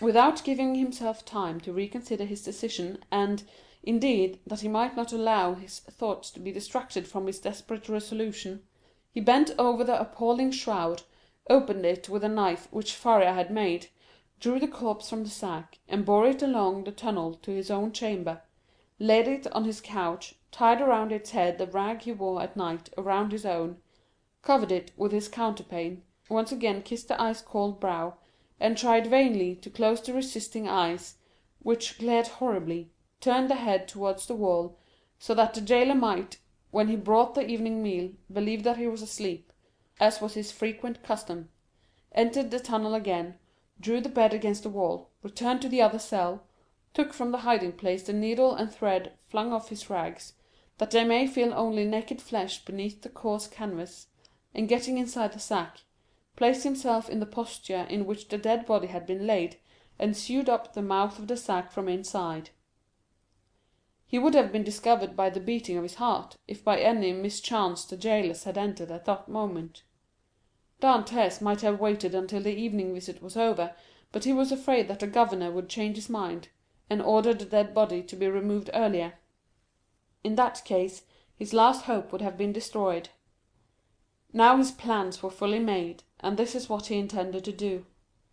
If while he was being carried out, the gravediggers should discover that they were bearing a live instead of a dead body, Dantès did not intend to give them time to recognize him, but with a sudden cut of the knife, he meant to open the sack from top to bottom, and, profiting by their alarm, escape. If they tried to catch him, he would use his knife to better purpose. If they took him to the cemetery and laid him in a grave, he would allow himself to be covered with earth, and then, as it was night, the gravediggers could scarcely have turned their backs before he would have worked his way through the yielding soil and escaped. He hoped that the weight of the earth would not be so great that he could not overcome it. If he was detected in this, and the earth proved too heavy, he would be stifled, and then, so much the better, all would be over. Dantès had not eaten since the preceding evening, but he had not thought of hunger, nor did he think of it now. His situation was too precarious to allow him even time to reflect on any thought but one. The first risk that Dantès ran was, that the jailer, when he brought him his supper at 7 o'clock, might perceive the change that had been made. Fortunately, 20 times at least, from misanthropy or fatigue, Dantès had received his jailer in bed, and then the man placed his bread and soup on the table, and went away without saying a word. This time the jailer might not be as silent as usual, but speak to Dantès, and seeing that he received no reply, go to the bed, and thus discover all. When 7 o'clock came, Dantès' agony really began. His hand placed upon his heart was unable to redress its throbbings, while with the other he wiped the perspiration from his temples. From time to time chills ran through his whole body, and clutched his heart in a grasp of ice. Then he thought he was going to die. Yet the hours passed on without any unusual disturbance, and Dantès knew that he had escaped the first peril. It was a good augury. At length, about the hour the governor had appointed, footsteps were heard on the stairs. Edmond felt that the moment had arrived, summoned up all his courage, held his breath, and would have been happy if at the same time he could have repressed the throbbing of his veins. The footsteps, they were double, paused at the door, and Dantès guessed that the two gravediggers had come to seek him. This idea was soon converted into certainty when he heard the noise they made in putting down the hand-bier. The door opened, and a dim light reached Dantès' eyes through the coarse sack that covered him. He saw two shadows approach his bed, a third remaining at the door with a torch in its hand. The two men, approaching at the ends of the bed, took the sack by its extremities. "He's heavy, though, for an old and thin man," said one as he raised the head. "They say every year adds half a pound to the weight of the bones," said another, lifting the feet. "Have you tied the knot?" inquired the first speaker. "What would be the use of carrying so much more weight?" was the reply. "I can do that when we get there." "Yes, you're right," replied the companion. "What's the knot for?" thought Dantès. They deposited the supposed corpse on the bier. Edmond stiffened himself in order to play the part of a dead man, and then the party, lighted by the man with the torch, who went first, ascended the stairs. Suddenly he felt the fresh and sharp night air, and Dantès knew that the mistral was blowing. It was a sensation in which pleasure and pain were strangely mingled. The bearers went on for 20 paces, then stopped, putting the bier down on the ground. One of them went away, and Dantès heard his shoes striking on the pavement. "Where am I?" he asked himself. "Really, he's by no means a light load," said the other bearer, sitting on the edge of the hand-barrow. Dantès' first impulse was to escape, but fortunately he did not attempt it. "Give us a light," said the other bearer, "or I shall never find what I am looking for." The man with the torch complied, although not asked in the most polite terms. "What can he be looking for?" thought Edmond. "The spade, perhaps?" An exclamation of satisfaction indicated that the gravedigger had found the object of his search. "Here it is at last," he said; "not without some trouble, though." "Yes," was the answer, "but it has lost nothing by waiting." As he said this, the man came towards Edmond, who heard a heavy metallic substance laid down beside him, and at the same moment a cord was fastened round his feet with sudden and painful violence. "Well, have you tied the knot?" inquired the gravedigger, who was looking on.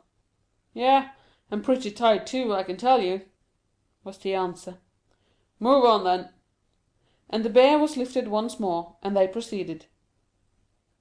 They advanced 50 paces farther, and then stopped to open a door, then went forward again. The noise of the waves dashing against the rocks on which the château is built reached Dantès' ear distinctly as they went forward. "Bad weather," observed one of the bearers. "Not a pleasant night for a dip in the sea." "Why, yes, the abbey runs a chance of being wet," said the other, and then there was a burst of brutal laughter. Dantès did not comprehend the jest, but his hair stood erect on his head. "Well, here we are at last," said one of them. "A little farther, said the other. "You know very well the last was stopped on his way, dashed on the rocks, and the governor told us next day that we were careless fellows." They ascended 5 or 6 more steps, and then Dantès felt that they took him, one by the head and the other by the heels, and swung him to and fro.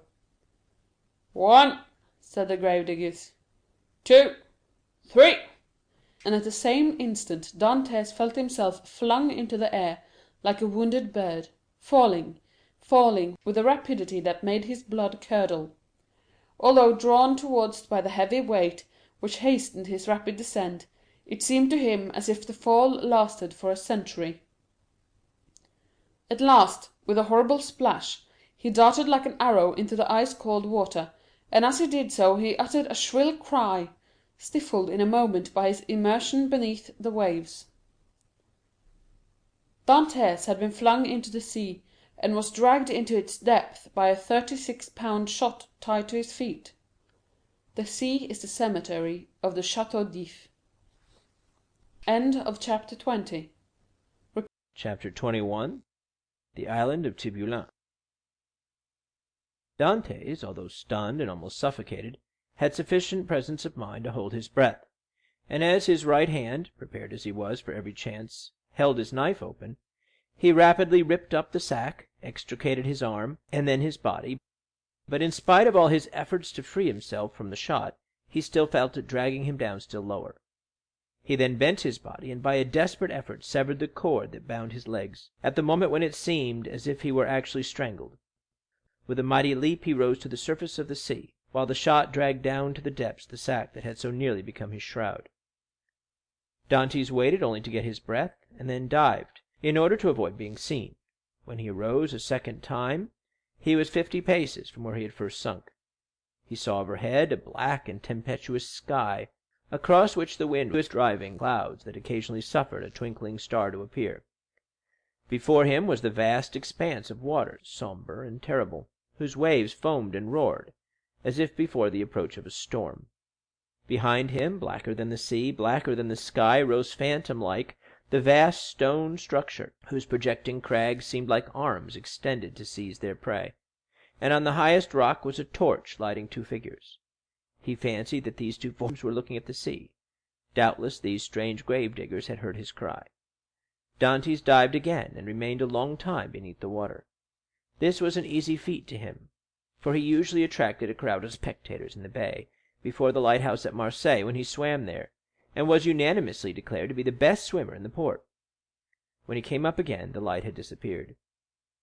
He must now get his bearings. Ratonneau and Pomègue are the nearest islands of all those that surround the Château d'If, but Ratonneau and Pomègue are inhabited, as is also the islet of Daume. Tiboulen and Le Maire were therefore the safest of Dantès' venture. The islands of Tiboulen and Le Maire are a league from the Château d'If. Dantès nevertheless determined to make for them. But how could he find his way in the darkness of the night? At this moment he saw the light of Planier gleaming in front of him like a star. By leaving this light on the right, he kept the island of Tiboulen a little on the left. By turning to the left, therefore, he would find it. But as we have said, it was at least a league from the Château d'If to this island. Often in prison Faria had said to him, when he saw him idle and inactive, "Dantès, you must not give way to this listlessness. You'll be drowned if you seek to escape, and your strength has not been properly exercised and prepared for exertion." These words rang in Dantès' ears, even beneath the waves, if he hastened to cleave his way through them to see if he had not lost his strength. He found with pleasure that his captivity had taken away nothing of his power, and that he was still master of that element on whose bosom he had so often sported as a boy. Fear, that relentless pursuer, clogged Dantès' efforts. He listened for any sound that might be audible, and every time that he rose to the top of a wave he scanned the horizon, and strove to penetrate the darkness. He fancied that every wave behind him was a pursuing boat, and he redoubled his exertions, increasing rapidly his distance from the château, but exhausting his strength. He swam on still, and already the terrible château had disappeared in the darkness. He could not see it, but he felt its presence. An hour passed, during which Dantès, excited by the feeling of freedom, continued to cleave the waves. "Let us see," said he. "I have swum above an hour, but as the wind is against me, that has retarded my speed. However, if I am not mistaken, I must be close to Tiboulen. But what if I were mistaken?" A shudder passed over him. He sought to tread water in order to rest himself, but the sea was too violent, and he felt that he could not make use of this means of recuperation. "Well," said he, "I will swim on till I am worn out, or the cramp seizes me, and then I shall sink." And he struck out with the energy of despair. Suddenly the sky seemed to him to become still darker and more dense, and heavy clouds seemed to sweep toward him. At the same time he felt a sharp pain in his knee. He fancied for a moment that he had been shot, and listened for the report, but he heard nothing. Then he put out his hand and encountered an obstacle, and with another stroke knew that he had gained the shore. Before him rose a grotesque mass of rocks, that resembled nothing so much as a vast fire petrified at the moment of its most fervent combustion. It was the island of Tiboulen. Dantès rose, advanced a few steps, and with a fervent prayer of gratitude stretched himself on the granite, which seemed to him softer than down. Then, in spite of the wind and rain, he fell into the deep, sweet sleep of utter exhaustion. At the expiration of an hour Edmond was awakened by the roar of thunder. The tempest was let loose, and beating the atmosphere with its mighty wings, from time to time a flash of lightning stretched across the heavens like a fiery serpent, lighting up the clouds that rolled on in vast chaotic waves. Dantès had not been deceived. He had reached the first of the two islands, which was, in fact, Tiboulen. He knew that it was barren and without shelter, but when the sea became more calm he resolved to plunge into its waves again, and swim to La Mer, equally arid but larger, and consequently better adapted for concealment. An overhanging rock offered him a temporary shelter, and scarcely had he availed himself of it when the tempest burst forth in all its fury. Edmond felt the trembling of the rock beneath which he lay. The waves, dashing themselves against it, wetted him with their spray. He was safely sheltered, and yet he felt dizzy in the midst of the warring of the elements and the dazzling brightness of the lightning. It seemed to him that the island trembled to its base, and that it would, like a vessel at anchor, break moorings and bear him off into the center of the storm. He then recollected that he had not eaten or drunk for 24 hours. He extended his hands and drank greedily of the rain-water that had lodged in a hollow of the rock. As he rose, a flash of lightning that seemed to rive the remotest heights of heaven illumined the darkness. By its light, between the island of La Mer and Cape Croiselle, a quarter of a league distant, Dantès saw a fishing boat driven rapidly like a spectre before the power of waves. A second after he saw it again, approaching with frightful rapidity. Dantès cried at the top of his voice to warn them of their danger, but they saw it themselves. Another flash showed him 4 men clinging to the shattered mast and the rigging, while a 5th clung to the broken rudder. The men he beheld saw him undoubtedly, for their cries were carried to his ears by the wind. Above the splintered mast a sail rent to tatters was waving, and suddenly the ropes that still held it gave way, and it disappeared in the darkness of the night like a vast sea-bird. At the same moment a violent crash was heard, and cries of distress. Dantès, from his rocky perch, saw the shattered vessel, and among the fragments the floating forms of hapless sailors. Then all was dark again. Dantès ran down the rocks at the risk of being himself dashed to pieces. He listened, he groped about, but he heard and saw nothing. The cries had ceased, and the tempest continued to rage. By degrees the wind abated. The vast gray clouds rolled toward the west, and the blue firmament appeared, studded with bright stars. Soon a red streak became visible in the horizon. The waves whitened, a light played over them, and gilded their foaming crests with gold. It was day. Dantès stood mute and motionless before this majestic spectacle, as if he now beheld it for the first time. And indeed, since his captivity in the Château d'If, he had forgotten that such scenes were ever to be witnessed. He turned towards the fortress, and looked at both sea and land.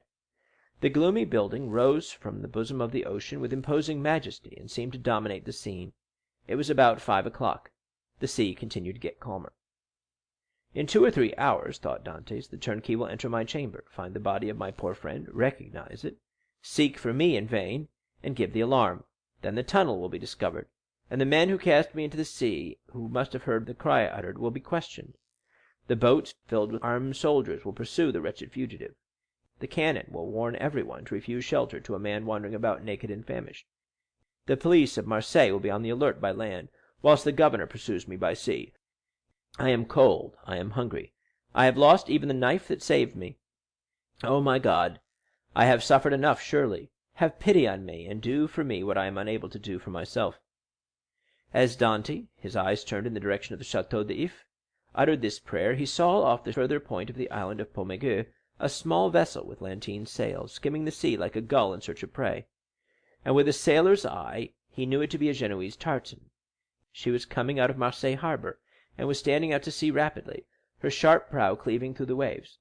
"Oh," cried Edmond, "to think that in half an hour I could join her, did I not fear being questioned, detected, and conveyed back to Marseilles. What can I do? What story can I invent? Under pretext of trading along the coast, these men, who are in reality smugglers, will prefer selling me to doing a good action. I must wait. But I cannot, I am starving. In a few hours my strength will be utterly exhausted. Besides, perhaps I have not been missed at the fortress. I can pass as one of the sailors wrecked last night. My story will be accepted, for there is no one left to contradict me." As he spoke, Dantès looked toward the spot where the fishing vessel had been wrecked, and started. The red cap of one of the sailors hung to a point of the rock, and some timbers that had formed part of the vessel's keel floated at the foot of the crag. In an instant Dantès' plan was formed. He swam to the cap, placed it on his head, seized one of the timbers, and struck out so as to cut across the course of the vessel he was taking. "I am saved," murmured he, and this conviction restored his strength. He saw that the vessel, with the wind dead ahead, was tacking between the Château d'If and the Tower of Planier. For an instant he feared lest instead of keeping in shore she should stand out to sea. But he soon saw that she would pass, like most vessels bound for Italy, between the vessels of Jarros and Castellaraine. However, the vessel and the swimmer insensibly neared one another, and in one of its tacks the tartan bore down within a quarter of a mile of him. He rose on the waves, making signs of distress, but no one on board saw him, and the vessel stood out on another tack. Dantès would have shouted, but he knew that the wind would drown his voice. It was then he rejoiced at his precaution in taking the timber, for without it he would have been unable, perhaps, to reach the vessel, certainly to return to shore, should he be unsuccessful in attracting attention.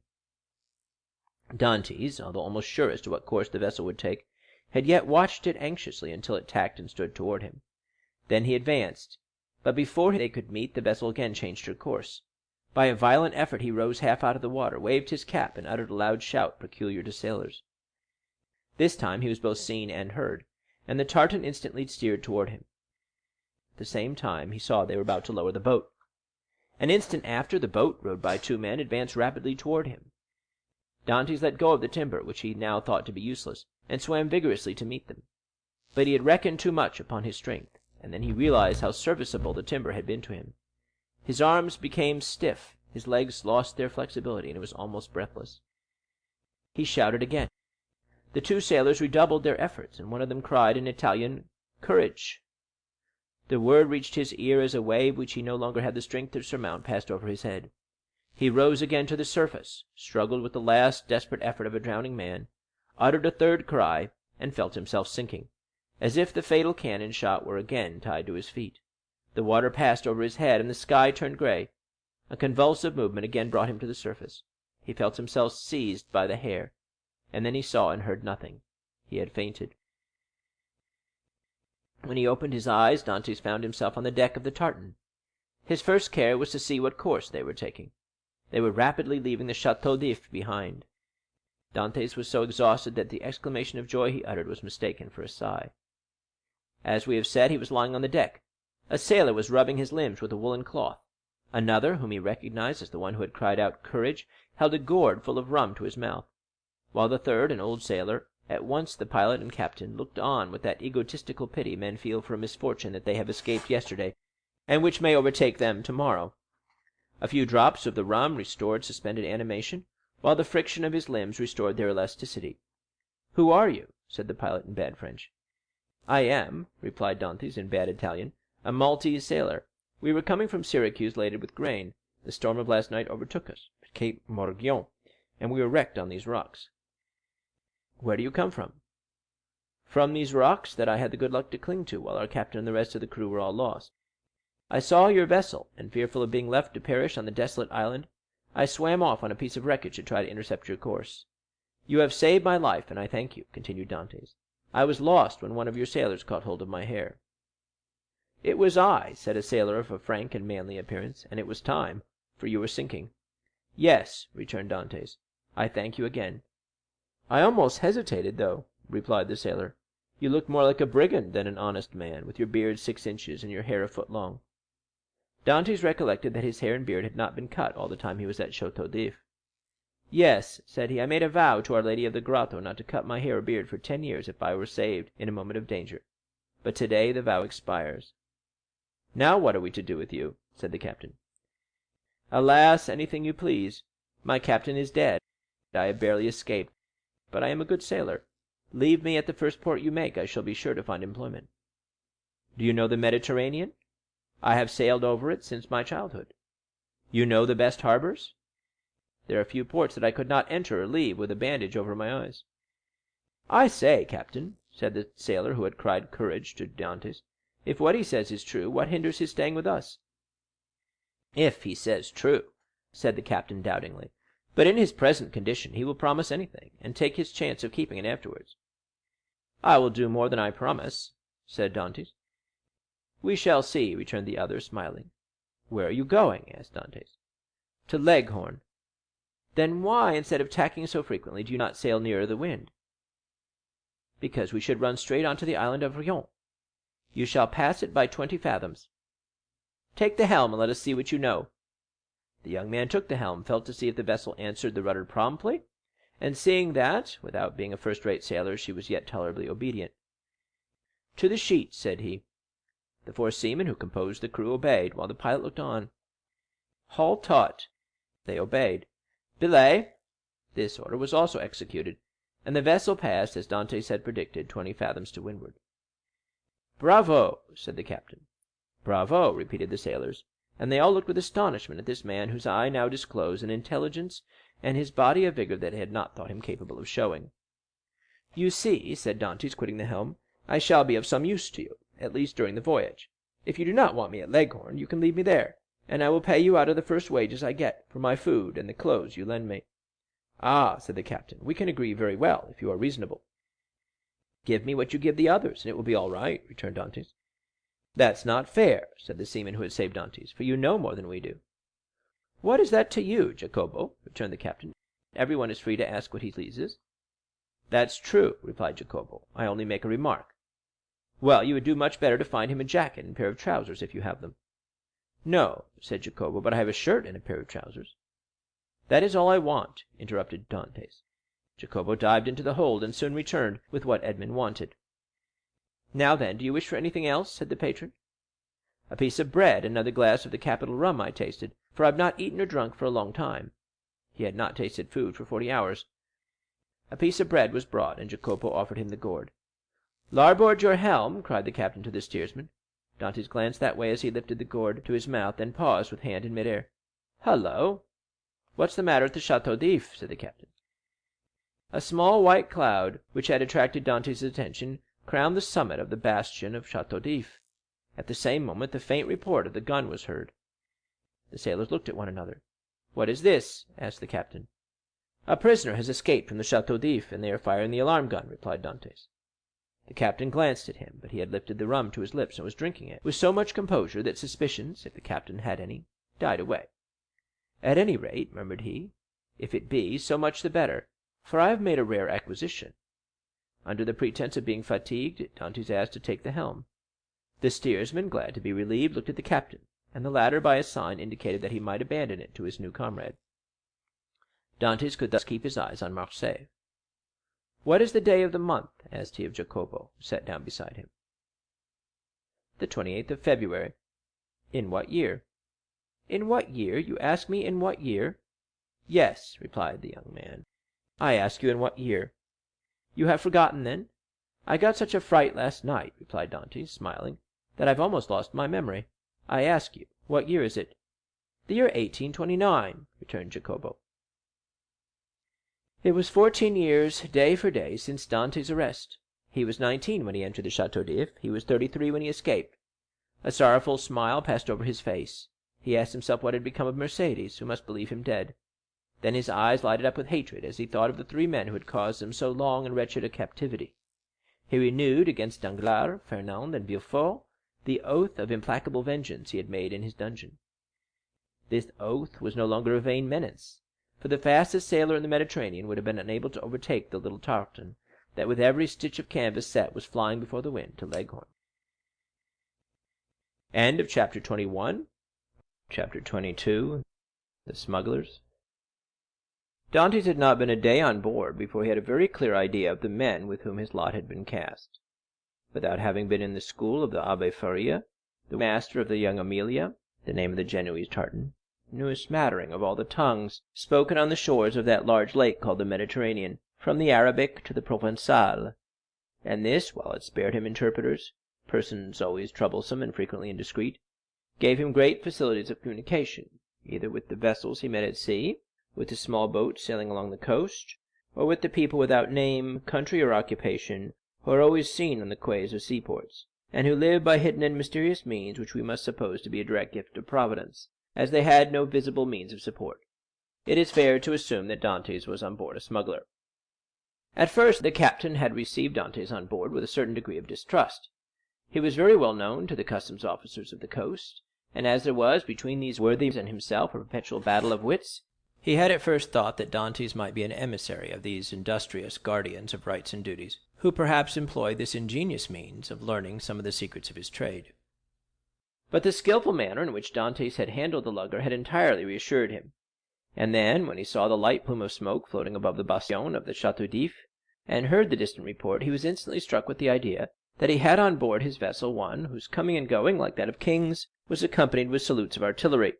This made him less uneasy, it must be owned, than if the newcomer had proved to be a customs officer. But this supposition also disappeared like the first, when he beheld the perfect tranquillity of his recruit. Edmond thus had the advantage of knowing what the owner was, without the owner knowing who he was, and however the old sailor and his crew tried to pump him, they extracted nothing more from him. He gave accurate descriptions of Naples and Malta, which he knew as well as Marseilles, and held stoutly to his first story. Thus the Genoese, subtle as he was duped by Edmond, in whose favor his mild demeanor, his nautical skill, and his admirable dissimulation pleaded.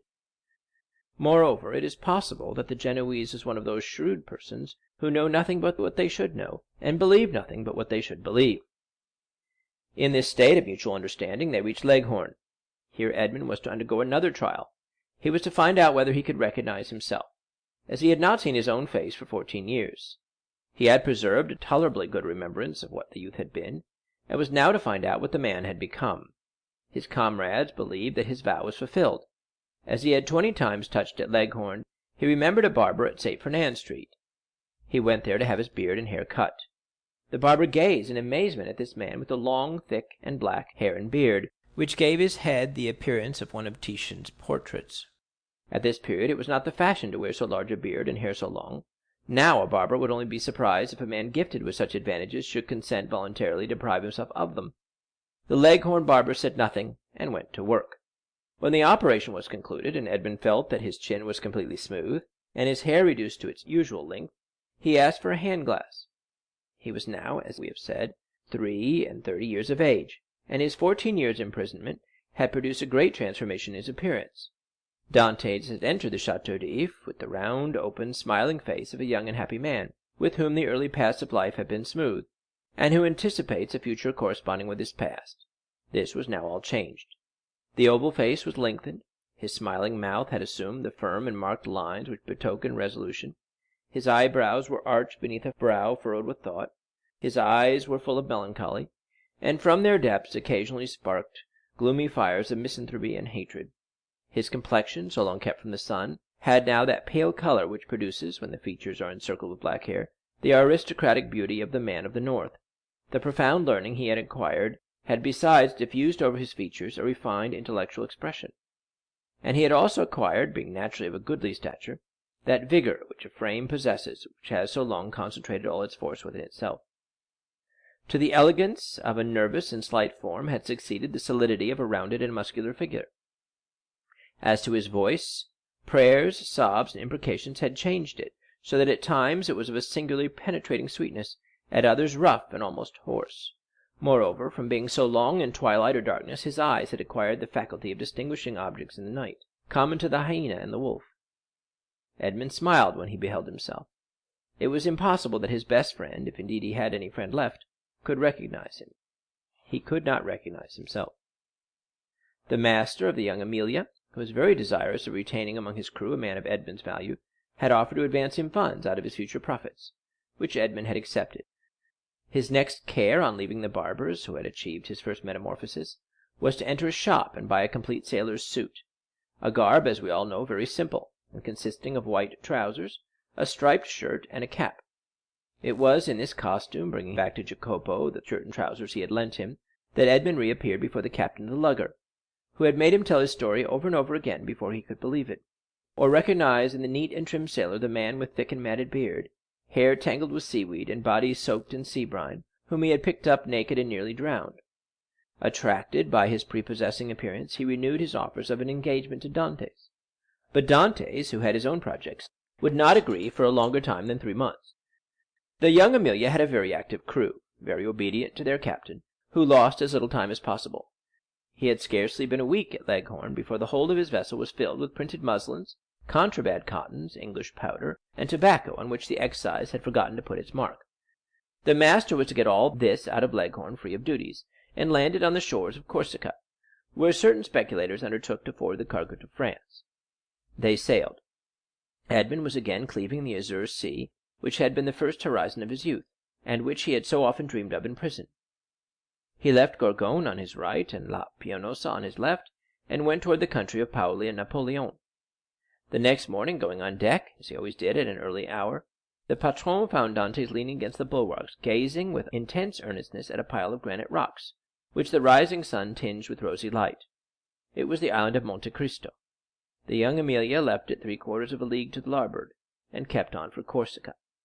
Dantes thought, as they passed so closely to the island whose name was so interesting to him, that he had only to leap into the sea and in half an hour be at the promised land.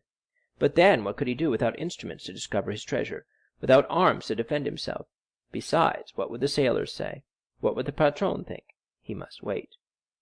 Fortunately, Dantes had learned how to wait. He had waited 14 years for his liberty, and now he was free he could wait at least 6 months or a year for his wealth. Would he not have accepted liberty without riches if it had been offered to him?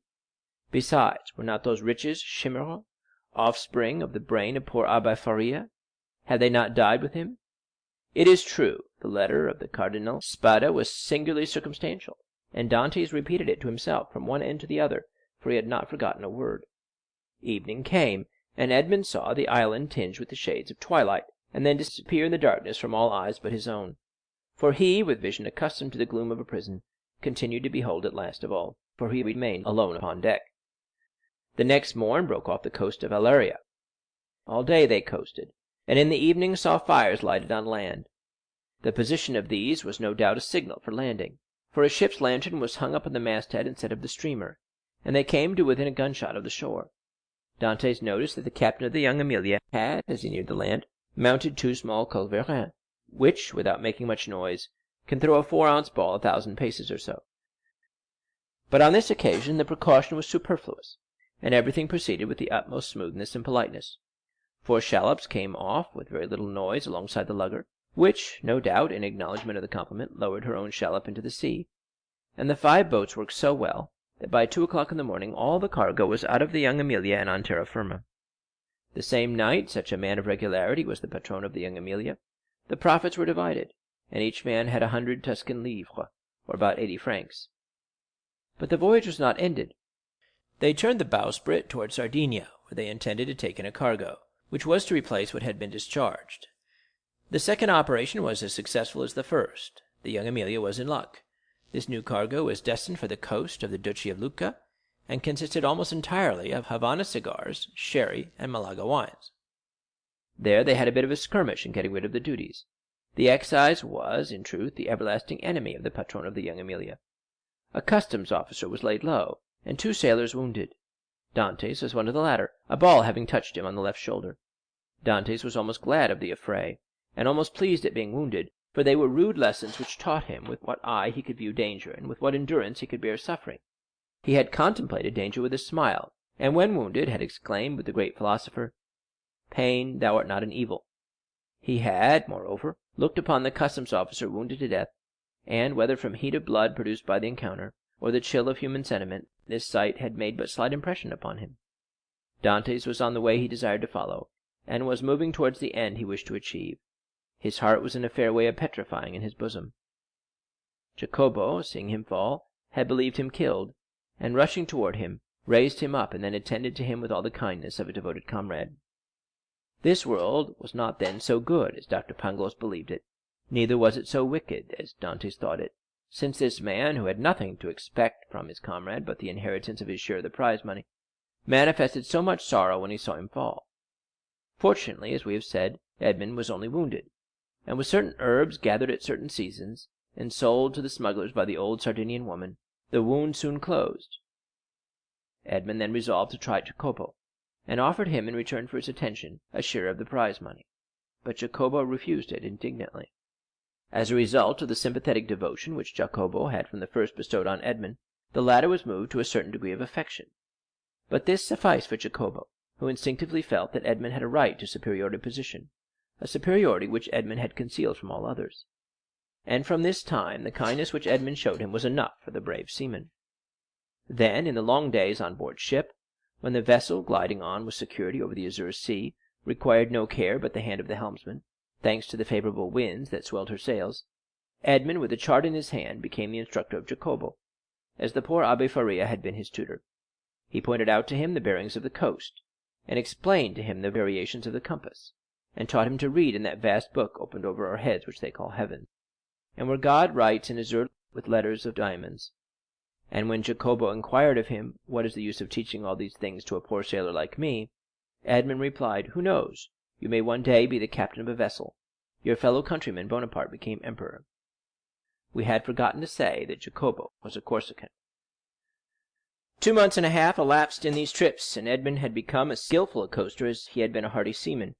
He had formed an acquaintance with all the smugglers on the coast, and learned all the Masonic signs by which these half-pirates recognized each other.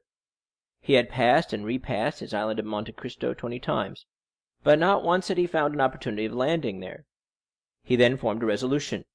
As soon as his engagement with the patron of the Young Amelia ended, he would hire a small vessel on his own account, for in his several voyages he had amassed 100 piastres, and under some pretext land on the Island of Monte Cristo. Then he would be free to make his researches. Not perhaps entirely at liberty, for he would be doubtless watched by those who accompanied him, but in this world we must risk something. Prison had made Edmond prudent, and he was desirous of running no risk whatever. But in vain did he rack his imagination, fertile as it was.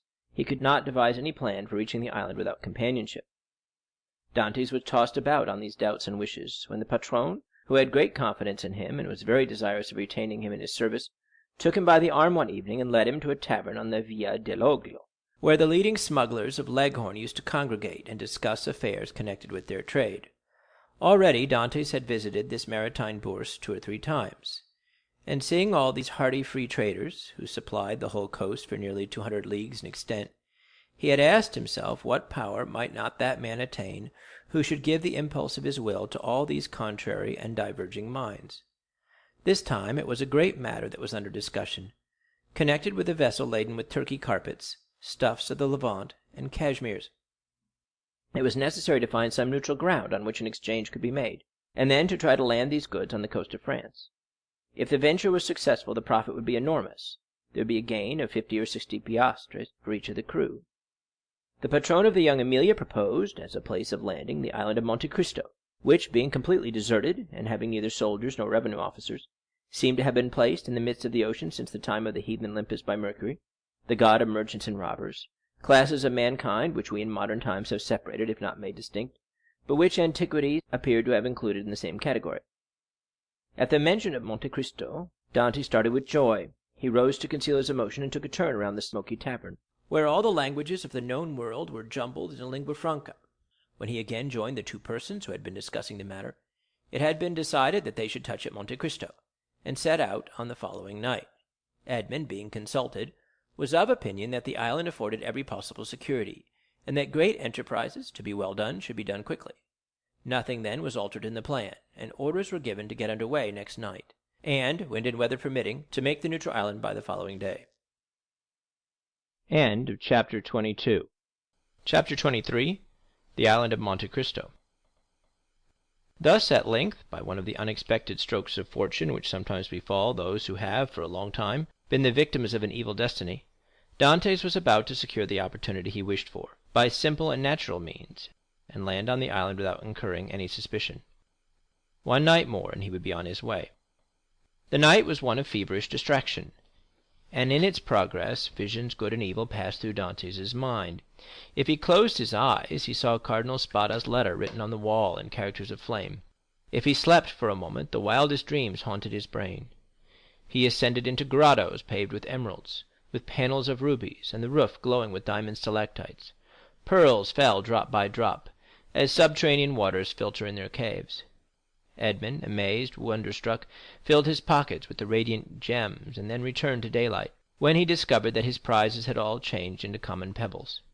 He then endeavored to re-enter the marvellous grottos, but they had suddenly receded, and now the path became a labyrinth, and then the entrance vanished, and in vain did he tax his memory for the magic and mysterious word which opened the splendid caverns of Ali Baba to the Arabian fishermen. All was useless, the treasure disappeared, and had again reverted to the genie, from whom, for a moment, he had hoped to carry it off. The day came at length, and was almost as feverish as the night had been, but it brought reason to the aid of imagination, and Dantès was then enabled to arrange a plan which had hitherto been vague and unsettled in his brain. Night came, and with it the preparation for departure, and these preparations served to conceal Dantès' agitation. He had, by degrees, assumed such authority over his companions that he was almost like a commander on board, and as his orders were always clear, distinct, and easy of execution, his comrades obeyed him with celerity and pleasure. The old patron did not interfere, for he too had recognized the superiority of Dantès over the crew and himself. He saw in the young man his natural successor, and regretted that he had not had a daughter, that he might have bound Edmond to him by a more secure alliance. At 7 o'clock in the evening all was ready, and at 10 minutes past 7 they doubled the lighthouse just as the beacon was kindled. The sea was calm, and, with a fresh breeze from the southeast, they sailed beneath a bright blue sky, in which God also lighted up in turn his beacon lights, each of which is a world. Dantès told them that all hands might turn in, and he would take the helm. When the Maltese, for so they called Dantès, had said this, it was sufficient, and all went to their bunks contentedly. This frequently happened. Dantès, cast from solitude into the world, frequently experienced an imperious desire for solitude. And what solitude is more complete or more poetical than that of a ship floating in isolation on the sea during the obscurity of the night, in the silence of immensity and under the eye of heaven? Now this solitude was peopled with his thoughts, the night lighted up by his illusions, and the silence animated by his anticipations. When the patron awoke, the vessel was hurrying on with every sail set and every sail full with the breeze. They were making nearly 10 knots an hour. The island of Monte Cristo loomed large in the horizon. Edmond resigned the lugger to the master's care, and went and lay down in his hammock. But in spite of a sleepless night he could not close his eyes for a moment. 2 hours afterwards he came on deck, as the boat was about to double the island of Elba. They were just abreast of Marseilles, and beyond that the flat but verdant island of La Pianosa. The peak of Monte Cristo, reddened by the burning sun, was seen against the azure sky. Dantès ordered the helmsman to put down his helm, in order to leave La Pianosa to starboard, as he knew that he should shorten his course by 2 or 3 knots. About 5 o'clock in the evening the island was distinct, and everything on it was plainly perceptible, owing to that clearness of the atmosphere peculiar to the light which the rays of the sun cast at its setting. Edmond gazed very earnestly at the mass of rocks which gave out all the variety of twilight colors, from the brightest pink to the deepest blue. And from time to time his cheeks flushed, his brow darkened, and a mist passed over his eyes. Never did a gamester, whose whole fortune is staked on one cast of the die, experience the anguish which Edmond felt in his paroxysms of hope. Night came, and at 10 o'clock they anchored. The young Amelia was first at the rendezvous. In spite of his usual command over himself, Dantès could not restrain his impetuosity. He was the first to jump on shore, and had he dared, he would, like Lucius Brutus, have kissed his mother earth. It was dark, but at 11 o'clock the moon rose in the midst of the ocean, whose every wave she silvered, and then, ascending high, played in floods of pale light on the rocky hills of this second Pelion. The island was familiar to the crew of the young Amelia. It was one of her regular haunts. As to Dantès, he had passed it on his voyage to and from the Levant, but never touched at it. He questioned Jacopo. "Where shall we pass the night?" he inquired. "Why, on board the tartan," replied the sailor. "Should we not do better in the grottos?" "What grottos?" "Why, the grottos, caves of the island." "I do not know of any grottos," replied Jacopo. The cold sweat sprang forth on Dantès' brow. "What, are there no grottos at Monte Cristo?" he asked. "None." For a moment Dantès was speechless. Then he remembered that these caves might have been filled up by some accident, or even stopped up for the sake of greater security by Cardinal Spada. The point was, then, to discover the hidden entrance. It was useless to search at night, and Dantès therefore delayed all investigation until the morning. Besides, a signal made half a league out at sea, and to which the young Amelia replied by a similar signal, indicated that the moment for business had come. The boat that now arrived, assured by the answering signal that all was well, soon came in sight, white and silent as a phantom, and cast anchor within a cable's length of shore. Then the landing began. Dantès reflected, as he worked, on the shout of joy which, with a single word, he could evoke from all these men, if he gave utterance to the one unchanging thought that pervaded his heart. But, far from disclosing this precious secret, he almost feared that he had already said too much, and by his restlessness and continual questions, his minute observations and evident preoccupation, aroused suspicions.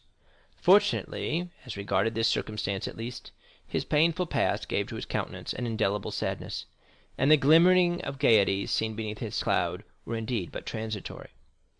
No one had the slightest suspicion, and when next day, taking a fowling piece, powder, and shot, Dantès declared his intention to go and kill some of the wild goats that were springing from rock to rock, his wish was construed into a love of sport, or desire for solitude. However, Jacopo insisted on following him, and Dantès did not oppose this, fearing if he did so he might incur distrust. Scarcely, however, had they gone a quarter of a league, when, having killed a kid, he begged Jacopo to take it to his comrades, and request them to cook it, and when ready to let him know by firing a gun. This, and some dried fruits and a flask of Mount Poliziano, was the bill of fare. Dantès went on, looking from time to time behind and around him. Having reached the summit of a rock, he saw, 1,000 feet beneath him, his companions, whom Jacopo had rejoined, and who were all busy preparing the repast which Edmond's skill as a marksman had augmented with a capital dish.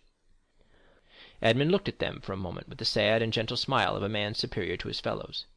"In 2 hours' time," said he, "these persons will depart richer by 50 piastres each, to go and risk their lives again by endeavoring to gain 50 more.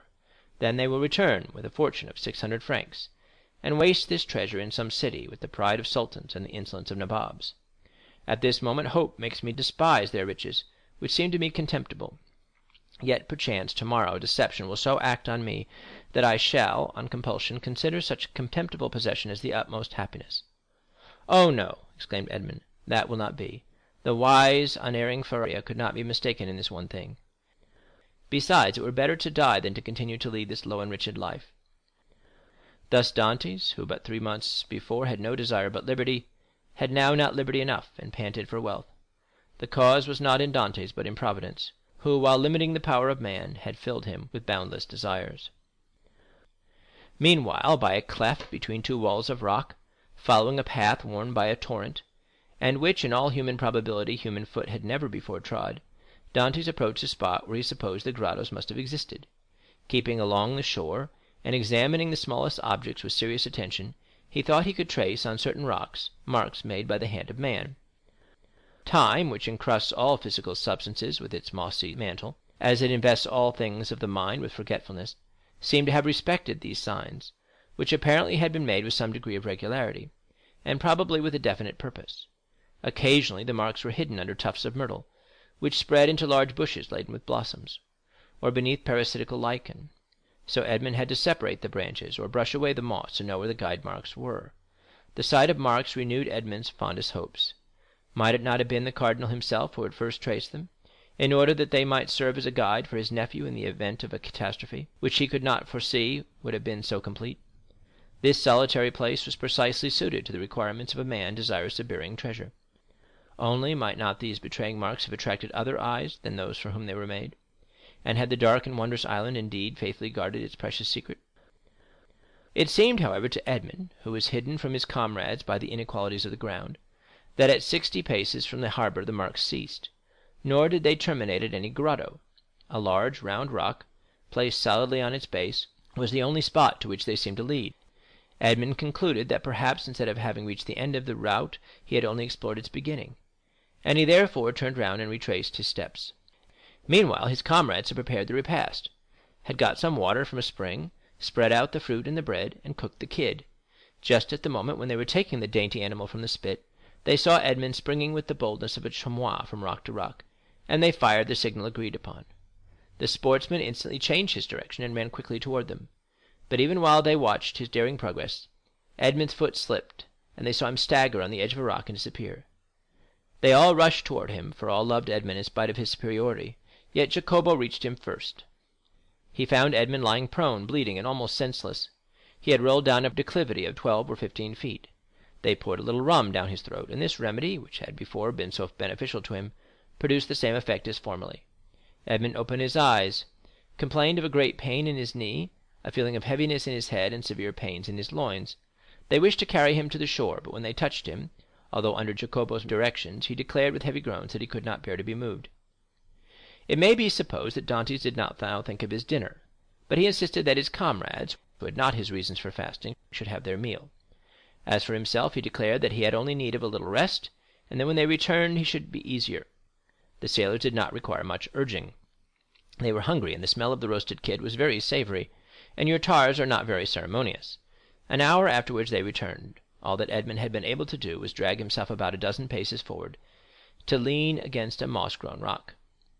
But instead of growing easier, Dantès' pains appeared to increase in violence. The old patron, who was obliged to sail in the morning in order to land his cargo on the frontiers of Piedmont and France, between Nice and Fréjus, urged Dantès to try and rise. Edmond made great exertions in order to comply, but at each effort he fell back moaning and turned pale. "He has broken his ribs," said the commander in a low voice. "No matter, he is an excellent fellow, and we must not leave him. We will try and carry him on board the tartan." Dantès declared, however, that he would rather die where he was than undergo the agony which the slightest movement cost him. "Well," said the patron, "let what may happen, it shall never be said that we deserted a good comrade like you. We will not go till evening." This very much astonished the sailors, although no one opposed it. The patron was so strict that this was the first time they had ever seen him give up an enterprise, or even delay its execution. Dantès would not allow that any such infraction of regular and proper rules should be made in his favor. "No, no," he said to the patron, "I was awkward, and it was just that I pay the penalty of my clumsiness. Leave me a small supply of biscuit, a gun, powder, and balls, to kill the kids or defend myself at need, and a pickaxe, that I may build a shelter if you delay in coming back for me." "But you'll die of hunger," said the patron. "I would rather do so," was Edmond's reply, "than suffer the inexpressible agonies which the slightest movement causes me." The patron turned toward his vessel, which was rolling on the swell in the little harbor, with sails partly set, and would be ready for sea when her toilet should be completed. "What are we to do, Maltese?" asked the captain. "We cannot leave you here so, and we cannot stay." "Go, go," explained Dantès. "We shall be absent at least a week," said the patron, "and then we must run out of our course to come here and take you up again." "Why," said Dantès, "if in 2 or 3 days you hail any fishing boat, desire them to come back here to me. I will pay 25 piastres for my passage back to Leghorn. If you do not come across one, return for me." The patron shook his head. "Listen, Captain Balde, there is one way of settling this," said Jacopo. "Do you go, and I will stay and take care of the wounded man." "And give up your share of the venture," said Edmond, "to remain with me?" "Yes," said Jacopo, and without any hesitation. "You are a good fellow and a kind-hearted messmate," replied Edmond, "and heaven will recompense you for your generous intentions. But I do not wish anyone to stay with me. A day or 2 of rest will set me up, and I hope I shall find among the rocks certain herbs most excellent for bruises." A peculiar smile passed over Dantès' lips. He squeezed Jacopo's hand warmly, but nothing could shake his determination to remain, and remain alone.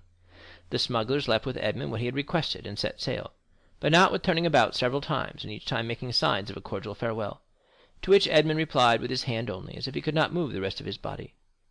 Then, when they had disappeared, he said with a smile, "'Tis strange that it should be among such men that we find proofs of friendship and devotion." Then he dragged himself cautiously to the top of a rock, from which he had a full view of the sea, and thence he saw the tartan complete her preparations for sailing, weigh anchor, and, balancing herself as gracefully as a waterfowl ere it takes to the wing, set sail. At the end of an hour she was completely out of sight. At least, it was impossible for the wounded man to see her any longer from the spot where he was. Then Dantès rose, more agile and light than the kid among the myrtles and shrubs of these wild rocks, took his gun in one hand, his pickaxe in the other, and hastened toward the rock in which the marks he had noticed terminated. "And now," he exclaimed, remembering the tale of the Arabian fisherman, which Faria had related to him, "now, open sesame." Chapter 24. The Secret Cave.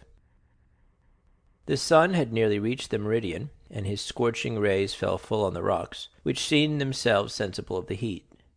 Thousands of grasshoppers, hidden in the bushes, chirped with a monotonous and dull note. The leaves of the myrtle and olive trees waved and rustled in the wind. At every step that Edmond took, he disturbed the lizards glittering with the hues of the emerald. Afar off, he saw the wild goats bounding from crag to crag. In a word, the island was inhabited, yet Edmond felt himself alone, guided by the hand of God. He felt an indescribable sensation somewhat akin to dread, that dread of the daylight which even in the desert makes us fear we are watched and observed. This feeling was so strong that at the moment when Edmond was about to begin his labor, he stopped, laid down his pickaxe, seized his gun, mounted to the summit of the highest rock, and from thence gazed round in every direction. But it was not upon Corsica, the very houses of which he could distinguish, or on Sardinia, or on the island of Elba, with its historical associations, or upon the almost imperceptible line that to the experienced eye of a sailor alone revealed the coast of Genoa, the proud, and Leghorn, the commercial, that he gazed. It was at the brigantine that had left in the morning, and the tartan that had just set sail, that Edmond fixed his eyes. The first was just disappearing in the straits of Bonifacio. The other, following an opposite direction, was about to round the island of Corsica. This sight reassured him. He then looked at the objects near him. He saw that he was on the highest point of the island, a statue on this vast pedestal of granite, nothing human appearing in sight, while the blue ocean beat against the base of the island, and covered it with a fringe of foam. Then he descended with cautious and slow step, for he dreaded an accident similar to that which he had so adroitly feigned should happen in reality. Dantès, as we have said, had traced the marks along the rocks, and he had noticed that they led to a small creek, which was hidden like the bath of some ancient nymph. This creek was sufficiently wide at its mouth and deep in its center to admit of the entrance of a small vessel of the lugger class, which would be perfectly concealed from observation. Then, following the clue that, in the hands of the Abbé Faria, had been so skilfully used to guide him through the Daedalian labyrinth of probabilities, he thought that the Cardinal Spada, anxious not to be watched, had entered the creek, concealed his little bark, followed the line marked by the notches in the rock, and at the end of it had buried his treasure. It was this idea that had brought Dantès back to the circular rock. One thing only perplexed Edmond, and destroyed his theory. How could this rock, which weighed several tons, have been lifted to this spot without the aid of many men? Suddenly an idea flashed across his mind. Instead of raising it, thought he, they have lowered it, and he sprang from the rock in order to inspect the base on which it had formerly stood. He soon perceived that a slope had been formed, and the rock had slid along this until it stopped at the spot it now occupied. A large stone had served as a wedge. Flints and pebbles had been inserted round it, so as to conceal the orifice. This species of masonry had been covered with earth, and grass and weeds had grown there. Moss had clung to the stones. Myrtle bushes had taken root, and the old rock seemed fixed to the earth. Dantès dug away the earth carefully, and detected, or fancied he detected, the ingenious artifice. He attacked this wall, cemented by the hand of time, with his pickaxe. After 10 minutes' labor, the wall gave way, and a hole large enough to insert the arm was opened. Dantès went and cut the strongest olive tree he could find, stripped off its branches, inserted it in the hole, and used it as a lever. But the rock was too heavy and too firmly wedged to be moved by any one man, were he Hercules himself. Dantès saw that he must attack the wedge. But how? He cast his eyes round, and saw the horn full of powder which his friend Jacopo had left him. He smiled. The infernal invention would serve him for this purpose. With the aid of his pickaxe, Dantès, after the manner of a labor-saving pioneer, dug a mine between the upper rock and the one that supported it, filled it with powder, then made a match by rolling his handkerchief in saltpetre. He lighted it and retired. The explosion soon followed. The upper rock was lifted from its base by the terrific force of the powder. The lower one flew into pieces. Thousands of insects escaped from the aperture Dantès had previously formed, and a huge snake, like the guardian demon of the treasure, rolled itself along in darkling coils and disappeared. Dantès approached the upper rock, which now, without any support, leaned toward the sea. The intrepid treasure-seeker walked round it, and, selecting the spot from whence it appeared most susceptible to attack, placed his lever in one of the crevices, and strained every nerve to move the mass. The rock, already shaken by the explosion, tottered on its base. Dantès redoubled his efforts. He seemed like one of the ancient Titans who uprooted the mountains to hurl against the father of the gods. The rock yielded, rolled over, bounded from point to point, and finally disappeared in the ocean. On the spot it had occupied was a circular space, exposing an iron ring let into a square flagstone. Dantès uttered a cry of joy and surprise. Never had a first attempt been crowned with more perfect success. He would fain have continued, but his knees trembled, and his heart beat so violently, and his sight became so dim, that he was forced to pause. This feeling lasted but for a moment. Edmond inserted his lever in the ring and exerted all his strength. The flagstone yielded, and disclosed steps that descended until they were lost in the obscurity of a subterranean grotto. Anyone else would have rushed on with a cry of joy. Dantès turned pale, hesitated, and reflected. "Come," said he to himself, "be a man. I am accustomed to adversity. I must not be cast down by the discovery that I have been deceived. What, then, would be the use of all I have suffered? The heart breaks when, after having been elated by flattering hopes, it sees all its illusions destroyed. Faria has dreamed this. The Cardinal Spada buried no treasure here.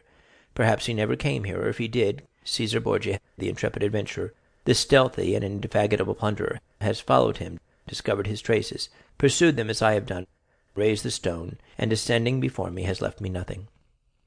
He remained motionless and pensive, his eyes fixed on the gloomy aperture that was open at his feet.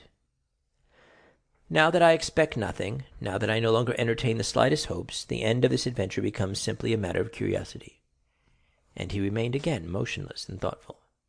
Yes, this is an adventure worthy of a place in the varied career of that royal bandit. This fabulous event formed but a link in a long chain of marvels. Yes, Borgia has been here, a torch in one hand, a sword in the other, and within 20 paces at the foot of this rock, perhaps 2 guards kept watch on land and sea, while their master descended, as I am about to descend, dispelling the darkness before his awe-inspiring progress. But what was the fate of the guards who thus possessed his secret? Asked Dantès of himself. "The fate," replied he, "of those who buried Alaric." Yet had he come, thought Dantès, he would have found the treasure, and Borgia, he who compared Italy to an artichoke, which he could devour leaf by leaf, knew too well the value of time to waste it in replacing this rock. I will go down. Then he descended, a smile on his lips, and murmuring that last word of human philosophy, "Perhaps."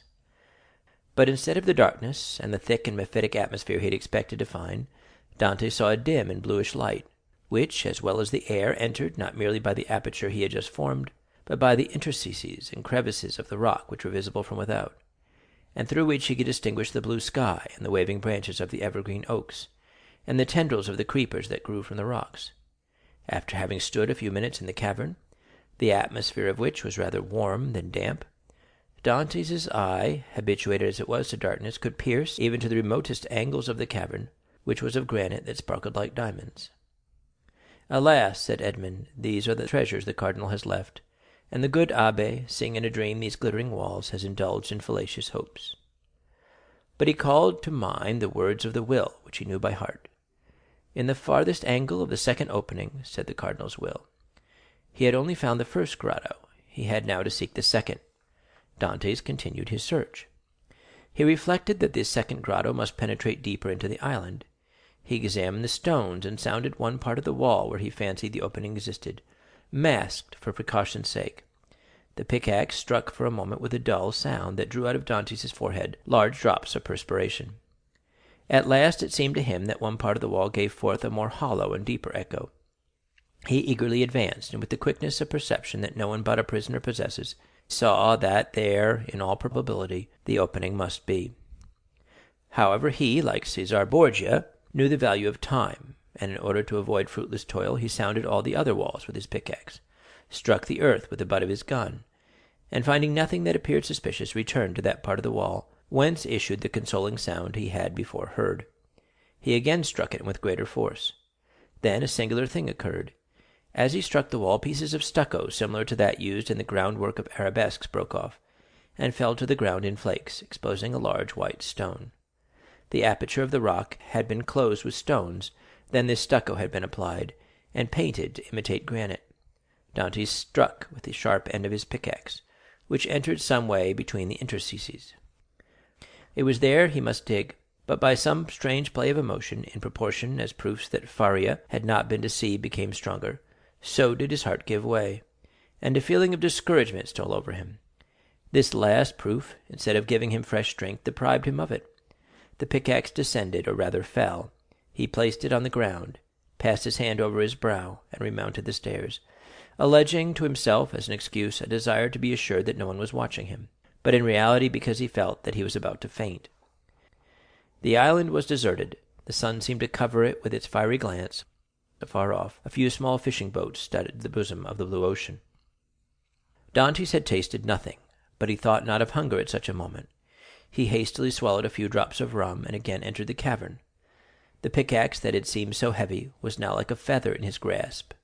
He seized it and attacked the wall. After several blows, he perceived that the stones were not cemented, but had merely been placed one upon the other, and covered with stucco. He inserted the point of his pickaxe, and using the handle as a lever, with joy soon saw the stone turn as if on hinges and fall at his feet. He had nothing more to do now, but with the iron tooth of the pickaxe to draw the stones toward him one by one. The aperture was already sufficiently large for him to enter, but by waiting he could still cling to hope, and retard the certainty of deception. At last, after renewed hesitation, Dantès entered the second grotto. The second grotto was lower and more gloomy than the first. The air could only enter by the newly formed opening. It had the mephitic smell Dantès was surprised not to find in the outer cavern. He waited in order to allow pure air to displace the foul atmosphere, and then went on. At the left of the opening was a dark and deep angle, but to Dantès' eye there was no darkness. He glanced around the second grotto. It was, like the first, empty. The treasure, if it existed, was buried in this corner. The time had at length arrived, 2 feet of earth removed, and Dantès' fate would be decided. He advanced toward the angle, and summoning all his resolution, attacked the ground with the pickaxe. At the 5th or 6th blow, the pickaxe struck against an iron substance. Never did funeral knell, never did alarm bell produce a greater effect on the hearer. Had Dantès found nothing, he could not have been more ghastly pale. He again struck his pickaxe into the earth, and encountered the same resistance, but not the same sound. It is a casket of wood bound with iron, thought he. At this moment a shadow passed rapidly before the opening. Dantès seized his gun, sprang through the opening, and mounted the stair. A wild goat had passed before the mouth of the cave, and was feeding at a little distance. This would have been a favorable occasion to secure his dinner, but Dantès feared lest the report of his gun should attract attention. He thought a moment, cut a branch of a resinous tree, lighted it at the fire at which the smugglers had prepared their breakfast, and descended with his torch. He wished to see everything. He approached the hole he had dug, and now, with the aid of the torch, saw that his pickaxe had in reality struck against iron and wood. He planted his torch in the ground and resumed his labor. In an instant a space 3 feet long by 2 feet broad was cleared, and Dantès could see an oaken coffer, bound with cut steel. In the middle of the lid he saw engraved on a silver plate, which was still untarnished, the arms of the Spada family, viz., a sword, pale, on an oval shield, like all the Italian armorial bearings, and surmounted by a cardinal's hat. Dantès easily recognized them. Faria had so often drawn them for him. There was no longer any doubt. The treasure was there. No one would have been at such pains to conceal an empty casket. In an instant he had cleared every obstacle away, and he saw successively the lock placed between 2 padlocks, and the 2 handles at each end, all carved as things were carved at that epoch, when art rendered the commonest metals precious. Dantès seized the handles and strove to lift the coffer. It was impossible. He sought to open it. Lock and padlock were fastened. These faithful guardians seemed unwilling to surrender their trust. Dantès inserted the sharp end of the pickaxe between the coffer and the lid, and, pressing with all the force on his handle, burst open the fastenings. The hinges yielded in their turn and fell, still holding in their grasp fragments of the wood, and the chest was open. Edmond was seized with vertigo. He cocked his gun and laid it beside him. He then closed his eyes, as children do, in order that they may see in the resplendent night of their own imagination more stars than are visible in the firmament. Then he reopened them, and stood motionless with amazement. 3 compartments divided the coffer. In the first blazed piles of golden coin. In the second were ranged bars of unpolished gold, which possessed nothing attractive save their value. In the third, Edmond grasped handfuls of diamonds, pearls, and rubies, which, as they fell on one another, sounded like hail against glass. After having touched, felt, examined these treasures, Edmond rushed through the caverns like a man seized with frenzy. He leaped on a rock from whence he could behold the sea. He was alone with these countless, these unheard-of treasures. Was he awake, or was it but a dream? He would fain have gazed upon his gold, and yet he had not strength enough. For an instant he leaned his head in his hands as if to prevent his senses from leaving him, and then rushed madly about the rocks of Monte Cristo, terrifying the wild goats and scaring the sea-fowls with his wild cries and gestures. Then he returned, and, still unable to believe the evidence of his senses, rushed into the grotto, and found himself before this mine of gold and jewels. This time he fell on his knees, and, clasping his hands convulsively, uttered a prayer intelligible to God alone. He soon became calmer and more happy, for only now did he begin to realize his felicity. He then set himself to work to count his fortune. There were 1,000 ingots of gold, each weighing from 2 to 3 pounds. Then he piled up 25,000 crowns, each worth about 80 francs of our money, and bearing the effigies of Alexander VI and his predecessors. And he saw that the complement was not half empty. And he measured 10 double handfuls of pearls, diamonds, and other gems, many of which, mounted by the most famous workmen, were valuable beyond their intrinsic worth. Dantès saw the light gradually disappear, and fearing to be surprised in the cavern, left it, his gun in his hand. A piece of biscuit and a small quantity of rum formed his supper, and he snatched a few hours' sleep lying over the mouth of the cave. It was a night of joy and terror, such as this man of stupendous emotions had already experienced twice or thrice in his lifetime. End of chapter 24.